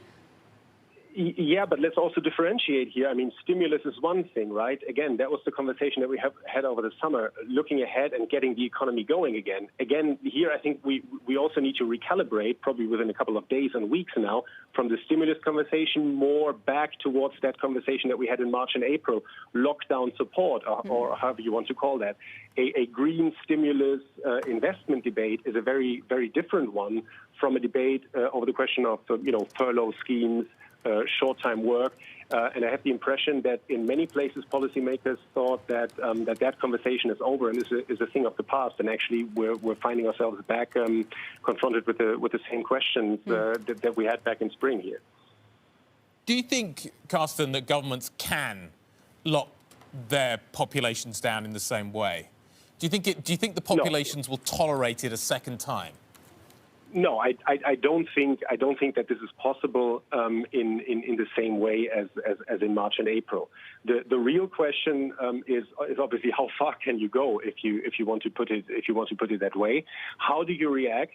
Let's say over the next 2, 3, 4 weeks, if you start increasing restrictive measures again, and you realize perhaps that this is not enough, and very important from a political and societal cohesion perspective, I think, what's the way out? So if you are going to more drastic lockdown regimes, let's say for a short period of time, can you actually promise that this will end? At which point? And do you have, again, testing, tracing systems ready to make sure that you move out of these strict lockdowns and therefore you keep up the morale, basically? I think all of these are open questions, but they're definitely signposts to watch now. Is there one country that so far is doing it right this time around, or a better example than the rest? I think that's very difficult to come up with an example here. I think some of those countries that did relatively okay over the summer, basically what we see, unfortunately, is that they have bought themselves a couple of days or weeks, perhaps now. But even if you look at a country like Germany that did relatively well over the summer, it's not doing as badly as France right now, but it's really only a couple of days behind, unfortunately. Yeah, all right, let's see about the U.S. too. All right, thanks a lot, Carson. We really appreciate you stepping in. It was a really interesting segment. Carson Nickel, Managing Director over at Teneo. All right, coming up, well, the downside risks to the market are mounting as restrictions in Europe may not be sufficient to contain the virus resurgence. How do you deal with that as an investor, and what does any kind of stimulus/lockdown support actually mean? We'll break that down with Seema Shah, Principal Global Investors Chief Strategist. This is Bloomberg.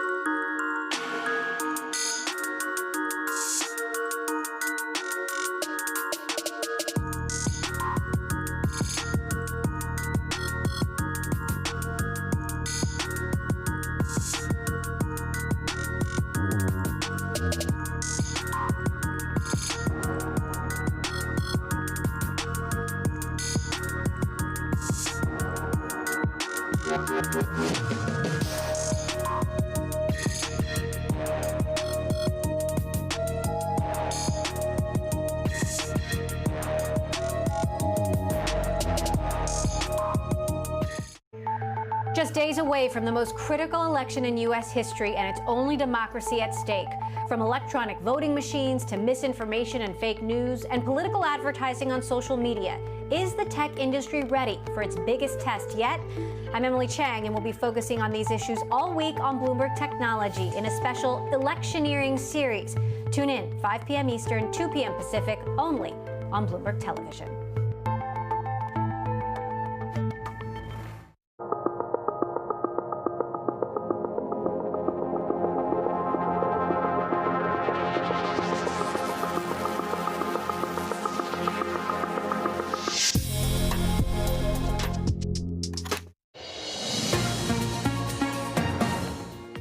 Let's check in on the Bloomberg First Word News now. I'm Ritika Gupta. It's becoming a familiar story for Louisiana. Much of the state is under a hurricane warning. Zeta is headed toward the U.S. Gulf Coast after making landfall in Mexico. Zeta is the 27th named storm in what has been a very busy Atlantic season. If Zeta makes landfall in Louisiana, it will be the 5th named storm to hit the state this year. The U.S. is pushing for closer ties with India as that country faces a prolonged border conflict with China. Secretary of State Mike Pompeo and Defense Secretary Mark Esper meet with top Indian officials in New Delhi today. Officials say they talked about ways to cooperate on pandemic response as well as challenges in the Indo-Pacific region. And President Trump is mistakenly telling mail-in voters having second thoughts they can change their votes in most states. The president tweeted that Google searches for "Can I change my vote?" have been trending upwards. Only a handful of states allow mail-in voters to change their ballots after submitting them, and the practice is not common. In the UK, Prime Minister Boris Johnson faces a revolt from more than 50 of his own Conservative members of Parliament. They're demanding a clear route out of lockdown for parts of northern Britain that helped give him a majority in the last election. The lawmakers told Johnson his strategy of targeting local areas with restrictions was disproportionately damaging the economies of northern regions. Global news 24 hours a day on air and on Bloomberg Quick Take, powered by more than 2,700 journalists and analysts in more than 120 countries. I'm Ritika Gupta. This is Bloomberg. Alex. All right, thanks so much, Ritika. Let's get straight to some insight as to how investors can and should be dealing with the virus. Cases in Europe. Joining us now, Seema Shah, Chief Strategist, Principal Global Investors. Is the playbook for market participants going to be the same back in February and March, or is this time going to be different? I think it will be actually quite similar. You know, one of the things that we've been, you know, as all of us are looking at our 2021 outlook, one of the things that become very visible to us is actually not much has changed from a market perspective from the beginning of the year. You know, we've had this deadly pandemic. We've had central bankers step in huge size. We've had economies shut down, and yet the market is pretty much back to where it was at the beginning of the year, even slightly higher. You still have mega cap tech dominating. You still have central banks worried about losing effectiveness.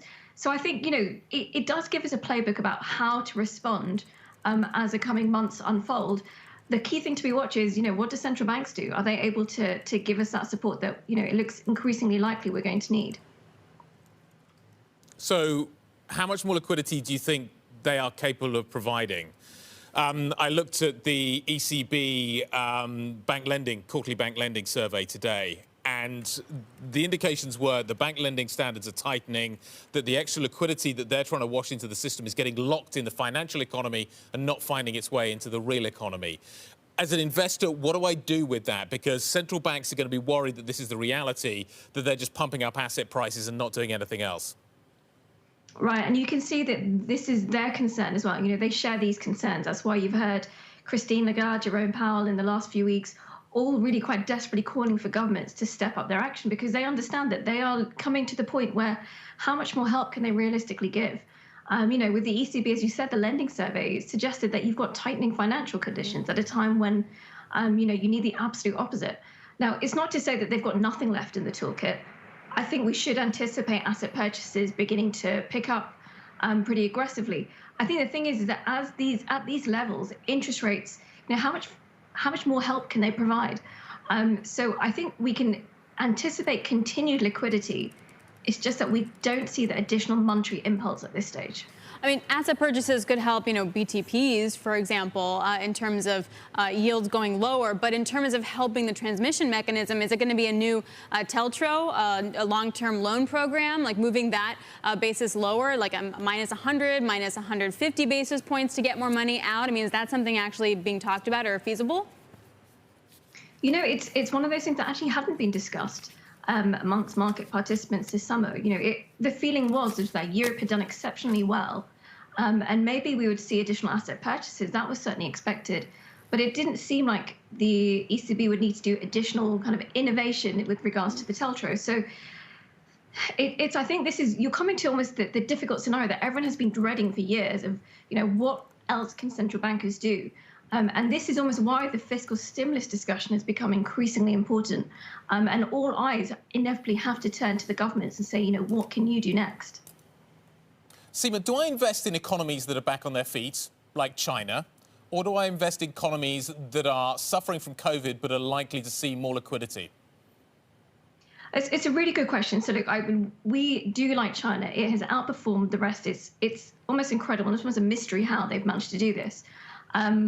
So, you know, anything which has got that exposure to China is going to be extremely important. Now, the one thing, however, that we have learned in the last few weeks is that there is no guarantee that these countries are not going to be hit by a second wave.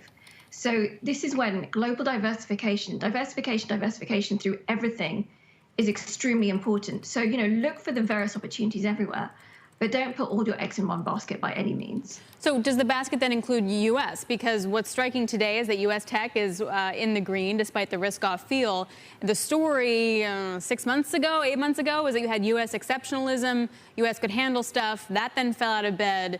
Where are we now in that conversation?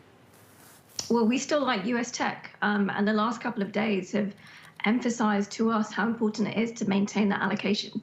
You know, as long as you've got an economic backdrop which is even vaguely rocky and uncertain, which, you know, it certainly seems like 2021 will be, and as long as you've got bond yields very depressed, as the Federal Reserve has indicated it will be, then there's additional need for those companies which have got the strong balance sheets the positive cash flow, and are simply big enough to deal with the challenges ahead of them. And then, of course, you've got the secular story, which is as long as you've got a pandemic, there's going to be a continued focus on working from home, living and dealing with all the social challenges that we have via technology. So absolutely, to us, mega cap tech has to be a key part of an allocation at this stage. How does that relate to the way that you're positioned for the election? Are you positioned for any particular outcome in the United States? No, we're not. So I think this is almost very key going into the election. They're trying to position for an election result is fraught with dangers. It's, you know, we've learned many times over that election night, referendum night surprises do happen. So, you know, don't try and invest on the basis of what you think. Don't try and invest on the basis of what you think markets may respond to the election result. The thing that we've seen from doing analysis back to 1929 is that you have a couple of months of volatility potentially, but then after that noise, the market returns to the fundamentals. So what are really driving markets? And that's going to next year, it will continue to be the pandemic, it will continue to be central banks, and hopefully fiscal stimulus. And that's what you need to position for. Almost look away from the election for the time being. So what has been starting to get priced in, which yesterday you could argue was getting priced out a little bit, was the reflation trade. Then you're not playing that? No, we are trading that to some extent. So we do believe that reflation trade, on the basis that central banks will still be very much present next year. We also believe that fiscal stimulus is still going to be coming next year, both in the US and in Europe. These countries will have no option but to enforce new fiscal spending. So there is a reflation trade, but I have to say that, you know, if we were to see the pandemic cases continuing to rise, overwhelm hospitals, and you see more and more countries heading back towards lockdowns, you know, there is a bit of a question mark on that reflation trade. Nice to see you, Seema. Always appreciate your input. Seema Shah, Principal Global Investors Chief Strategist. This is Bloomberg.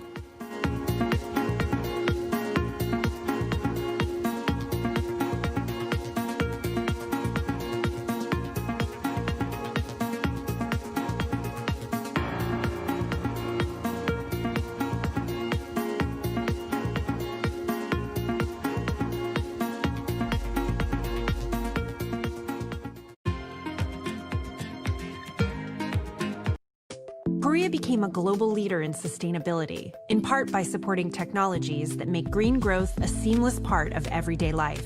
The country continued this tradition with a Green New Deal designed to make Korea's post-pandemic economic recovery greener for people and businesses. Hyundai's Ioniq brand exemplifies this commitment by offering a personalized approach to clean mobility that makes it easier for drivers to live a green life.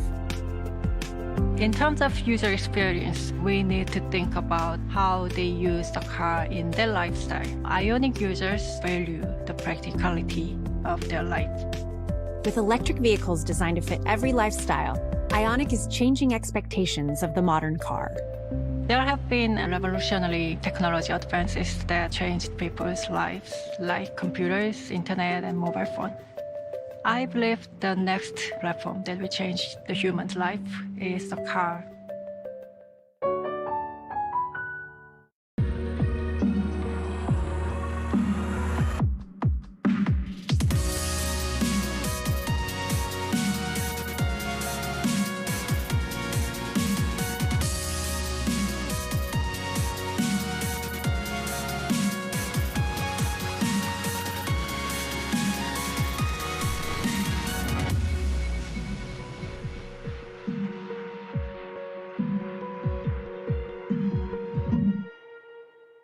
There are unconventional tools, asset purchases, forward guidance that expand what monetary policy can do, but there are some limits. It's important for fiscal policy to fill in that gap. This is a market that over the past few weeks has made it clear it wants to go higher. It got a little spooked by the idea that geopolitical tensions are rising.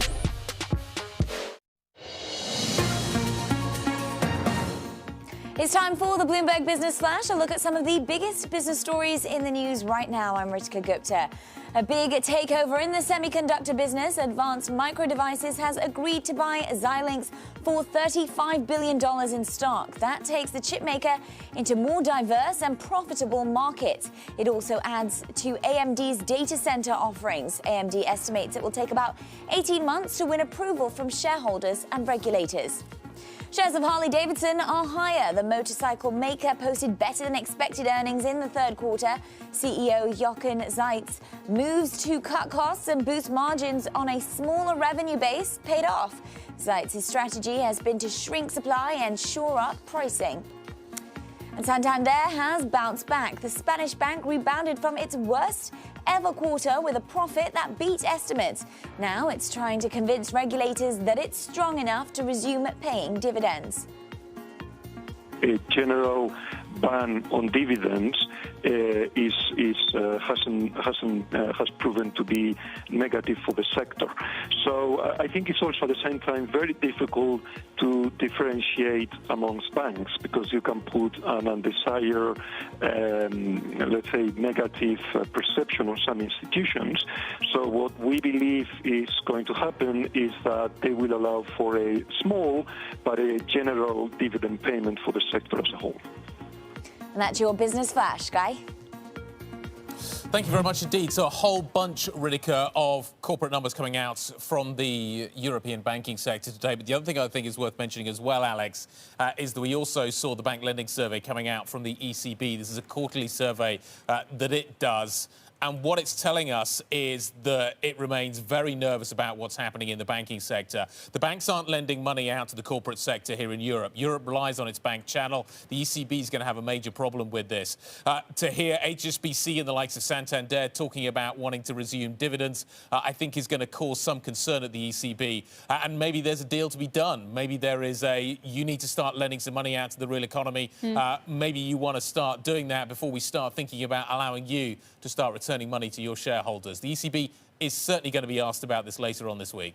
Well, yeah, and I also wonder, when we had U.S. banks releasing some of their loan loss reserves, things looking better for European banks, as we also just saw, as you alluded to, is that going to be real? I mean, if we're going to see regional lockdowns in Europe, are we going to see the same thing in the U.S.? Yep. Can we really count on that for banks? I don't know about that. So that still leaves me a big question mark with dividends. All right, well, coming up, we do have a slew of pharma earnings out this week as well. We're going to take a look at how COVID-19 is affecting the results. We're going to talk to Jeff Meacham, Bank of America senior biotech analyst. He'll be joining us next. This is Bloomberg.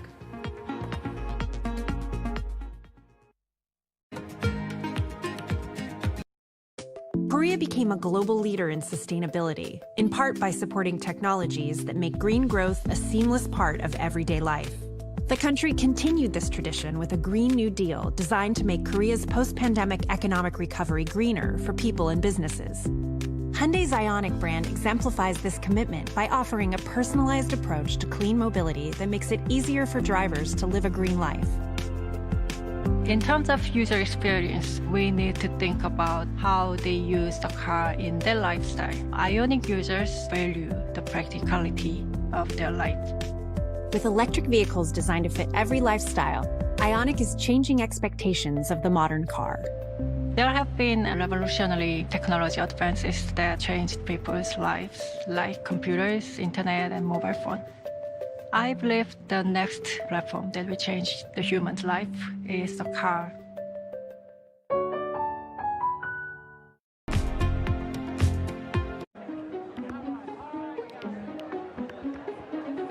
Jacinda Ardern's Labour Party holding 64 seats in the 120-seat parliament. Now that is interesting because it's the first time since the introduction of proportional representation in 1996 that any party has won enough seats to govern on its own. Now this is by turns rather luxurious and also slightly terrifying for the new Labour government because there are no checks and balances on power. There is no upper house. Jacinda Ardern can pretty much rule as she sees fit. So she did rule out, heading into this election, any capital gains tax, but as revenue collapses, it must be very tempting to give that policy another look. She's also contemplating going into coalition with the Greens Party, even though she doesn't actually need them to govern. Now, the Greens Party did take forward a more comprehensive package of tax reforms to this election. So were she to govern in concert with the Greens, they could do much of the heavy lifting on tax reform, which may also prove to be a little unpopular with some portions of the electorate. So it's going to be very interesting to watch this new turn. There's going to be a lot of new and untested MPs in the caucus. So a second Jacinda Ardern term is going to be full of all sorts of different challenges to the ones that characterize the first.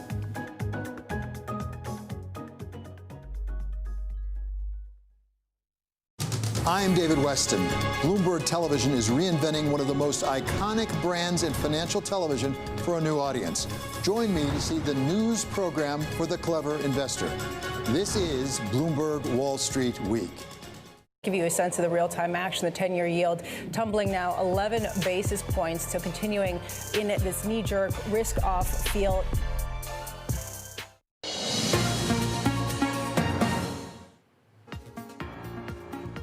I understand there's a huge, I think, allure of rushing out with a vaccine. But the other thing we have to remember is when we go too fast, we can also disrupt the ability of clinical trials to occur for even better vaccines down the line. So we've got to strike this balance of making sure that we don't undermine the larger scale effort in our rush to get something out. That was a Novartis CEO speaking earlier on Bloomberg Television. Now, 3 of the U.S. biggest pharma names reporting earnings this morning.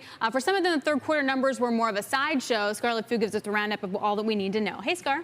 Hi, Alex. Yeah, let's start with Merck, which is the outlier among the 3 companies in the U.S. that reported because its stock is rising on a higher full-year earnings forecast. Here's how Merck's drugs fared in the third quarter, its best-selling drug. The bestseller was the cancer treatment Keytruda, and sales there jumped 21%. Januvia, its diabetes drug, was little changed. And the interesting part of Merck's results was the vaccines business is lagging behind here. Merck blamed it on lower back-to-school demand, and you can see Gardasil sales dropped 10% because people avoided going to the doctor, and therefore teenagers couldn't get their annual Gardasil HPV vaccine. Now, Merck is also working on a COVID treatment, several of them, in fact, but it's not considered one of the front runners. One of the front runners, of course, is Pfizer, and the focus there is squarely on how its late-stage vaccine trials with BioNTech are going. Enrollment is increasing, so it's pursuing and it's progressing, but the vaccine still hasn't reached a key milestone, so Pfizer can't produce an interim analysis. The CEO did say on the conference call today that they may be able to get an efficacy result by the end of this month. So that's something to look ahead to. Nevertheless, that's what the market is responding to, and Pfizer shares dropped as much as 2.8%, but did pare some of its losses. And Eli Lilly is also working on a COVID antibody, but we learned earlier this week that the U.S. Clinical trials on that were interrupted and halted and ended now because it wasn't really effective for hospitalized patients. Now, for the third quarter, Lilly's top and bottom line missed analyst estimates. Its biggest seller here was the diabetes drug Trulicity. Revenue rose, but mainly because Eli Lilly gave discounts and rebates to keep its market share even. And the 3% drop in earnings that we got in the quarter was due in large part to a $125 million spent on its COVID antibody treatment. Guy? Scarlett, thank you very much indeed. Well, let's continue the theme. Earlier today, we also spoke to Lilly's CEO, Dave Ricks. Shares, as we were just hearing, down on concerns over its antibody therapy trial. Let's take a listen. In our business, we need data. I don't think it makes sense to guess at which would be the most effective. The good news is we'll know that, and we'll know that pretty soon. The early ones, as you pointed out, are the mRNA, a new technology that's never produced a human vaccine before, but looks pretty promising in terms of the ability to generate our own antibody response, and that's a good sign, I think, for defeating the virus. Joining us now, Jeff Meacham, B of A Securities Senior Biotech and Major Pharma Analyst. Jeff, thanks for joining us. What's the big takeaway from Big Pharma? Yeah, I would say the big takeaway thus far through earnings is we look for consistency. There's some volatility. You're completely right in the companies that are developing COVID therapies. I would say the theme there really is there are pauses. We're not quite there with respect to a full and final analysis, and this is the case for Pfizer and then Lilly to some degree. And that's, as you guys mentioned, an acute focus for a lot of investors. Is it going to be as simple for investors as, like, you get the first vaccine, your stock is going to pop? You know, I think that when you look at the companies both on the pharma and biotech side that have vaccine, either therapies or antibodies, it's mostly baked in with respect to the economics from their agreements. The big question is, is there another leg up when it comes to, new doses and much higher demand? And whether this becomes a recurring pandemic, looking out, say, 2022 and beyond. There was a study out of the UK. It's not been peer-reviewed yet, but it seems to show that you lose antibodies fairly quickly when you've been exposed to COVID-19. You get an initial reaction, but that then fades quite quickly. Am I going to be able to apply the same thing to the vaccine business here? Is this going to be a shot that I have to get every year? Is this going to be repeat business? Is this a new line, effectively, for these companies? Yeah, great questions. And you're completely right. So when you look at the Moderna data, the Pfizer data, AstraZeneca data, all three of the vaccines do see declines in antibody levels. And they also show a very minor T-cell response. I don't think this is going to be a scenario where one would need to get a vaccine, every year or every couple of years. But we'll have to wait and see. We'll have to wait and see what the long-term, tolerability and what the immune protection is. But my suspicion is that if one gets a vaccine and gets infected with COVID down the road, it could very well mean that they have a mild course of disease. I think that is providing some value in addition to preventing an infection altogether. Oh, interesting. So like a different kind of way of looking at a vaccine. Are these companies going to make any money off of this? I suspect most likely not in the near term. If this does become a recurring business, so to speak, then I think they will. But most companies have recognized, the costs already of vaccine development. And on the top line, there is a benefit generally assumed in consensus estimates for sales. How is COVID reshaping the pharmaceutical industry? Is it having any long-term effects? Is there a change of trend in what is happening in this sector?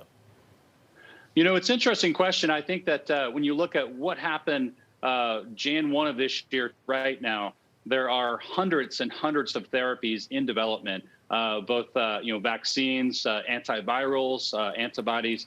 And I think we're showing now how much innovation there is in this space, just given how quickly we've gotten to pivotal stages, to proof of concept stages, depending on the types of therapies. So I think that's going to be deployed down the road. And so I think that, you have a scenario where we now know that companies can work together. We now know that you can pretty quickly de-risk in some of these less known viruses. And maybe that can be applied down the road to other indications, inflammation, oncology, et cetera. What can we expect as the industry changes, moves towards this? Companies are dealing with the COVID vaccine or treatments, et cetera. What is the margin picture going to look like for some of these companies? And is that going to lead them to things like they need more M&A? They need to be able to buy someone else so they can cut some costs? Like, what are we going to see with that story? Yeah, I'm not sure that COVID specifically is going to change the P&L, to transform the P&L for a number of the bigger companies.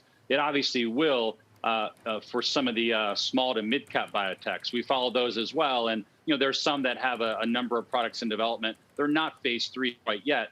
But that, could be transformational to those companies. But I would say on the M&A, I don't know if I would look at COVID as sort of a lens to argue for higher M&A. But I would say in general, though, the moderating growth rates definitely drive M&A. There is a lot of innovation in the space, particularly for some of the SMID biotechs that could easily be a bolt-on. That is going to be a major focus, I suspect, in the next couple of years. Jeff, let's turn to the election and talk a little bit about that. How much risk, how much volatility do you think is currently priced into these stocks? I'd argue there's probably a 1 or 2 turn that's already baked in to most of the larger cap biotechs and the pharmas. And so it really is independent of, of what happens next week.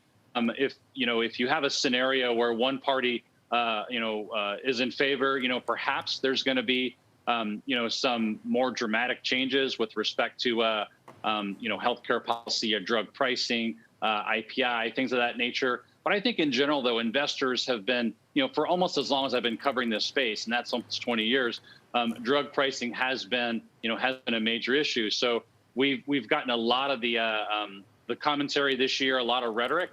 But I don't think to me, it doesn't seem like another leg down because there are some headwinds on pricing that are largely baked in, not fully, but I think for the most part they are. All right, thank you very much, Jeff Meacham of BofA Securities. Really appreciate that insight. Guys, so we are learning a little bit about an Airbnb IPO saying it's planning to list its common stock now on the NASDAQ, a definite win for the NASDAQ, say, over the NYSE.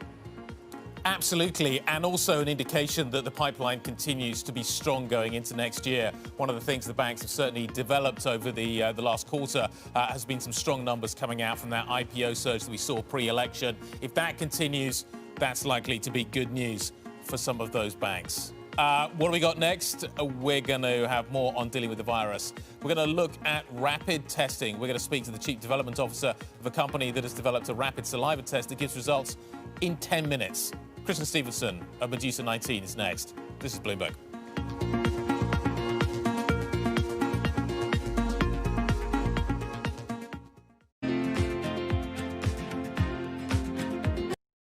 Korea became a global leader in sustainability, in part by supporting technologies that make green growth a seamless part of everyday life. The country continued this tradition with a Green New Deal designed to make Korea's post-pandemic economic recovery greener for people and businesses. Hyundai's Ioniq brand exemplifies this commitment by offering a personalized approach to clean mobility that makes it easier for drivers to live a green life. In terms of user experience, we need to think about how they use the car in their lifestyle. Ioniq users value the practicality of their life. With electric vehicles designed to fit every lifestyle, Ioniq is changing expectations of the modern car. There have been revolutionary technology advances that changed people's lives, like computers, internet, and mobile phone. I believe the next platform that will change the human's life is the car. Wants to do the job. Women had a very clear objective. They wanted to save lives. The women leaders, if you look at their careers, have also built up a level of trust. In fact, women have to be better at communication in order to be elected as leaders, whereas this doesn't hold true for men. We need to get those sexist stereotypes out of our head and give women a fair run for leadership. Trying to change the stereotypes about women is not only the business of women, but men have to be part of it. The Boston Symphony Orchestra presents BSO at Home. While you stay inside, enjoy a curated collection of archived concerts and behind-the-scenes stories from BSO musicians. BSO Homeschool provides lessons for music lovers of all ages. New performances and messages from musicians are added regularly. Enjoy these selections and much more at bso.org/at-home. Well, it's really a reminder, isn't it, just how sensitive the markets are to any commentary about trade. We did see some pressure on the yuan, we did see some pressure on the futures. That is now being reversed. My understanding is that the government is working on both governments are working on the details in the next couple of weeks. So, I hope that optimistically we can look at, say, December, that we can, start operating that.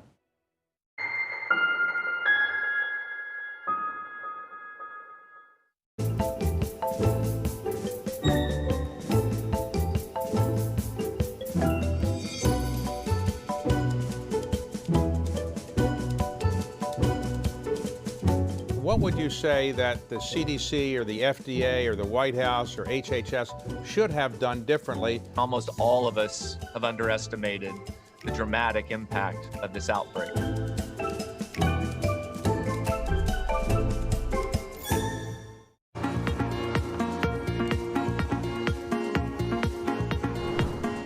Let's check in on the Bloomberg First Word News now. I'm Ritika Gupta. President Trump is mistakenly telling mail-in voters having second thoughts that they can change their votes in most states.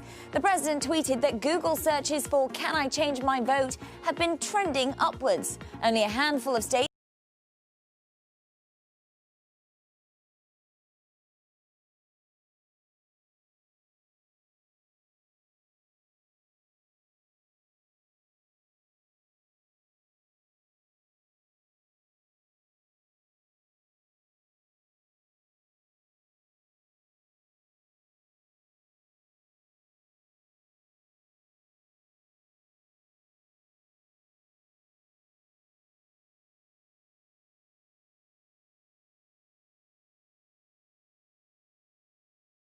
Virus surge that started with young now have an average 19 daily cases per 100,000 residents. That's 67% higher than a month ago.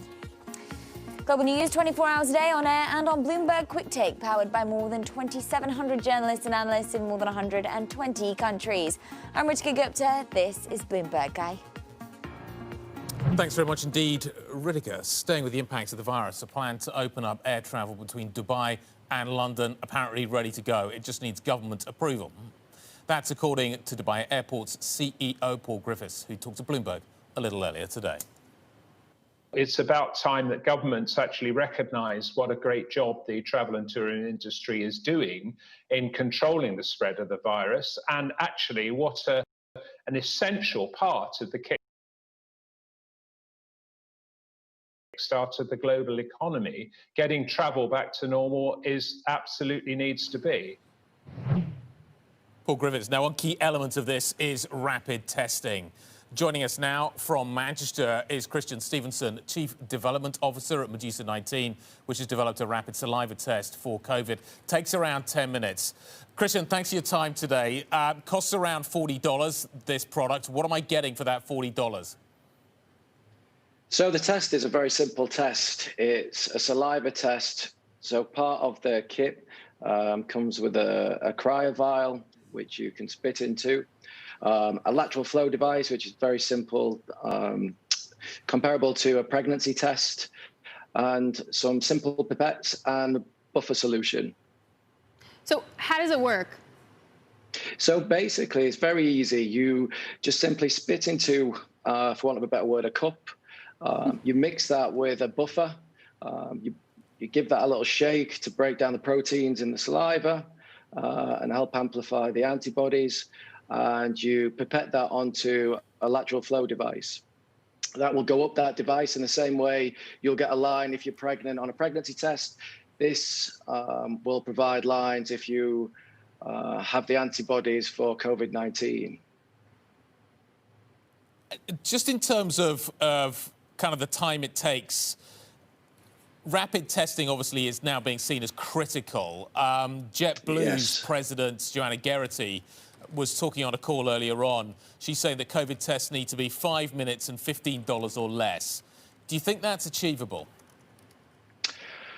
You know, we work in the lab all the time with different antibodies, the actual spike protein, the protein itself and trying to find something very rapid in 5 minutes is a challenge. I'm not saying it's not impossible, but we're at 10 minutes, I think that is the threshold that we're seeing in the lab. Now, obviously, there's people developing other things that we're not privy to, but at 10 minutes, we're seeing that as our threshold. To push it further is a challenge for the science that we're operating within. You just added to the line in security at the airport with that. You mentioned that it measures for antibodies. So do I imply that your test does not show whether I have the virus currently, but if I had the virus? So in normal antibody tests, I'd be saying yes. In blood antibody tests, they express later. So it's a good indication if you've had the virus. When in saliva, during the clinical studies, what we've seen is that it detects much earlier. And we were showing 96% correlation to PCR. So what that means is if you was pinging positive on a PCR, which is considered the gold standard, we was detecting you as well within 4 days. So in that respect, we were detecting live virus. To put that into context, a blood antibody test in the same study was only detecting 42% of those individuals. Christian, what are the applications for this? Air travel seems like a fairly straightforward one. What else could it be used for? So we're currently, we literally just started today a clinical study in Spain with university students. So we're testing 1,500 students and the professors at the university. And then you can go lower down the education grade, so go from that to senior school to primary school. Is because it's a saliva test, it's not an invasive test, it's not a brain scraper or a blood sample. Children are able to do this test. It's very easy. You don't need a healthcare clinician to administer the test, they do need to be able to read the test. So it makes it simple and quick, so it can be done in any type of setting. For example, the airport is an obvious one, and we've developed an app to sit alongside the test to be able to generate a QR code to board flights. But that same app could get you into a sporting event, it could get you into a restaurant. Brain scraper you referred to, not as popular. I should point out that SUNY also here in New York State is going to be rapid testing students when they go home for the holiday break. When you're working on your studies, have you gotten a lot of false negatives or false positives? I'm just wondering, because if you're in an airport, for example, it has to be viable on both sides of where the plane's going to be traveling, right, for it to really hold a lot of weight? Yeah, so the accuracy of the test was 96%, and that was in the early stages. So that's with as well as that cohort was with non-specific symptoms. So these individuals were not sat there saying, I've lost my taste, I've got a dry and persistent cough. These individuals, if they hadn't been tested by us, would have gone about the daily business not thinking they even had COVID-19. And I think that's what makes it interesting, that we're still able to detect 96% of those people, even though they were showing no specific symptoms. Christian, how many of these things can you manufacture? As you manufacture more, does the cost come down? Because that's going to be one of the key determinants as to kind of how widely this is used. Yeah, so there's several parts to the cost. Obviously, volume's a major part of that. We're currently making and having stock 2.5 million units. We can ramp that up within 4 weeks to 10 million. And then with 8 weeks, we can ramp that up to 100 million. And that's when we start to see major price breaks. The problem with pricing, though, is that even simple, what were commodities like simple pipettes and labware, cryovials, which used to be cents, the prices of those, because they're in such high demand, are going through the roof, which does have a major impact on any cost. However, when we get to the hundreds of million marks, the cost can come significantly down.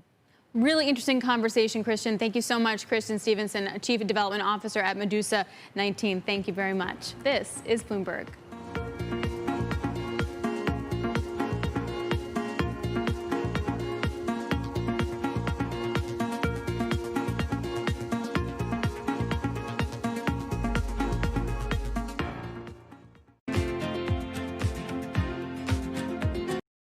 Korea became a global leader in sustainability, in part by supporting technologies that make green growth a seamless part of everyday life.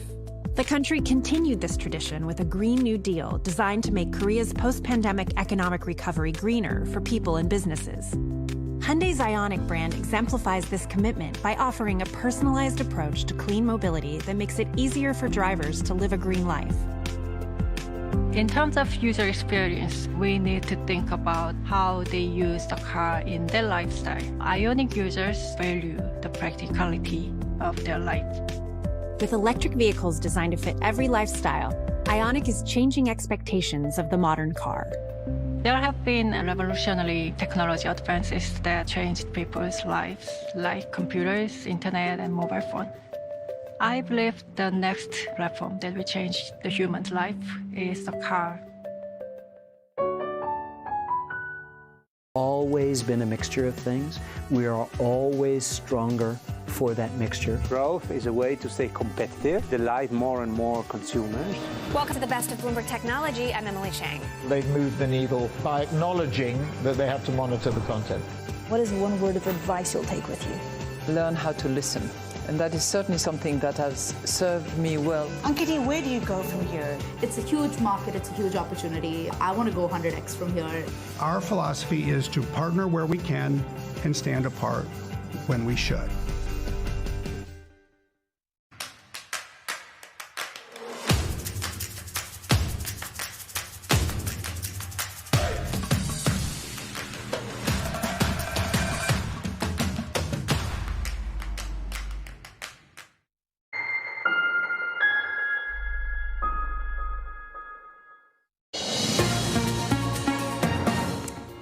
Time now for the Bloomberg Business Flash. A look at some of the biggest business stories in the news right now. I'm Ritika Gupta.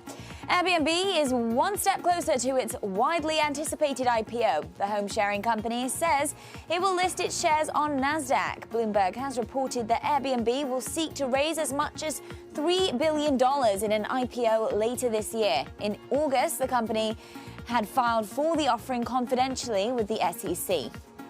Caterpillar reported better than expected quarterly earnings. The maker of construction and mining machinery was helped by lower taxes and cost cutting. Plus, higher commodity prices brighten the outlook for spending on its big ticket equipment. Caterpillar has been among the best performing stocks over the past month. And HSBC signalled it may resume limited dividend payments for this year. British lenders have been pushing the Bank of England to lift a ban on payouts. Meanwhile, HSBC posted higher than expected third quarter profit, but it still faces a number of problems, amongst them loan losses from the pandemic, falling interest rates, and political tension in Hong Kong. That's its largest market.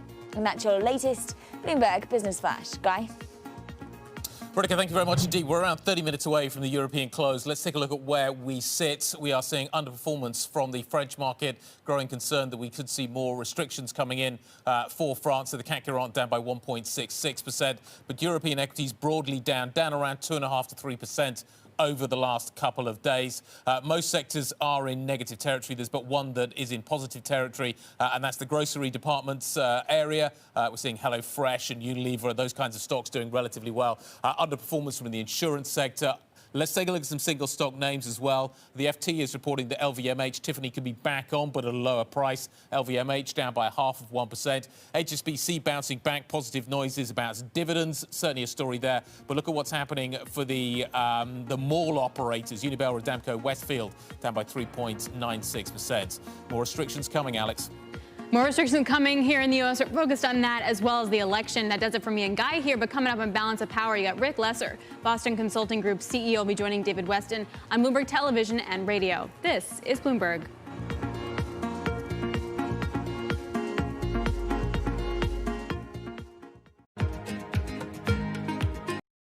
Korea became a global leader in sustainability, in part by supporting technologies that make green growth a seamless part of everyday life.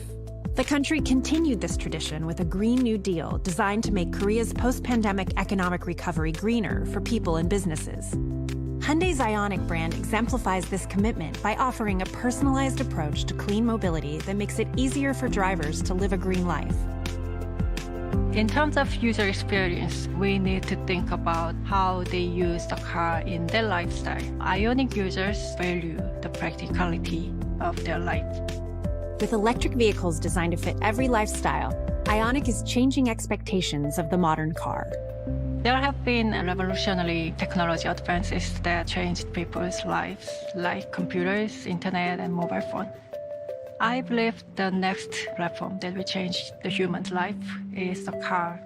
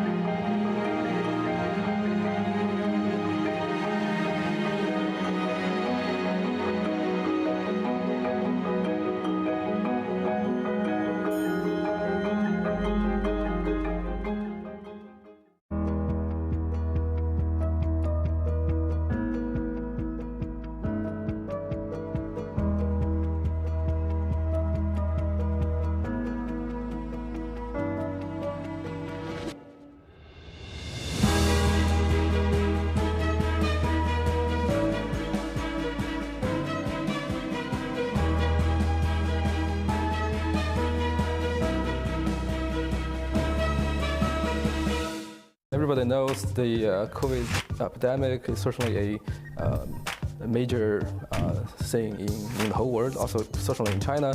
And so this has served as an accelerator for our business. We explore the trends, investments, and competition of the European ETF industry. Join us on Bloomberg ETF IQ Europe.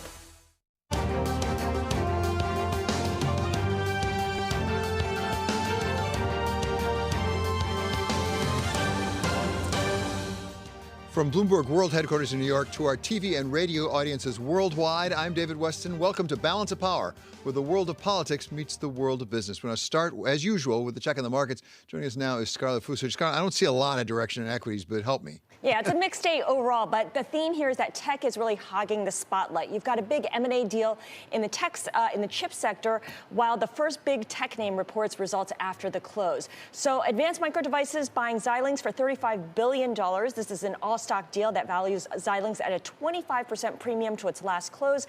Xilinx is the best performer in the Philadelphia Semiconductor Index. AMD is the worst. And you're looking at Microsoft higher before its fourth quarter, or I should say, fiscal first quarter numbers due out after the close. Cloud computing will be a big winner. Obviously, a lot of optimism embedded in the stock. It's up 35% this year, outperforming the rest of the tech sector and the broader market. And the NASDAQ 100 today is the winner of the major indexes. In fact, it's outperforming the S&P by the most in 2 weeks. I mentioned Microsoft reporting later today. You've got 4 big names on Thursday: Amazon, Apple, Alphabet, and Facebook. Not surprisingly that we're getting this outperformance because tech is the sector most likely to see its earnings hold up. In the second quarter, tech and only healthcare were the only 2 sectors that posted profit and sales growth. Of course, all of that is priced in, which is why value stocks have actually outperformed in October for a second straight month. Gina Martin-Adams over at Bloomberg Intelligence says that growth companies are beating estimates more widely than value companies, but analysts are upgrading their fourth quarter forecasts more for these value companies than for growth. And when value stocks do beat estimates, they outperform the S&P 500, whereas growth stocks do not. And we've seen that play out over the last couple of weeks. So, Scarlett, bring back to Washington for a moment. We've been talking about the stimulus on again, off again. Now it's pretty clearly off, at least until after the election, maybe after that. Are the markets reacting to that at all at this point? I mean, we still see it in equities because you're not getting much traction in the moves in equities overall, and we're a little changed. And you also see it in safe havens like the U.S. Treasury market. The 10-year yield is down for a third day. It's back below 80 basis points, also below its 200-day moving average. It was kind of trying to get past that, but we are not getting that breakout for now.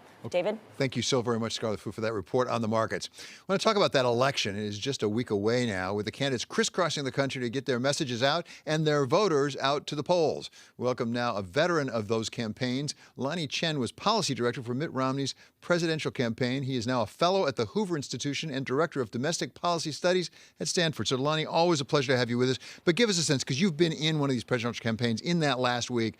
What are these 2 campaigns focused on right now? Well, David, this last week is really about all hands on deck. This is really the opportunity that both campaigns have to mobilize their base of support, as well as to make sure that they are conveying whatever their closing message is. And it's pretty clear the Trump campaign has their closing message. They're attacking Joe Biden as a career politician who's never gotten anything done. And the Biden folks are coming right back at the Trump campaign, assailing the president for his handling of COVID and then the economic downturn after.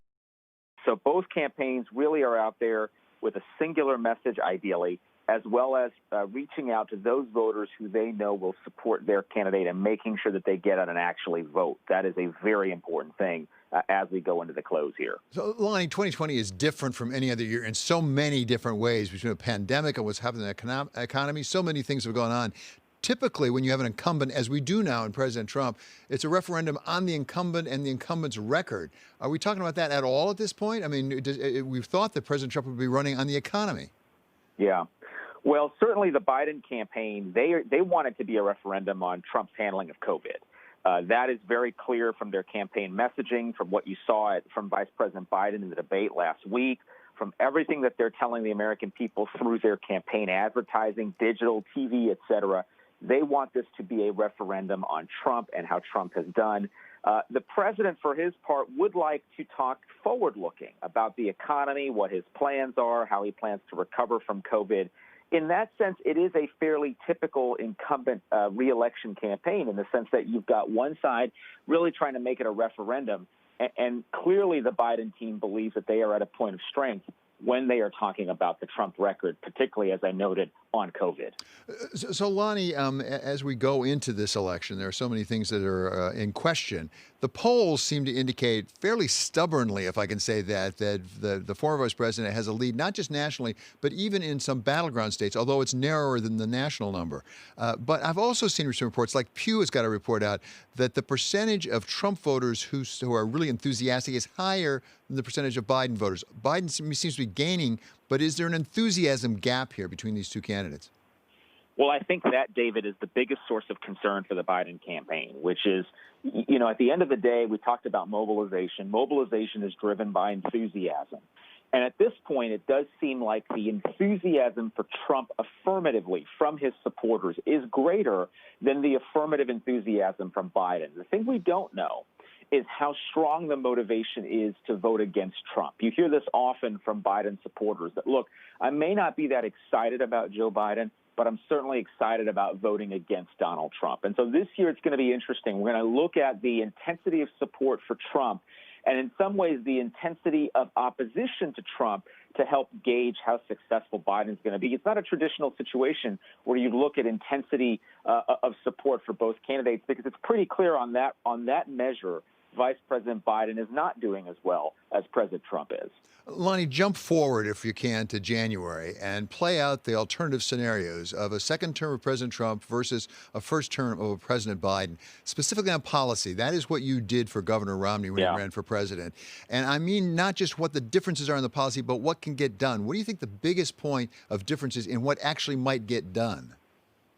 Well, I think the biggest question is going to be what happens with control of the Congress, and in particular control of the Senate. I think it's quite clear that the Democrats will hold on to the House. I think the big question is, can Republicans hold the Senate? If Republicans hold the Senate, then it's going to make a big difference in terms of what Vice President Biden can do. But also, frankly, he's going to be constrained, right? He can't go as far to the left as some of his progressive base might want him to go. In some ways, I've argued that might actually be good for Biden. It might actually be good to have the Republican Senate as a foil to say, look, we can't get rid of the filibuster. We can't pack the Supreme Court. We can't go to single-payer health care. We can't do some of the things the progressive left wants to do. So in that sense, for Biden, there is potentially an advantage in having a Republican Senate. Now, for Trump, really, I think if Trump wins, he is going to have a Republican Senate because his coattails are going to carry across some of those senators who are more vulnerable. And then I think it's going to be more business as usual, with one possible exception, which is I do think the president is going to be looking at legacy. And that is something that could be a very powerful motivator for him to work with Democrats. I think we could see a much larger stimulus or recovery package, for example, straight out of the gate. Action maybe on prescription drug pricing and surprise medical billing. There are certain areas where I do see the president maybe trying to work together with Democrats if he's reelected, and even if he's got a majority in the Senate. And finally, Lonnie, what about infrastructure? Is that possibly a place in which these two candidates actually converge rather than diverge? Or is this really a chimera? Is this really sort of that silver chalice that we can never quite find? Well, right. I mean, I think it's one of those policy areas where you would expect there to be more agreement. You would have expected something to have gotten done already. I put this into the category of if Trump gets reelected and he's looking to get something done where there is potentially bipartisan support, this could be an area he goes to. In the same way for Vice President Biden, if he gets elected and he's looking to work with the Republican Senate, this is an area potentially where you might find agreement. So I think a lot of this does come down, David. I've been emphasizing to the constituencies I've spoken to, yes, we love to pay attention to the presidential election. Really look at the Senate. Mm-hmm. That is where the rubber's going to hit the road in terms of policy making and what the bounds of the possible and impossible look like. Lonnie, always great to have you with us. Thank you so much for your time. That's Lonnie Chen of the Hoover Institution. Programming note, we will have live coverage of election night. That's going to start at 7 p.m. Eastern Time on Bloomberg Television and Radio. Coming up here, we continue our swing state look at Wisconsin with Republican Congressman Brian Stile. This is Balance of Power on Bloomberg Television and on radio.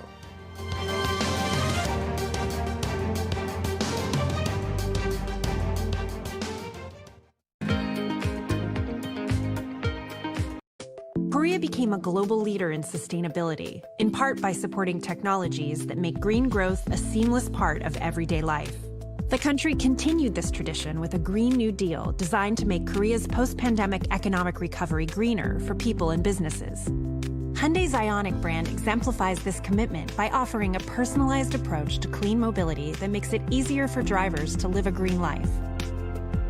In terms of user experience, we need to think about how they use the car in their lifestyle. Ioniq users value the practicality of their life. With electric vehicles designed to fit every lifestyle, Ioniq is changing expectations of the modern car. There have been revolutionary technology advances that changed people's lives, like computers, internet, and mobile phone. I believe the next platform that will change the human's life is the car.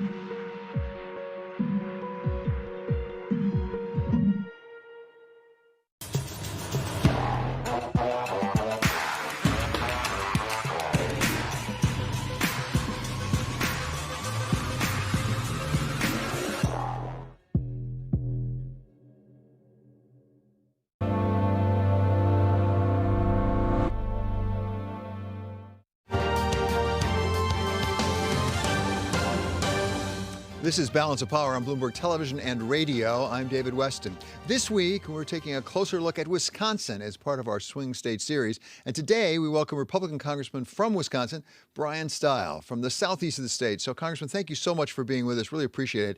We're taking a look at Wisconsin, what we can expect on election night. Give us your take right now on where this state is. I understand there's something of a bifurcation of rural versus urban and suburban. There's a jump ball going on right now in Wisconsin, and I think it's going to come down to election night and who turns out the most voters. What we're seeing here on the home stretch is the Republican base is incredibly energized. People are ready to get out and vote. About 50% of all people have probably already voted in the state of Wisconsin. We're approaching that level of turnout. With 7 days to go, it's going to be a matter of making sure we get every vote across the line and the few undecideds to be reaching out to them and having this conversation about how we're going to keep America healthy, how we're going to get Wisconsin back to work, and how we're going to keep our communities safe here in Wisconsin. Talk about your district in particular, sort of south of Milwaukee, as I understand it, perhaps a lot of suburbs after Milwaukee. Well, give us your sense of where your district is. The first congressional district is really a cross-section of the state of Wisconsin. It has three blue-collar, family-centered towns of Janesville, Racine, and Kenosha. It picks up some rural areas in between in Walworth County, and then does pick up the southern suburbs of Milwaukee, like Franklin, Oak Creek, Hales Corners, Greendale. And so you have a real mix in southeast Wisconsin. So I actually have a viewer writing a question here, and it is apropos. We had the Supreme Court just within the last day decide that, in fact, there would not be an extension of the time when you're counting the absentee ballots, as I understand it. How's that going to affect the election, do you think? I think people in the state of Wisconsin know there's an election on November 3rd, on Tuesday. People have been voting leading up to this election. People have an opportunity to vote on Election Day. I think following the written law here in the state of Wisconsin makes it really crystal clear. There's three ways to vote in Wisconsin. You can vote absentee early. You can vote in person early. That's ongoing all week this week. Or you can vote in person like you would traditionally do on Election Day, November 3rd. I think we're going to see record turnout in the state of Wisconsin. There's three easy ways to do it. And I'm out encouraging everyone to make sure their voice is heard. Congressman, President Trump obviously carried Wisconsin. It was pivotal, actually, I think it's fair to say, in 2016. Part of what the president, then not president, but now president, said was, we're going to return manufacturing jobs. We're really going to bring them back. Has he delivered on that promise? And particularly in your district, you have some background, I know, working as an executive in some manufacturing companies. Yeah, I spent a decade working in manufacturing before I ran for office 2 years ago. Before we were punched in the face by coronavirus, we saw jobs coming back to the state of Wisconsin, in particular along the I-94 corridor. That's the Milwaukee airport down to the state line, heading towards Chicago. We've seen numerous companies coming. I attended a groundbreaking of a company moving from Illinois to Wisconsin just the other day, and there was news yesterday. Herringbow, the maker of gummy bears, is breaking ground in Kenosha County in southeast Wisconsin, bringing jobs from international aspects here to Wisconsin. We saw that by putting in place pro-growth policies in Washington, D.C. The work in front of us is going to be to continue to put in place pro-growth policies, trade agreements that are in the benefit of workers and farmers like USMCA, so we continue to see job growth here in the state of Wisconsin so that everyone who wants a job is able to find one. But has the president delivered on what he promised? I want to go back, maybe it's a sore subject, Foxconn, because there was the big thing with the president flew out, there was going to be a big factory. In your district, as I understand it, Foxconn, did that ever get built? I visited Foxconn just the other day. Those buildings are going up. Work is getting started. What we're seeing is all along that broader area in Racine and Kenosha County in the southeast corner of the state is significant economic growth. It was slowed down, obviously, by coronavirus currently, but I believe what we will see is jobs continuing to come back as we ultimately defeat this virus. We have cutting red tape. We're getting trade agreements that are positive. We have a competitive tax rate. Those are the kinds of policies in Washington, D.C. we need to grow jobs right here in southeast Wisconsin. We saw a really low unemployment rate environment. We saw the beginning of rising wages. People were quite optimistic before we got hit by coronavirus. I'm optimistic that as we ultimately defeat this virus, we're going to continue to see job growth and wage growth here in the southeast Wisconsin, which is positive. I think that's showing the president's policies delivering for our state. Congressman, you mentioned Kenosha, and many of us remember the shooting of Jacob Blake, which was really quite an issue for your state in particular, starting in Kenosha. Give us a sense of whether that's playing at all in this election, either on the one side of people who are claiming that we need more racial justice, we really have been unfair to African Americans and other minorities, or on the other, the law and order issue. I think I just lost the sound feed on there with you. If you can, Can you hear me, Congressman? I got you. We're chatting about Kenosha. If you look at what's playing out, people and everyone has a right to feel safe. Absolutely everyone. What we saw play out in Kenosha was at the beginning, people's First Amendment rights. That then crossed a line into criminal behavior. And that criminal behavior needs to be stopped. We need to make sure that we hold those who engage in criminal activity accountable. We need to make sure that we're bringing the resources into Kenosha to end the criminal destruction and reestablish public safety. There were 3 bad nights in the community of Kenosha. I was aggressively advocating for additional resources. Our governor did not step up to the plate, but President Trump did come and provide assistance with additional federal resources, such as FBI tactical teams, U.S. Marshals. When you flood the zone with those types of resources, when the president said enough's enough, what we saw was the reestablishment of public safety, and that's positive for everyone in the community of Kenosha. No one wanted to see the buildings that were burned down, the destruction, ultimately the loss of life in the streets of Kenosha. Now we're at a period of time where the community is beginning to heal, to rebuild, and what we need to do is to come together and rebuild the community of Kenosha stronger than ever before. And looking forward to a week from today, will the issues surrounding the shooting be a factor at all in the election, one way or the other, in your opinion? Or is it more about jobs? Is it more about the economy? And yes, about COVID-19? I think it's about 3 things. I think it's about how we keep America healthy. I think it's about getting Wisconsin and the nation back to work. But I do think a key piece here is going to be thinking about how do we keep our communities safe. We've seen some of these far left policies calling to defund the police. I believe that makes us less safe. What we need to do is make sure that we have the resources with our men and women in law enforcement to keep our communities more safe. I think that's going to be a critical aspect and on the minds of many people here in the state of Wisconsin. I'm in Madison, Wisconsin. As I drove into this campus town, buildings are still boarded up in the city of Madison. That doesn't make people feel safe. What we need to do is reestablish public safety in our cities so that people can go about their way of life. and I'm standing with the men and women of law enforcement to make sure that they have the resources to be able to do their jobs to keep our communities safe. And finally, Congressman, to come back to the election, President Trump, as I say, prevailed in Wisconsin last time by a narrow margin, but he prevailed, and it was critically important to him. Many analysts say that was in part because of low voter turnout. There was surprisingly low voter turnout, both for Hillary Clinton and for Donald Trump last time around. As you suggest, there's much higher turnout this time. Does that bode ill for President Trump, do you think, in this election a week from today? I don't think it is really an indication of which way it's going to go. I think what we're going to see is high voter turnout, and it's going to be a matter of who gets their voters to the polls. And so what I'm spending my time here in the final 7 days in the state of Wisconsin is making sure that conservatives make sure that they get to the polls, whether or not that's in person earlier or they show up on Election Day. What we're seeing is high engagement, high voter turnout. The volume is at a level 10 in the state of Wisconsin. I think that's a positive thing. I think the more voices that are heard, that's good for our democracy. I ultimately do think the president will win the state of Wisconsin next Tuesday. The one thing I do have to agree with you, the more people vote, the better for the democracy, however it comes out. That seems exactly right. Thank you so much, Congressman. It was very helpful. That's Congressman Brian Stile. He's Republican of Wisconsin. And be sure to check out our special on the swing states. That will be airing Friday at 7 p.m. Eastern Time, and it'll also be available online. We turn now to Ritika Gupta for Bloomberg First Word News.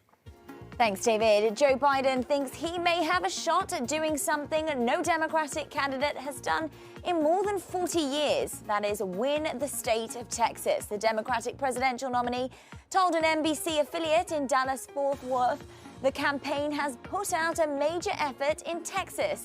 President Trump currently has a 3.2 percentage point lead in the Real Clear Politics average of polls, below the 9-point margin of his own win in 2016. Senators have left the Capitol for a short break, making it virtually impossible for a fiscal stimulus plan to be passed before the election. House Speaker Nancy Pelosi and Treasury Secretary Steven Mnuchin continue to haggle over a package. The size of the plan and the language of the bill are the main sticking points. The Trump administration wants a $1.9 trillion package. Democrats want $2.4 trillion. And it's becoming a familiar story for Louisiana. Much of the state is under a hurricane warning. Zeta is headed towards the U.S. Gulf Coast after making landfall in Mexico. Zeta is the 27th named storm in what has been a very busy Atlantic season. If Zeta makes landfall in Louisiana, it will be the 5th named storm to hit the state this year. The U.S. is pushing for closer ties with India as that country faces a prolonged border conflict with China. Secretary of State Mike Pompeo and Defense Secretary Mark Esper met with top Indian officials in New Delhi today. Officials say they talked about ways to cooperate on pandemic response as well as changes in the Indo-Pacific region. Global news 24 hours a day on air and on Bloomberg Quick Take, powered by more than 2,700 journalists and analysts in more than 120 countries. I'm Ritika Gupta. This is Bloomberg.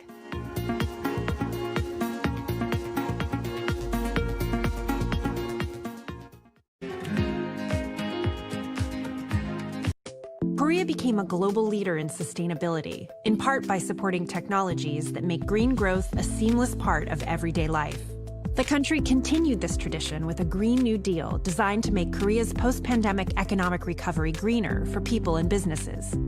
Hyundai's Ioniq brand exemplifies this commitment by offering a personalized approach to clean mobility that makes it easier for drivers to live a green life. In terms of user experience, we need to think about how they use the car in their lifestyle. Ioniq users value the practicality of their life. With electric vehicles designed to fit every lifestyle, Ioniq is changing expectations of the modern car. There have been revolutionary technology advances that changed people's lives, like computers, internet, and mobile phone. I believe the next platform that will change the human's life is the car.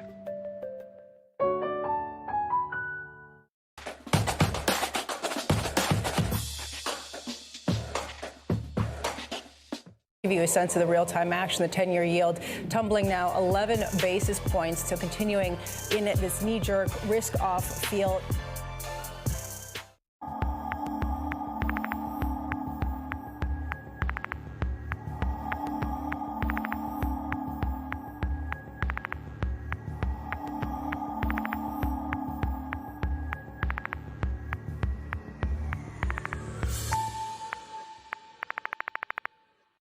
So we'll have the conversations with the Bank of England in the latter part of this year, and then, yeah, we will address our policy around returning capital to shareholders at our year-end results coming up shortly at the beginning of 2021.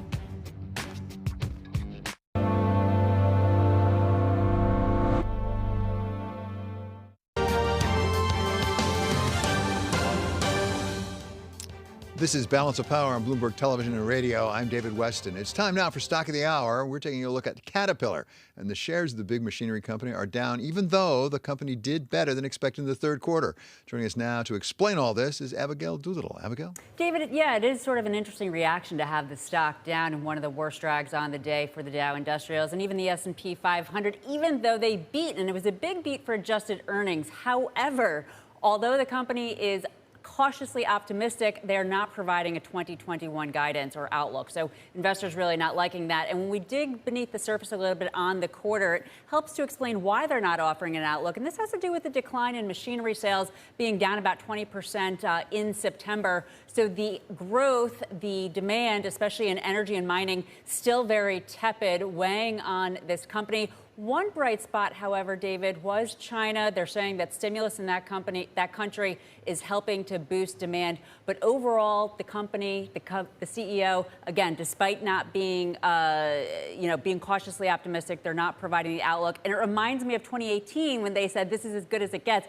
It turned out that that was correct. 2018 sales growth was the highest of the last few years, and this year expected to be down about 27%, David. Well, staying with a similar sort of company, 3M, they had their earnings out as well. When you talk about China, 3M really does a lot of work in China. They're not doing so well either. Another big drag, and that's one reason the industrials on the day are really the worst sector for the S&P 500, a real divergence for the S&P 500 in terms of the sectors that are doing well and those that are doing poorly. But yes, 3M, they, interestingly enough, they beat sales estimates because of strong demand for masks, respirators, other equipment that they're producing, especially that related to the pandemic. However, because of the expenses related to that demand, David, profits missed. So investors just not liking the sloppiness, if you will, of that quarter. So that stock is another one down, dragging on some of its competitors as well, again, explaining why the industrials are weak. Thank you so much to Abigail Doolittle. Coming up next, what are CEOs thinking about the election? We talk with Rich Lesser, who's the head of the Boston Consulting Group. And this is Bloomberg.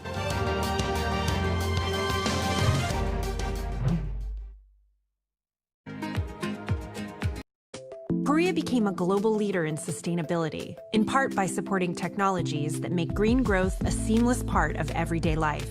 The country continued this tradition with a Green New Deal designed to make Korea's post-pandemic economic recovery greener for people and businesses. Hyundai's Ioniq brand exemplifies this commitment by offering a personalized approach to clean mobility that makes it easier for drivers to live a green life. In terms of user experience, we need to think about how they use the car in their lifestyle. Ioniq users value the practicality of their life. With electric vehicles designed to fit every lifestyle, Ioniq is changing expectations of the modern car. There have been revolutionary technology advances that changed people's lives, like computers, internet, and mobile phone. I believe the next platform that will change the human's life is the car.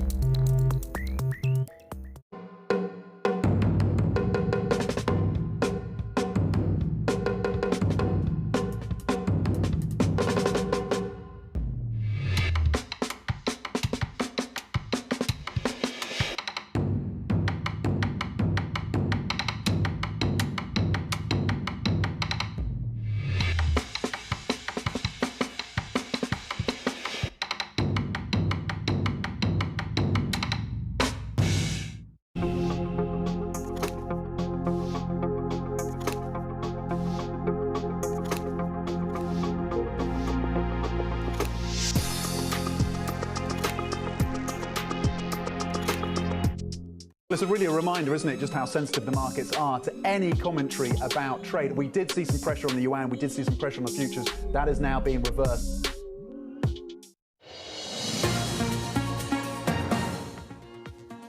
This is Balance of Power. I'm Guy Johnson in London. European stocks wrapping up the day. Let's take a look at what kind of a trading session we've had. Negative yesterday, negative today. Two factors driving us really.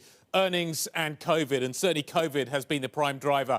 Cases rising in Europe, hospitalizations rising in Europe, and now we're starting to see mortality picking up as well. The Stock 600 off session lows, but only just down by around 0.8%. We're down circa 2.5%, a little more over the last couple of days. In terms of the individual markets, actually you can see a read across from the COVID story. There is a growing expectation that France in particular will now see more restrictions in terms of what we're seeing around Europe. We're likely to see a move towards almost a complete lockdown. That is certainly what is now being talked about around the continent. The CAC 40 reflecting that risk today, down by 1.6%. But as you can see, selling really across the board. Yesterday it was Germany that really suffered with SAP. Today we don't have that single stock risk, but European equities broadly selling off. One sector in positive territory, everything else is in negative territory. We're seeing a bit in the bond market. We're getting back down towards the bottom end of the range in terms of European yields, certainly for the majors like Germany. Negative 61, we'd be negative 62. We're getting back down to those kinds of levels. Interesting, though, we are seeing a bid on the euro. Remember, we've got the ECB Thursday. Brent crude also catching a bid, which is kind of counterintuitive, but we have seen some big selling earlier on yesterday. Let's talk about some of the single stock names that we have been watching. Reports over the last hour coming out of the Financial Times. The talks between LVMH and Tiffany are back on. There was always a suspicion that Bernard Arnault, who leads LVMH, was in for a different price, a better price. And maybe we're now starting to see confirmation of that. MC, LVMH trading down by around 0.5%. Big day for the banks today. HSBC, Europe's biggest listed bank, out with numbers and hints on the dividend, positive hints. That stock up by 3.4%. But if you take a look at the COVID effect, you could certainly find it in the property stocks. Unibail, Rodamco, Westfield. This is a mall operator. If we're going to see further restrictions, these are the kinds of places that people will not be going. Unibail trading down by 4.5%. That's a look at European markets. David. Thank you so much, Guy. And over here on this side of the Atlantic, we're mildly off in equities as well, with the notable exception of the NASDAQ, which is up a bit more than 0.5%. Now let's turn back to the election. The two candidates for president this year have laid out some very different plans for the economy, which makes this election particularly important for American business. For a perspective on what the nation's CEOs are thinking, we welcome now someone who deals with them every day. He is Rich Lesser, CEO of the Boston Consulting Group. So, Rich, thank you so much for being with us. Give us a sense of what the CEOs are looking at. What is of concern to them? What do they hope? What do they fear? So, well, first, it's a pleasure to be with you today. I think the first fear right now is the coming weeks. You know, unlike any election cycle I can remember, the risk of a contested election, of an election where many, many Americans question the legitimacy of the outcome, where we're really thrown into disarray in the weeks following the election, is a real risk. And I think that if your CEO is looking at that environment and what that will mean on everything from how well we control the pandemic to how well we roll out vaccines to how we get a next stimulus bill passed to the questions around the legitimacy of the government, which obviously has a flow through back to the economy, I think that's concern number one in the short term. And coming through this period with a clear outcome, whatever it is, I think is important to leaders around the country in the business community. Then when you go beyond that, obviously, as you said, there are different agendas that will come to the fore, and some of it will depend on the presidency, and some of it will depend on what happens in Congress as well. I think obviously, if there is a change in administrations, if Vice President Biden is elected, then he's got a very different agenda to pursue, and the business community will be focused a lot on how to help make sure that that agenda can be done in a way that can continue to sustain economic growth as well as a rebound from the pandemic in key sectors that have been so substantially affected. Rich, as you know so well, typically at this stage in an election, we're looking at pocketbook issues. It's the economy, it's jobs, things like that. And I think President Trump definitely wanted to run on that subject, but COVID has sort of displaced almost everything in the minds of voters as we talk to people around the country. Is that true with CEOs as well? Is COVID-19 job one right now? No, I think COVID-19 is job one. COVID-19. I mean, first of all, it's people's lives. I mean, the escalation in virus infection rates over the last few weeks, now approaching 70,000 people over the last 7 days, that translates into probably more than 1,000 deaths a day. And there's no sign that we're taking bold actions to get that under control in the short term. Of course, in the medium term, we're all hopeful that a vaccine will come along. So you have the obvious health risk to your customers, to your workers, and to the communities in which you live. I mean, that's job one. And then second is the flow-through impact on the economy, which in the recent past has been managed well. The U.S. has done a good job with the response back in April and the stimulus that was passed, but we're losing the after effects of that and the extra income that we gave so many consumers around the country. We're losing that now as it gets wound down. And so there's also an economic element to sustain the momentum we've been able to create coming out of the challenges last spring. Rich, as you talk to CEOs, how much do they need or want or expect from the federal government when it comes to dealing with this virus? Is it the federal government's job? Do they want more? Do they want more of a plan the way Vice President Biden talks about? Do they think President Trump has basically done what he can do and it's just the virus that's really doing it to us?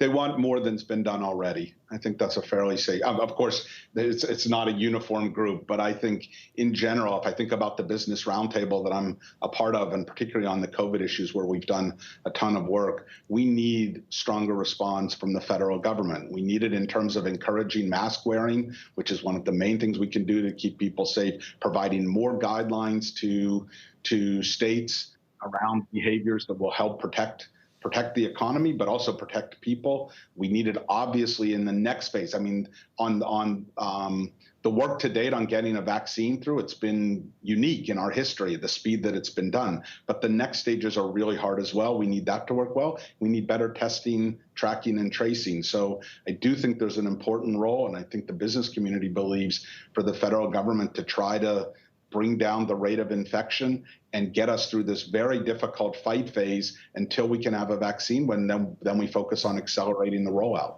Rich, as you say, and it really bears repeating, you know, the CEOs are not a monolithic group. It's not homogeneous. Different people have different points of view. But overall, that concern to really get our hands around this, to really get control of it, does that extend so far as to say encouraging the federal government to take mandatory action as opposed to just issuing guidelines? I think probably most CEOs would say mandatory may be a step too far for many things, particularly when in a disease where community by community, the impacts are so different. So the ability to say this community can stay open and that one should be imposing more restrictions, not necessarily even a lockdown, but more restrictions. I think that's a tough call to make for a country as big and diverse as the U.S. is, and in a virus that hits communities differently. I think where there is an expectation, though, is much sharper expectations and ideally some underlying foundations about how to test and track and trace more effectively so that you could do it across state borders, have it more consistent around the country. And of course, when it comes to the rollout of a vaccine, very sharp priorities around which segments of the population need it first, how we're going to make sure that we're managing to do it, particularly if we have to deal with cold chain issues for some of the vaccines or booster shots. These are exceptionally complex issues where the federal government could make an enormous difference versus 50 states and hundreds of local communities trying to figure it out on their own. Rich, you and I have both mentioned now the stark difference in some of the policy positions of former Vice President Biden as opposed to President Trump right now on things like, let's be frank, tax, corporate and other tax, infrastructure spends, investment, borrowing, things like that. From your dealings with corporate CEOs, are they comfortable with the sort of direction Joe Biden would go if, in fact, he got elected? And of course, as you point out, what happens with the Senate may determine how far he can go. I don't think CEOs are feeling a lot of comfort right now on any dimension. This is among the most uncomfortable years any of us can remember. The pandemic, the geopolitical challenges, the continued pressure on climate, the macroeconomic shock we had to come through, and now the uncertainties of whether we can keep the recent momentum going and rebuild sectors. So I don't think comfort is in the operating lingo for 2020. I do think when it comes to a Vice President Biden becoming president, there will be questions about how he shapes his administration, how much there's an emphasis on continuing to drive economic growth, how much policies, even policies that are broadly supported, like much bolder action on climate, are they done more by leveraging market forces, or are they done more through, imposing very strict regulatory regimes that may not reflect the needs or the way to sustain growth in different sectors? So I think most leaders would view the results of this election as a change, but how to judge the change will largely depend on the choices that get made in the 3 to 5 months after the election occurs versus knowing how it will play out right now. Rich, you advise some of the top companies, some of the top CEOs in the country about how to really structure their business, what to do.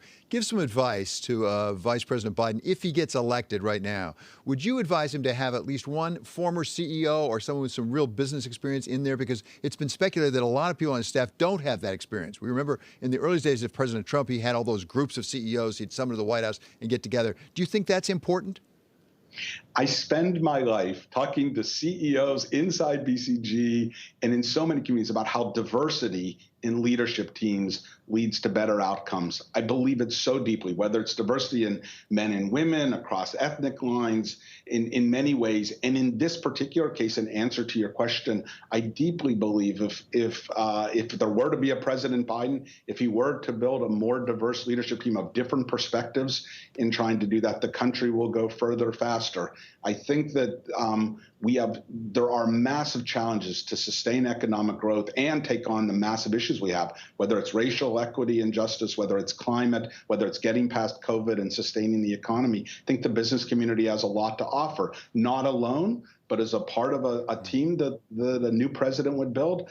I have no doubt it will be stronger. But I would say that pretty much to any leader, frankly, to look at how you build more diversity into your leadership and then make it really operate as a team. It's not enough to have diverse individuals. It's how do you bring it together, make them function as a team, listen and learn from each other, really have a spirit of what you're trying to achieve. Really powerful point. Thank you so much, Rich. That was truly helpful. That's Rich Lesser. He's Boston Consulting Group CEO. Coming up, the Great Divide in Wisconsin. We talk with political scientist Catherine Kramer of the University of Wisconsin. That's coming up next on Balance of Power on Bloomberg Television and on radio.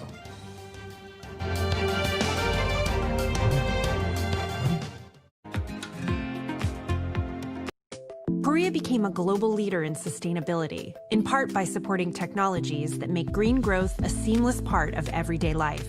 The country continued this tradition with a Green New Deal designed to make Korea's post-pandemic economic recovery greener for people and businesses. Hyundai's Ioniq brand exemplifies this commitment by offering a personalized approach to clean mobility that makes it easier for drivers to live a green life. In terms of user experience, we need to think about how they use the car in their lifestyle. Ioniq users value the practicality of their life. With electric vehicles designed to fit every lifestyle, Ioniq is changing expectations of the modern car. There have been revolutionary technology advances that changed people's lives, like computers, internet, and mobile phone. I believe the next platform that will change the human's life is the car.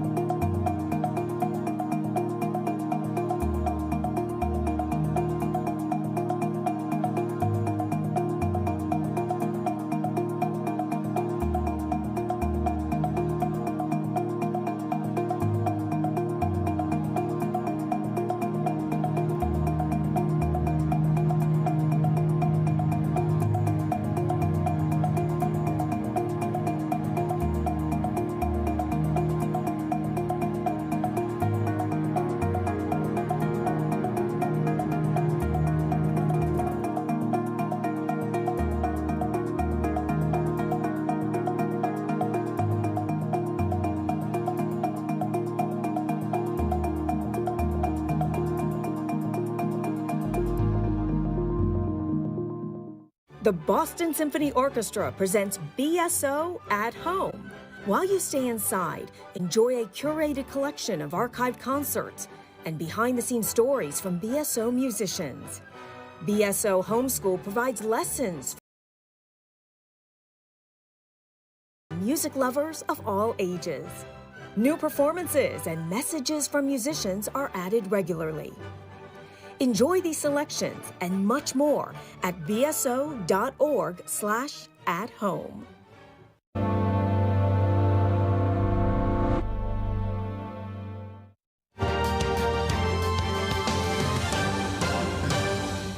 This is Balance of Power on Bloomberg Television and Radio. I'm David Weston. We continue our Swing State series, look at Wisconsin, with a student of the state. Catherine Kramer, political science professor at the University of Wisconsin-Madison, has written a book about it. It's called The Politics of Resentment, Rural Consciousness in Wisconsin and the Rise of Scott Walker. So, Professor, thank you so much for being with us.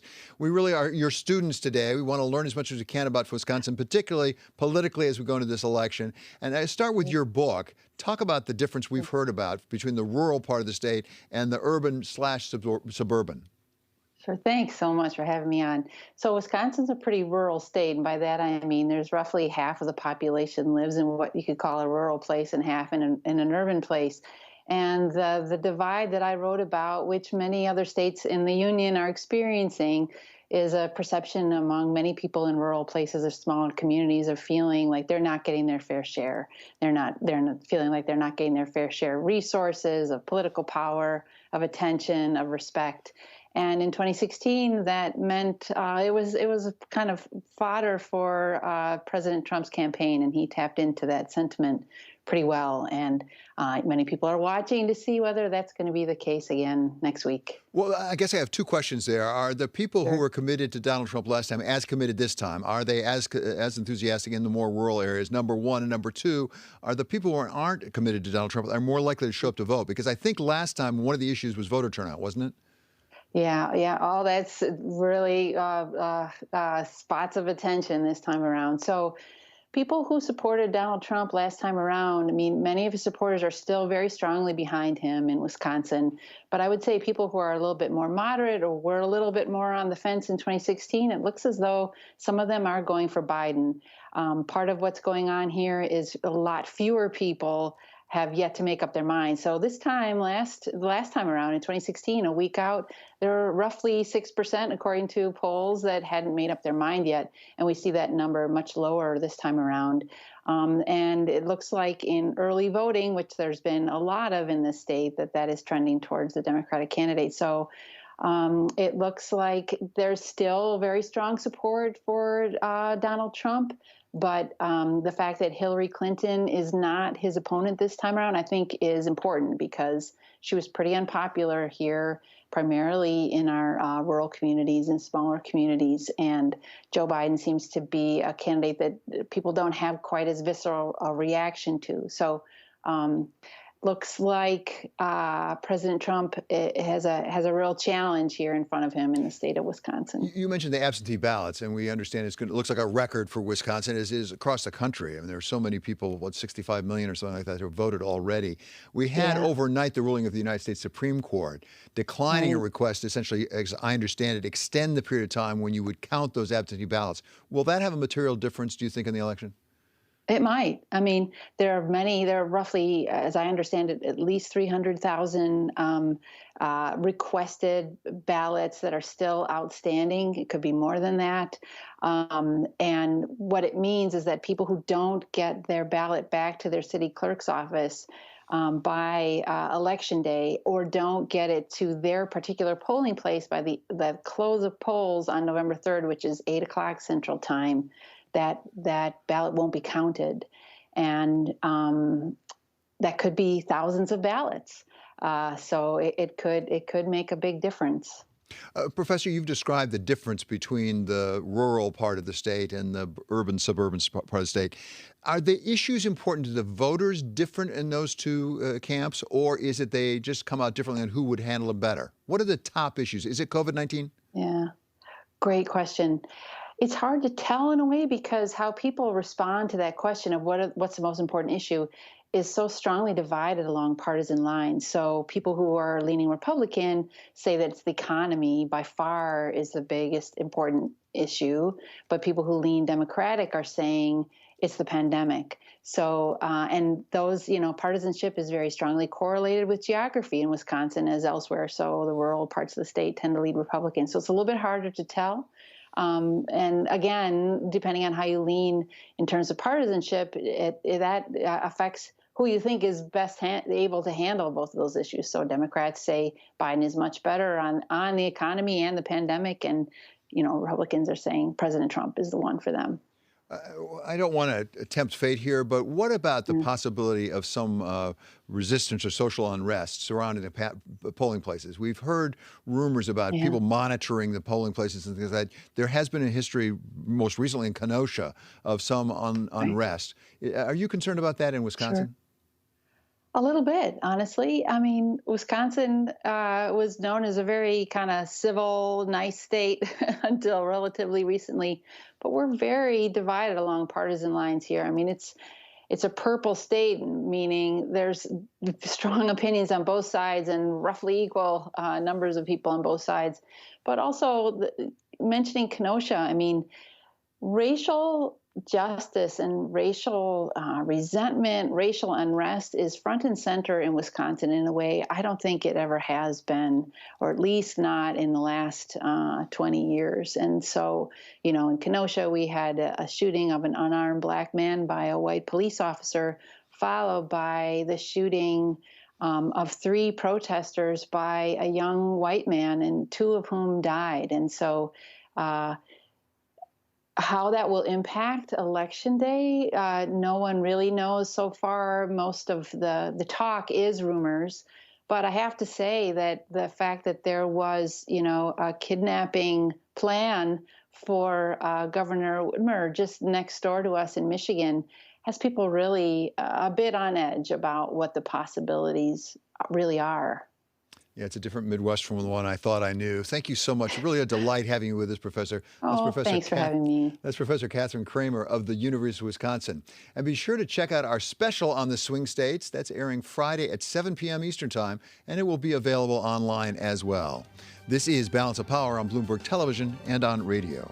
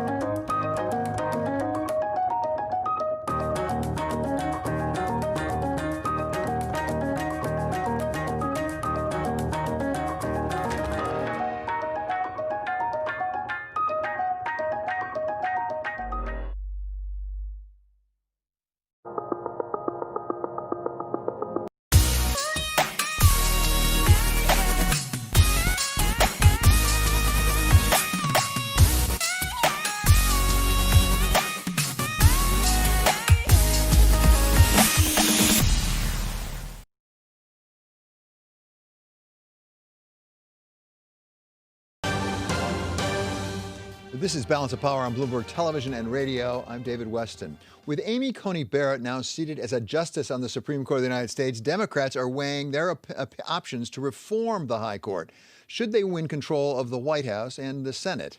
Besides controversial court packing, there are some other alternatives as well. Bloomberg Law's Siri Belushu and Harvard professor Noah Feldman take a look at some of them. One idea is term limits for justices. There's just one problem. That line from the Constitution, the one that says judges shall hold their office during good behavior, it doesn't say it directly, but good behavior has always been interpreted to mean that judges would serve for life, unless they were impeached. The idea was that a justice should be independent and insulated from political pressure. The problem is that it's made Supreme Court nominations rare, and now they're highly politically charged. One proposal gaining traction is to create 18-year term limits for Supreme Court justices, staggered so a new justice is confirmed every 2 years. Proponents say this could work by giving the retiring justice senior status and rotating them to a lower court. In fact, 3 members of Congress have introduced legislation that would do just that. But Noah Feldman has his doubts. To my mind, that represents a very problematic and doubtful reading of the Constitution and of its intent. It doesn't seem to be consistent with our tradition of how we've come to understand Supreme Court tenure. Ultimately, the best approach might just be the old-fashioned one. Wait until a seat opens up. It's very hard to use ordinary statutory reforms to change an institution that has its roots in the Constitution. If you ask me, is there a mechanism of reform that stands out as simple and easy and that wouldn't break the institutional capacity of the court? I don't see one at the moment. That was Noah Feldman of Harvard University and Bloomberg Law's Siri Belushu talking about possible reforms to the Supreme Court. By the way, it was tried back in the 80s when President Reagan was president, and they didn't get anywhere with curtailing jurisdiction. Coming up here, Balance of Power continues on Bloomberg Radio. In our second hour, we're going to talk with SBA Administrator Jovita Carranza. This is Balance of Power on Bloomberg Television and on radio.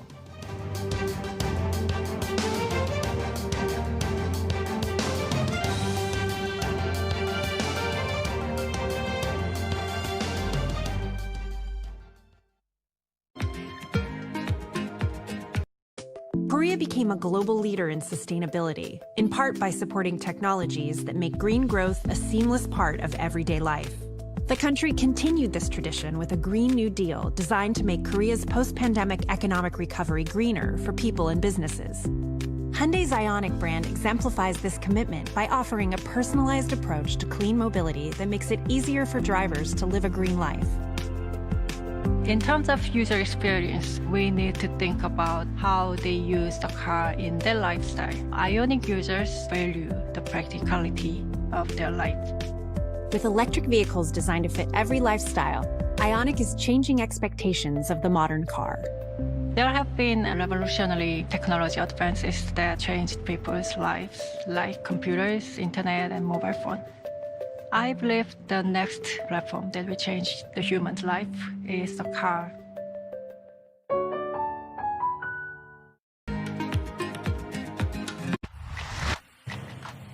Women leaders were actually better at controlling the deaths from COVID-19. Do you think out of this pandemic, we'll see more countries be willing to elect female leaders? When we look at women leaders, we tend to project on them baggage that they shouldn't bear. Women are given an opportunity when no one else wants to do the job. Women had a very clear objective. They wanted to save lives. The women leaders, if you look at their careers, have also built up a level of trust. In fact, women have to be better at communication in order to be elected as leaders, whereas this doesn't hold true for men. We need to get those sexist stereotypes out of our head and give women a fair run for leadership. Trying to change the stereotypes about women is not only the business of women, but men have to be part of it.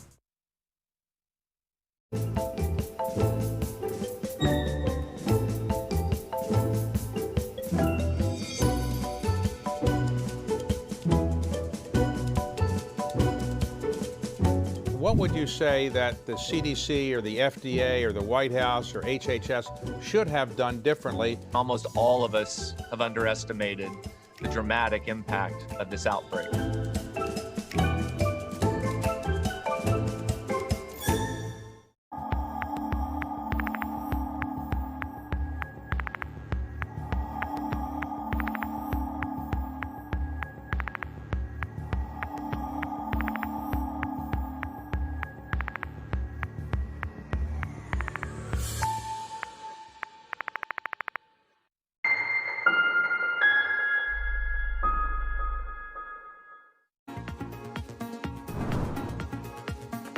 I'm Mark Crumpton with Bloomberg's First Word News. Senators have left the Capitol for a short break, making it virtually impossible for a fiscal stimulus plan to be passed before the election. House Speaker Nancy Pelosi and Treasury Secretary Steven Mnuchin continue to haggle over a package. The size of the plan and the language of the bill are the main sticking points. The Trump administration wants a $1.9 trillion package. Democrats want $2.4 trillion. Joe Biden thinks he may have a shot at doing something no Democratic presidential candidate has done in more than 40 years, win the state of Texas. The Democratic presidential nominee told an NBC affiliate in Dallas-Fort Worth the campaign has put out a major effort in Texas. President Trump currently has a 3.2 percentage point lead in the Real Clear Politics average of polls, below the 9-point margin of his win in 2016. Young voters around the United States are showing enthusiasm, levels not seen since the 2008 election. A new poll by the Harvard Institute of Politics says 63% of 18 to 29-year-olds say they will definitely vote this year. 47% said the same in 2016, and the poll shows young voters likely will back Joe Biden over President Trump, 63% to 25%. It's becoming a familiar story for Louisiana. Much of the state is under a hurricane warning. Zeta is headed toward the U.S. Gulf Coast after making landfall in Texas. Zeta is the 27th named storm in what has been a very busy Atlantic season. If Zeta makes landfall in Louisiana, it will be the 5th named storm to hit the state this year. Global news 24 hours a day, on air and on Bloomberg Quick Take, powered by more than 2,700 journalists and analysts in over 120 countries. I'm Mark Crumpton. This is Bloomberg.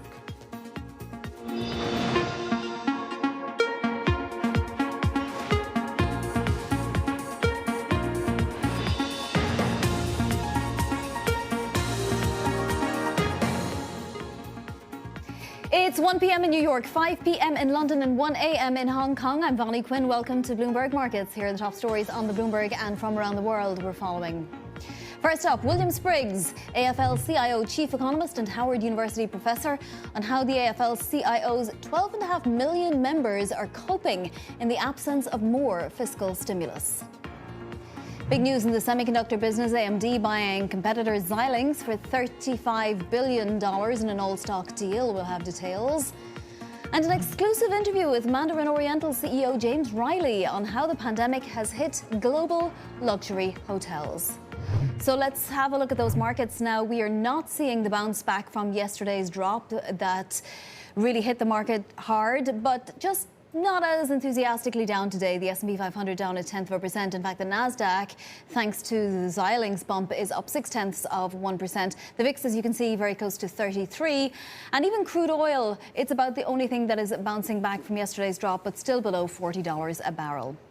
So, after months of talks, the White House today all but confirmed there will not be a pre-election stimulus package, leaving the future direction of the country's economic recovery to the candidate that takes control of Congress and of the White House. Our next guest, Bill Spriggs, is the chief economist for the country's largest labor union, the AFL-CIO, which endorsed Biden in May. He has been mentioned in connection with a potential Biden administration labor post, and he's also educating the next generation of black economists at Howard University. Professor Spriggs, thanks for joining. Would a Biden administration policy, the economic policy platform that we know of right now, how far would it go towards helping your 12.5+ million members at the AFL-CIO?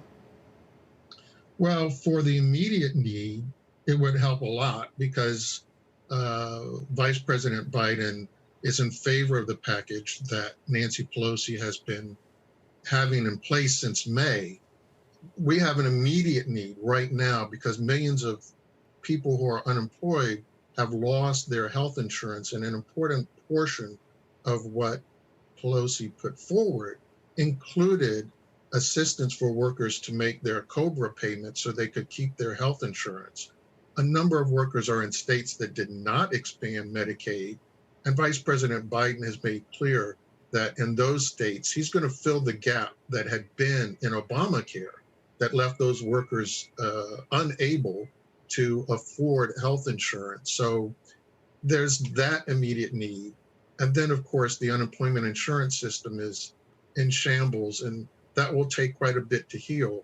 But it's the immediate need that the Biden administration would have tended to already.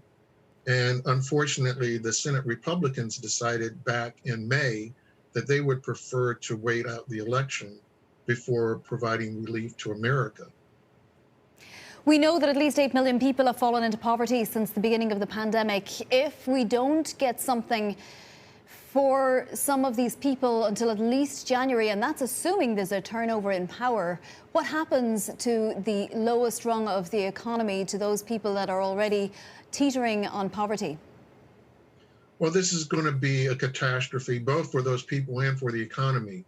We know from the latest data from the census that a large share of people who rent are behind on their rent. And if they don't make their payments, there are a lot of landlords who are going to be very stressed. In the commercial real estate space, we know that there are a number of stores that are already straining because of the inability to contain the virus and get people into stores. They don't feel safe with the disease spiking again. And so those stores will be a risk for the commercial space. So we face a huge catastrophe if we don't do something by January. And our state and local governments are already strained and stressed beyond belief. And the rise in the virus right now is going to stress them even further, because many of them were just in the process of trying to get kids back into schoolrooms. And that will be difficult to achieve without additional burdens on state and local governments to make those schools safe. Professor, we've seen a massive demand shock to the economy that's likely to continue for some time. How much help should corporate America get versus consumer America? Should people receive cash, or should companies receive what some people like to call bailouts in order to hold on to their labor force and keep people in jobs when there is demand eventually? Well, we learned, I hope everyone learned from the lessons of the Great Recession, that you really have to recover the economy from the bottom up. And so that's why it's so necessary to do the extension of the HEROES Act into the new year to catch up the consumers so that businesses can thrive.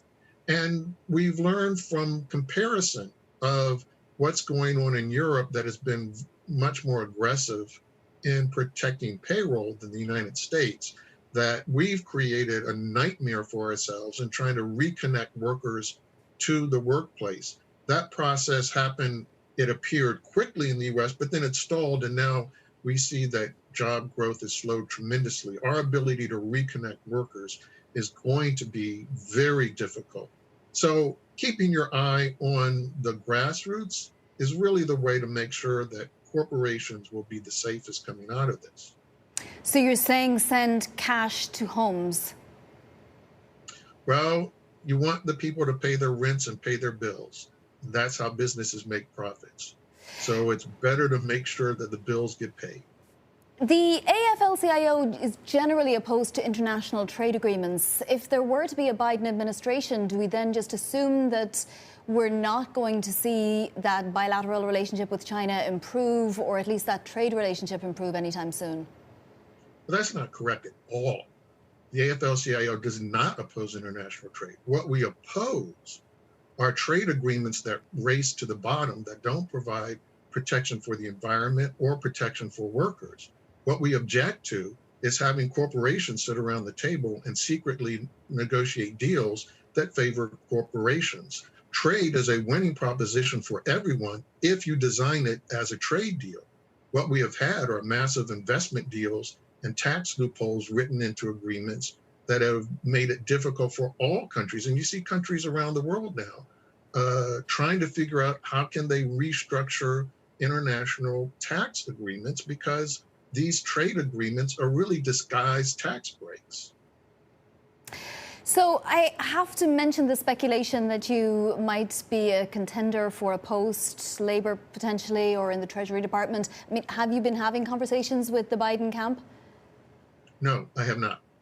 There's I'm flattered if anyone would consider me, but I have not had any discussions. Okay. There's also speculation that Bernie Sanders could be considered. That would be a funny sort of twosome, right? Would Bernie Sanders and Biden make a combination when it comes to, say, a Labour position in a Biden administration, potentially, were he to be elected? I would welcome having a clear message sent as we go into a new administration, that this administration understands the extent to which our labor laws and our labor regulations are broken, and anyone who has a track record like Bernie Sanders as a champion for American workers would be a welcome lead. I also want to ask you a little bit about your post at Howard, right? You had led the economics department and you continue to be a professor at the economics department. Mm-hmm. Why, Professor, did it take until 2020 for us to have that conversation about racial equality in the economics profession?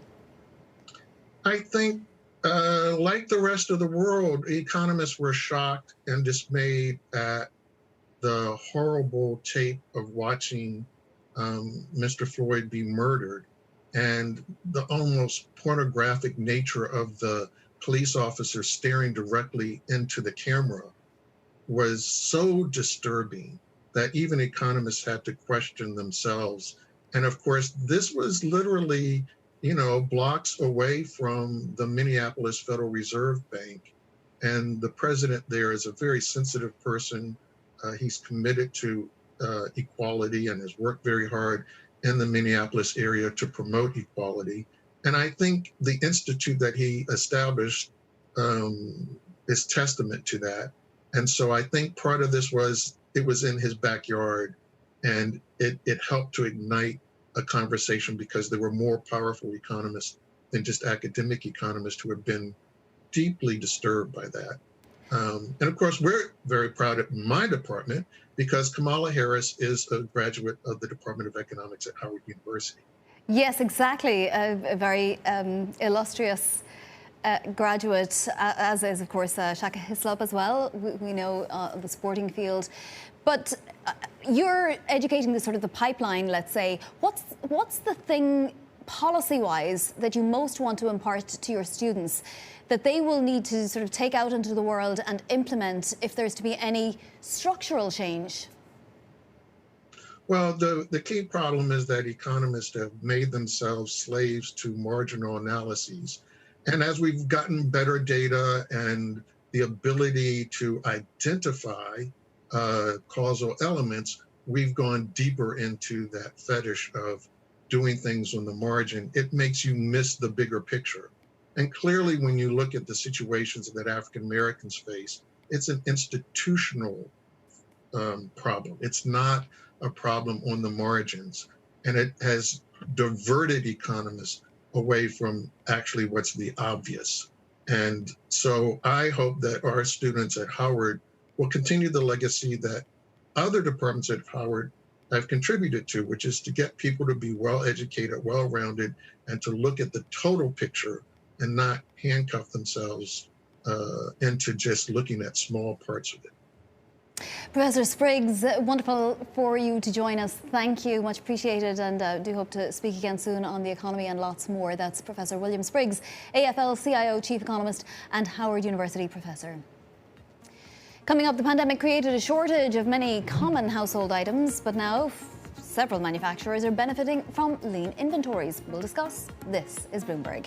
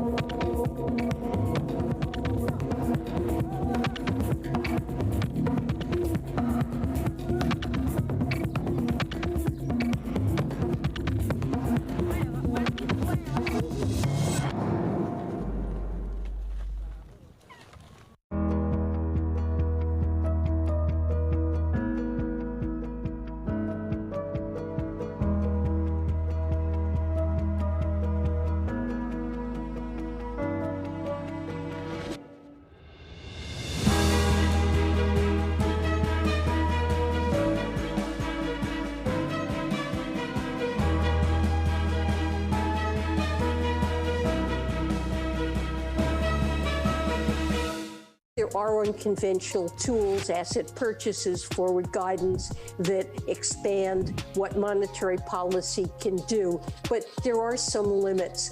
It's important for fiscal policy to fill in that gap.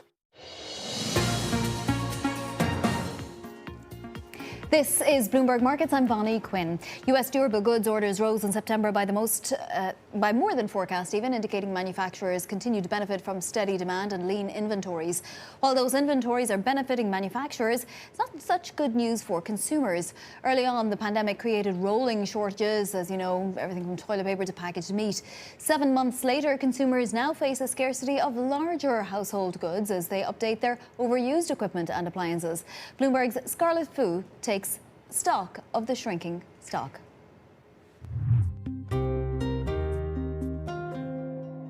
Shopping for a new freezer or bicycle? Join the waiting list. Buying things is easier than ever, but making and getting them to your doorstep, that's a complex choreography of global supply chains and reliable shipping.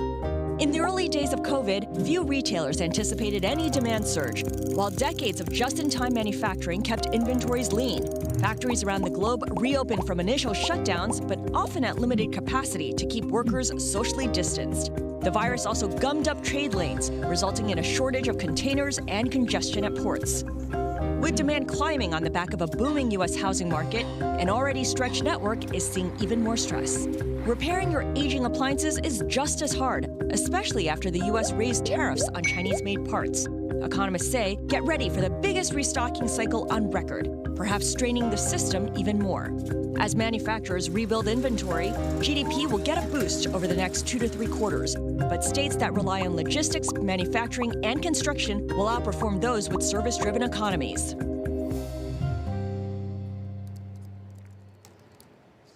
And that was our own Scarlett Fu. Joining us now for a deeper dive is Yelena Shelyateva, senior U.S. economist for Bloomberg Economics. Yelena, wasn't capitalism supposed to solve these problems and solve them quickly?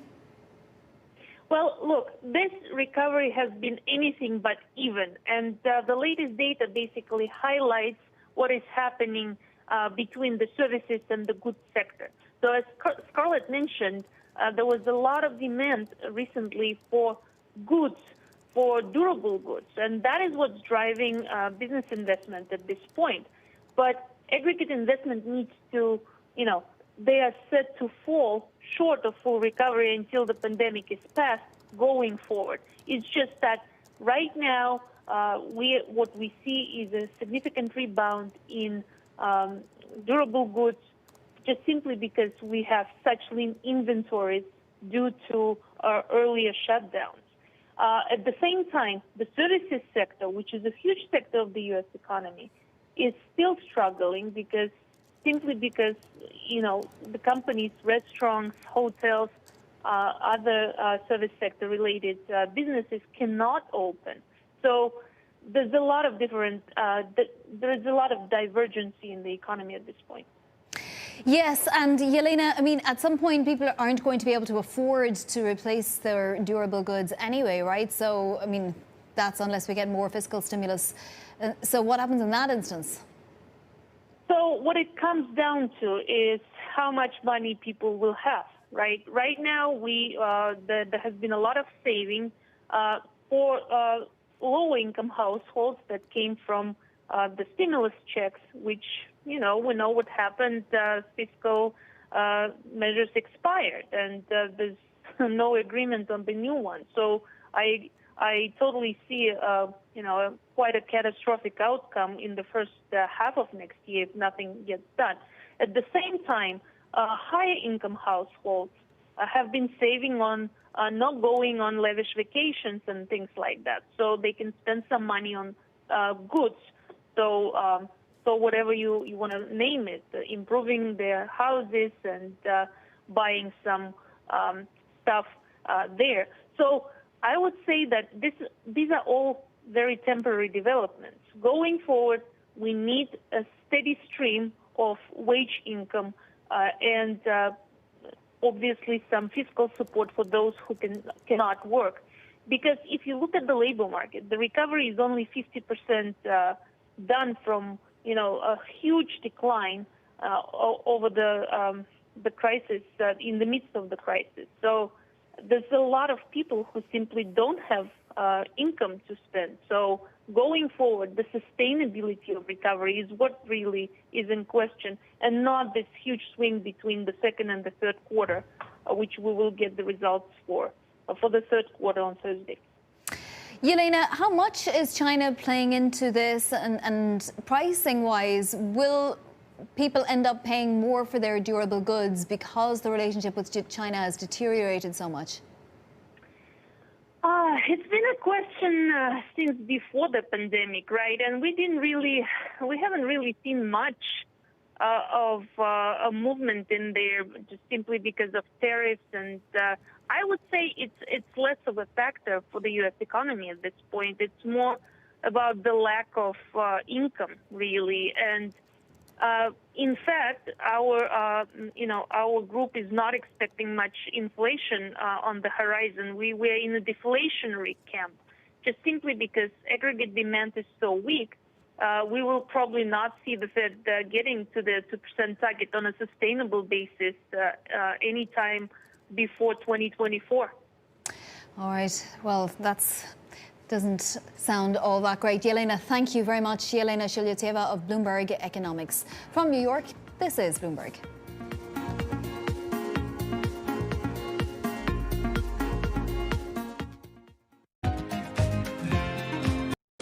Korea became a global leader in sustainability, in part by supporting technologies that make green growth a seamless part of everyday life. The country continued this tradition with a Green New Deal designed to make Korea's post-pandemic economic recovery greener for people and businesses. Hyundai's Ioniq brand exemplifies this commitment by offering a personalized approach to clean mobility that makes it easier for drivers to live a green life. In terms of user experience, we need to think about how they use the car in their lifestyle. Ioniq users value the practicality of their life. With electric vehicles designed to fit every lifestyle, Ioniq is changing expectations of the modern car. There have been revolutionary technology advances that changed people's lives, like computers, internet, and mobile phone. I believe the next platform that will change the human's life is the car.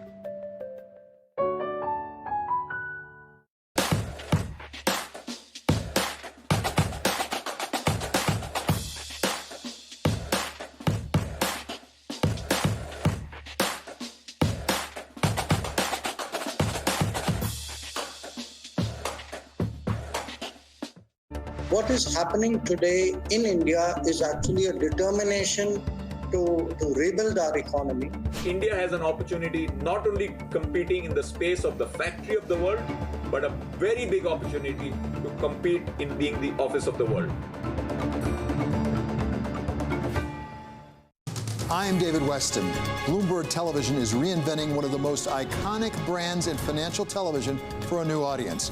Join me to see the news program for the clever investor. This is Bloomberg Wall Street Week.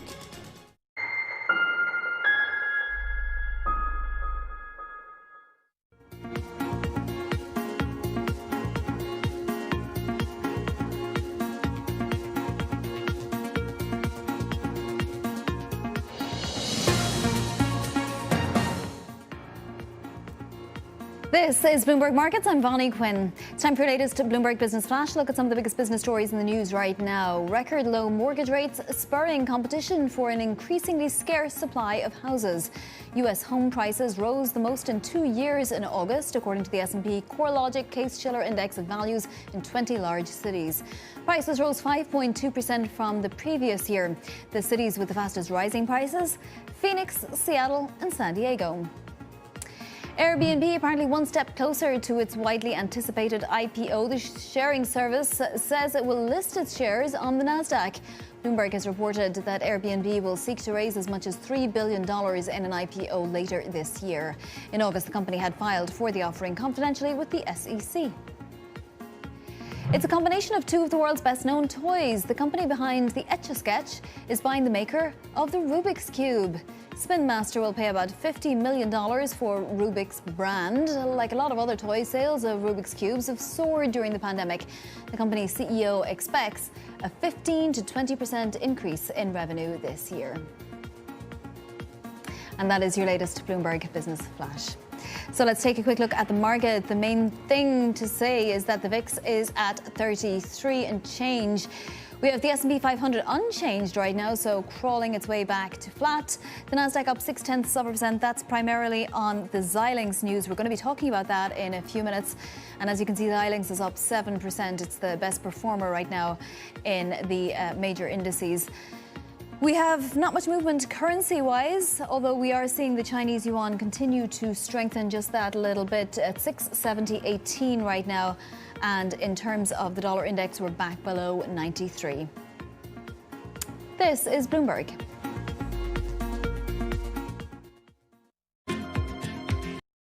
Korea became a global leader in sustainability, in part by supporting technologies that make green growth a seamless part of everyday life. The country continued this tradition with a Green New Deal designed to make Korea's post-pandemic economic recovery greener for people and businesses. Hyundai's Ioniq brand exemplifies this commitment by offering a personalized approach to clean mobility that makes it easier for drivers to live a green life. In terms of user experience, we need to think about how they use the car in their lifestyle. Ioniq users value the practicality of their life. With electric vehicles designed to fit every lifestyle, Ioniq is changing expectations of the modern car. There have been revolutionary technology advances that changed people's lives, like computers, internet, and mobile phone. I believe the next platform that will change the human's life is the car.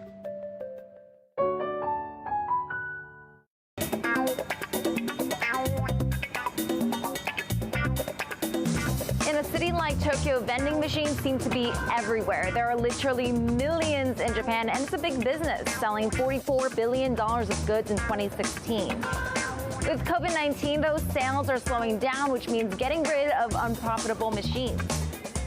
Vending machine sales were already falling even before COVID, with competition from convenience stores that are open 24/7 and have way more options. But there is hope for some of them.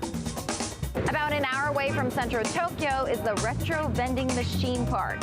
Here you'll find 50 or so machines side by side selling some quirky items.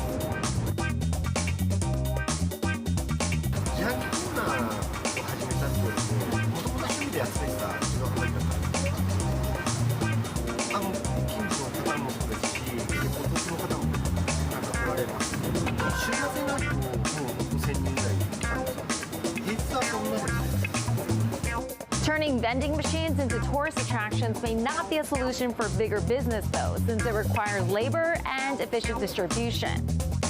Saito says it takes 5 people a day to restock his machines, just in time for lunch. My understanding is that the government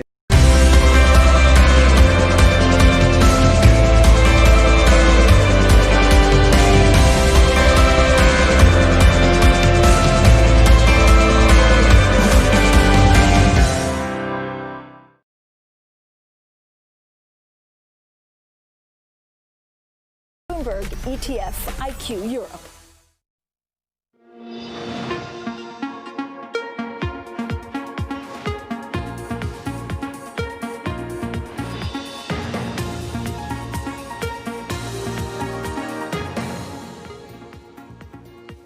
Live from Toronto, I'm Amanda Lang. Welcome to Bloomberg Markets. And from Bloomberg World Headquarters in New York, I'm Vonnie Quinn. We're now joined by our Bloomberg and BNN Bloomberg audiences. And here are the top stories we're following from around the world.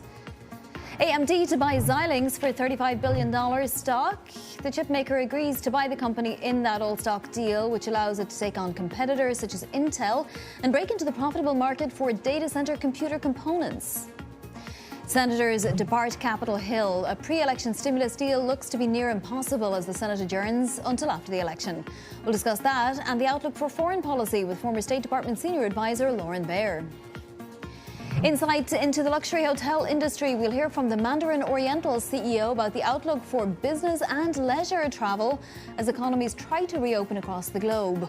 Also, how the pandemic has weighed on the company. Amanda.